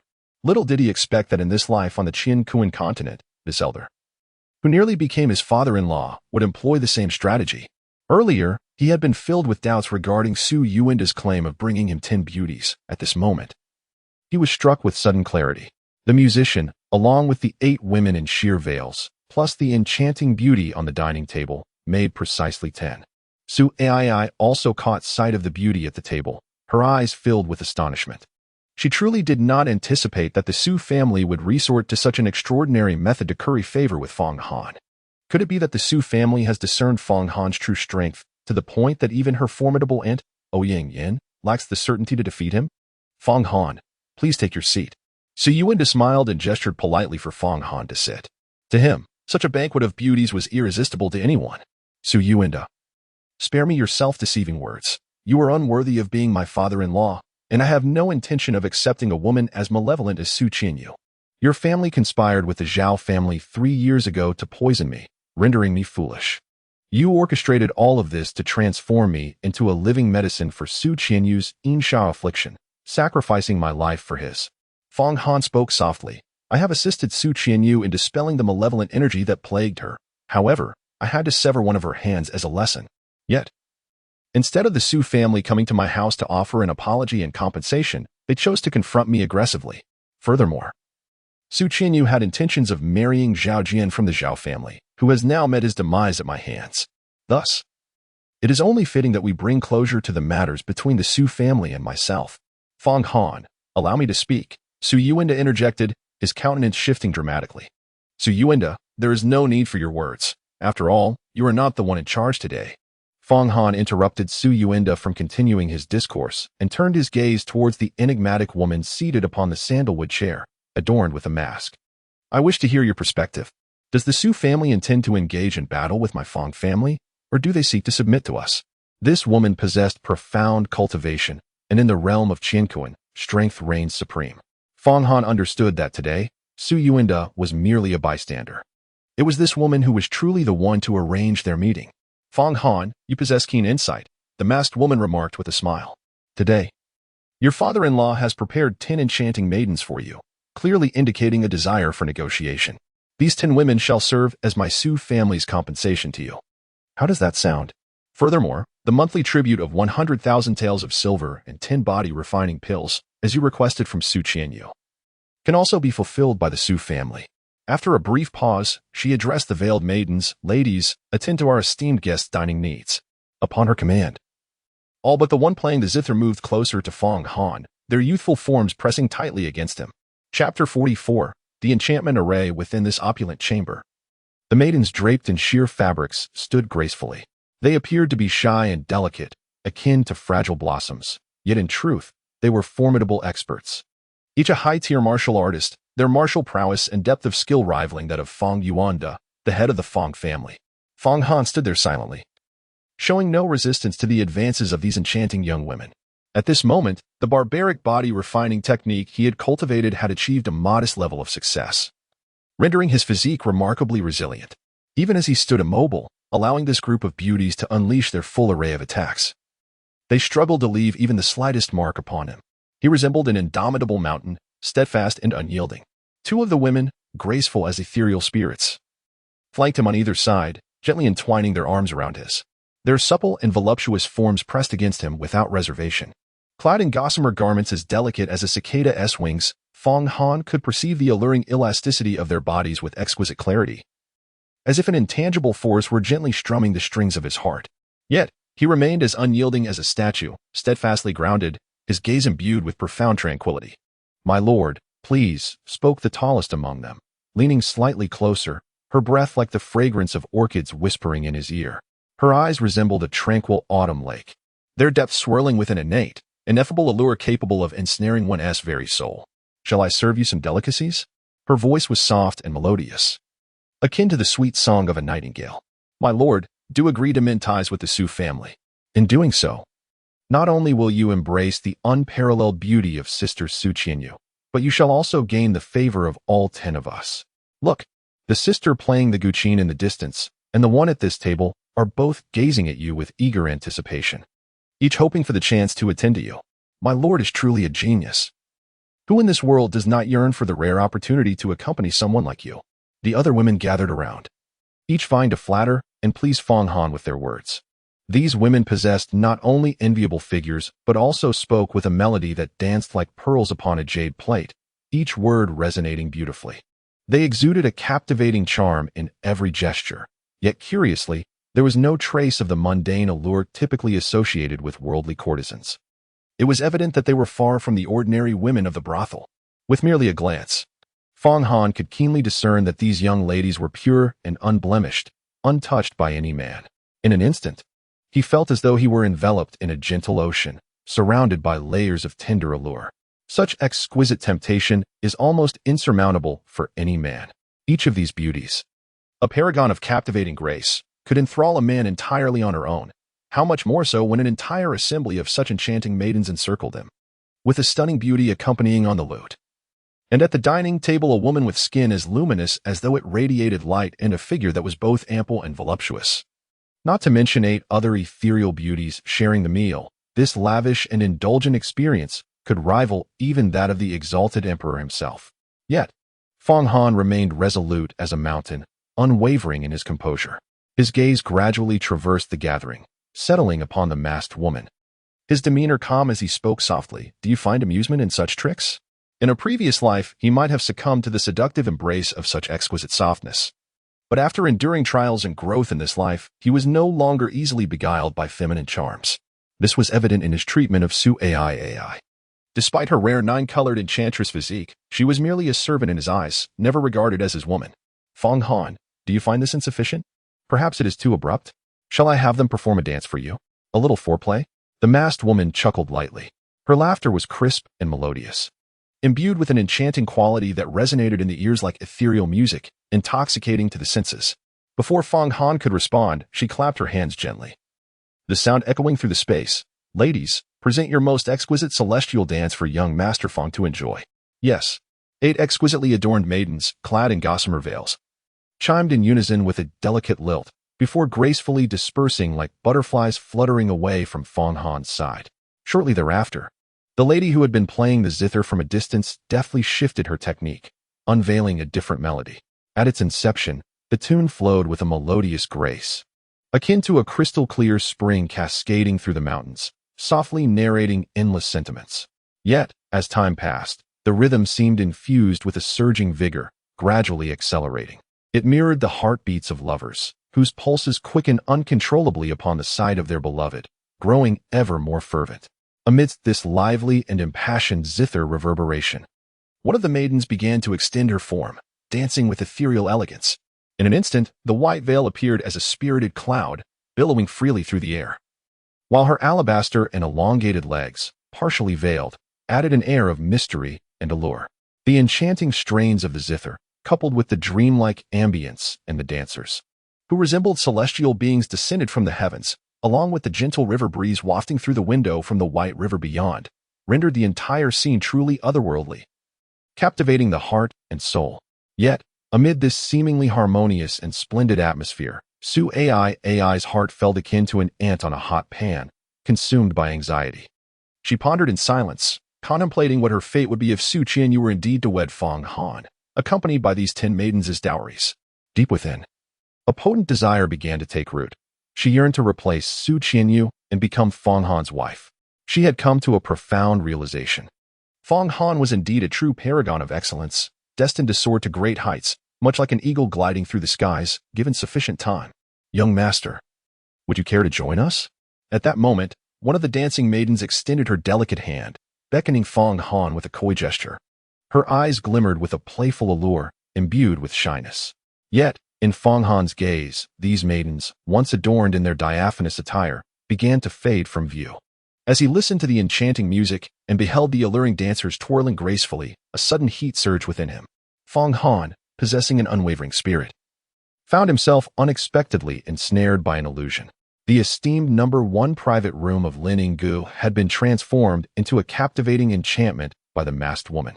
She served as the focal point of this intricate formation, orchestrating every element within it. The woman playing the lute, the one performing the celestial dance, and the several others, each no more than 5 inches tall, seated around the round table, were all part of this enchanting scheme. Silently and imperceptibly, they ensnared Fang Han within their beguiling trap. Chapter 45. A plaything Fang Han found himself irresistibly drawn to the provocative allure of the sultry dancers before him. His gaze was utterly captivated by the exquisite figures of these enchanting women, each appearing as if they were waiting to be savored by him. In his eyes, they were the embodiment of his desires. Su Yuanda, observing Fang Han ensnared by this seductive spectacle, finally allowed a hint of a relaxed smile to grace his face. As though he had been anticipating this moment, he understood that, at this instant, Fang Han could hear nothing but the ethereal melodies drifting through the air. While the alluring women swayed before him, no words or actions from anyone else could penetrate his trance. It could be said that Fang Han's senses were ensnared within this beguiling web, rendering him as helpless as a fish in a net. "Uncle, what are you doing?" Su Ai inquired softly, approaching Su Yuanda. She sensed that the atmosphere was amiss, for Fang Han was not a man easily enchanted by women. Yet now, he appeared utterly lost in a haze of desire. She felt a growing discomfort, convinced that she was the rightful woman for Fang Han. And the unfolding situation threatened to lead him astray into the embrace of these seductive dancers. Su Yuanda's intentions were clear: to dissolve any misunderstandings between Fang Han and the Su family, and to mend their relationship with the Fang family. With a gentle smile, he remarked, "I am about to take Fang Han back to the Su residence, where he shall wed your cousin. And you will no longer need to serve as a maid in the Fang household. This matter has not yet become public, so it will not tarnish your family's reputation." "Uncle, it seems as though you are employing some form of enchantment to control Fang Han. After spending these past few days with him, I know his resentment towards the Su family is not easily erased," Su Ai replied. "Are you concerned that Fang Han might turn against us after today?" Su Yuanda chuckled. "We shall bring him back to the Su residence today. Once your sister Qianqiu refines him into a medicinal essence, what worth will he have left? A fool and a waste, daring to aspire to be my son-in-law? Last time, your sister merely shared a bath with this simpleton in the great medicinal vat, and the malevolent energy surrounding her was dispelled. If she were to refine Fang Han, she would undoubtedly ascend from a high-level warrior to a martial master in one leap, enhancing her physique and transforming her into a genius, perhaps even a prodigy." Upon hearing Su Yuanda's words, Su Ai felt a sudden jolt in her heart. She realized that the head of the Su family was indeed quite cunning. Initially, she believed that the Su family had invested heavily in the Lin Yin Tower to mend their relationship with Fang Han. However, it became apparent that their true intention was to ensnare Fang Han. In the past, she would not have found any significant fault in the Su family's actions. After all, a fool would lead a muddled life, and if they could save Su Qianyu, who was plagued by the sinister aura, it could be considered a noble sacrifice. Yet now, with Fang Han no longer foolish but transformed into a genius, even a prodigy, the Su family's treachery against him was utterly excessive. However, Su AI refrained from advising Su Yuanda. Being a member of the Su family, she understood that voicing any opposition to the family's interests would fall on deaf ears, especially coming from Su Yuanda, the head of the family. Nevertheless, she felt that capturing Fong Han and treating him as a mere tool for their ends, leading to his demise, was rather cruel. Su Yuanda was about to say something further, but the woman in the mask let out a cold snort. He hesitated for a moment and chose not to speak to Su AI again. Su AI turned her attention to the masked woman. Initially, she had assumed this woman was her aunt, Ouyang Yin, but given that Ouyang Yin had a slightly plump figure while this woman was quite slender, she was curious about the true identity of this enigmatic figure. It became evident to her that Su Yuanda was not the architect of this plan. The true decision-maker was this masked woman. Fong Han had long sensed this, yet she found herself ensnared by the alluring array. She perceived that the veiled woman was far from ordinary and realized that the proprietor of Lin Yin Pavilion had actually instructed his subordinate, Steward Qianqiu, along with 4 bodyguards, to extend an apology to Fong Han and to summon her to the prestigious box number 1, all due to this enigmatic woman. The ability of this woman to command the illustrious and mysterious owner of Lin Yin Pavilion was unfathomable. Her curiosity about the identity of this woman deepened. At this moment, Su Yuanda had fallen silent, while Fong Han had already embraced the slender waist of a lady. Both the masked woman and Su Yuanda felt a sense of relief. They understood that the suddenly formidable Fong Han would not regard the Su family with any respect and would certainly honor the appointment here. Now, they believed they had successfully maneuvered Fong Han, the alchemist, into their grasp. However, unbeknownst to them, the alluring array could not confine Fong Han in the slightest. Fong Han merely feigned being bound. The conversation between Su AI and Su Yuanda, along with the cold snort from the masked woman, reached his ears with striking clarity. He now comprehended that today's so-called beauty banquet was not merely a banquet of intrigue, but rather a feast of retribution. The Su family still harbored the intention of having Su Qianqiu refine him, although Fong Han was still engaging in superficial pleasantries with the alluring dancers. His heart had long been consumed by murderous intent. Initially, he had intended for the Su family to become subservient to the Fong family. However, now that the Su family had courted death, he resolved to annihilate them, lest these insignificant insects continue to scurry about. Upon encountering the 8 dancing women, he discerned that they were undoubtedly affiliated with the Hehuan sect. This conclusion was drawn not only from their mastery of seduction techniques and enchanting formations, but also due to the similarities in their cultivation methods with those of the Hehuan sect's elder, Qin Baiyun, and the enchanting demoness, whom he had previously slain. Since the masked woman regarded him merely as an object of amusement, he decided to indulge these women in their revelry. As he embraced the delicate waist of one beauty, he subtly activated the technique of harmony of strings. Now, having ascended to the initial stage of a martial master, his strength had significantly increased, allowing him to wield the power of this technique with greater efficacy. A thread of his vital energy entered the woman's body, instantly resonating with her inner essence. In just 7 or 8 breaths, he had absorbed a substantial portion of her vital essence. Remarkably, the woman remained oblivious to this, instead feeling as if she were floating on clouds, immersed in an unparalleled ecstasy. Fong Han did not completely drain this woman's essence, leaving her just enough to prevent her from collapsing onto the ground. Simultaneously, she found herself ensnared in an illusion, continuing to dance as if nothing were amiss. After consuming the essence of one woman, he proceeded to the next, swiftly devouring 6 in total. Su AI observed with jealousy as Fong Han grew intimate with one woman after another, acutely aware of the genuine peril Fong Han faced. She yearned to cry out, to warn him, yet fear of the masked woman and the family head, Su Yuanda, held her back. She sensed the masked woman's gaze fixed upon her, aware that any sign of dissent would likely provoke an attack. Girls, prepare to net him. If this continues, you shall be completely consumed by Fong Han. Just as Su AI wrestled with her internal turmoil, the masked woman issued her command. Chapter 46. 10 beauties resolved at once within the opulent yet intricately deceptive tinsy box of the Lin Yin Pavilion. The atmosphere was taut, as if a bowstring on the verge of snapping. The mysterious woman, adorned with a mask, regarded Fong Han with palpable disdain. She deemed him inconsequential, believing her alluring subordinates could capture him with the ease of plucking fruit from a tree. Before the masked woman could finish her thought, Fong Han moved, his hands gently reaching out to embrace the slender waists of the 2 dancing women whose essence he had yet to absorb.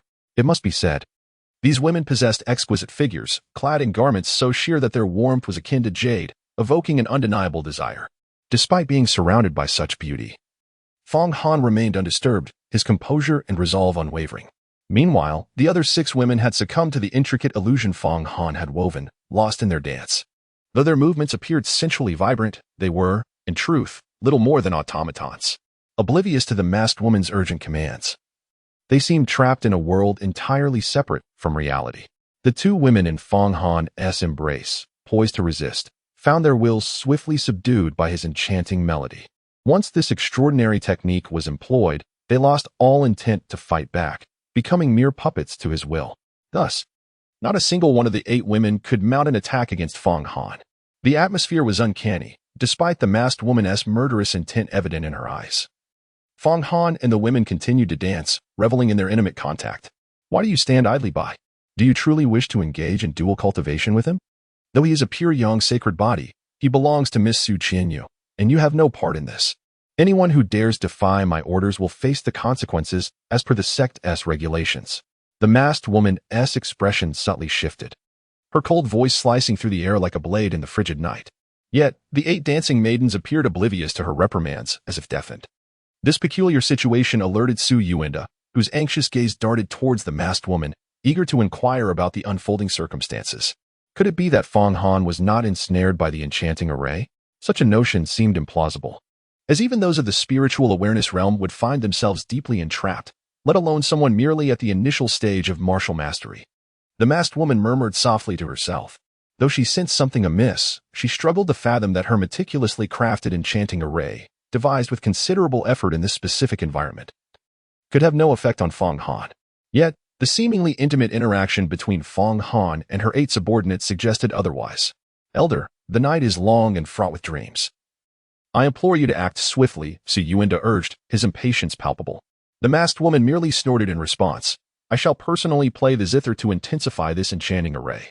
Yuanda, you may sit back and watch. Within my array, no man can remain untouched by desire towards women, unless he is a eunuch. And I see that Fong Han possesses ample masculine allure. He is undoubtedly driven by a strong need for women. With that, she gracefully advanced towards the zither player. Enchantress. There is no need to waste your efforts, Fong Han remarked, a cold smile curling at the corners of his mouth. With a sudden force, he shook his hands, sending the 2 maidens he had held aloft hurtling away like kites severed from their strings. In an instant, his thoughts stirred, and the mysterious iron sword appeared in his grasp like a serpent emerging from its lair. He swung the sword, unleashing the 8 desolation sword technique. A fierce sword energy slicing through the air like a dragon breaching the sea, swiftly cleaving towards the surroundings. In that fleeting moment, a startling crimson line appeared across the throats of the other 6 maidens, blood poised to erupt. Bang, bang, following 2 muffled thuds.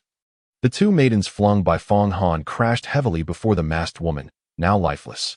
The remaining 6 fell, their throats gushing blood, slowly collapsing onto the ground. Their breaths extinguished in an instant. In the blink of an eye, Fong Han had mercilessly slain all 8 maidens. His mind was as clear as a mirror.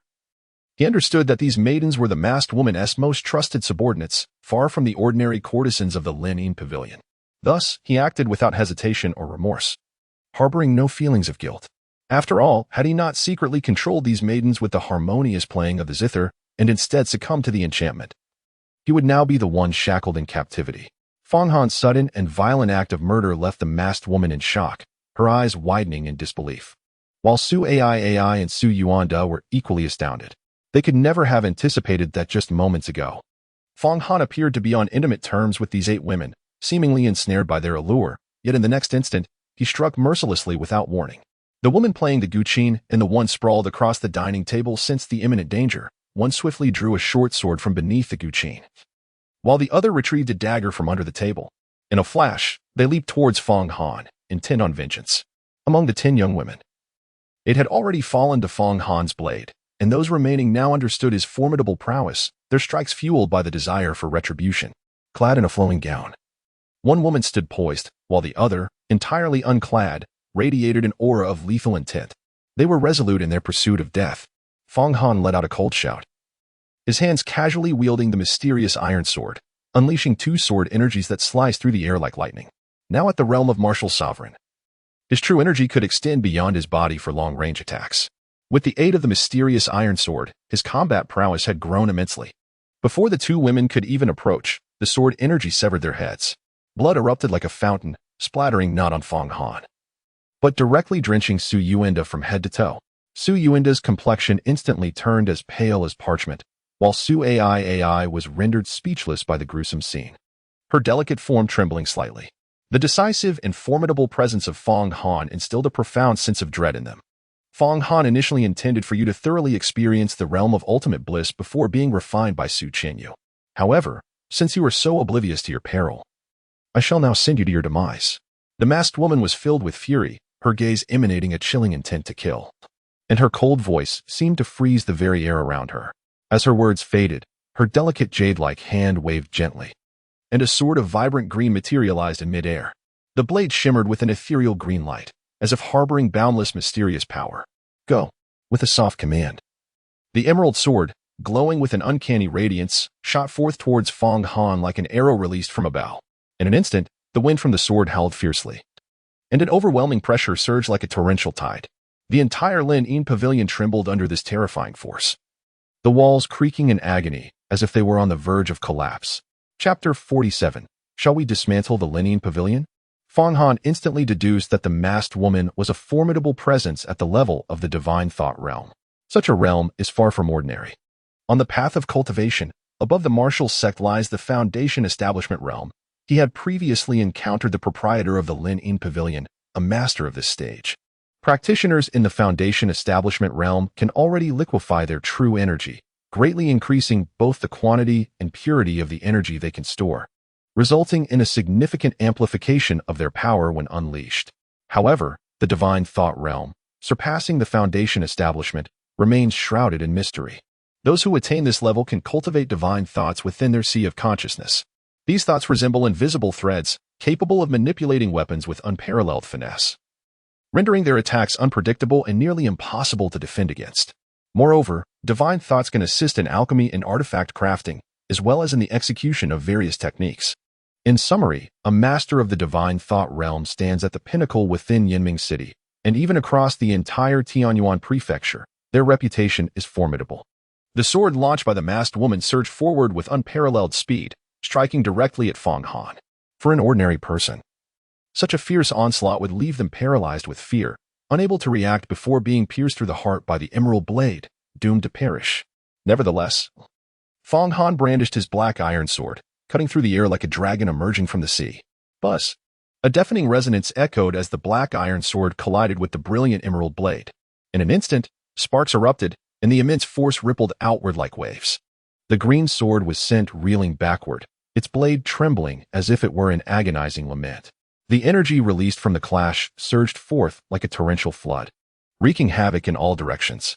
This scattered sword energy, sharp as a blade, mercilessly struck the walls of the private room. In that fleeting moment, a faint glow of runes appeared upon the walls, a manifestation of the protective enchantments woven into the Lin Yin Pavilion's architecture, attempting to withstand the overwhelming force. Yet, despite the safeguarding runes, the walls struggled to endure such ferocious sword energy. Cracks began to emerge upon the walls of the first-class private room, spreading like a spider's web. Fang Han, I am already a master of the divine thought realm. I never expected you, a mere beginner of the martial sect, to withstand my strike. A talent like you is indeed a rarity, and it would be a pity to kill you. Today, I shall capture you. Once you are refined by Su Qianqiu, I will dissect your body to uncover the differences between you and an ordinary person. The voice of the masked woman grew increasingly frigid. She believed that even if a single strike could not vanquish Fang Han, it would surely subdue him. However, to her astonishment, she suffered a minor setback with this maneuver. It is important to note that she surpassed Fang Han by 2 significant realms.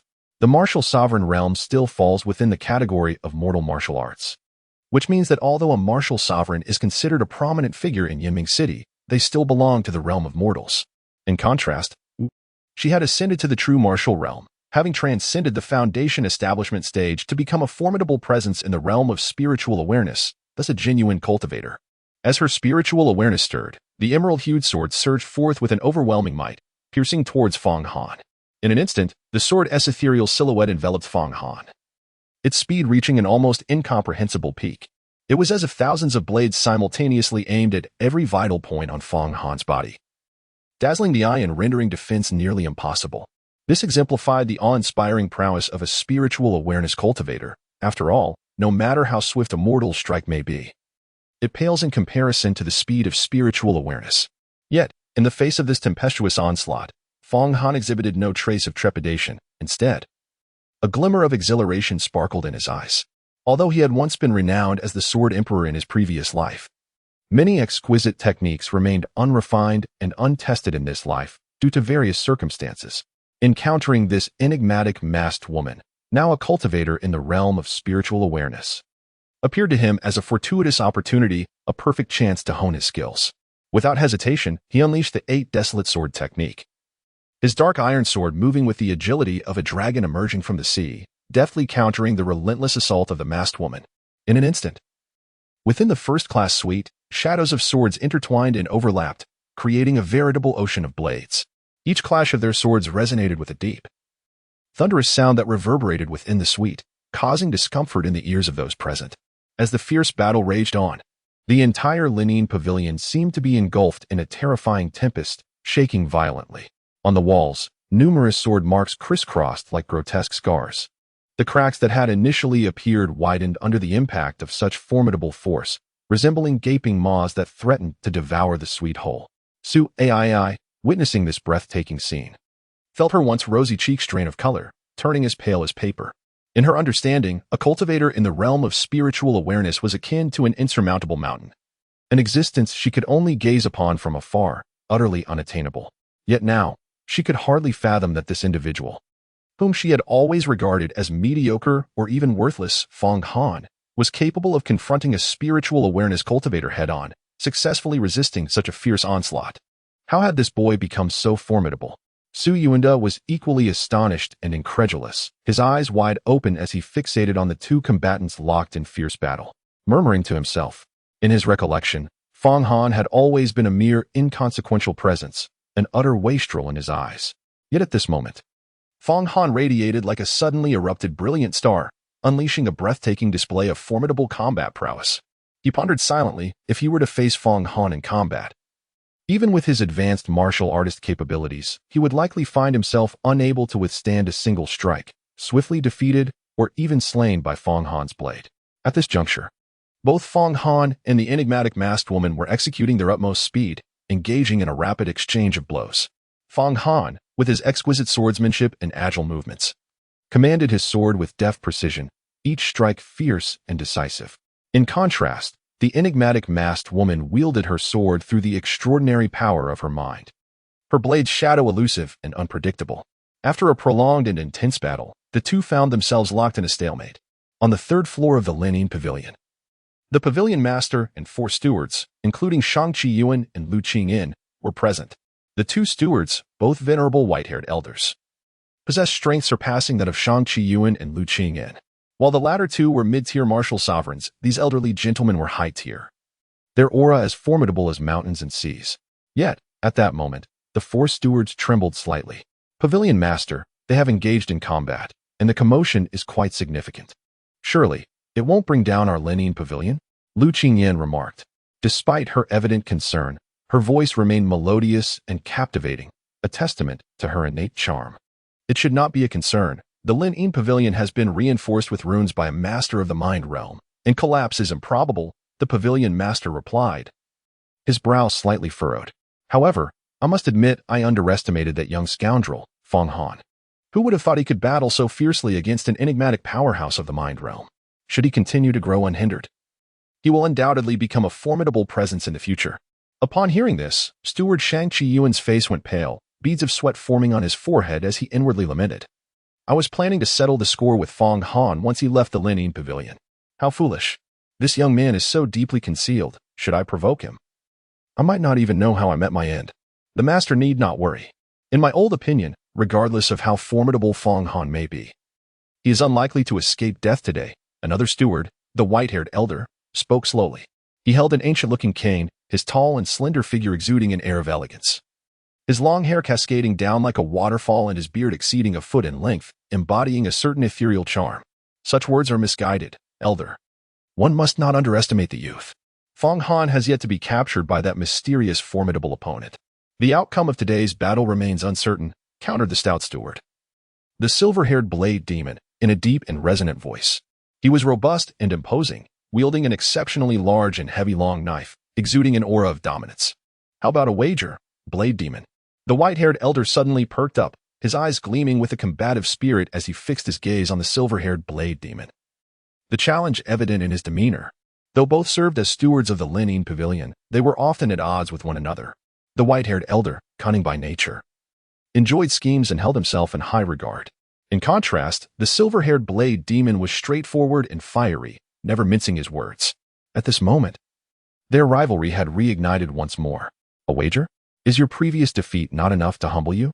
With your paltry resources?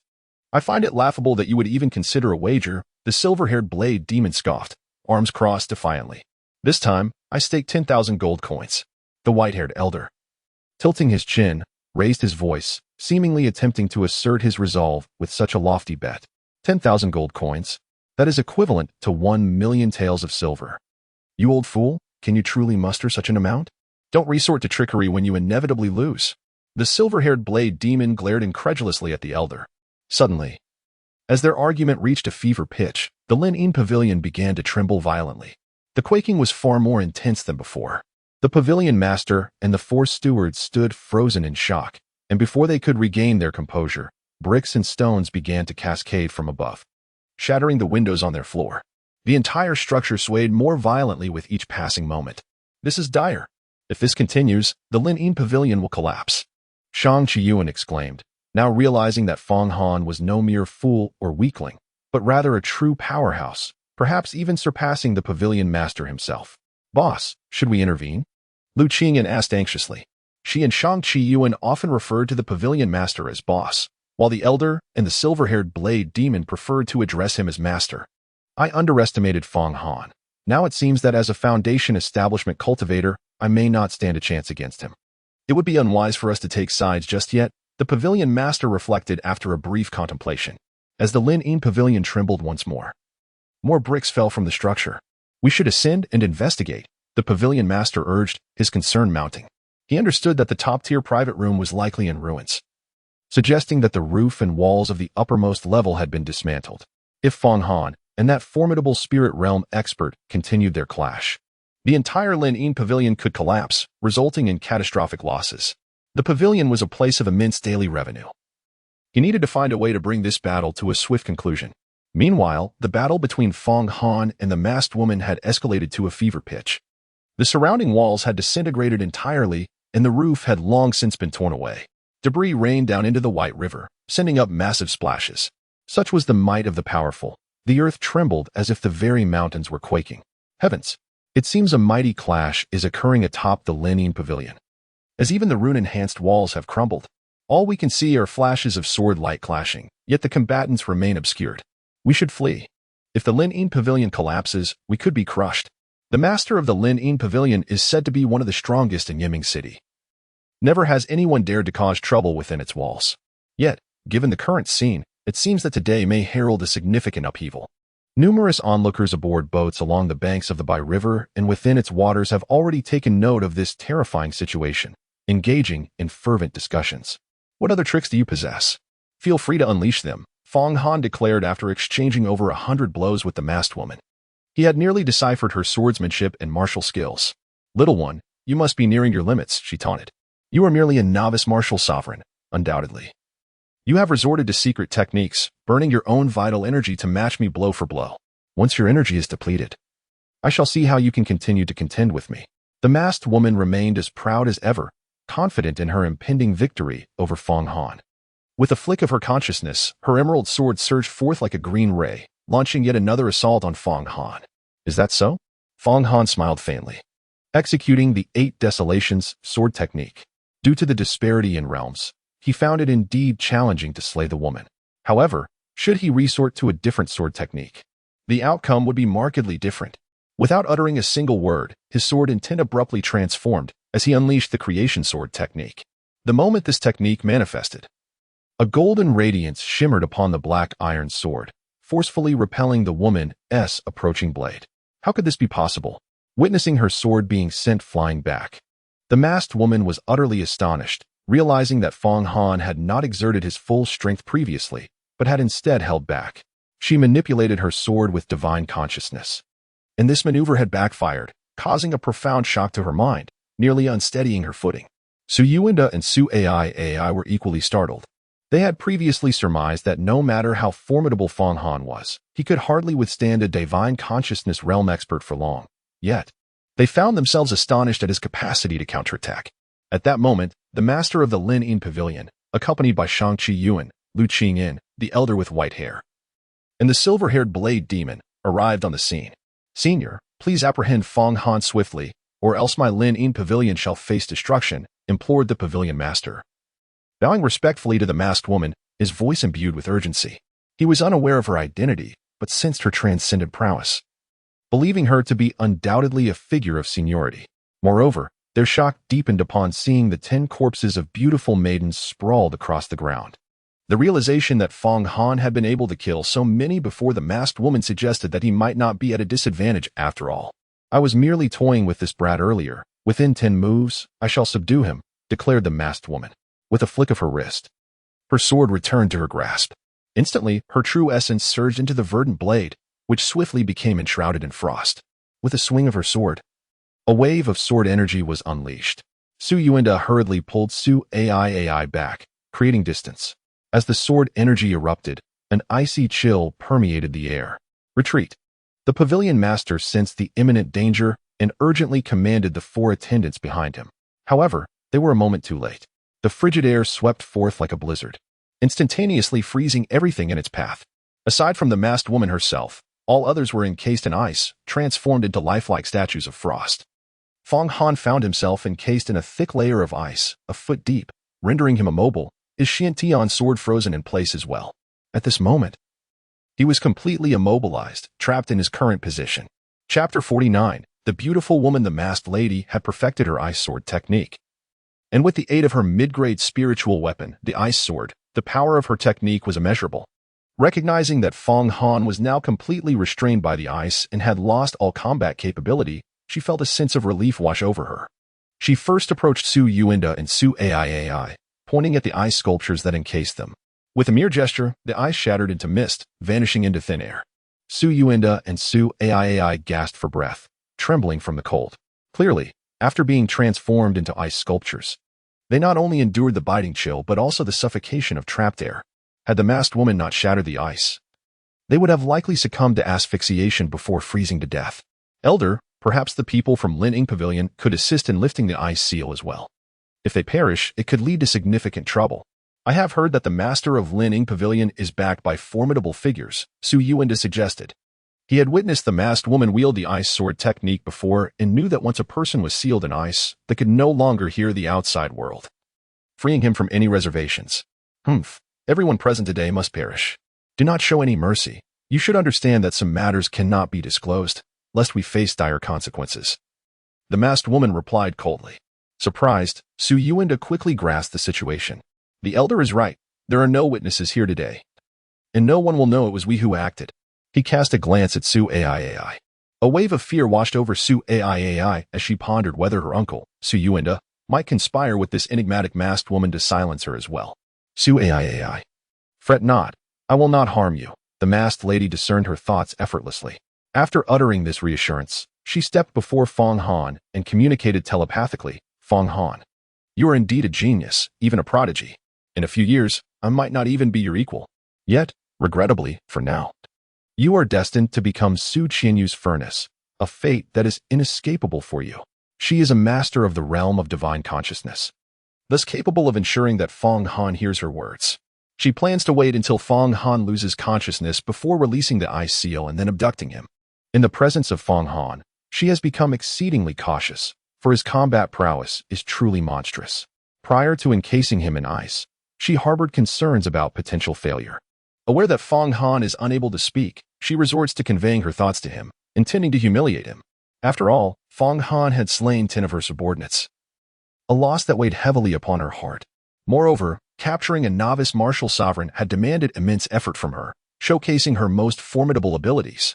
Had Fong Han not been a medicinal being, and had he not possessed allies, she would have killed him outright, even reducing him to ashes. You are the one who imparted the techniques of Fong Yuan to my grandfather, poisoned him, and incited Fong Yuan to rebel, aren't you? Suddenly, a faint voice echoed in the ears of the masked woman. The masked woman, Su Yuanda, and Su Ai were all taken aback. They could scarcely believe that Fong Han was still able to speak at this moment. Su Yuanda felt fear, while Su Ai's emotions were tumultuous. She did not wish for Fong Han to deepen his enmity with the Su family, nor did she desire his demise. In fact, she was reluctant to allow him to be refined by Su Qianqiu, for she had already become Fong Han's woman, and he had taken her first. The icy chill enveloping Fong Han suddenly shattered as a hand emerged, effortlessly removing the woman's mask. Beneath it was the visage of a stunning beauty, appearing to be in her 30s. As Fong Han unveiled her mask, her long, lustrous hair cascaded freely. This woman possessed an enchanting allure. Although she was no longer in her 20s, her beauty radiated a unique charm, pure and devoid of any bewitching aura. The beautiful woman's reflexes were remarkably swift. Her expression shifted as she brandished her sword, launching a fierce thrust towards Fong Han. Yet, at that very moment, the ice encasing Fong Han fractured, and he retaliated with a swift sword strike. The two blades clashed once more. The emerald blade of the beautiful woman emanated an even more intense coldness than before, while Fong Han's black iron sword blazed with a fiery crimson hue, as if freshly extracted from a forge, radiating an overwhelming heat as it came crashing down. Sparks erupted, momentarily dispelling the frigid air. This technique was drawn from the creation sword technique, specifically the Nine-Yang sword method. The ice sword technique was imbued with chilling darkness, while the Nine-Yang sword method embodied the essence of unyielding warmth. Fong Han's Nine-Yang sword technique surpasses this woman's ice sword art by numerous levels. Thus, the seemingly formidable chill was effortlessly dispelled by Fong Han's sword. The immense force reverberated through the lady's blade, causing her hand to tremble uncontrollably, nearly making her lose grip of the sword. You have been struck by my icy aura, yet you remain unscathed? A sense of dread began to envelop the beautiful young woman. Her most formidable skills proved ineffective against Fong Han, leaving her in a perilous predicament. Fong Han remained silent as the Qianqiu sword unleashed the Nine-Sun sword technique once more, each strike more forceful than the last, launching an aggressive assault against the beautiful woman. He was certain that she was affiliated with the Hehuan sect, likely a senior elder akin to Qin Baiyun. Undoubtedly, her prowess far surpassed that of Qin Baiyun. However, Fong Han's strength had significantly increased since the time he confronted Qin Baiyun. He intended to capture this enchanting woman for interrogation, as she had covertly nurtured the old rascal Fong Yuan too, and had even poisoned his grandfather, Fong Gaoyang, nearly leading to the downfall of the Fong family. Although his spiritual consciousness was not yet sufficient to wield the sword, he could easily control her mind during interrogation to extract some secrets. Thus, he aimed to seize this captivating figure. Before long, the beautiful woman found herself suppressed by Fong Han's Qianqiu sword. Under the onslaught of the Nine-Sun sword technique, the thick layers of ice atop the Lin Yin pavilion began to melt rapidly. The pavilion master and his 4 attendants, previously encased in ice, were liberated. However, the gaze of the pavilion master towards Fong Han and the beautiful woman had shifted dramatically. He understood that had it not been for Fong Han, they too would have faced death at her hands. Chapter 50. Clinging to power. A growing sense of terror filled the beautiful woman's heart as Fong Han's Nine-Sun sword technique manifested. The weight of its sword intent resembled that of a towering mountain, and the blade emanated an intense heat, as though it could ignite the very air surrounding them. Although she had narrowly avoided being struck by Fong Han's Qianqiu sword, the biting sword aura and searing heat enveloped her tightly, making her feel as if the sword in Fong Han's hand was a blazing fireball swirling around her, its scorching temperature threatening to sear her skin. At this moment, it was early autumn, and the climate in Yinming City was delightful, with a gentle breeze caressing the air. Dressed in a thin, form-fitting outfit, she should have felt refreshed and at ease. Yet, beads of sweat poured from her forehead, cascading down her cheeks, and her back was drenched, her clothing clinging to her body. She felt as if she had transformed from a carefree individual into a pill being refined in a high-temperature alchemical furnace. Or perhaps like a duck being slowly roasted, subjected to relentless heat, nearing the brink of being thoroughly cooked by the oppressive warmth. Naturally, her damp attire accentuated her exquisite figure. This woman possessed a truly remarkable physique. Doubt began to creep into her mind, and thoughts of escape burgeoned like rampant weeds. She found it impossible to gauge the depth of Fong Han's strength, Despite his status as a mere beginner martial sovereign, the combat prowess he displayed overwhelmed even her. A formidable mind realm expert, leaving her struggling to withstand his relentless assault, far exceeding her expectations. Today, she had meticulously prepared for this confrontation, believing victory was assured. Yet after a fierce battle, the situation had spiraled entirely out of her control, plunging her into a passive predicament. "Senior, your actions seem rather unscrupulous." The master of the Lin Hidden Pavilion, Lin Qianqiu, furrowed his brows and expressed his discontent, stating, "I have complied with our agreement and lured Fang Han into this premier box, yet you have audaciously attempted to eliminate us. Such behavior is hardly representative of a partnership." The current state of the Lin Hidden Pavilion was one of utter devastation, and the actions of the formidable young woman before him rendered him incapable of trust. At this moment, genuine anger surged within him, especially after having narrowly escaped death. Nevertheless, his forthrightness towards the powerful young woman stemmed from the observation that Fang Han was gradually gaining the upper hand, completely subduing her. He anticipated that Fang Han would emerge victorious in this confrontation. Moreover, the resentment he harbored was difficult to suppress. "Lin Qianqiu, how dare you act so brazenly before me? In my eyes, you are but a trifling ant, and extinguishing your life would be a mere trifle." The young woman curled her lips into a cold smile. Her gaze filled with disdain and contempt. "Senior, you indeed possess the capability to easily take my life. Yet I perceive that you do not hail from any great power or esteemed sect. Your mannerisms resemble those of a heretic. Should I report this matter to the city lord, he would undoubtedly lead the city defense forces to encircle you, and perhaps even the demon suppression department would intervene." Lin Qianqiu replied calmly.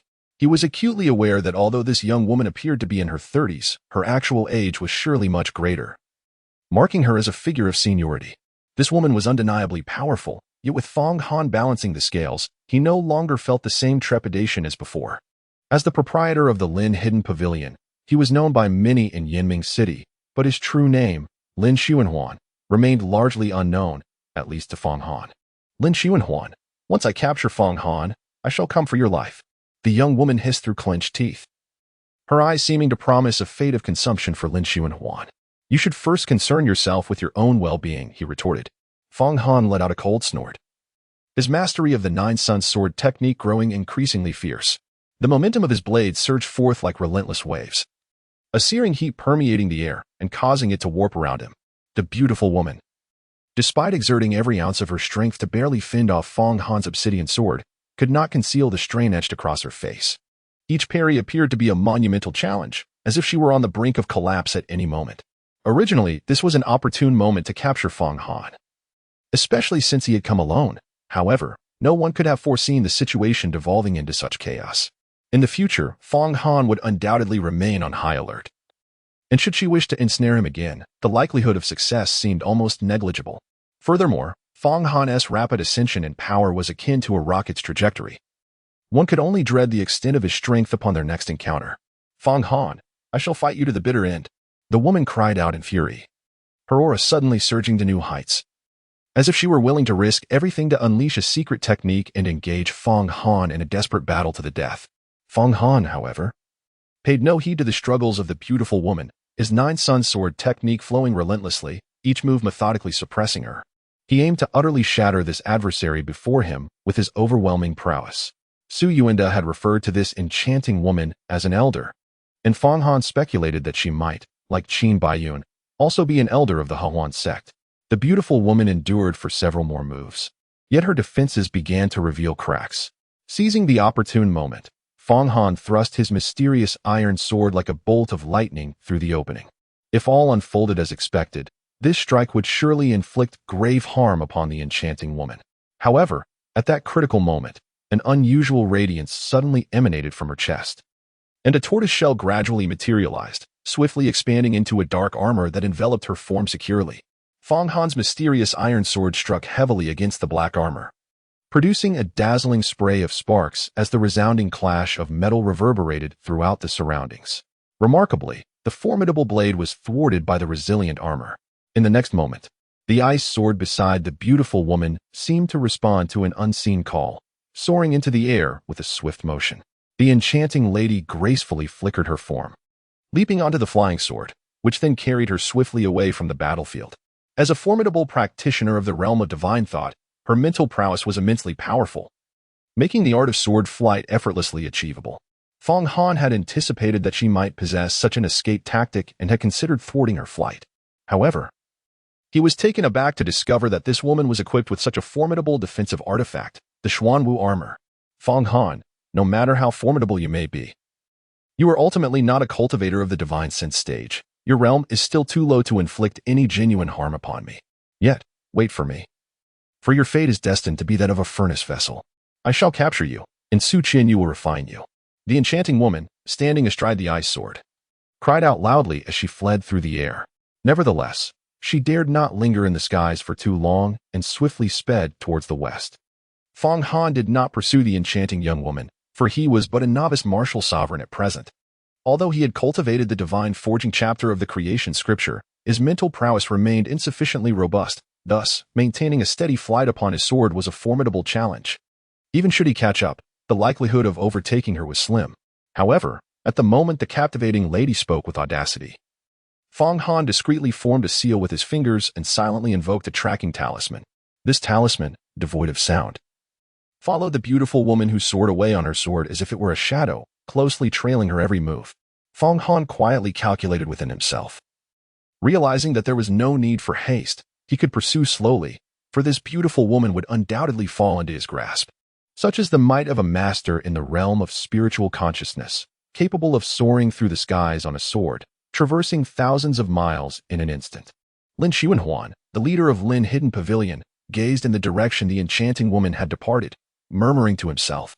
His four subordinates, Shiqiu Yuan, Lu Qingyin, the white-haired elder, and the silver-haired blade demon, were utterly astonished and filled with reverence. To their eyes, a master of the spiritual consciousness realm appeared as a celestial being, lofty and unattainable. However, the astonishment was not confined solely to those directly engaged in the battle. At that moment, numerous eyes in the vicinity of Lin Hidden Pavilion and across the expanse of the White River were drawn to the fierce confrontation. The tumult of the battle resonated like a surging tide, waves of intensity radiating outward, palpable to all. Yet, due to distance and perspective, they could not discern the extraordinary life and death struggle unfolding on the battlefield shrouded in sword energy atop Lin Hidden Pavilion.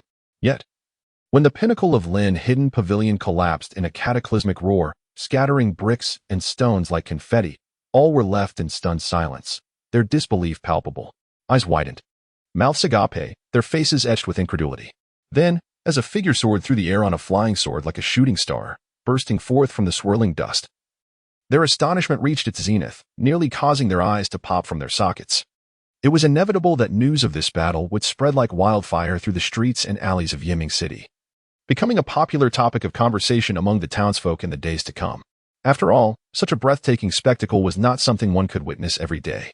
Even the various powers within Yiming City would seek to unravel the terrifying events that had transpired atop Lin Hidden Pavilion that day. At this moment, amidst the chaos left in the aftermath of the battle, 10 lifeless bodies lay strewn about, their faces still bearing the marks of terror and despair from their final moments. Surrounding these corpses were a group of survivors, their eyes still brimming with residual fear. Among them, the most distraught was Su Yuanda, the head of the Su family. His complexion was as pale as a sheet, his body trembling involuntarily, beads of sweat rolling down his forehead and soaking his garments. Su Yuanda, your family has not only refused to repent or compensate for the losses incurred by my family, but you also dared to lay a trap to kill me. Do you truly believe that Fong Han is a soft-hearted individual? I have granted your family ample opportunities. Now, it is time for you to meet the King of Hell. Fong Han spoke coldly, his voice resembling an echo from the depths of the underworld, sending chills down one's spine. In his grasp, he held the mysterious iron sword, its blade still tinged with lingering sword energy, quivering slightly in the air and emitting a low, resonant hum. Fong Han approached Su Yuanda with a measured and resolute gait, each step seemingly pressing upon the very core of Su Yuanda's heart, quickening his pulse with every advancement. Fong, I assure you this matter was not orchestrated by me. I am but a marionette, acting upon the directives of that esteemed elder. Please, show mercy and spare my life, Su Yuanda cried out in terror, his legs trembling as he collapsed to his knees before Fong Han. He repeatedly struck his forehead against the ground, the sound of his head colliding with the earth resonating sharply in the stillness of the scene. Before long, his forehead was swollen and bloodied, yet he dared not cease. As if this act could somehow mitigate Fong Han's murderous intent. Witnessing this, Su Aiai stood in stunned silence, unable to fathom that her once mighty uncle who held a position of authority within their family, could now be reduced to such a pitiful state, groveling like a spineless wretch. A tumult of emotions swirled within her. She felt a mix of shame for her uncle's cowardice and awe at the formidable power Fong Han now displayed. Young master. Our Lining Pavilion was also coerced by that woman. She is a master of the spiritual realm, and we were simply not her match. Reluctantly, we complied to guide you into this private box, Lin Xiaoyao, the owner of Lining Pavilion, stated while discreetly signaling his four subordinates. Gradually, he knelt before Fong Han, his face a mask of obsequiousness and dread.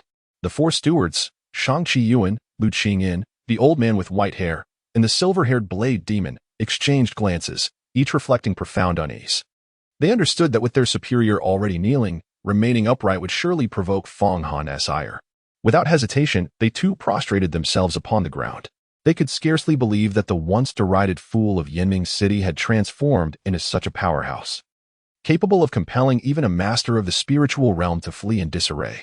They were acutely aware that should Fong Han seek retribution for their complicity with the enigmatic beauty, their lives would likely not suffice to satisfy his wrath. Particularly, Shang Qiyuan trembled most violently, reflecting on his previous disdain and arrogance towards Fong Han. Even harboring thoughts of extermination, he was engulfed in regret. Fong Han stood silently, his gaze coldly sweeping over the several individuals kneeling before him, yet he refrained from uttering a single word. His eyes, deep and tranquil, rendered his thoughts inscrutable. Meanwhile, Su Ai remained rooted in place, her mind a chaotic jumble, akin to a tangled mass of glue. The formidable prowess exhibited by Fong Han has utterly shattered her previous perceptions.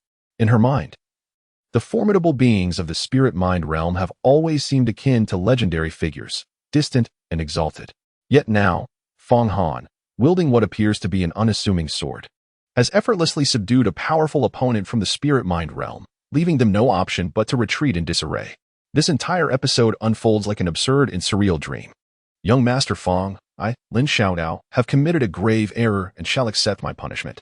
From this moment forth, half of the profits of Lining Pavilion shall be offered to you as tribute. Furthermore, should you require our assistance in any matter, we shall never decline, provided it is within our capabilities. Lin Xiaoyao, the head of Lining Pavilion, continued. He understood that failing to offer Fong Han some form of benefit would render his plea for mercy insincere. He had no desire to emulate the Su family. This was not mere opportunism. Rather, he recognized that one cannot afford to offend a powerhouse like Fong Han, who, in Yinming City, is likely an invincible presence. He resolved to firmly align himself with Fong Han. Chapter 51. A constant temptation. Fong Han stood still, his demeanor calm yet imbued with an air of sternness. Upon hearing the words of Lin Xuanhuan, the master of Lininga, a stirring arose within him. He pondered quietly, recognizing that Lin Xuanhuan possessed a measure of discernment. Although previously enticed by that enigmatic and alluring woman, leading him into a trap, he now sensed Fong Han's formidable strength and understood the necessity of aligning himself with a powerful ally. His willingness to offer compensation could be seen as a sign of prudence. In stark contrast, the Su family had already crossed his boundaries yet remained unrepentant, repeatedly trampling upon his principles, which was utterly reprehensible. However, Fong Han's cautious nature precluded him from placing his trust in the master of Lininga so readily. Master Lin, he mused, should you wish to ally with me, it is not an impossibility, but you must first present your loyalty. Fong Han's voice was cold, akin to a secluded mountain spring, emanating a calm yet undeniable authority that subtly spread through the air. Young Master Fong, I understand, Lin Xuanhuan replied decisively, nodding before rising and striding purposefully toward the kneeling Su Yuenda. As a cultivator in the foundation establishment stage, though he had yet to cultivate his divine sense, his hearing was extraordinary. He had absorbed every word of the earlier conversation between Fong Han and Su Yuenda, fully aware of the Su family's transgressions against Fong Han. The sight of Su Yuenda, kneeling in such a disheveled manner, further elucidated the profound implications of Fong Han's demand for allegiance. Approaching Su Yuenda, Lin Xuanhuan's gaze turned frigid, reminiscent of a cold star, as he coldly declared, the Su family marrying Su Qianqiu to young Master Fong initially moved me, leading me to believe that you were honoring your family's long-standing friendship with the Fong family, seeking to bring joy to young Master Fong, who suffers from a mental affliction.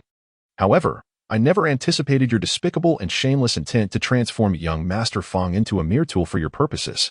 As he spoke, a murderous aura surged forth from him, threatening to engulf Su Yuenda. Seeing this, Su Yuanda was filled with terror, akin to a frightened rabbit.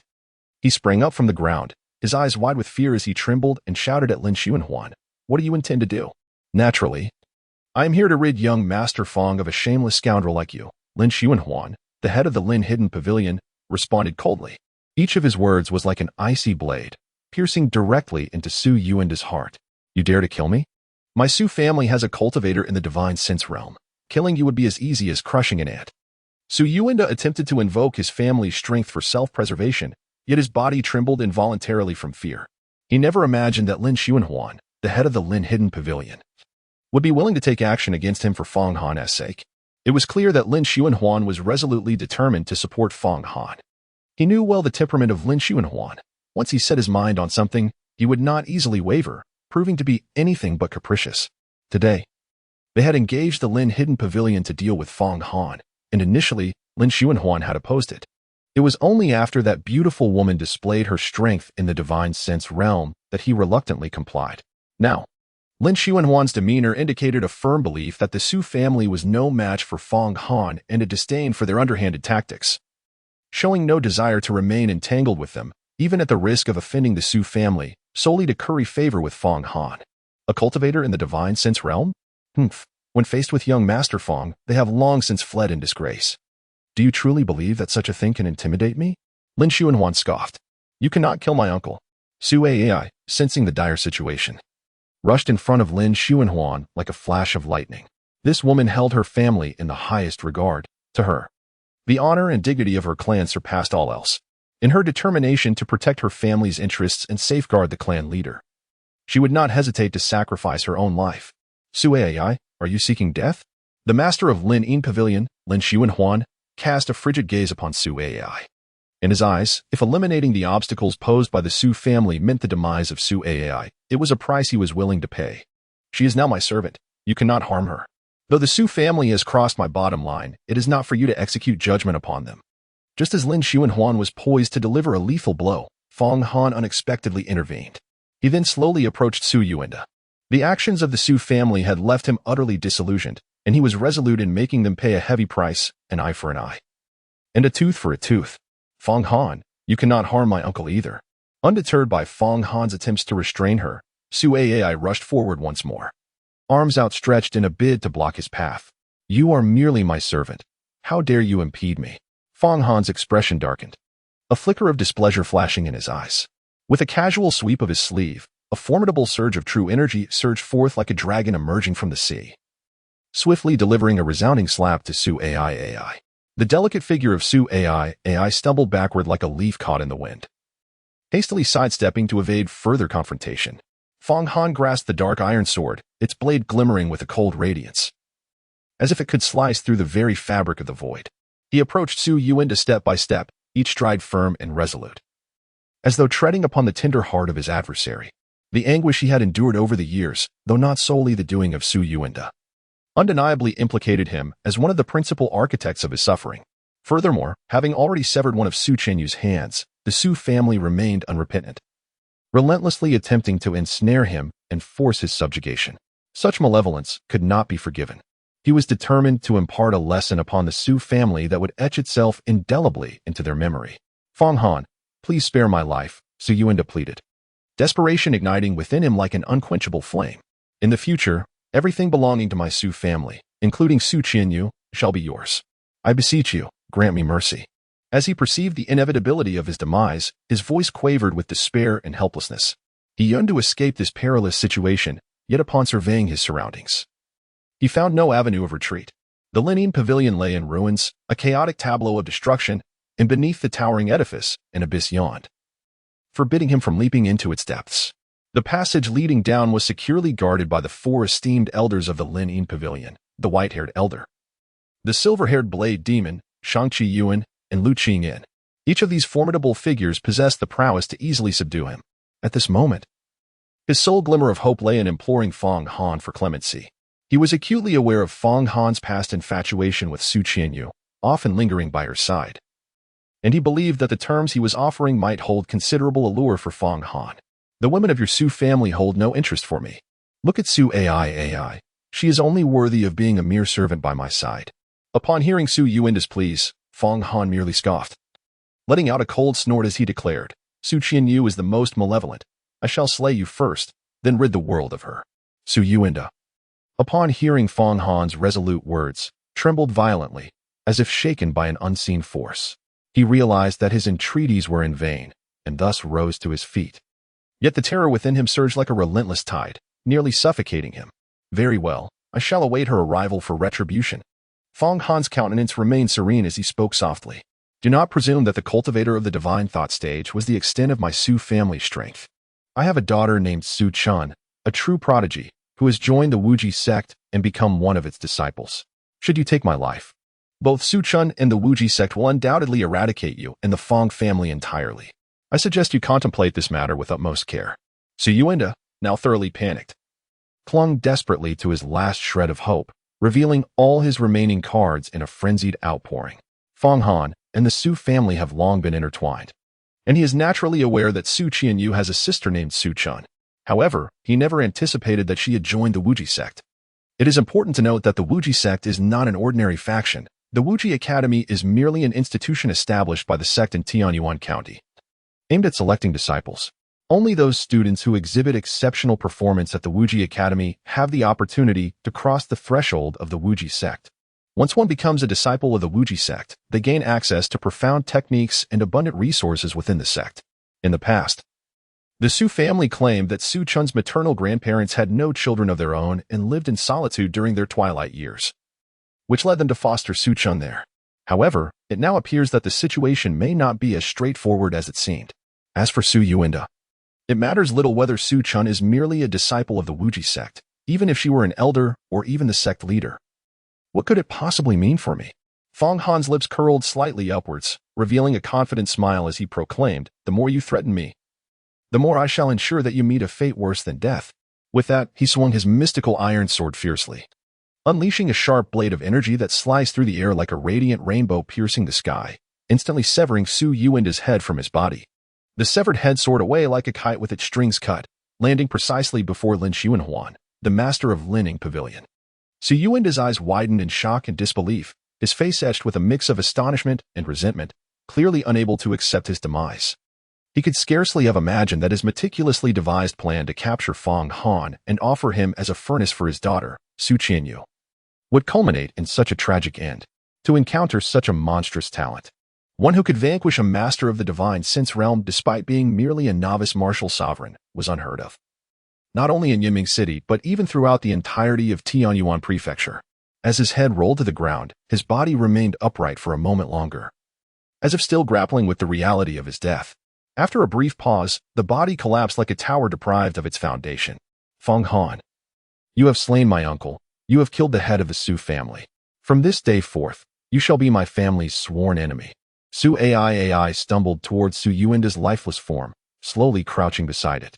Trembling, she caressed the corpse with trembling hands before lifting her tear-streaked face to glare at Fong Han, her teeth clenched in fury. Her eyes brimmed with a profound hatred towards him. It was your Su family that first trampled upon my boundaries. I shall spare none of you, not even Su Yuanda, the direct descendant of the Su family. I will ensure your complete annihilation. However, should you choose to serve as my maid, I might grant mercy to those members of the Su family who did not partake in the schemes against me. Fong Han's face was marked by disdain as he coldly spoke. He then turned to Lin Xuanhuan, the head of Lining Pavilion, and commanded, since you wish to submit a token of allegiance, have Su Yuanda's head and body separately boxed and sent to the Su family. I shall pursue that formidable figure of the divine thought realm. As you command, young Master Fong, Lin Xuanhuan replied, visibly relieved and respectfully acquiescent. At this moment, he was utterly convinced that Fong Han was undoubtedly the strongest in Yiming City. Moreover, the rapid ascension of Fong Han's power to such heights in such a short span suggested an immeasurable potential for greatness in the future. By securing his allegiance now, he might indeed reap substantial rewards later. Su Ai continued to weep nearby, while Lin Xuanhuan swiftly instructed Qianqiu Yuan to procure a wooden box. Su Ai, come with me. Fong Han cast a fleeting glance at Su Ai, his voice leaving no room for dissent. Should you refuse to accompany me, you shall bear the consequences alone. Su Ai hesitated momentarily, wiping away her tears. After a moment's contemplation, she decided to follow Fong Han. The thought of her clan's annihilation compelled her to heed his command. Unbeknownst to her, she could not fathom Fong Han's true intentions for keeping her by his side as a maid. Her father, Su Yuanwu, had already been rendered powerless by Fong Han, and her uncle had met a fatal end at Fong Han's hands. Given Fong Han's current prowess, not only would it be trivial to humiliate the Su family, but their utter destruction would be a mere trifle. Initially, she believed Fong Han's desire to retain her stemmed from a lust for her beauty and a wish to disgrace the Su family. Yet, with the imminent demise of her clan, such humiliation had lost its significance. Although Fong Han had claimed her innocence, it was an unfortunate misunderstanding on her part, as she had thought him incapable of fulfilling a man's role. In truth, after that encounter, Fong Han seemed to have merely tormented her with illusions rather than truly possessing her. She felt that she held little allure for him. What she did not realize was that she was a nine-colored demon body, and Fong Han utilized her for his cultivation, his progress accelerating at an astonishing rate. Soon enough, Fong Han led Su AI downstairs. Meanwhile, the white-haired elder and the silver-haired blade demon also descended, accompanied by others to establish precautions against any intrusions into the Lin Yin Pavilion. Given the magnitude of today's events, it was imperative to contain the information flow. Do you know who that woman is? Fong Han inquired, having mounted a black horse. I do not know. I have never seen her before, Su AI replied. She felt a twinge of resentment as she mounted the horse. It seemed to her that Fong Han had chosen to ride a single horse intentionally to constantly belittle her. She is a formidable practitioner of the mind realm, capable of wielding a sword with ease. Are you even able to keep pace with her? Su AI could not help but deride Fong Han. Certainly, I can keep up, for while a monk may flee, the temple remains. Fong Han chuckled, while Su AI remained speechless, utterly perplexed by the meaning behind Fong Han's words. Unbeknownst to her, Fong Han possessed the extraordinary ability of a tracking talisman. Charge forth. Fong Han suddenly called out. The black horse surged forward with remarkable speed. It was indeed a magnificent steed. Su AI leaned back, and had she not clung tightly to Fong Han's waist, she would have surely fallen off. Shortly after they departed, a dozen riders, exuding an aura of ferocity, stormed to the entrance of Lin Yin Pavilion. At the forefront was a young dandy in his 20s, Qianqiu, renowned as the foremost scion of Yiming City. He was the elder brother of Qianqian, and the black horse that Fong Han rode was originally his mount. Previously, beneath the Yinyang mountain, he had attempted to capture Fong Han, mistaking him for a demon, only to have Fong Han seize his horse. For days, he had dispatched men to search for both the horse and its captor, but to no avail. Until recently, when he received word that the magnificent black horse had been spotted near Lin Yin Pavilion, prompting him to lead a charge there without delay. Chapter 52. Cultivating together in the cave. As noon approached, Qianqiu arrived at Lin Yin Pavilion, his anxiety palpable. His brows knitted tightly, his expression dark and forbidding. He was flanked by a dozen subordinates, each radiating a menacing aura. With a fierce squeeze of his legs against the horse's flank, he forcefully flicked the reins and galloped around Lin Yin Pavilion in a swift reconnaissance, yet found nothing amiss. Letting out a long, frustrated neigh, he dismounted and carelessly tossed the reins to a nearby attendant, gesturing with his hand as he charged into the pavilion. He was a valued patron of Lin Yin Pavilion, and in the past, upon his arrival, the staff would greet him with beaming smiles, a scene of undeniable grandeur. However, today, the atmosphere was starkly different. The guards stationed at the entrance wore expressions of anxiety, showing no inclination to welcome him, instead blocking his path. What is the meaning of this? You dare deny me entry? Are you seeking to be rid of your lives? Qianqiu's eyes widened in fury. Young Master Yi, we sincerely apologize. But today Lin Yin Pavilion is not receiving guests, replied a slightly rotund guard, his voice trembling, sweat pouring down his forehead, his legs quivering slightly. This was the same individual who had earlier mocked Fong Han when he sought entry into the pavilion. With no hesitation, Qianqiu raised his hand and delivered a resounding slap to the guard's face. The guard was sent sprawling aside, a bright red imprint appearing on his cheek. Qianqiu pressed forward, his usual arrogance unabated. After all, his father was the lord of Yiming City, and he had never endured such indignity. Even Lin Xuanhuan, the master of Lin Yin Pavilion, would yield to him. Young Master Yi, what brings you here? There have been some matters today, and our master is currently addressing them. You cannot enter for the time being. At that moment, the elderly man with white hair and the silver-haired sword master hastily approached, standing side by side to obstruct Qianqiu's path. Under normal circumstances, they would never dare to impede him. However, given the exceptional circumstances of the day. They felt compelled to confront him, fully aware that it might lead to offending Qianqiu. What are you two old fellows doing? Has something unspeakable occurred within the Lining Pavilion? To be frank, I am here in search of my horse, a black steed that was stolen from me. I have received word that this horse was seen here. You would do well to surrender the person who took my horse at once. Qianqiu was taken aback.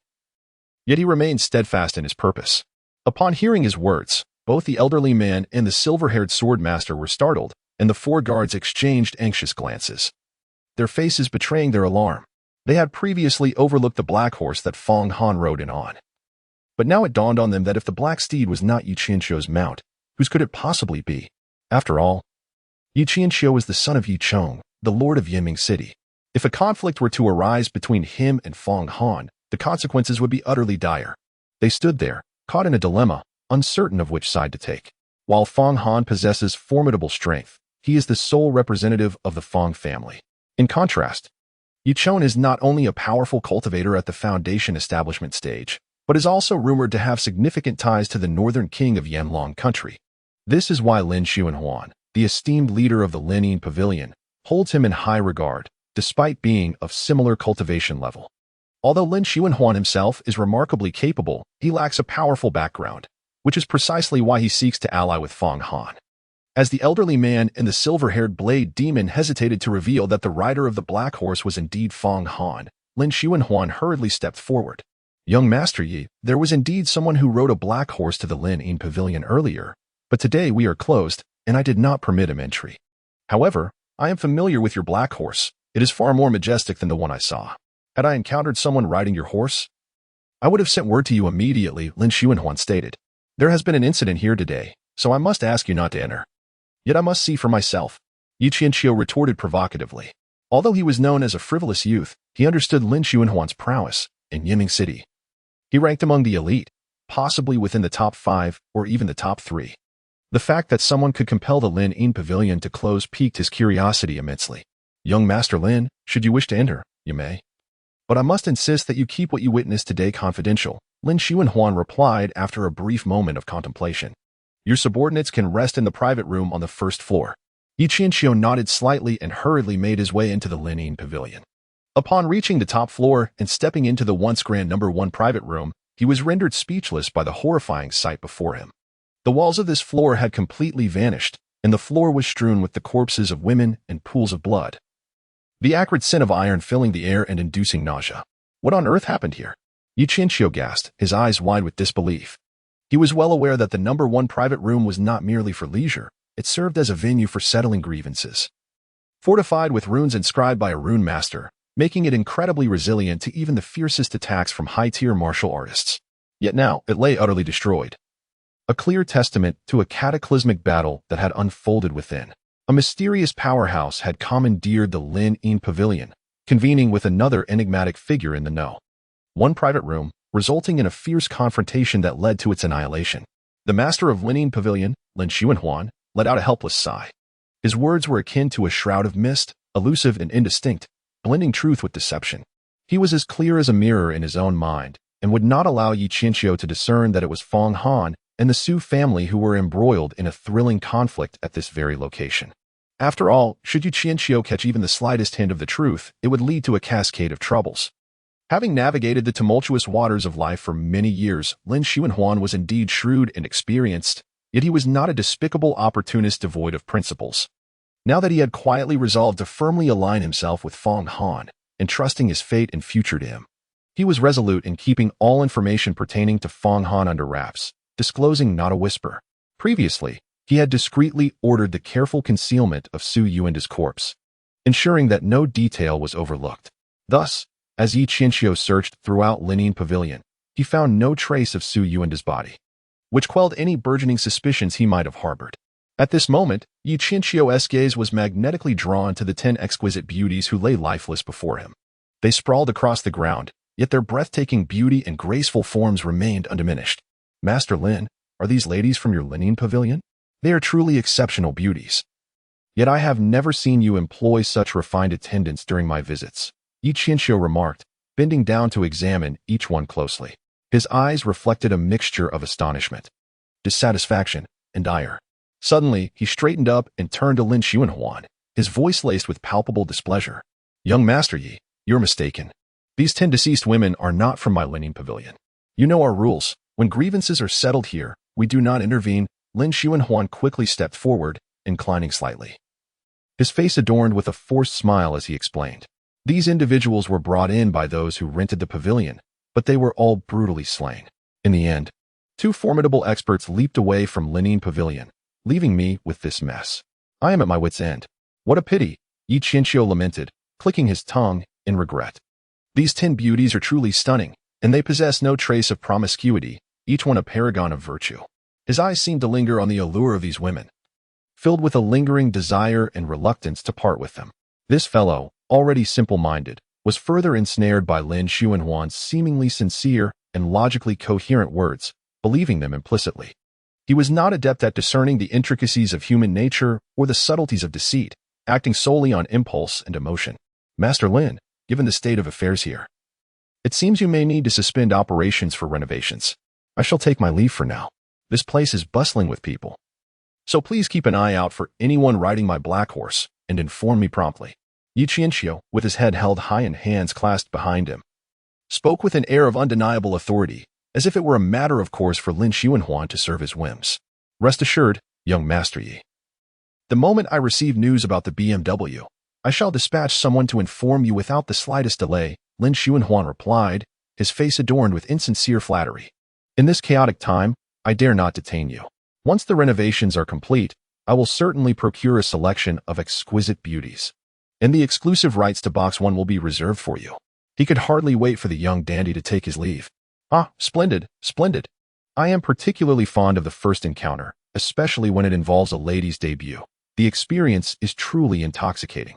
Upon hearing this, Yi Qianqiu's eyes sparkled, the shadows on his face dissipating in an instant, as his boisterous laughter echoed through the Lining Pavilion. He then swaggered away with great flair. However, barely outside the Lining Pavilion as he rode, a wave of frustration surged within him. The anger stemming from the fact that the thief who had stolen his horse remained at large. His mood darkened, heavy enough to draw tears. You wretched thief! The city guards saw you enter the city on a black horse, yet no one has seen it leave these walls. You must still be lurking within Yiming City. He muttered to himself, furiously cracking his whip to vent his ire. Little did he know that the horse thief was none other than Fang Han, the very person his sister, Yu Qianqian, was infatuated with.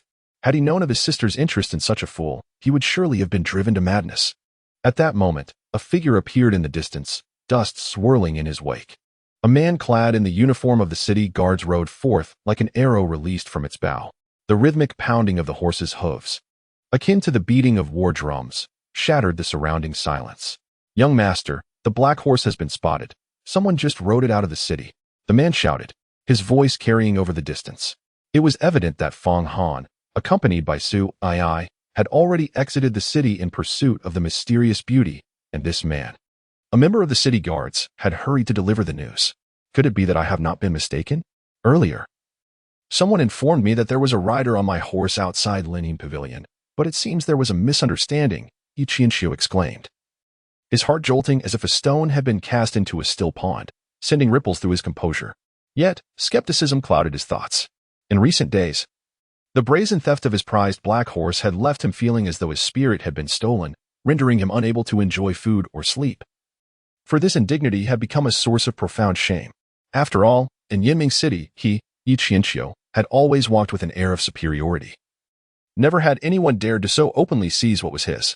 He silently vowed that unless he could track down this thief and exact his revenge, he would never find peace. Rest assured, young master, we in the city guards have clearly seen it. It is indeed your black horse. There can be no mistake. The cavalryman dispatched by the city defense swiftly approached on his steed, pulling the reins with fervor. The horse let out a resounding neigh, its front hooves rearing high before it came to a steady halt. Who rides that horse? Yi Qianqiu inquired impatiently. The messenger, a man and a woman both masked, were indistinguishable. The soldier hastily replied, I shall pursue the horse at once. If you have not misidentified, capturing that scoundrel will earn me a grand reward. If you are mistaken, I shall have your eyes plucked out. Yi Qianqiu's eyes widened, and he bellowed with fervor, follow me. His words were not mere threats toward the messenger. With his notorious arrogance and reckless demeanor, he was entirely capable of such cruelty. In an instant, his followers surged forward like a tidal wave, the thunderous sound of hooves echoing as they raced toward the city gates, leaving a trail of swirling dust in their wake. By afternoon, Fang Han rode his majestic black steed, accompanied by Su Ai, arriving at the foot of Qianqiu Mountain. "What brings me to this place?" Su Ai queried. Puzzled. "Though the beautiful woman has fled, I can pinpoint her location.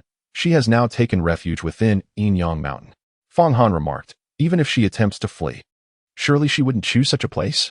I have heard that within the Qianqiu Mountain, there lurk numerous demonic beasts. Your uncle, Fang Sihai, was indeed ambushed by someone upon arriving here with the personnel from the Demon-Subduing Division's Yinming City Command." Su Ai, however, held skepticism.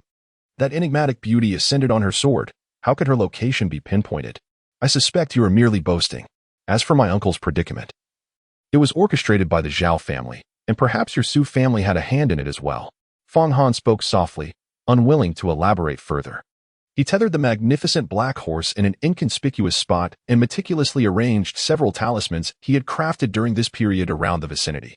In this manner, even if someone were to arrive, it would be exceedingly difficult for them to discern the presence of the magnificent steed. Subsequently, Fang Han led Su Ai up Qianqiu Mountain. However, the weather was indeed peculiar, as dark clouds suddenly gathered ominously. Fang Han sensed the impending rain, and a thought crossed his mind. He resolved to take Su Ai, who bore the 9-colored demon body, to the cave where they had previously trained together. Within the Qianqiu Mountains, the chaotic and dense energy of Yin and Yang would undoubtedly enhance their cultivation, especially with her presence. Chapter 53, The Enchanting Beauty.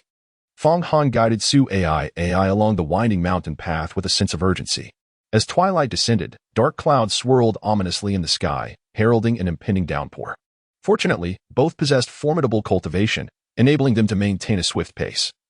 And they ultimately reached the cave where Fang Han had previously devoted himself to his training just before the rain began to fall. The entrance of the cave lay in disarray, strewn with remnants of a fierce battle. This was the very site where Fang Han had fought desperately against Elder Qin Baiyun of the Hehuan sect and the enchanting demoness Hume. The fierce skirmish, once fraught with violence, had now succumbed to an eerie calm, with only the remnants silently narrating the brutality of that day. Qin Baiyun and Hume had long since turned to dust, their fates lost to time, leaving the riveting tale of their confrontation deeply buried in obscurity, known to none. At this moment, Qianqiu Mountain was shrouded in thick fog, creating an ethereal atmosphere with visibility drastically reduced. Within the mist, the chilling roars of demonic beasts echoed intermittently, mingled with strange, indistinct whispers. The interplay of these unsettling sounds resonated through the silent mountains, producing an atmosphere of profound eeriness. Listening to these disquieting noises, Su Ai felt an involuntary shiver run down her spine, an overwhelming sensation of dread enveloping her. "What do you intend to do by bringing me to this cave?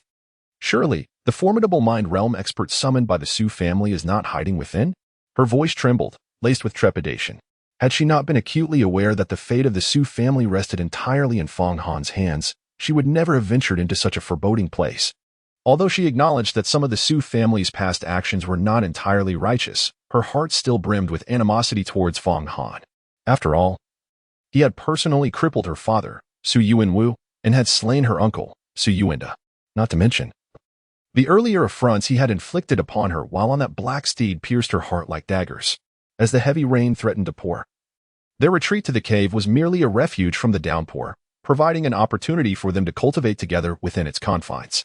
Fang Han spoke with a calm demeanor, stating, "As for that young woman, she is certainly not within this cavern, yet she cannot escape." His words were laced with a hint of mockery towards Su Ai, underscored by an unwavering confidence. "You seem remarkably familiar with this place." Su Ai felt a wave of bashfulness wash over her as certain unmentionable images surfaced in her mind. She vaguely sensed that Fang Han's reference to shared cultivation was likely akin to the dual cultivation techniques. Little did she know that the harmonious interplay of strings he mastered was extraordinarily exquisite and infinitely versatile, far surpassing any dual cultivation methods known on the continent of Qianqiu. "I once came here to seek refuge from the rain after my uncle was ambushed. Unexpectedly, I encountered a temptress from the Hehuan sect, who was dispatched by your Su family to keep watch over me. However, she has since met her demise at my hands." As Fang Han spoke, he unceremoniously pulled Su Ai into the cave. The moment they stepped inside, a tremendous roar echoed as thunder crashed outside and torrential rain poured down. swiftly transforming the surroundings into a curtain of rain. Fong Han, however, remained completely unperturbed. In his possession was a tracking talisman, and he was confident that he would locate the enchanting woman of the divine consciousness realm. At this moment, he eagerly anticipated the prospect of cultivating alongside Su AI, who possessed the nine-colored demon body within the depths of Qianqiu Mountain. He pondered the extraordinary and formidable effects that could arise from their harmonious practice of the Qianqiu Ming technique, augmented by the interplay of yin and yang energies. Combined with Su AI's unique attributes, an outcome he found difficult even to foresee. Soon, Fong Han retrieved a fire starter and a torch from the Songlong ring. With a gentle breath, the flame ignited, illuminating the previously dark cavern. Subsequently, he affixed several talismans at the cave entrance, effectively severing the connection between their auras and the outside world. Even should powerful demonic beasts or formidable warriors pass by, they would remain utterly oblivious to the concealment of the two within the cave. For Su AI, this was her first experience in such a desolate locale. Outside, the thunder roared, deafening and terrifying, amplifying her sense of dread. In this isolated and vulnerable situation, Fong Han had become her sole reliance. Yet, her feelings towards him were exceedingly complex, simultaneously love and hate, a tangle of contradictions. Recalling the moment when she had been overtaken by Fong Han, she felt a mix of shame and undeniable joy, an unprecedented ecstasy that had etched itself deeply into her heart. She feared she might never forget this man in her lifetime, or accept another. However, the fact that Fong Han had slain Su Yuanda, the patriarch of the Su family, had rendered him a true enemy of her kin, plunging her heart into profound turmoil and anguish. What are you still hesitating for? Why not assist your master in shedding his garments? Fong Han, devoid of any tenderness, issued a command to her directly. Even if I am your maid, I am by no means a mere instrument for your dual cultivation. Su AI retorted, her petite face flushed with indignation. It was you who first insisted that I take control of you. Surely, you haven't forgotten in just a few days? Moreover, your Su family seeks to refine me into a medicinal being, treating me as a cauldron. If I were to regard you as a tool for dual cultivation, what would be the harm in that? Fong Han let out a cold laugh and continued, moreover, I have not absorbed your primordial yin, nor have I caused you any harm. On the contrary, you have even gained some benefits, and your cultivation has seen an enhancement. Had I fallen into the hands of others from the Su family, such as Su Qianqiu, I would have likely been refined, my primordial yang siphoned away, leaving me without a burial place. You should count yourself fortunate for my treatment of you. Furthermore, during our previous interactions, it was you who urged not to cease, and you who sought it of your own volition. Upon hearing these words, Su AI found herself at a loss for words, her heart a tumult of emotions. She was acutely aware that Fong Han spoke the truth. The Su family's past actions were indeed despicable. Yet, she struggled to come to terms with Fong Han's revenge against them. Outside the cave, the wind and rain raged, as if intent on sweeping away all in the world. Yet, within the cave, a different kind of springtime blossomed. Despite her deep reluctance, every encounter with Fong Han drew Su AI in, ensnaring her beyond her will. This time, Fong Han employed the wondrous technique of harmonious string and lute, no longer merely ensnaring Su AI in illusions, but genuinely initiating her journey of cultivation. The energies of yin and yang in the world seemed to respond to his call, surging wildly into Fong Han's body. Subsequently, these energies followed a unique cyclical path, gradually flowing into Su AI's being. When they returned to Fong Han, they had transformed into a purer form of true qi, its purity far surpassing that of his solitary cultivation. Fong Han's cultivation persisted for a full 2 hours. At this moment, the sky darkened, and the tempest outside the cave subsided, revealing a tapestry of twinkling stars, as if they were observing the events unfolding within. This session of cultivation proved to be remarkably fruitful for Fong Han. He secretly contemplated that if he could cultivate alongside Su AI, who possessed the 7-colored demon body, for a fortnight in this place, he might be able to ascend from a novice martial zone to an intermediate martial zone, achieving a qualitative leap in his strength. Fong Han had already dressed himself, while Su AI slowly emerged from her state of languor, only to be startled by the realization that she was devoid of any clothing. Memories of her earlier proactive actions during the cultivation process flooded her mind, causing her cheeks to flush and her heart to brim with embarrassment and guilt. She distinctly sensed that her body was merely weak and feeble, and that Fong Han had not drained her vital energy or essence. In this regard, Fong Han indeed possessed a greater sense of propriety and humanity than those from the Su family. Stay here and do not wander off. Fong Han cast a remark towards Su AI before striding towards the cave's entrance. At that moment, he felt invigorated, eager to pursue the enchanting young woman. What are you up to? Su AI inquired, her heart filled with curiosity, unable to restrain herself from questioning him. As for my affairs, I have not divulged them to you, so refrain from prying. Fong Han spoke with an icy demeanor, his tone leaving no room for dissent, and swiftly turned away. Don't go. Su AI exclaimed, her heart racing with urgency upon witnessing his departure. She was acutely aware that the Qianqiu mountain was far from a benign locale. Legends whispered of countless ferocious beasts lurking within its confines, some colossal in stature, others cunning and savage. Even more chilling were the countless vengeful spirits that roamed the mountainside, their eerie presence saturating the very air with a sense of dread. As a delicate young girl, the mere thought of being left alone in the sinister cavern filled her with an overwhelming terror, as if she could already envision herself being consumed by darkness. A dismal fate that threatened to shatter her very being. In the grip of such profound fear, she no longer cared that she had yet to don her garments. Without hesitation, she dashed towards the cave's entrance. At that moment, a singular thought consumed her mind, to closely follow Fong Han. For only in his presence could she find a semblance of safety. However, just as she reached the threshold of the cave, an invisible force struck with ferocity, as if she had collided with an imperceptible yet resilient net. Simultaneously, mysterious runes flickered to life in the air, their brilliance blinding. In an instant, a powerful repulsive force surged forth, violently propelling her back. Su AI tumbled to the ground in disarray, momentarily disregarding the pain coursing through her body as she hastily looked towards the outside, only to discover that Fong Han's shadow had vanished entirely. Beyond the cave, there lay a realm of profound darkness, eerily silent, as if Fong Han had evaporated from the world, leaving no trace of his whereabouts. Su AI, filled with both anger and fear, couldn't help but mutter to herself before collapsing helplessly to the ground. At that moment, an unknown beast let out a long, terrifying howl, reverberating through the quiet mountains and creeping into her ears, intensifying her dread. She understood that Fong Han had inscribed runes at the cave's entrance, creating an impenetrable barrier that confined her within. Escaping was a task more daunting than ascending to the heavens. With no alternative, she had no choice but to remain in this place, facing the unknown darkness alone amidst endless fear and unease.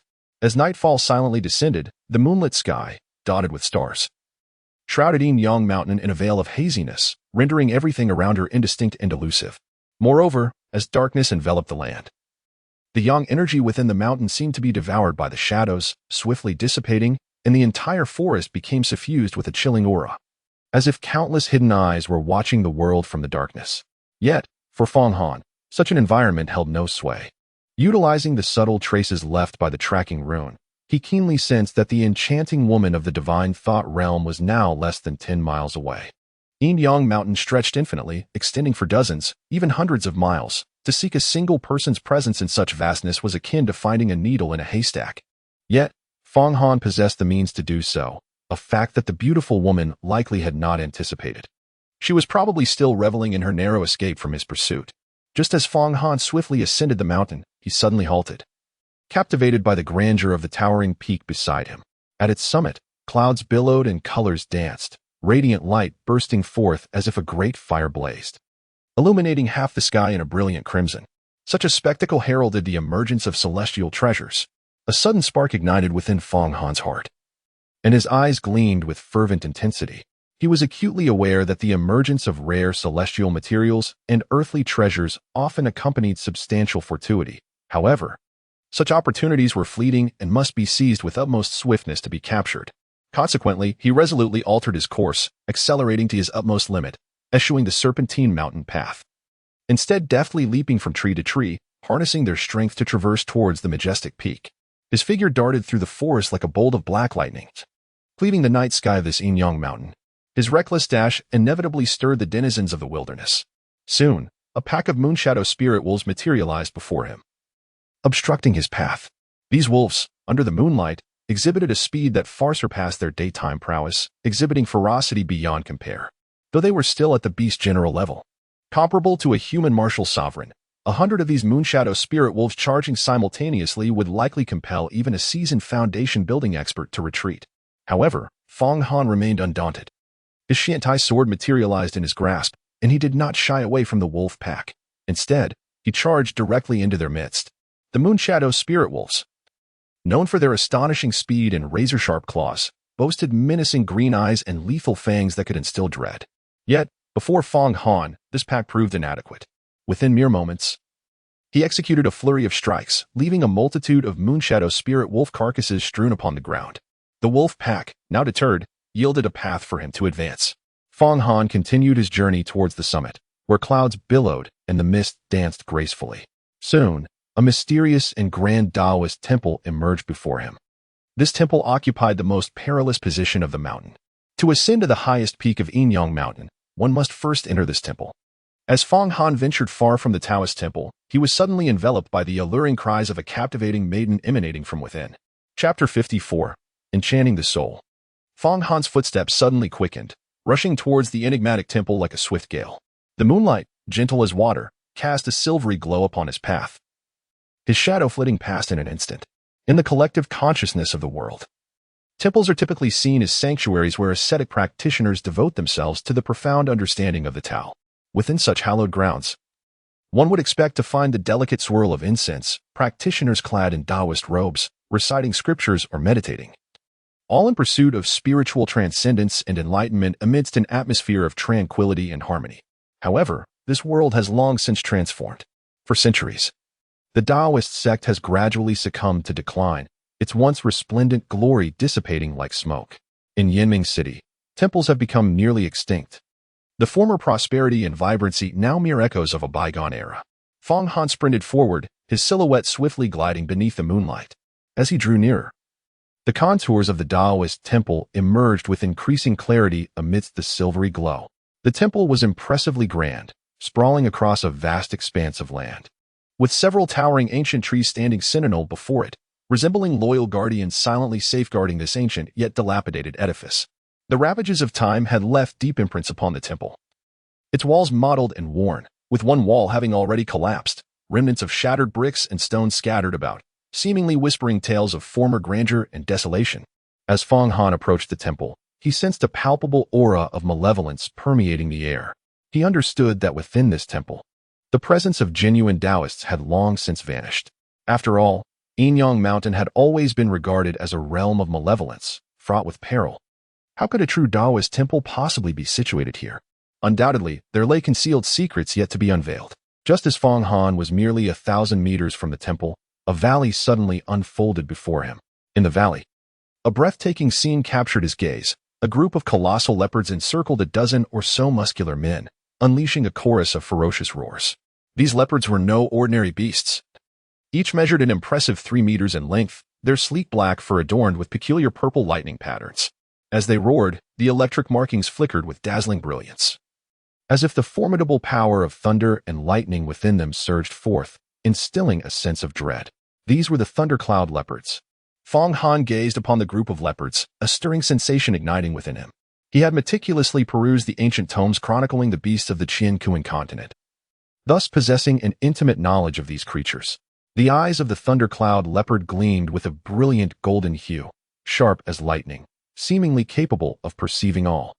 Its limbs were muscular and robust, exuding an aura of formidable strength, while its claws were extraordinarily sharp, imbued with a terrifying electrical force. Generally speaking, martial artists below the martial sovereign realm would meet a dismal fate if ensnared by the claws of such a thundercloud leopard. These leopards predominantly resided at the level of battle generals, their strength comparable to that of human martial sovereigns, not to be underestimated. Among this assembly of thundercloud leopards, one particularly massive specimen stood out, measuring an impressive 4 meters in length. It majestically perched atop a colossal boulder in the valley, its gaze authoritative yet bearing a hint of leisure, evidently the leader of this pride. At this moment, it was orchestrating the group of leopards, tightly encircling a dozen men who were trapped in their midst, seemingly regarding them as a delectable prize, destined to be theirs without escape. Fong Han fixed his gaze, momentarily taken aback. The group of over 10 men encircled by the thundercloud leopard were none other than the individuals he had encountered during his last visit to Qianqiu Mountain. The robust black steed before him was the very one he had seized from the hands of their leader, Qianqiu.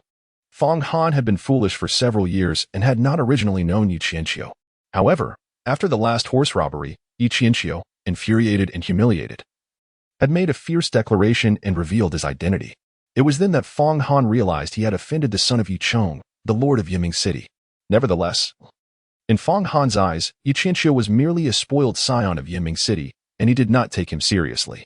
He understood that as long as he continued to elevate his cultivation, even a mere place like Yiming City would pose no challenge, let alone the entire Qianqiu continent. This time, Qianqiu had evidently traced Fang Han's whereabouts. Little did they expect that before they could find him, they would be caught in a torrential downpour. Unwilling to concede defeat, Qianqiu, after the rain ceased, insisted on leading his men into Yinyang Mountain. Unfortunately, they encountered a pack of thundercloud leopards and fell into a dire predicament. At that moment, Qianqiu, clutching a long knife, appeared pallid. Despite being closely guarded by several subordinates, his legs trembled uncontrollably. Earlier, they had attempted to break free, and a few of Qianqiu's men swung their long knives valiantly at the thundercloud leopards, only to be caught effortlessly by the creature's claws. In an instant, those men were struck as if by lightning, letting out a shriek before collapsing to the ground. They did not die immediately, but their appearance was horrific. Their clothes and hair singed by lightning, their bodies a gruesome mess, writhing and struggling on the ground, with agonizing moans echoing through the valley. Fang Han inwardly lamented the twisted fate he shared with the Yi family. On the night of his awakening, he encountered Yi Qianqian, and nearly found himself entangled in an illicit affair with her, under the influence of a love potion. Subsequently, he had a confrontation with Qianqiu. He surmised that Qianqiu's appearance at Yinyang Mountain was likely an endeavor to track him down. After all, Qianqiu was notorious in Yinming City as the foremost scion of debauchery, and having had his steed stolen by Fang Han was undoubtedly a public humiliation. With his arrogant and domineering disposition, how could he possibly swallow this affront with ease? Fang Han is far from being a benevolent saint. He does not possess the altruism to slay these thundercloud leopards at this juncture to rescue Qianqiu from peril. With haste, he adorned his mask, preparing to soar above the valley, intending to investigate the Taoist temple first. As for Qianqiu's fate, he remained indifferent. In his eyes, a profligate like Qianqiu, merely consuming resources while contributing nothing, was hardly worth his intervention. This individual, who habitually wielded power to bully others in Yinming City, was simply not deserving of his effort to save. Fang Han took a deep breath, gathered his energy, and prepared to advance towards the direction of the Taoist temple. However, this thundercloud leopard was not only immensely powerful but also remarkably agile. In particular, the leader of the Lord-level thundercloud leopards possessed an extraordinary sense of perception. As Fang Han's figure stepped into the valley, its keen senses immediately detected his presence. In an instant, the creature's fur bristled like steel needles, and it raised its head to emit a thunderous howl. This cry reverberated throughout the valley, piercing the stillness of the night like a sharp signal. At the moment this signal was released, 7 or 8 thundercloud leopards seemed to receive a clear command, swiftly encircling Fang Han with the speed of lightning. Their movements were both rapid and synchronized, akin to seasoned hunters in pursuit. At this moment, Fang Han was eager to reach the Taoist temple and was naturally reluctant to become entangled with the thundercloud leopards. As his thoughts raced, he summoned a flicker of intent, and the mystical iron sword, usually concealed within his storage space, materialized in his hand. Channeling his true essence, he swung the sword with a sudden force. In an instant, a dazzling and resplendent sword energy erupted forth. This energy seemed to possess a life of its own, surging and swelling like a torrent, howling like a tempest, and crashing like colossal waves, sweeping inexorably towards the encroaching thundercloud leopards. Before the leopards could react, they were enveloped by this unexpected and formidable sword energy. A muffled thud resonated as their massive bodies were instantly cleaved into several segments, blood splattering and dismembered limbs strewn across the ground. This sudden turn of events instantly shifted the dynamics within the valley. Qianqiu, who had been mired in despair, felt as though he had glimpsed a ray of hope in the darkness upon witnessing Fang Han effortlessly slay several thundercloud leopards. Revitalized, he felt a renewed sense of life. "Senior, I am Qianqiu, the son of Yicheng, the lord of Yiming City. If you save me, my Yu family will surely reward you handsomely." In a state of urgency, Qianqiu called out fervently to Fang Han. To him, this enigmatic and powerful figure seemed to be his only lifeline. If he could touch the heart of this savior and persuade him to act, he might just escape this calamity. Fang Han had already donned a new mask and changed into a different outfit, yet Qianqiu failed to recognize him. In Qianqiu's perception, the individual who had stolen his black horse could only possess the strength of a martial sovereign at best. However, the enigmatic figure before him could effortlessly slay several thundercloud leopards with merely a stroke of sword energy, indicating a prowess that undoubtedly belonged to a master of the Foundation establishment realm. The disparity between the two was glaringly apparent. Thus he could not possibly associate them with one another. Moreover, Fong Han had meticulously adorned himself with a distinct mask, further dissuading Qianqiu from entertaining such thoughts. Fong Han appeared oblivious to Qianqiu's cries for help, uttering not a single word. At that moment, his complete attention was captivated by the unfolding situation around him, as dozens of thundercloud leopards were converging upon him from all directions. Their golden eyes, glinting with ferocity, resembled chilling stars against the moonlit backdrop, instilling a profound sense of dread. Yet, just as the situation reached a critical juncture, the imposing leader of the thundercloud leopards let out a commanding roar. Remarkably, the leopards poised to pounce on Fong Han halted abruptly upon hearing the sound, fixating their gazes upon him, as if awaiting further commands from their leader. The thundercloud leopard leader lowered its stance, its claws lightly scratching the ground, before launching itself towards Fong Han like an arrow released from a bow. Its movement was extraordinarily swift, generating a fierce rush of wind, as if it sought to rend Fong Han apart in an instant. Meanwhile, the other leopards deftly sidestepped, displaying an uncanny synchronization. In the blink of an eye, the leader was a mere few dozen meters from Fong Han. In that critical moment, it suddenly opened its cavernous maw, within which a flickering light could be discerned. Subsequently, a thick bolt of lightning erupted forth like a silver serpent, hurtling through the night sky with immense power, aimed directly at Fong Han. A chill coursed through Fong Han's heart as he became acutely aware of the formidable energy concealed within the bolt of lightning. This Lord-level thundercloud leopard had indeed mastered supernatural powers, its combat prowess evidently surpassing that of the armored water ape he had encountered on the night of his awakening. While the armored water ape excelled primarily in defense, the speed and offensive capabilities of the thundercloud leopard were truly unparalleled. Nevertheless, in the face of the impending lightning strike, Fong Han merely lifted the corners of his mouth, revealing a faint smile. In his grasp, the Qiantai sword seemed to dance like a spirited dragon, instantly conjuring a resplendent bloom of sword energy. This radiant blossom met the oncoming bolt of lightning with perfect timing. Astonishingly, before the lightning could unleash its devastation, it was gently repelled by the sword's bloom, as if an invisible force had deftly altered its trajectory, sending it hurtling away. The bolt, undeterred, surged forth with renewed ferocity, now aimed directly at the thundercloud leopard leader. The leader appeared taken aback by this unforeseen turn of events, a flicker of terror flashing in its golden eyes. With a swift flick of its tail, its massive frame pivoted, and it took flight, sprinting away with incredible speed. Boom! In the very spot where the thundercloud leopard leader had just stood, the uncontrolled bolt of lightning struck with tremendous force. In an instant, dust and debris erupted, creating a deep pit over 2 meters in depth and spanning a yard in diameter. The surrounding earth and stones, scorched by the lightning's intense heat, turned to charred remnants, emitting a pungent odor reminiscent of a scorched wasteland. The thundercloud leopard leader, still trembling from the encounter, let out another roar. However, this time, the cry was not a battle cry but a desperate call for retreat, as it fled the valley in a frantic bid for survival. The other thundercloud leopards, witnessing their leader's flight, followed suit, rushing out of the valley like a tidal wave.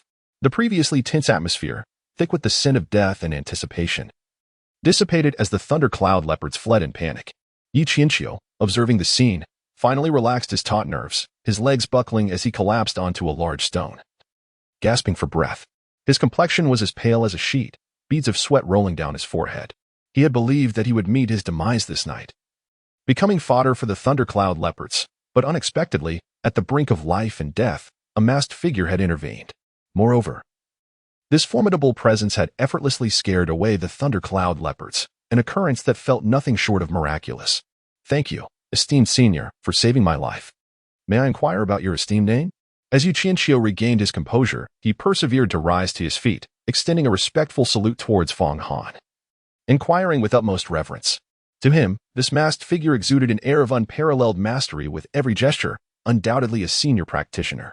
He believed that forging a connection with such an individual would yield boundless benefits in the future. However, Fong Han seemed impervious to Qianqiu's inquiry, his thoughts solely consumed by the enigmatic temple. With a light touch of his toes against the ground, he soared into the air, akin to a great rock taking flight, effortlessly traversing above the valley, resolutely continuing his journey towards the temple. Such was the demeanor of a seasoned cultivator. Qianqiu gazed at the retreating silhouette of Feng Han, his heart brimming with awe and admiration, entirely oblivious to the fact that Feng Han had no intention of rescuing him, still filled with gratitude towards him. "Young Master Yi, what shall we do now?" The subordinates of Qianqiu were still in a state of shock, their eyes reflecting confusion and fear as they looked towards him. They were acutely aware that had it not been for the sudden appearance of the masked powerhouse, they would have surely met their demise at the jaws of the thundercloud leopard, becoming vengeful spirits within this valley. What to do? "We must hasten our descent from the mountain. This Qianqiu mountain is far too sinister, leaving me with psychological scars. I shall never return to this cursed place again," Qianqiu declared. Promptly, under the escort of his subordinates, he descended the mountain with utmost urgency. Meanwhile, Feng Han had arrived at the temple. Inside the vast temple, a man and a woman were present. The man, in his 40s, donned dark armor, wielding a spear stained with blood. Scattered across the ground lay numerous bodies, both male and female. Behind him stood a young girl, clad in a white dress, exuding an aura of purity, yet her figure was notably developed, appearing quite striking. "Jinbei Wang, you ought not to have come to this Qianqiu mountain. Now, do not resist. Join my subordinates in reveling in bliss, and as for your sister, the Princess Qingwan, I shall treat her with gentleness," a black-robed elder spoke coolly to the man and the young girl. Additionally, 5 women in sheer veils danced gracefully, their movements alluring and captivating, as they sang seductive melodies that ensnared the soul. Chapter 55, The Pinnacle Expert Not Far Away. Feng Han was already able to hear a melodious and delicate cry resonating through the tranquil mountain forest. This enchanting sound emanated from 5 ethereal maidens, their voices intertwining in harmonious splendor. With a swift grace akin to a bolt of lightning, he leapt several times and gently alighted upon the rooftop of the temple, akin to a feather drifting down without causing a whisper of disturbance. The individuals within the temple were engrossed in their own disputes, utterly oblivious to his silent arrival. After all, in certain innate perceptions, humans are indeed difficult to compare with the supernatural beasts. These creatures, endowed with their instinctive sharpness, are capable of discerning the slightest alterations in their surroundings, their perceptive abilities far surpassing those of humans. Feng Han, positioned high above, immediately caught sight of the besieged man in his 40s, surrounded by a throng, along with the astonishingly beautiful young girl. He couldn't help but feel a moment of surprise, his heart brimming with astonishment. The man clad in black armor, wielding a spear, was none other than Prince Xiaozhan, the esteemed king of the north from the kingdom of Yanlong, renowned for his formidable reputation. King Xiaozhan commanded not only the northern army safeguarding the borders of Yanlong, but also held the esteemed position of the head of the Demon Suppression Office, making him the superior of the illustrious Dan Tai Qianqiu, the supreme leader of the Demon Suppression Office in Tianyuan County. Without a doubt, he was a figure of great significance within the entirety of the Yanlong Kingdom. As for the young girl, although Feng Han had never met her, he had indeed heard of her, for King Xiaozhan had a sister who matched her description. Feng Han had not anticipated that he would unexpectedly encounter the siblings of the Northtown King amidst the Qianqiu mountain. Upon surveying the courtyard of the Taoist temple, he noticed several armored bodies strewn about, evidently the fallen guards of the Northtown King, Xiaozhan. Additionally, there lay a number of corpses clad in black garments, clearly belonging to the faction of the black-robed elder and the veiled woman. It seemed that during the tumultuous clash, they had been ruthlessly vanquished by Xiaozhan. At this moment, both Xiaozhan and his sister, Xiao Qingwan, found themselves ensnared in a perilous situation. "You old scoundrel, it's absurd for you to covet my interest. Are you courting death?" The young Xiao Qingwan's face flushed crimson, her delicate fingers pointing accusingly at the black-robed elder as she scolded.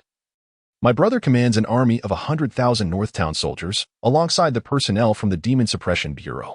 Even if you hide within this Qianqiu mountain, you cannot escape annihilation at our hands.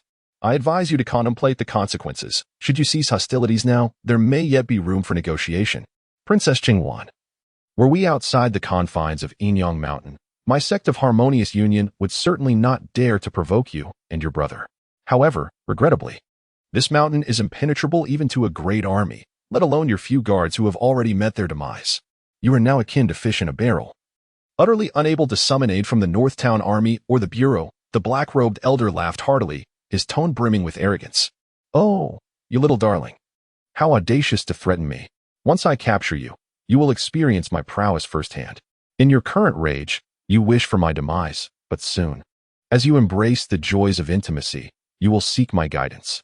Despite his brash words, he refrained from launching an immediate attack on Xiaozhan. The Northtown king possessed formidable strength, having reached the mid-stage of foundation establishment. Although he bore hidden injuries, the black-robed elder was of similar cultivation. Should a fierce battle ensue, it was likely that both would suffer grievously, which gave the elder cause for caution. "You old rascal, I shall fight you." Princess Xiao Qingwan's face was aflame with anger. Her eyes ignited with fury as she prepared to charge forth from behind her brother, sword in hand, to confront the elder. "Qingwan, do not act rashly," Xiaozhan exclaimed, swiftly grasping his sister's arm. His voice was grave and urgent. "If you fall into this old wretch's clutches, our escape will become impossible. We will be trapped here forever." Upon hearing her brother's words, Xiao Qingwan reluctantly restrained her fury and gradually retreated behind Xiaozhan. In truth, had only the Northtown king been besieged by the members of the sect of Harmonious Union, his prowess and combat experience might have afforded him a chance to break free.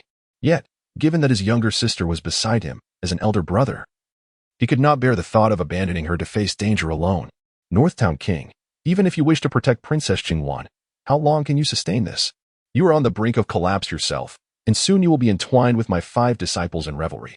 I advise you to concede." The aged figure clad in black robes bore a triumphant smile, yet a glint of cunning flickered in his eyes. "Old man, having lived for 70 or 80 years and achieved renown, I perceive you lack the courage to confront me in solitary combat. Truly, you are as timid as a mouse. What significance does it hold for a man such as you to linger in this world for 2 centuries? The king of the north, Xiaozhan, uttered a low, steady scoff, his voice imbued with palpable menace and unabashed mockery. However, in this moment, he found his attention divided, striving to resist the intoxicating melodies of 5 ethereal maidens. Their voices, akin to insidious enchantments, infiltrated his mind, relentlessly eroding his will, threatening to render him susceptible to their control. Should his resolve falter, he would relinquish his spear, shed his dark armor, and succumb to revelry with these women, ultimately drained of his essence and meeting a dreadful demise. "King of the North, you are undoubtedly aware of the methods employed by the Hahuan sect. We do not engage in reckless endeavors, but rather prevail through cunning. On the battlefield, you are a god of war, yet when confronted by our enchanting maidens, you shall find yourself bowing beneath their pomegranate skirts." The black-robed elder laughed heartily, asserting his long-established reputation. "Indeed, I am not one to cling to pride. What matters is seizing you by any means necessary to present to the sect leader a monumental achievement in my eyes." His intentions were transparent, to have the 5 maidens distract the king of the north while he intermittently launched assaults against him. As for the young princess, Xiao Qingwan, she was merely a high-ranking martial artist with limited combat capabilities, reliant on the king's protection. Thus, despite his formidable strength, the king found himself ensnared in an inescapable predicament. "Blackrobe, I never anticipated your reappearance after decades of absence, nor that remnants of the Hahuan sect would still linger in this realm of yin and yang. Had I not been wounded, I would have already eradicated your kind." A trace of sorrow surfaced on Xiaozhan's countenance, yet his grip on the spear remained steadfast, a testament to his unwavering resolve to fight. As a soldier, he had long cast aside fear of death, prepared to meet his fate on the battlefield. Nevertheless, his younger sister, Xiao Qingwan, was still but a child. Should she fall into the clutches of this black-robed fiend, her fate would be tragically dire, a sight he could not bear to witness. "King of the North, as a commander, you should recognize that this world is devoid of what-ifs. You ventured to Yin and Yang Mountain seeking treasures, positioning yourself as an adversary of the Hahuan sect. Moreover, given your nature, even if we spared your life, you would undoubtedly return with forces to annihilate us. Thus, today, you must perish." The black-robed elder spoke with an unhurried demeanor. Indeed, they were members of the Hahuan sect, and it was evident that treasures lay hidden within this mountain, which had become their stronghold. Fang Han, upon witnessing this scene, had already grasped the general circumstances of the event. The northern king, Xiaozhan, had likely ventured into the Yinyang Mountain accompanied by his sister, Xiao Qingwan, and several guards in pursuit of rare medicinal treasures to remedy his hidden injuries. However, he had not anticipated an encounter with the remnants of the Hehuan sect in this desolate temple. Recognizing the figures in black robes as remnants of the sect, a fierce battle erupted between the 2 factions, resulting in mutual harm. Fang Han did not hasten to offer his assistance. Instead, he chose to linger for a moment, observing the unfolding events. He pondered silently, recalling that he had previously extended a favor to the esteemed leader of the Demon Suppression Division, Dan Tai Qianqiu. Should he rescue the Prince of the North this time, it would undoubtedly facilitate the resolution of the wrongful accusations against his uncle, Feng Sihai. His earlier intervention on behalf of Yi Qianqiu was merely a matter of serendipity. In truth, he had little desire to save Yi Qianqiu. He had even harbored a wish for the debauched young man to be devoured by the thundercloud leopard. However, as he traversed to this temple, the valley was an unavoidable passage, and Yi Qianqiu had merely stumbled upon a stroke of luck. Feng Han was acutely aware that Yi Qianqiu would undoubtedly seek to trouble him again in the future, and he would deal with him appropriately when that time came. The 5 ethereal maidens continued their graceful dance in the courtyard, while the old man in the black robe circled around the Northern King and Princess Qingwan incessantly. The silvery moonlight cascaded down, illuminating the enchanting forms of the maidens, casting a dreamlike beauty through the interplay of light and shadow. This elusive allure had a profound effect on the hearts of men, stirring excitement within them. Each of the 5 maidens exuded a captivating fragrance, which intensified with their movements. In truth, this aroma was a potent aphrodisiac, capable of both inciting desire and stifling the flow of one's vital energy. Consequently, the longer the situation lingered, the more unfavorable it became for the Northern King and Princess Qingwan. Before long, Princess Qingwan sensed an unusual sensation spreading throughout her body, rendering her increasingly weak, as if countless delicate threads were entwining her limbs and gradually siphoning away her strength. Furthermore, a wave of heat surged within her, sweeping over her entire being like a relentless tide. An inexplicable impulse took hold of her mind, compelling her to join the 5 maidens in their moonlit revelry. At that moment, the veils adorning the maidens seemed to be drawn by an invisible hand, fluttering away unnoticed. Their pristine forms were laid bare before all, swaying tantalizingly in the Northern King's line of sight, resembling enchanting specters.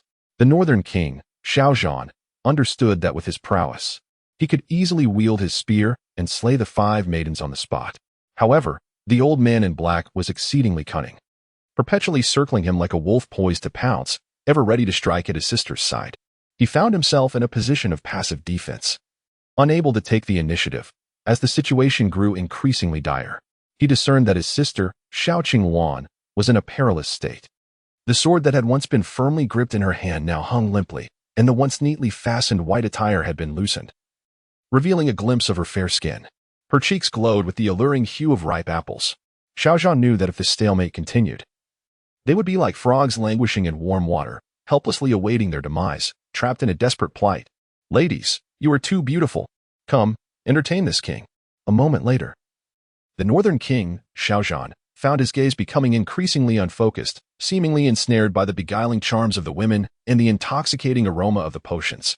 His steps began to falter, swaying like a drunken man as he staggered toward the 5 enchanting maidens. In his eyes burned an intense desire, a stark contrast to his former composure and authority. The 5 women, now unveiled from their diaphanous veils, appeared even more alluring. Their graceful figures, with exquisite curves, resembled celestial beings descended from the heavens, akin to enchanting fairies. Particularly captivating were their melodious, tinkling laughter, reminiscent of silver bells, intertwining with soft, seductive whispers, like an invisible comb gently teasing the heartstrings of all present, inciting a yearning that was hard to resist. "Your Highness, come forth. Whichever sister you choose shall accompany you," cooed the most slender and exquisite among them, her voice imbued with an enchanting allure that rendered listeners weak in the knees. "Then I shall seize you first," declared the Northern King, discarding his spear and lunging toward the stunning beauty. She did not evade him. The Northern King was a figure of remarkable strength, and she, too, longed for a shared experience with him. Naturally, only the leader of the Hehuan sect could absorb his profound essence. Yet for them to engage in a fleeting moment of intimacy with the Northern King was already a remarkable fortune. Just as the Northern King approached the beauty, a dagger slipped from his sleeve, aimed directly at her abdomen. Feng Han undoubtedly comprehended that the Northern King had not yet been entirely ensnared by the seductive whispers of the Huan sect's enchanting maidens. Rather, he feigned surrender, intending to eliminate these few temptresses first. At that moment, however, the cloaked elder made his move, wielding a pitch-black dragon-headed staff. With a cold grunt, he swung the staff, intercepting the Northern King's dagger just in the nick of time. Clang! Sparks flew, and the Northern King was immediately forced back several paces. "Cease your petty tricks, Northern King. Today, neither you nor Princess Qingwan shall escape," the elder proclaimed. Sensing that the Northern King Xiaozhan's strength had diminished due to the intoxicating aroma he had inhaled, he felt a surge of confidence. Believing that even a direct confrontation would now favor him, to think that I, the Northern King, who has fought valiantly throughout my life, would meet my end not on the battlefield but at the hands of such despicable wretches, while my sister Qingwan suffers because of me, the Northern King, realizing he had lost his chance for a comeback, sighed heavily towards the heavens. Once our sect master refines you, and with the emergence of those rare celestial treasures, our sect master's strength will be restored. At that time, who in the Tianyuan prefecture could possibly stand against our Huan sect? The elder chuckled with glee. Do not be too hasty in your triumph, old man. Just then, Fong Han descended gracefully from the rooftop of the temple. His voice, seemingly modest, resonated like a thunderous bell in the ears of the cloaked elder, his 5 female disciples, the Northern King and Princess Qingwan. Who might you be? The elder exclaimed in astonishment, gazing at Fong Han. Fong Han, adorned with a mask, elicited a sense of vigilance within him. For he sensed that Fong Han had not merely arrived here recently. Yet, paradoxically, he failed to detect Fong Han, which sufficiently demonstrated that Fong Han was an exceptionally skilled master. Chapter 56, A Fleeting Spring Night. Fong Han's words resonated like a mighty bell, reverberating through the ears of the nearly submerged North Town King and the Qingwan princess, jolting their spirits with a force that seemed to pull them from the depths of an endless abyss back into reality, awakening them with newfound clarity. The North Town King instinctively tightened his grip on the spear, which gleamed with a chilling light, his knuckles whitening from the effort, as if he were channeling all his strength into it. Meanwhile, the Qingwan princess, who had been unfastening the buttons of her garment, abruptly halted, her fingertips trembling slightly, a mix of embarrassment and alarm coloring her face. Old fellow, you inquire about my identity? Fong Han's icy gaze pierced through the air, fixating on the cloaked elder and the 5 female disciples flanking him. With a tone that was unyielding yet devoid of embellishment, he declared, I am here to eradicate the treacherous, and you are but the remnants of the Huan sect. My purpose in coming to Qianqiu Mountain is solely to eliminate you. The enmity between him and the Huan sect had a long and convoluted history, marked by numerous confrontations. The clandestine collusion between the members of the Huan sect and the Su family only deepened Fong Han's disdain. Best not to meddle in my affairs, old man. Depart swiftly. The elder in black retorted, a chilling scoff escaping his nostrils, akin to the sound of ice blades slicing through the air, exuding a stark, bone-chilling coldness. Initially, he harbored a wariness towards Fong Han, akin to a startled bird on alert for danger. However, sensing Fong Han's mere status as a novice martial sovereign, his trepidation ebbed away like a receding tide, giving rise to a palpable sense of disdain, as he no longer regarded Fong Han as a significant threat. His words were intended to intimidate. Should Fong Han truly turn to leave, he would undoubtedly strike from the shadows, determined to eliminate him. After all, the presence of the Huan sect's remnants lurking within Qianqiu Mountain was akin to a bomb poised to detonate, a secret too perilous to be divulged. If word were to leak, the Huan sect would undoubtedly face obliteration. You Huan sect are excessively arrogant. I shall take it upon myself to address this matter today. Fong Han spoke softly. In his eyes, the black-robed elder was merely a practitioner at the mid-stage of Foundation establishment, a mere ant in comparison to him, insufficient to warrant his full effort in annihilation. Do you wish to meddle in the affairs of our Huan sect? I shall first send you to meet the King of Hell. The black-robed elder bellowed, violently sweeping his staff, entirely black and adorned with a menacing dragon's head.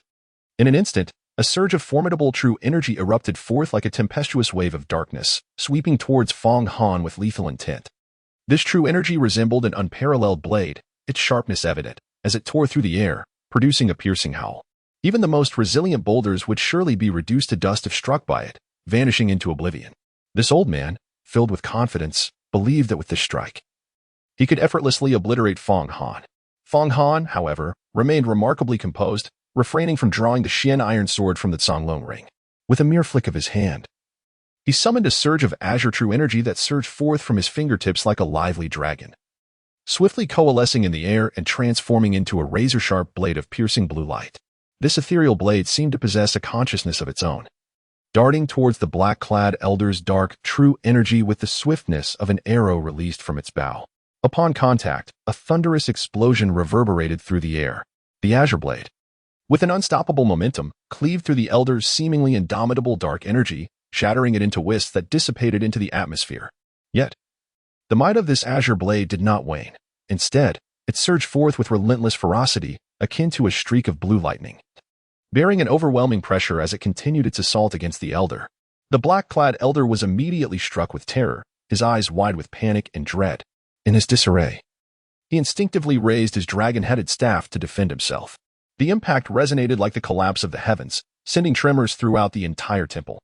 Although the elder barely managed to fend off Fong Han's casual strike, his form was sent spiraling backward, akin to a kite severed from its string. He crashed heavily against the temple wall, which, having already endured the ravages of time, crumbled under the force of the blow. Countless bricks cascaded down like rain, burying the elder beneath the debris. The 5 women, previously veiled in delicate fabrics, now stripped of their coverings and clad only in undergarments, were aghast at witnessing their master so severely wounded by Fong Han's single maneuver, their faces pale with fear. Yet, they exchanged furtive glances, a silent understanding passing among them. "We implore you, noble sir, spare our master. We, your 5 devoted sisters, are willing to serve you faithfully." The tallest among them, a slender figure with enchanting curves, stepped forward gracefully. She resembled the beguiling peony swaying in the night, exuding an alluring aura. With a gentle sway of her delicate waist, she approached Fong Han, her voice a soft plea. "Noble sir, I beseech you." Her ruby lips parted slightly, her voice melodious, reminiscent of a nightingale's song, imbued with boundless yearning and allure. The night enveloped the world like an immense expanse of black satin, gently cradling everything within its embrace. Amidst this nocturnal tapestry, she radiated in extraordinary grace, each step echoing upon the hearts of those around her, stirring a subtle flutter as her enchanting presence wafted like delicate tendrils of smoke, silently permeating the air. Simultaneously, 4 other women mirrored her movements, gliding forward with ethereal grace, their figures swaying like sprites emerging from the depths of night, all drawn towards the presence of Fong Han. Their voices possessed a unique charm, akin to invisible threads, ensnaring a man's heart and soul with mere utterances, luring him deeper into this gentle snare. Moreover, it was not merely one woman wielding her allure, but 5 united in purpose, their seductive power surging like an overwhelming tide, relentless and ceaseless. Together, they unleashed their captivating arts, a force that few could withstand. The surrounding atmosphere thickened with a tantalizing ambiguity, as if countless unseen hands were gently plucking at the strings of desire within. "Young brother, they are casting their enchantments. You must be cautious," the king of Jinbei urged anxiously, his voice rising in alarm. "Furthermore, their fragrance harbors a love poison." A trace of trepidation flickered across his face, a testament to the trials he had endured at the hands of these 5 women. Had it not been for their covert machinations, his prowess would have allowed him to confront the elder in the black robe without hesitation. The king of Jinbei, a seasoned warrior, had faced countless life-and-death situations on the battlefield, vanquishing foes more formidable than himself. Defeating the black-robed elder was not an insurmountable challenge for him. The sudden appearance of Fong Han was akin to a ray of dawn, instantly illuminating the flickering flame of hope within the heart of the Northern King. Especially remarkable was the strength demonstrated by Fong Han, which far exceeded his expectations. The Northern King was acutely aware that to vanquish the elder in the black robe, he would have to endure a grueling battle, exhausting both body and spirit before a victor could be determined. Yet, Fong Han effortlessly unleashed a single strike that left the elder severely wounded, clearly establishing the disparity in their powers. He was wholly convinced that as long as Fong Han remained unscathed by the poisonous affections of the 5 women and was not ensnared by their seductive arts, he would undoubtedly be able to escape this perilous situation with his sister. Rest assured, Northern King, these 5 women and that elder in the black robe are but mere jesters in my presence. Fong Han merely smiled serenely, a smile imbued with profound confidence and composure. His gaze bore no hint of turbulence, clearly indicating that he regarded the 5 women with utter indifference. Moreover, in the face of their alluring, earnest eyes, his stare remained unwavering and unflinching, reminiscent of a towering mountain, steadfast against the tempests. The 5 women understood well that Fong Han was indeed a formidable adversary, not to be underestimated. As they gracefully swayed, the scant fabric of their attire seemed to be gently unraveled by invisible hands, slowly cascading away. The moonlight, like liquid silver, bathed the earth, illuminating 5 exquisite beings as flawless as jade. They approached slowly, the scene unfolding like a breathtaking tableau rich with temptation and peril, capable of igniting fervor and stirring the hearts of any ordinary man. Soon, these 5 ethereal figures glided to Fong Han's side with an almost ghostly grace. Their movements were supple and light, akin to shadows dancing in the night, exuding an aura of both danger and allure.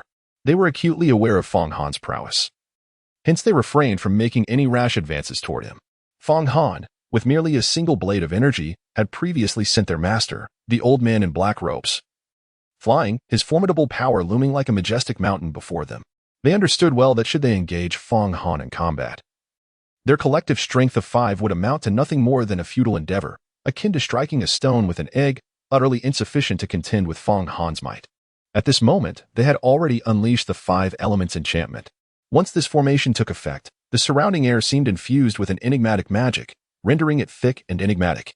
They firmly believed that no matter how formidable or resolute Fong Han might be, once ensnared within their 5 elements enchantment, he would inevitably succumb to the layers of beguiling power, ultimately becoming their puppet to manipulate at will. Consequently, they no longer harbored any fears of the Northern King or Princess Qingwan. After all, both the Northern King and Princess Qingwan had inhaled the intoxicating fragrance emanating from them and were already ensnared by the poison of desire. This poison was exceedingly insidious. Should the Northern King attempt to harness his vital energy, the toxin would only accelerate its effects, rendering him incapable of posing any threat to them. My lord, allow us 5 to perform a dance for you first, and later we shall attend to your needs, the most alluring and statuesque woman among them declared, initiating a serpentine sway of her lithe waist, leading the others in a graceful dance around Fong Han. Her movements were light and enchanting, each gesture seemingly narrating an endless tale of temptation, while the remaining 4 women followed suit, encircling Fong Han in a peculiar formation. Their eyes sparkled with an alluring gleam, akin to the brightest stars in the night sky, attempting to ensnare Fong Han's very soul. Observing Fong Han's unmoving demeanor, merely gazing at the 5 women, the Northern King felt an acute sense of urgency. He was acutely aware of the potency of such seductive sorcery, having been a victim himself. Now, he sensed his vital energy had stagnated. He feared that Fong Han would struggle to withstand the overwhelming tide of enchantment washing over him. In his view, not only he and Xiao Qingwan, but even the formidable Fong Han might find himself ensnared in this endless trap of tenderness, unable to extricate himself. Suddenly, the collapsed pile of bricks and tiles began to tremble slightly, and shortly thereafter, a figure slowly emerged from within. It was none other than the old man in black robes. His body was marred with bloodstains and his garments tattered, presenting a disheveled appearance. Yet, he had not sustained any fatal injuries. A glint of ferocity and cunning still shone in his eyes, and his formidable combat prowess remained concealed like a beast lurking in the shadows, poised to erupt at any moment. Upon witnessing Fong Han ensnared by his 5 female disciples, seemingly beginning to succumb to the enchantment, he let out a sigh of relief. Fong Han's previously displayed prowess was overwhelmingly formidable, instilling within him a sense of trepidation, for he was acutely aware that he was no match for Fong Han. Should they engage in a genuine contest, he feared he would scarcely endure 10 exchanges before succumbing entirely to Fong Han's might. Yet, ensnared within the 5 elements enchantment, he could do naught but submit to Fong Han's whims. After such an extended period of exertion, are you not weary? Surprisingly, in a moment that took everyone aback, Fong Han erupted into laughter, his expression tinged with derision and disdain. Though it was merely early autumn, the mountain night carried a chill. What are you doing? Stripping down to nothing? Surely, you do not believe I would find your willow-like forms appealing? Moreover, the women of the Hehuan sect have attended to countless men. Any man of normal sensibilities would likely perceive you as rather unclean. Fong Han's words sliced through the ambiguous atmosphere like a sharp blade, akin to a thunderous detonation reverberating above the 5 women and the old man in the black robe. Impossible, impossible. The 5 elements enchantment cannot possibly be ineffective against him. The black-robed elder was instantly dumbfounded, his eyes widening in sheer disbelief. At this moment, his mind was thrown into turmoil, secretly contemplating whether to seize the opportunity to flee. For if even the 5 elements enchantment bore no effect on Fong Han, he was truly at a loss, with no other means to resort to.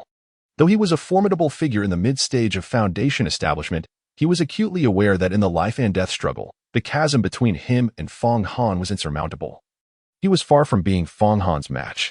Bring forth any abilities you possess, for otherwise, you shall have no chance to strike. Just then, Fong Han's frigid words echoed within the temple. Young master, the night is fleeting. Do not let it go to waste. The 5 women continued their dance, striving with their utmost effort.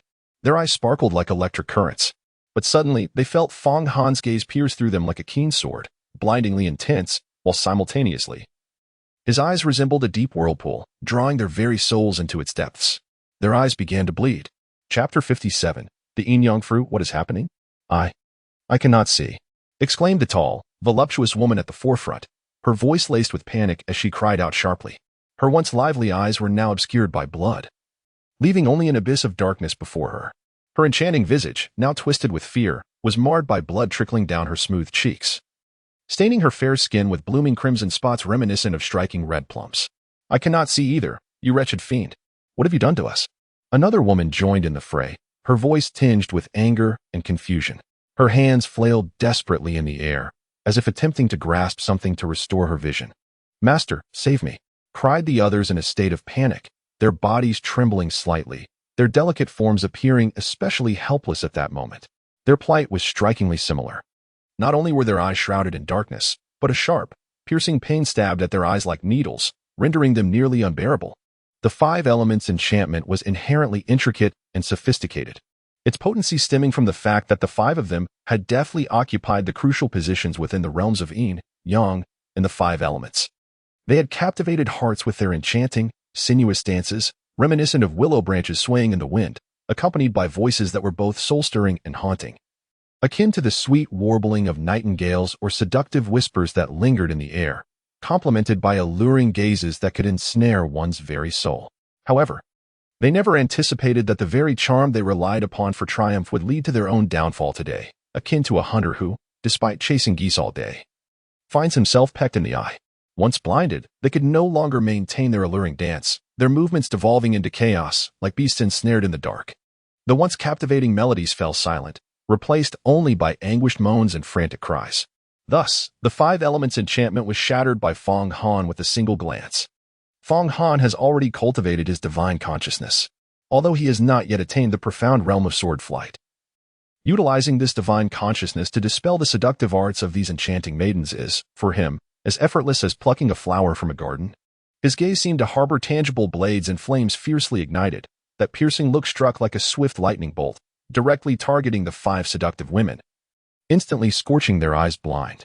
Undoubtedly, such a method is not commonplace. Many formidable beings of divine consciousness possess immense power, yet few can execute such a decisive maneuver. You enchanting maidens, who entice the hearts and lure men, must surely be stained with the debts of blood. Today marks the end of your days. Fong Han spoke coldly, his voice devoid of any compassion or hesitation, as if it were a decree from the depths of the underworld. The King of the North, witnessing Fong Han's immunity to the enchantments, felt a surge of elation as he swiftly subdued the five enchantresses. However, he could not help but feel a subtle warmth coursing through his body, having inhaled the intoxicating fragrance emanating from the five women, thus falling prey to their seductive poison. Yet, he understood that with Fong Han's presence, his life was assured for the day. Boy, do you dare to speak so boldly? My master, the black-robed sovereign, will surely end your life, hissed the tallest and most voluptuous of the enchantresses, her eyes brimming with malice and resentment. Her ample bosom heaved violently, as if to unleash the fury within her. She was acutely aware of her master's myriad of cunning techniques, despite being severely injured by Fong Han earlier. She believed that if he could survive the ruins of shattered walls, he must possess a means to contend with Fong Han. You call yourself the black-robed sovereign? Fong Han, seemingly unfazed by the venomous words of the enchantress, directed his gaze past her and settled upon the blood-soaked figure of the elder in the black robe, who steadfastly clutched his dragon-headed staff. Indeed, he was known as the black-robed venerable, an elder of the Hahuan sect. The elder's face was etched with caution as he cautiously remarked, "Esteemed senior, you must be a formidable presence at the level of divine consciousness. Our Hahuan sect is not without its own divine consciousness practitioners. This time, I have inadvertently offended you. I implore you to spare my disciple and me a path of mercy." At that moment, he had already discerned Fong Han's exceptional prowess. For Fong Han had managed to injure 5 of his female disciples with but a glance of divine consciousness. Such capability could only be wielded by a practitioner at least at the mid-stage of divine consciousness. He reflected upon his earlier underestimation of Fong Han, having dismissed him as merely an initial-stage martial artist, weaker than any of his own disciples, and his heart brimmed with regret.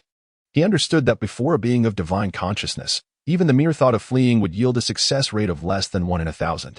Given the dire circumstances, he dared not take risks lightly, bowing his head in supplication before Fong Han and subtly hinting at the might of the Hahuan sect.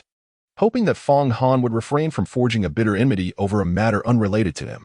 He was convinced that Fong Han, the Prince of Jinbei, and the Princess of Qingwan were strangers to one another. However, he had gravely misjudged Fong Han's cultivation level.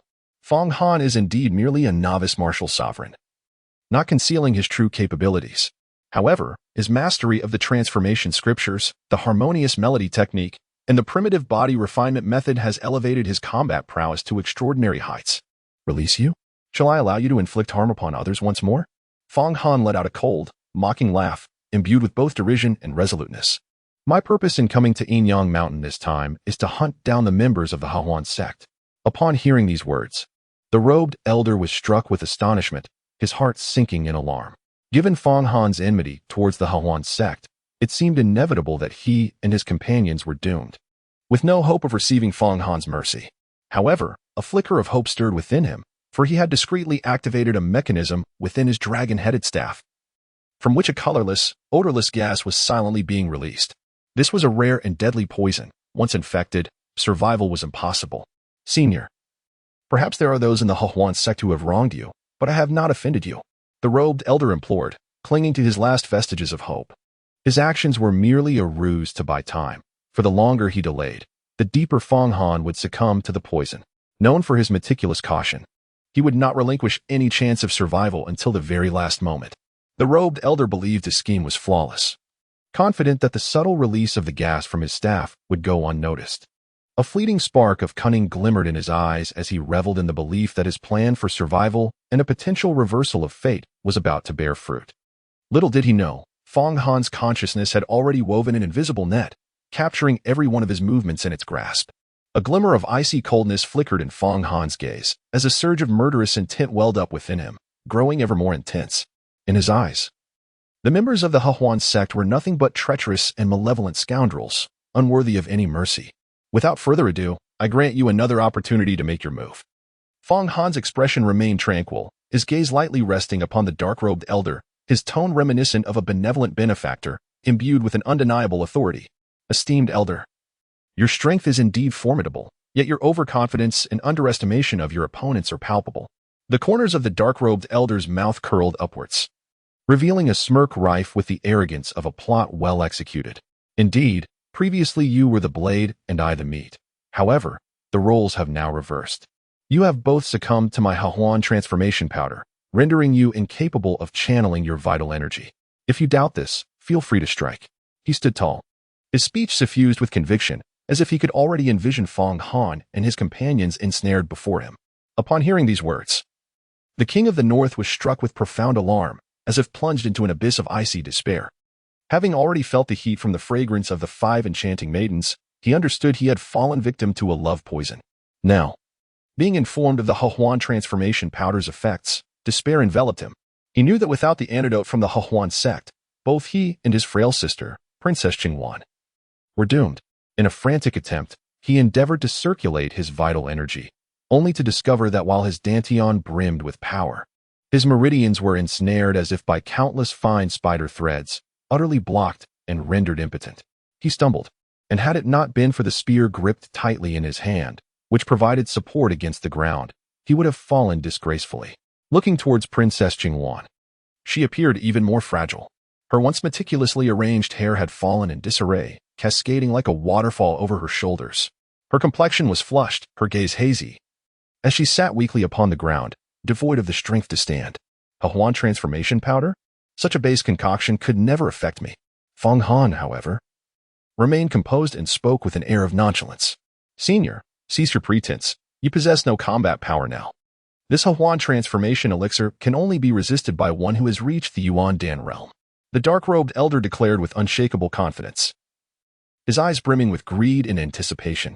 Capturing you and the king of Jinbei, such formidable figures, to present to my clan's leader would be a monumental achievement.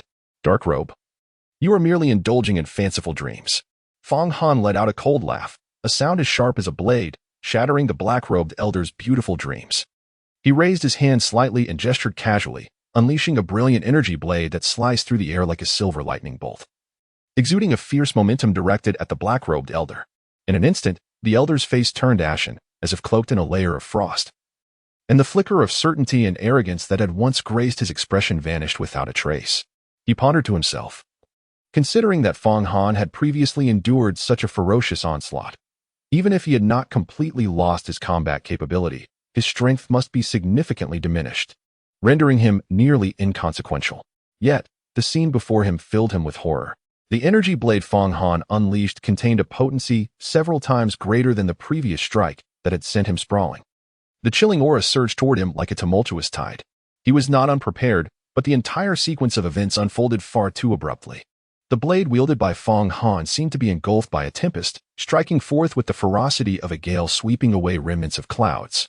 In a moment of panic, he hastily raised his dragon-headed staff, endeavoring to mount a final defense. A deafening crack resounded as the seemingly indestructible staff shattered before Fong Han's energy blade, breaking like a withered twig under the relentless force. The black-robed elder, in a state of desperation, attempted to evade, yet was ultimately a fraction too slow. A blinding arc of crimson flashed, severing one of his arms cleanly at the shoulder. Blood erupting forth like a fountain, instantly staining the earth beneath him. The black-robed elder could not suppress a cry of anguish and despair. Just moments ago, he had been confident of victory, viewing Fong Han as mere prey upon which he could feast. Yet now, bereft of an arm, he had nearly become a mere shell of his former self. A fierce instinct for survival surged within him, and despite the excruciating pain, he leapt into the air, seeking escape. However, as he ascended to the rooftop of the temple, he had scarcely caught his breath when a dark sword materialized before him like a specter, blocking his path. The chilling blade shimmered with a malevolent light, seemingly heralding his doom. This sword was none other than Fong Han's mysterious iron sword. Now under the control of his formidable mental prowess, moving with the grace of a spirited dragon. As the black-robed elder veered left, the sword mirrored his movement.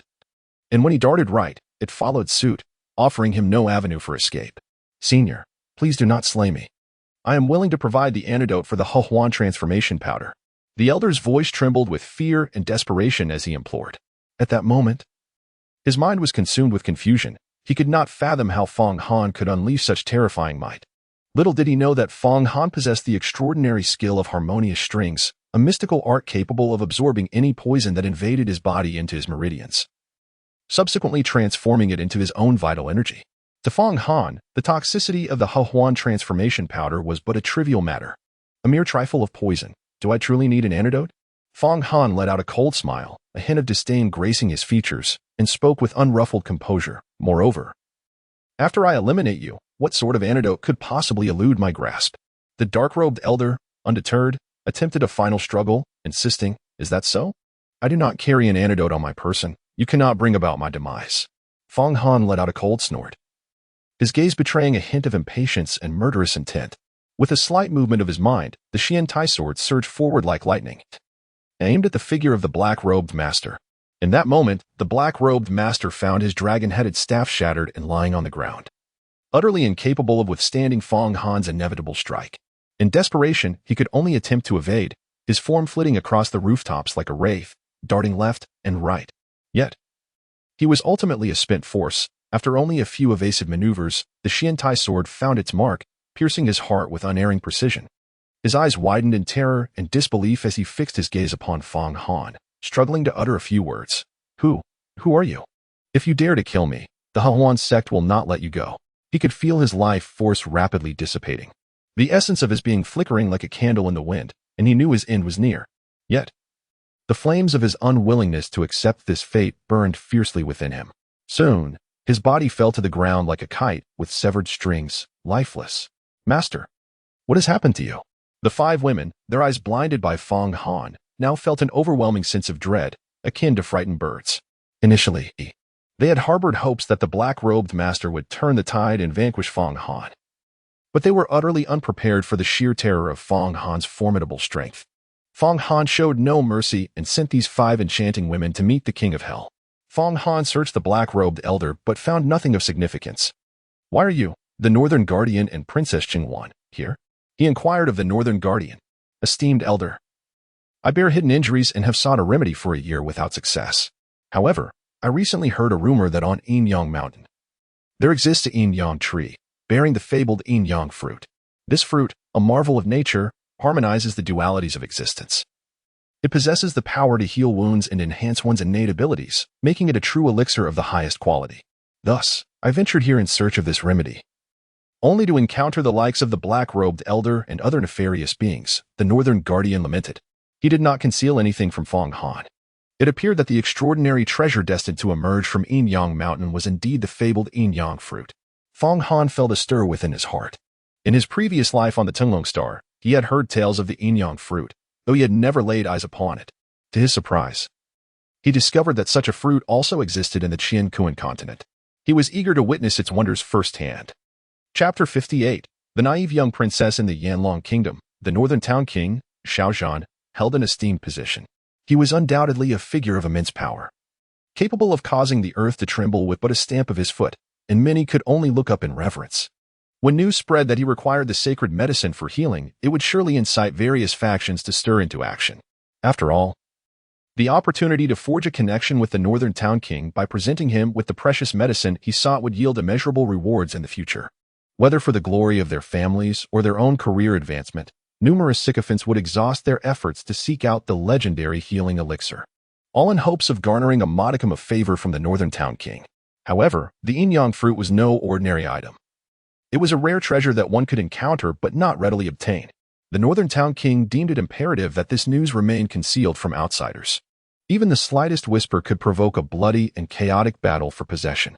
Thus, he resolutely took a risk, accompanied only by a few trusted confidants, and quietly set forth on a journey to Qianqiu Mountain in search of the fruit. As for Xiao Qingwan, the beloved princess, upon learning that her brother was heading to Qianqiu Mountain, she insisted on accompanying him. The northern town king was initially reluctant to allow her to face such peril, as the expedition was fraught with danger and uncertainty, where a moment's carelessness could spell disaster. Yet, Xiao Qingwan employed her ultimate weapon, weeping and wailing. Her tear-streaked visage melted the heart of the northern town king, a formidable warrior known for his iron will on the battlefield, leaving him utterly helpless against her charms. After all, he was an unabashedly doting brother. His affection for his sister runs deep within his very bones. He cannot bear to see her even a trace of unhappiness. Reluctantly, he acquiesces to her request, embarking with her on this uncertain journey fraught with danger. Standing upon this battlefield, recently ravaged by intense conflict, the northern king, Xiaozhan, experiences a tumult of emotions.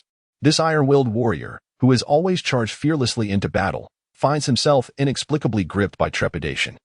Had it not been for the timely arrival of Fong Han, whose formidable prowess turned the tide, vanquishing the black-robed master of the Hehuan sect along with 5 enchanting maidens, both he and Xiao Qingwan would likely have met a tragic fate. The brutal methods employed by the fiends of the Hehuan sect would have subjected the siblings to unimaginable humiliation before their eventual demise. The mere thought of such despair and terror sends chills down the northern king's spine. Deep within his heart, Fong Han has become their savior, a benefactor whose kindness looms as high as towering mountains. Out of gratitude and trust in Fong Han, he unreservedly reveals the secrets of the Qianqiu tree and the Qianqiu fruit. The vastness of the world is boundless, containing wonders that far exceed the imagination of ordinary beings. Even someone as seasoned and knowledgeable as Fong Han, once a sword emperor in a past life, must concede that the myriad marvels of the heavens and realms are beyond full comprehension, even over the course of a lifetime. He has begun to sense that the presence of the Hehuan sect, entrenched in the Qianqiu Mountain, is no mere coincidence.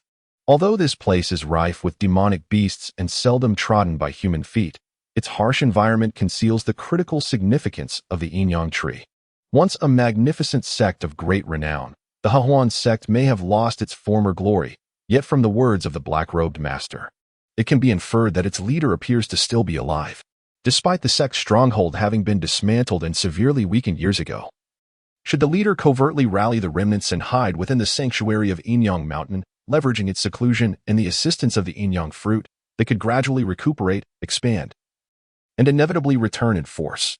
Northern King, your injuries indeed stem from old wounds sustained on the battlefield, yet their complete healing is not insurmountable, and there is no necessity for the Qianqiu fruit. Fong Han gently lifted his head, casting a brief yet deliberate glance at the Northern King, Xiaozhan, before speaking in a calm and confident manner. Not difficult? He remarked. Your tone is rather audacious. Are you not afraid that the wind may cause you to trip over your own words? Just as the Northern King was about to respond, the Princess Qingwan interjected with fervor, her bright, yet somewhat stubborn eyes fixed intently on Fong Han, her tone laced with skepticism and discontent.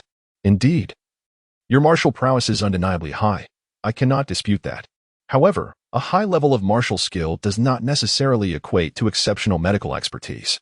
In my kingdom of Yanlong, there are countless renowned physicians, each possessing remarkable skills, yet they have all been rendered helpless against my brother's hidden ailment. Your nonchalant declaration that a cure is not difficult seems rather presumptuous, does it not? She crossed her arms, tilting her chin slightly upward, resembling a proud peacock. Princess, you underestimate my medical abilities. Rest assured, I have no intention of seeking to treat your brother uninvited.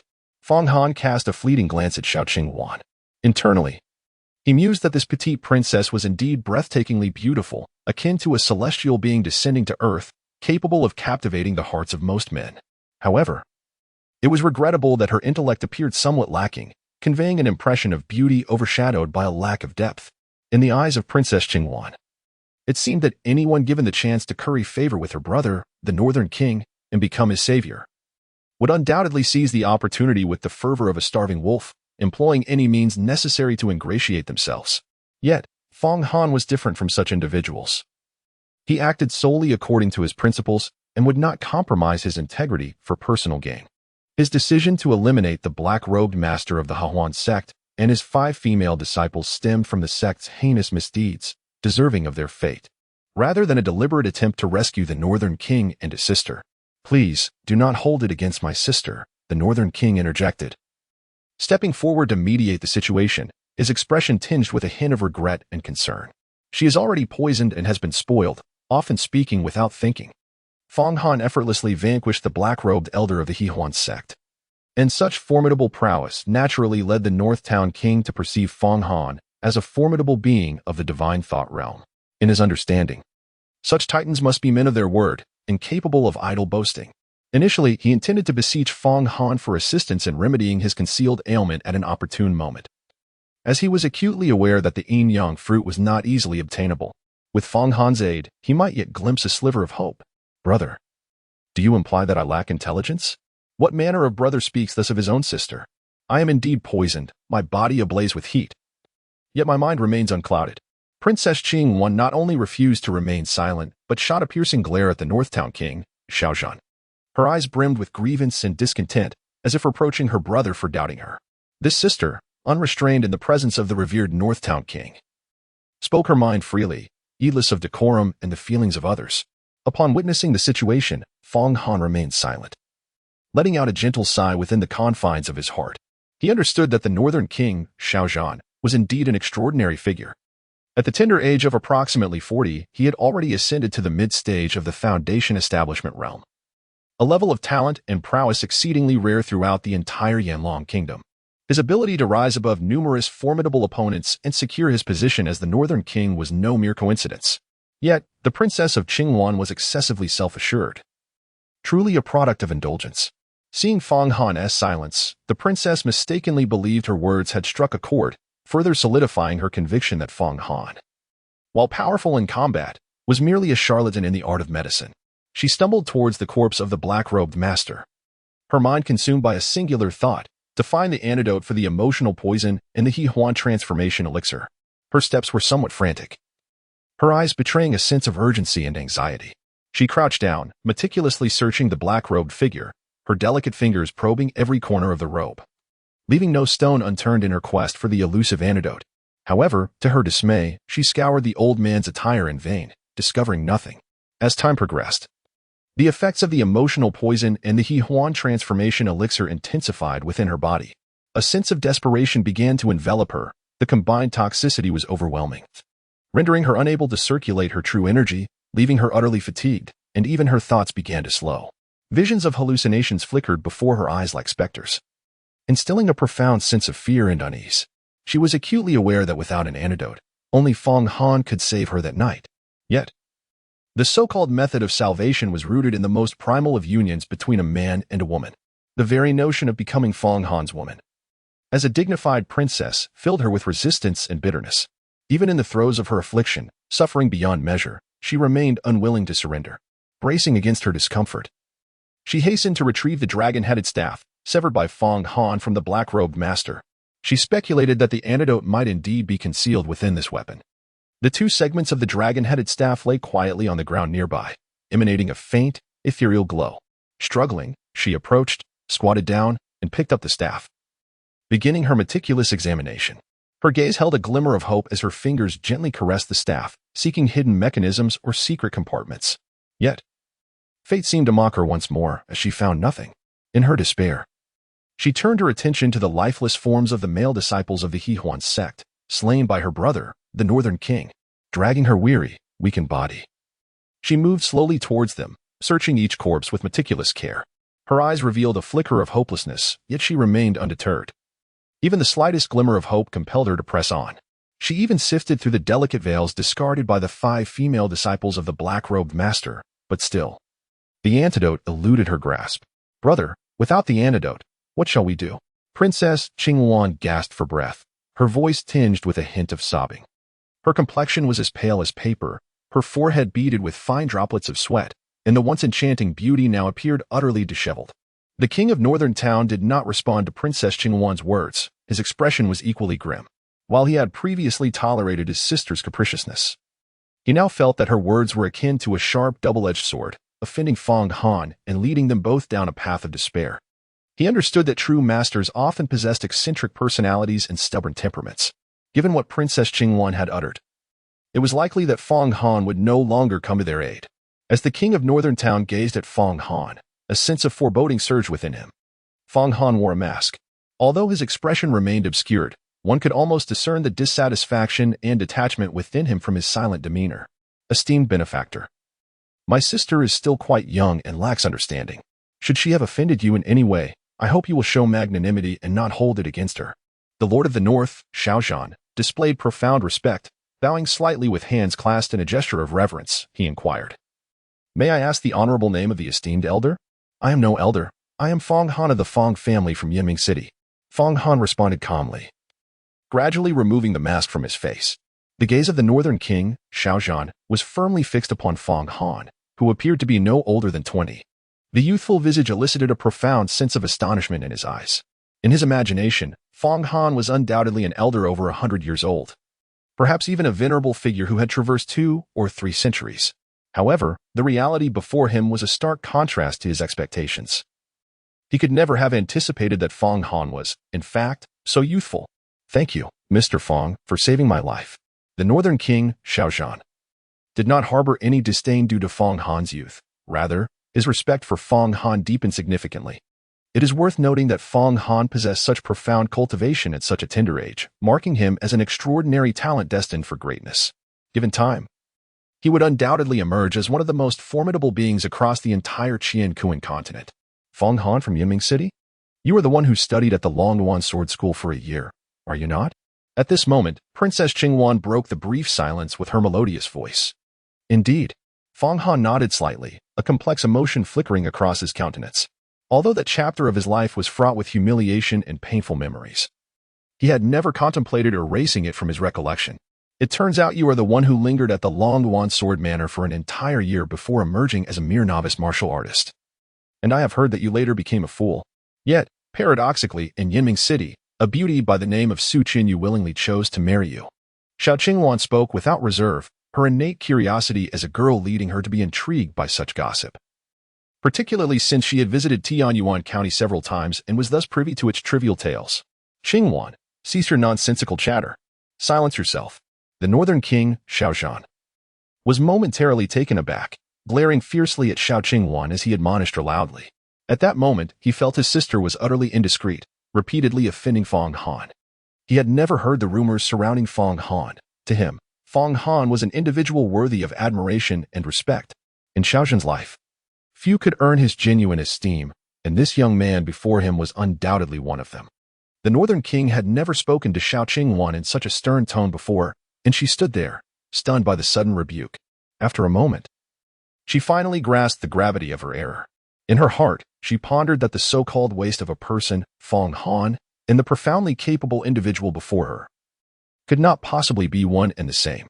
"Mr. Fang, I sincerely apologize. You and that wasteful fool must simply share a name," the princess quickly clarified. Having learned her lesson, "Princess, I am indeed that wasteful fool." Fang Han's lips curled upward slightly, adorned with a hint of a faint smile as he spoke. Upon hearing his words, both the King of the North and Princess Qingwan were left in a state of shock. I cannot bear it any longer. At that moment, the emotional poison and the effects of the Hahuan technique within Princess Qingwan erupted completely. Chapter 59. Is evading necessary? The King of the North could hardly have anticipated that a formidable figure like Fong Han would be subjected to such ridicule, dismissed as a mere waste. Yet, he understood that those who were the most concealed often possess the potential to become extraordinary individuals. Clearly, Fong Han embodied this essence. Having endured countless tempests and risen through adversity, he had come to grasp this truth. Reflecting on his own past, his innate talents had not been particularly remarkable. Yet through perseverance and diligent cultivation, he ultimately achieved a remarkable transformation. Especially on the battlefield, where life and death hung in the balance, he had faced numerous harrowing encounters, allowing him to continually break through his limitations, evolving from an inconspicuous soldier to the renowned King of the North. The poison from the dark-robed elder was exceedingly potent. And soon, Xiao Qingwan approached her breaking point. The King of the North had already reached the foundational realm, having inadvertently inhaled some of the toxic gas. Even though the amount was comparatively minimal, it provoked a violent upheaval within his spirit, as if a massive stone had been cast into a tranquil lake, stirring up restless waves that were difficult to quell. The situation grew increasingly dire. Mr. Fong, it is indeed a stroke of fortune for Xiao and my sister to receive your aid today. I implore you to assist us in dispelling the poison. From this day forth, should you require anything of me, I shall exert myself to the utmost. The King of the North, Xiao Shan, once again bowed respectfully to Fong Han, his words imbued with sincerity. Brother, what are you doing? Do you not know my character? Even if I were to perish from this poison, I would never resort to seeking a man to cure me. Fong Han had yet to respond. Yet Xiao Qingwan had already spoken, her tone icy and resolute. In her perception, Fong Han possessed no antidote. What could he possibly use to cure the poison? To her mind, while Fong Han was undoubtedly adept at taking lives, he was utterly incapable of saving them. The esteemed physicians she had encountered were invariably elderly sages. She was no naive country girl, but a dignified princess. She surreptitiously speculated whether he intended to resort to the most primal and intimate means between man and woman. The mere thought of it stirred within her a profound sense of aversion. In matters of the heart, she harbored an almost obsessive purity. Once, the emperor of the Yanlong kingdom sought to arrange a marriage, intending to betroth her to the son of a minister. How could she acquiesce? That minister's son was notoriously a libertine. Although he would marry her as his principal wife, he would undoubtedly take many concubines thereafter, a notion she could never accept. Thus, she audaciously defied the imperial decree, even causing a stir within the Golden One Hall, her fearless resolve rendering the emperor powerless. Ultimately, he was left with no choice but to annul the engagement. The man Xiao Qingwan would wed must be wholly devoted to her, chosen by her own hand, with a foundation of deep emotional connection, not the cold rigidity of an arranged marriage. At this moment, even with the shadow of death looming overhead, she would steadfastly refuse to submit herself to Fong Han. Fong Han quietly listened to the words of Princess Qingwan, his expression serene, refraining from further commentary. The princess, despite her low emotional intelligence, was a woman of fierce resolve. Qingwan, it seems I have indeed indulged you excessively. How could a man of such remarkable prowess as Mr. Fong resort to the most rudimentary methods to cure poison? You must relinquish your stubbornness, lest you lose your life. King of the North, Xiao Shan, was momentarily taken aback before he spoke. He was not a man bound by antiquated conventions, in his view. The very fact that Fong Han dared to assert he could treat his hidden injuries while claiming it to be no great challenge was a testament to Fong Han's astounding medical expertise. Perhaps, in addressing this intricate issue of love poison and the effects of the Hahuan dissolving powder, Fong Han possessed his own unique and unparalleled approach. Brother, if he is able to heal you first, I shall also allow him to treat me. Moreover, regardless of his marital status, I would not mind being his concubine. Xiao Qingwan bit her lip, as though she had made a tremendous resolution. Princess, would it not be a disservice to you to be made a concubine? Fong Han's lips curled into a faint, elusive smile as he spoke softly. In his heart, although Xiao Qingwan embodied the exquisite charm of a delicate young girl, he pondered whether she was truly worthy of being his concubine. Fong Han had no desire for multiple wives in this lifetime. He yearned solely for a devoted companion.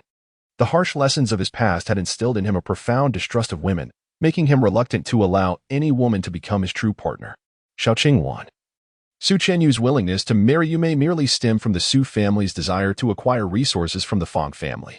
Yet, How could a mere Su family from Yinming City possibly compare to me? Do not be naive. Xiao Qingwan's slender brows furrowed, her beautiful eyes widening in fury as she glared at Fong Han, her words laced with resentment and indignation. Qingwan, do not speak further, the Northern Duke, Xiaozhan, interjected promptly. He understood well that, for a formidable figure like Fong Han, the title of a princess might hold little significance. True power resides in eternal life and freedom. Commanding the forces of nature with effortless grace, even the Emperor of Longyan Kingdom would show deference and respect, not daring to act with any semblance of arrogance. Xiao Qingwan was about to retort but suddenly felt a constriction in her throat, her breath stifling as if her veins were ablaze, swelling with pain. The agony swiftly spreading across her delicate features. Mr. Fong, I beseech you, Xiaozhan exclaimed in a state of acute distress, instinctively preparing to kneel. A man of iron will, he had faced countless battles, yet he had never been reduced to such a pitiful state. In this moment, however, his sister's safety eclipsed all other concerns. Fong Han steadied the Northern King, saying, Your Highness, I can save the princess, but it is entirely contingent upon your demeanor.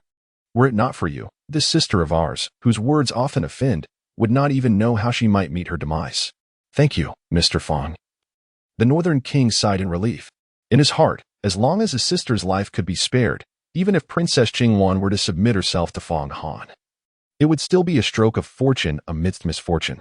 After all, forging a connection with a figure like Fong Han is a rare opportunity that one could hardly seek. Let us begin the antidote treatment for her. Fong Han's expression was grave, and his tone brooked no dissent. Meanwhile, the Princess Qingwan was still desperately struggling, attempting to uphold her dignity and principles. Fong Han's figure flickered, and with a precise chop of his hand, he struck her neck. Xiao Qingwan immediately closed her eyes and fainted. Though the temple was vast, it lay in a state of disrepair. Fong Han searched diligently and eventually discovered a relatively intact house. He spread the garments he had acquired from the enchanting woman of the Hahuan sect upon the ground, and gently placed Princess Xiao Qingwan upon them. At this moment, Princess Qingwan's condition grew increasingly dire.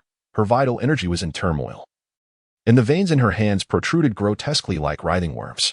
Observing this, King Xiaozhan of the northern town felt beads of sweat rolling down his forehead, his anxiety surging like a tempest. Mr. Fong, should I take my leave?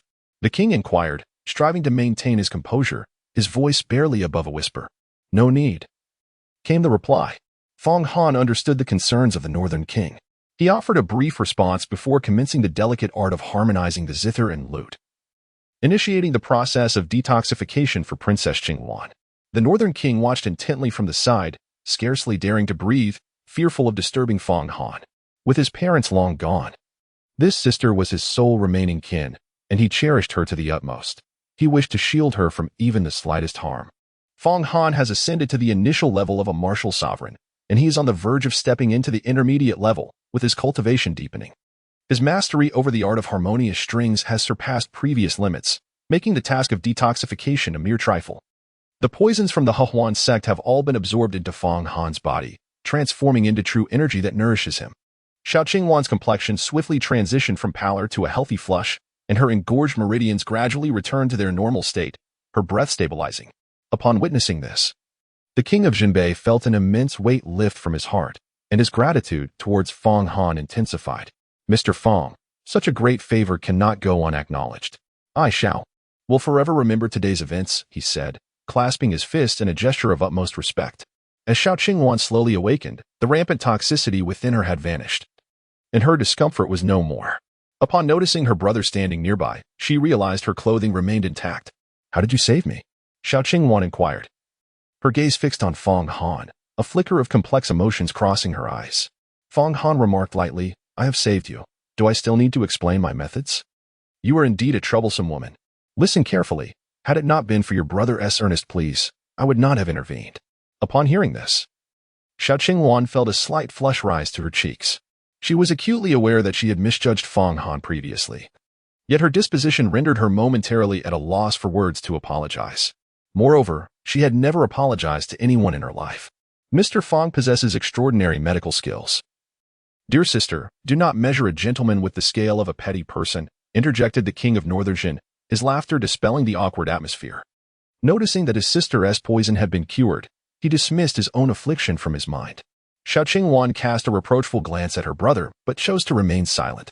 Subsequently, Fong Han proceeded to treat the king of Northern Jin's poison.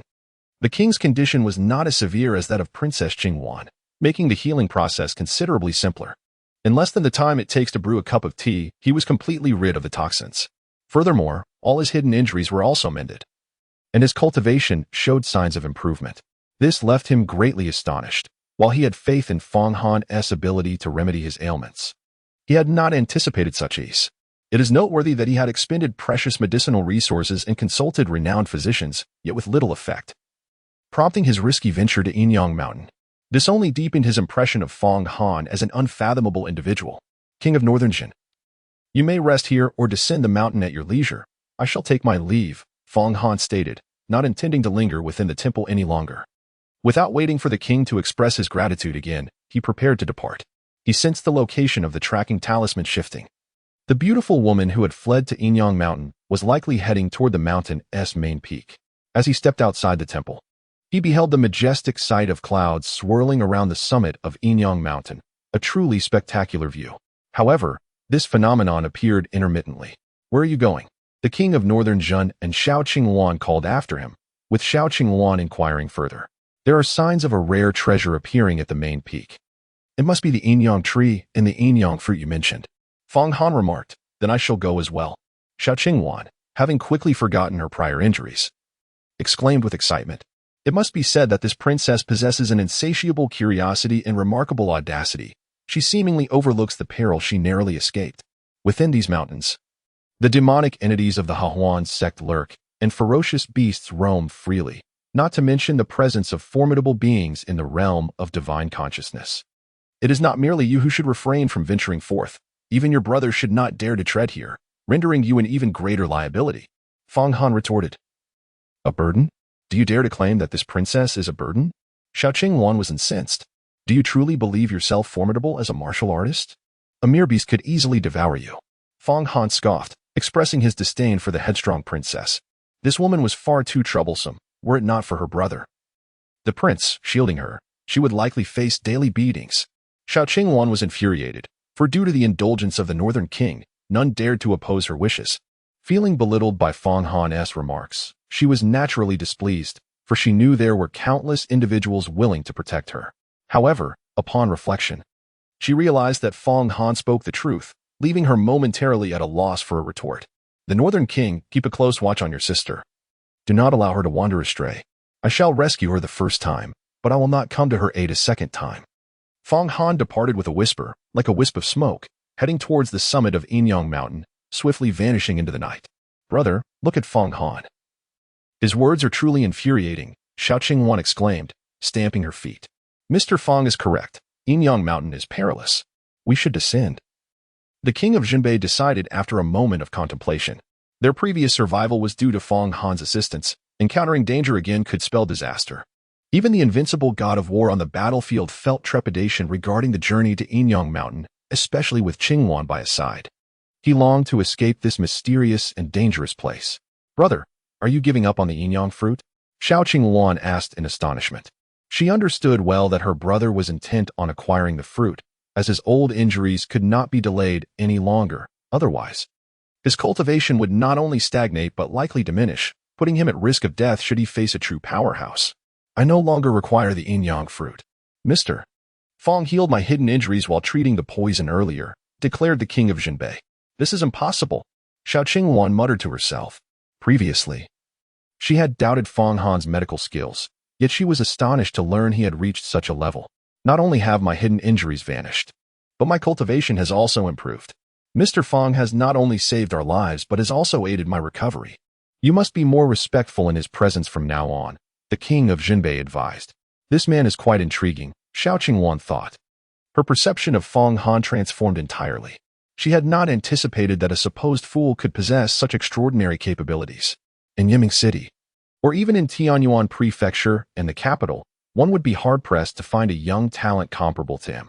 The son of the minister who the emperor had betrothed her to paled in comparison, akin to the difference between a firefly and the bright moon. With Fong Han around, what do we have to fear? Let us follow him. The Qianqiu fruit cannot all be his. We deserve a share as well. The headstrong princess was undeterred, insisting on venturing to the peak of Qianqiu Mountain to investigate further. Your cultivation is too weak. It is far too risky, the king of Zhenbei said sternly. We must ascend immediately. It is precisely because my cultivation is so low that Fong Han views me as a burden. If I could obtain the yin-yang fruit, you could break through to the divine thought stage, and I could ascend to the martial sect realm. Why not seize the opportunity? In the 61st chapter of Yin-Yang Tree, had this been in the past, Xiao Qingwan's request would have been readily accepted by the king of the north, who held considerable confidence in his own strength prior to their encounter with the dark-robed masters of the Hehuan sect. However, now he perceives that Fong Han's words are not mere intimidation, rather. Fong Han genuinely believes that their capabilities are insufficient to engage in the contest for the yin-yang fruit. Qingwan, you must heed my counsel. We must ascend the mountain immediately, the king of the north declared gravely, his tone firm and devoid of contradiction. Brother, can we not remain here in the temple and observe the unfolding events? Xiao Qingwan implored. We have come all this way to Yin-Yang Mountain. We cannot simply retreat, as that would tarnish your esteemed reputation. This time, she refrained from tears, tantrums, or threats, for she sensed a significant change in her brother's demeanor. His seriousness was underscored by an unwavering resolve that brooked no dissent. She knew that persuading him was her only recourse. Any display of temper would be futile. We cannot linger here. The recent fierce battle, coupled with the lingering corpses and pervasive stench of blood, is likely to attract formidable beasts. Our situation could become increasingly perilous, even leading us to a point of no return, the king of the north asserted. My reputation matters little. What holds true significance is life, especially yours. With that, he firmly grasped Xiao Qingwan's hand and strode purposefully down the mountain. He understood that the longer they remained, the greater the danger. Though Xiao Qingwan felt reluctant, she ultimately could not oppose her brother. Reluctantly, she acquiesced to his directives, though she secretly resolved not to depart so easily once they reached the base of the mountain. She intended to wait for Fong Han to descend. Her curiosity piqued by the legendary yin-yang fruit, she was determined to behold its true nature and marvel at its wonders. Brother, the malevolent beings of the Hehuan sect are entrenched within Yin-Yang Mountain. It is my belief that you should dispatch a select and capable force to level this mountain and eradicate this menace, she said, her voice filled with indignation as they navigated the winding path downward. Having narrowly escaped death here, she harbored a deep-seated animosity towards the Hehuan sect. This mountain is quite eerie. As Mr. Fong Han mentioned, there are formidable practitioners from the Hehuan sect within. While a grand army could indeed flatten this place, I fear these malevolent beings would flee at the first hint of danger. Once they reach the realm of consciousness, they can command swords, making them exceedingly difficult to track. The king of the north countered. Are you truly prepared to let this situation unfold unchecked? Xiao Qingwan retorted, her displeasure palpable. Hunting beasts and purging wicked entities is the responsibility of the Demon Suppression Division. I will arrange for them to address the matter. The northern king, Xiaozhan, held not only the military power of the northern army but also the esteemed position of the lord of the Demon Suppression Division, thus commanding its forces at will. Although the talented Dan Tai Qianqiu possessed remarkable abilities, the presence of formidable entities within the Yin-Yang Mountain rendered her efforts futile. Even if she summoned all personnel from the Heavenly Origin Department of the Demon Suppression Division. After a brief moment of contemplation, Xiao Qingwan spoke, revealing that beneath her seemingly capricious demeanor lay a keen analytical mind. I intend to invite Mr. Fong Han to serve as the supreme guest elder of the Demon Suppression Division. Should he consent to assist Dan Tai Qianqiu, this matter may be easily resolved. The northern king, Xiaozhan, pondered this proposition. The position of supreme guest elder is one of significant authority, granting the ability to command the entire force of the Demon Suppression Division, rivaling your own status as lord. Xiao Qingwan expressed her astonishment. Mr. Fong is our savior. Moreover, his profound cultivation is beyond comprehension. Not only is he capable of assuming the role of supreme guest elder, but he could also effortlessly fulfill the duties of the lord, should the emperor grant his approval. I would willingly relinquish the position to him. With heartfelt sincerity, Xiaozhan replied, Brother, do you hold him in such high regard? Xiao Qingwan affirmed, Mr. Fong is destined to ascend to the Yuan Dan realm, and perhaps even beyond, soaring to heights we can only aspire to. Cultivating a friendship with such an extraordinary individual would be immensely beneficial for us. The position of Lord of the Demon Suppression Division may hardly pique his interest. Sighing with a mix of admiration and contemplation, Xiaozhan remarked, he was once a simpleton. How could he suddenly transform into such a formidable being? This man is truly enigmatic, and indeed quite intriguing. Xiao Qingwan murmured to herself, having remarked for the second time that Mr. Fong was rather fascinating. As the siblings of the Northern King descended the mountain, Fong Han had already soared to the summit of the Qianqiu mountain, nearing its peak. The once lush greenery of the mountain was increasingly sparse as he ascended, replaced by massive boulders that evoked a sense of desolation. Sensing the proximity to the tracking talisman, he slowed his pace and concealed his presence. The beautiful woman, a master of the divine thought realm, could fly on her sword, and should she detect him, he would undoubtedly have to make a hasty retreat. The ethereal clouds that had previously adorned the peak had vanished, giving way to a thick, inky mist that enveloped the entire mountain. Within the depths of this swirling fog, sharp, piercing cries echoed, reverberating through the silent mountains, the source of which was indistinguishable. Additionally, a faint metallic scent wafted through the mist. Initially subtle but growing increasingly pungent and nauseating as Fong Han ventured deeper, threatening to overwhelm his senses. Fong Han's eyes sparkled with brilliance, despite the hazy surroundings. His remarkable vision allowed him to discern the general contours of the scene before him. Additionally, his perceptive abilities were exceptionally acute, akin to an invisible net unfurling within the surrounding space. Even the slightest disturbance, whether it be a subtle shift in the breeze or the faintest tremor of life lurking in the shadows, could be detected by him with remarkable sensitivity, as if everything lay within his grasp. After a while, approximately the time it takes to brew a cup of tea, Fong Han finally reached the summit of the mountain. Raising his gaze, he was astonished to discover a sizable lake perched atop the peak, bathed in the cool luminescence of the moonlight. The water shimmered in a mysterious and profound shade of emerald green, resembling a vast emerald enshrined in this locale. At the center of the lake, there was, indeed, a small island. The beautiful woman must be concealed upon that very isle. Fong Han distinctly sensed the presence of individuals on this island, and it was far from singular. At that moment, a radiant light suddenly blossomed on the island, piercing through the dense fog. Fong Han beheld a magnificent sight. A towering tree on the island was in full bloom. The radiance emanating from the blossoms was truly enchanting. This is the Qianqiu tree. Fong Han's heart stirred. Chapter 62, The Golden Caterpillar. Previously, when Fong Han heard the Northern King mention the existence of the Qianqiu tree on Qianqiu Mountain, he felt a flicker of doubt.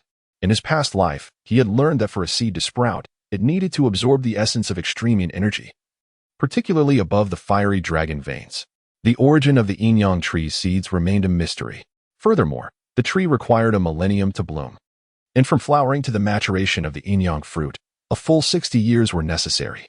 This knowledge had been gleaned from an ancient tome during his time on Tinglong Star, which spoke of a wondrous place capable of nurturing the Qianqiu tree. However, despite years of searching, he had found nothing. The Qianqiu fruit produced by this tree was a marvel of nature, harmonizing the forces of yin and yang, capable of healing hidden injuries and transforming one's meridians and bones, truly a superior spiritual remedy. Consequently, he believed that the emergence of Qianqiu Mountain on the Qianqiu continent was exceedingly rare, as the Qianqiu continent was of a lower tier than Tinglong Star. He had not anticipated that there truly existed a Qianqiu tree within Qianqiu Mountain. As night descended, the temperature plummeted sharply, growing ever colder as one ascended to the summit of Qianqiu Mountain. Fong Han soared through the air, and although he was insulated from the biting chill by his own prowess, he keenly discerned that the temperature here was significantly lower than that in the valley below. Yet, as he approached the lake, the breeze wafting from its surface enveloped him in waves of scorching warmth. This did not stir the slightest ripple of surprise within him. Rather, it was to be expected. The very essence of Qianqiu Mountain is a harmonious blend of water and fire, an interplay of opposites. The Qianqiu tree must surely take root above the fiery dragon's veins, beneath which seethes molten magma in a fervent surge. Thus, it stands to reason that the lake water would be scaldingly hot. However, this expanse of water appeared unfathomably deep, with no signs of evaporation in sight. Consequently, Fong Han was resolute in his belief that this lake must possess a vast and vigorous source of fresh water. As Fong Han arrived at the lakeside, his figure suddenly soared, akin to a bolt of black lightning darting forth. With a delicate touch of his toes upon the lake's surface, he traversed the waves, racing directly towards the island nestled within the lake. In that moment, he had yet to master the art of wielding a flying sword. Yet with this technique of rapid movement, he could effortlessly cover a distance of several dozen zhang in a single leap. However, just as he plunged into the mist-laden heart of the lake, a tremendous roar shattered the tranquility. Emerging swiftly from the depths of the water was an enormous serpent's head, resembling a small hill. Its gaping maw, lined with glistening fangs, lunged ferociously towards him. Fong Han's gaze sharpened, and he instantly discerned the peculiarities of the enormous serpent. He observed that a small, horn-like protrusion was faintly emerging from its head. Moreover, to his astonishment, a pair of claws had begun to sprout from its sides. Within this lake, there lay concealed a true dragon. Fong Han's heart stirred involuntarily. Typically, serpentine creatures possessing spiritual essence require centuries of arduous cultivation to shed their serpentine forms and transform into a jiao. The jiao is distinctly characterized by the presence of horns upon its head and claws sprouting from its sides. To further ascend from jiao to dragon requires an additional millennium of trials and tribulations, culminating in a successful metamorphosis. During this transformative journey, the jiao's horns remain singular and unbranched, whereas the dragon's horns exhibit a bifurcated nature, manifesting as a pair. While its claws evolve from an initial single pair to become two pairs. What is even more remarkable is that this particular jiao is unlike any commonly encountered. Typically, the coloration of jiao is akin to that of serpents, often a somber black. In stark contrast, the jiao before him radiates a profound dark golden hue, exuding an innate air of majesty. While most jiao emit a chilling aura from their mouths, this one releases an intensely scorching breath. Thus, even before it had fully closed the distance to Fong Han, he could already feel the surging heat wave crashing upon him like a tempestuous tide. Fong Han's movements were astonishingly swift. In the blink of an eye, he had traversed several meters, harboring no intention of entangling himself with the beast. Rather, he aimed to reach the island first. However, the colossal form of the golden flood dragon suddenly leaped from the tranquil lake, resembling a golden hill soaring into the sky, exuding an overwhelming force as it ferociously lunged towards Fong Han once more. Wherever the golden flood dragon passed, water erupted in torrents, generating towering waves upon the lake's surface. You vile creature, are you seeking your own demise? Withdraw at once. Fong Han's lips stirred slightly as he deftly evaded the onslaught of the golden jiao once more, communicating with it through his spiritual consciousness. This golden jiao was likely a creature of lordly caliber, akin to the foundation establishment stage in humans. However, among the myriad of demon beasts, the jiao occupies a unique status, having genuinely awakened its intellect and possessing a spiritual consciousness. In this regard, it is not far removed from a formidable being of the spiritual consciousness realm. In his previous life, Fong Han's steed on the Tunglong Star was a true dragon, and he possessed the ability to comprehend the language of dragons. Although the golden serpent had yet to attain the status of a dragon, it was undoubtedly capable of understanding the tongue of its kind. Humans, this is a forbidden zone. Trespassing here means you shall become my prey. The golden serpent unleashed a thunderous roar that reverberated across the lake, its sound waves rolling forth like the rumble of thunder, causing the surrounding air to resonate with a profound hum. Fong Han naturally comprehended the intent of the golden larva. Wretched creature, since you refuse to withdraw, I shall take your life first. Fong Han felt a surge of determination as the Qianqiu sword materialized in his hand. He leapt into the air, striking down towards the golden flood dragon with a single, decisive blow. Initially, he had no intention of engaging in battle with the creature, mindful of the need to avoid alarming the inhabitants of the island, particularly the enchanting woman residing there. However, at this moment, such considerations faded from his mind. After all, the alluring beauty was already ensnared by his tracking talisman, and even if she attempted to flee, he would still be able to pursue her relentlessly. The sword wielded by Fong Han appeared to possess a modest might, yet in truth, its power was boundless. For he had invoked the essence of the creation sword technique's annihilation. With a single strike, all things succumbed to silence. This encapsulated the profound truth of this sword technique. In the face of Fong Han's assault, the dark golden eyes of the golden flood dragon glimmered with an unsettling blend of greed and arrogance. Its cavernous maw suddenly gaped wide, launching a ferocious bite towards the mysterious iron sword in Fong Han's grasp. To it, every weapon was merely a trifling plaything, easily devoured, while Fong Han represented a veritable feast, for it had long since the pure and potent energy coursing through his being. However, as its fearsome jaws clamped around Fong Han's iron sword, a hint of a cold, steely smile crept onto Fong Han's lips, and he swiftly twisted his wrist. In an instant, an overwhelming force surged forth from the iron sword, akin to a mighty tsunami, brimming with relentless impact. The golden flood dragon's once unyielding teeth shattered like fragile porcelain, each fragment falling away with a chilling crack. A pained roar erupted from the golden flood dragon, reverberating across the surface of the lake like thunder, causing the surrounding peaks to tremble in response. At that moment, a woman gracefully riding a sword appeared above the lake, the very beauty that Fong Han had been pursuing. She spotted him, her gaze filled with murderous intent. She had not anticipated that Fong Han would track her down so swiftly. Chapter 63. The Transformation Technique and the Dragon-Slaying Technique. Yet, despite the palpable threat emanating from the enchanting woman of the Hawan sect, she did not hasten to strike at Fong Han. Although the distance between Ming City and Qianqiu Mountain was not an insurmountable expanse of endless mountains and seas, it still stretched across at least 100 miles. The sudden appearance of Fong Han resembled a stone cast into the still surface of a lake, instantly setting alarm bells ringing in the heart of the beautiful matron of the Hawan sect. She understood that Fong Han's arrival here was no mere coincidence. He had undoubtedly employed special means to pinpoint her location, which was indeed quite terrifying. She sensed that Fong Han concealed profound depths, and she lacked the confidence to subdue him. Just as the matron arrived, a fragrant breeze swept across the lake, and shortly thereafter, a middle-aged scholar, elegantly garbed, appeared gracefully above the water's surface. He moved with an ethereal grace, not on the ordinary flight of a sword, but upon a lavishly crafted large folding fan.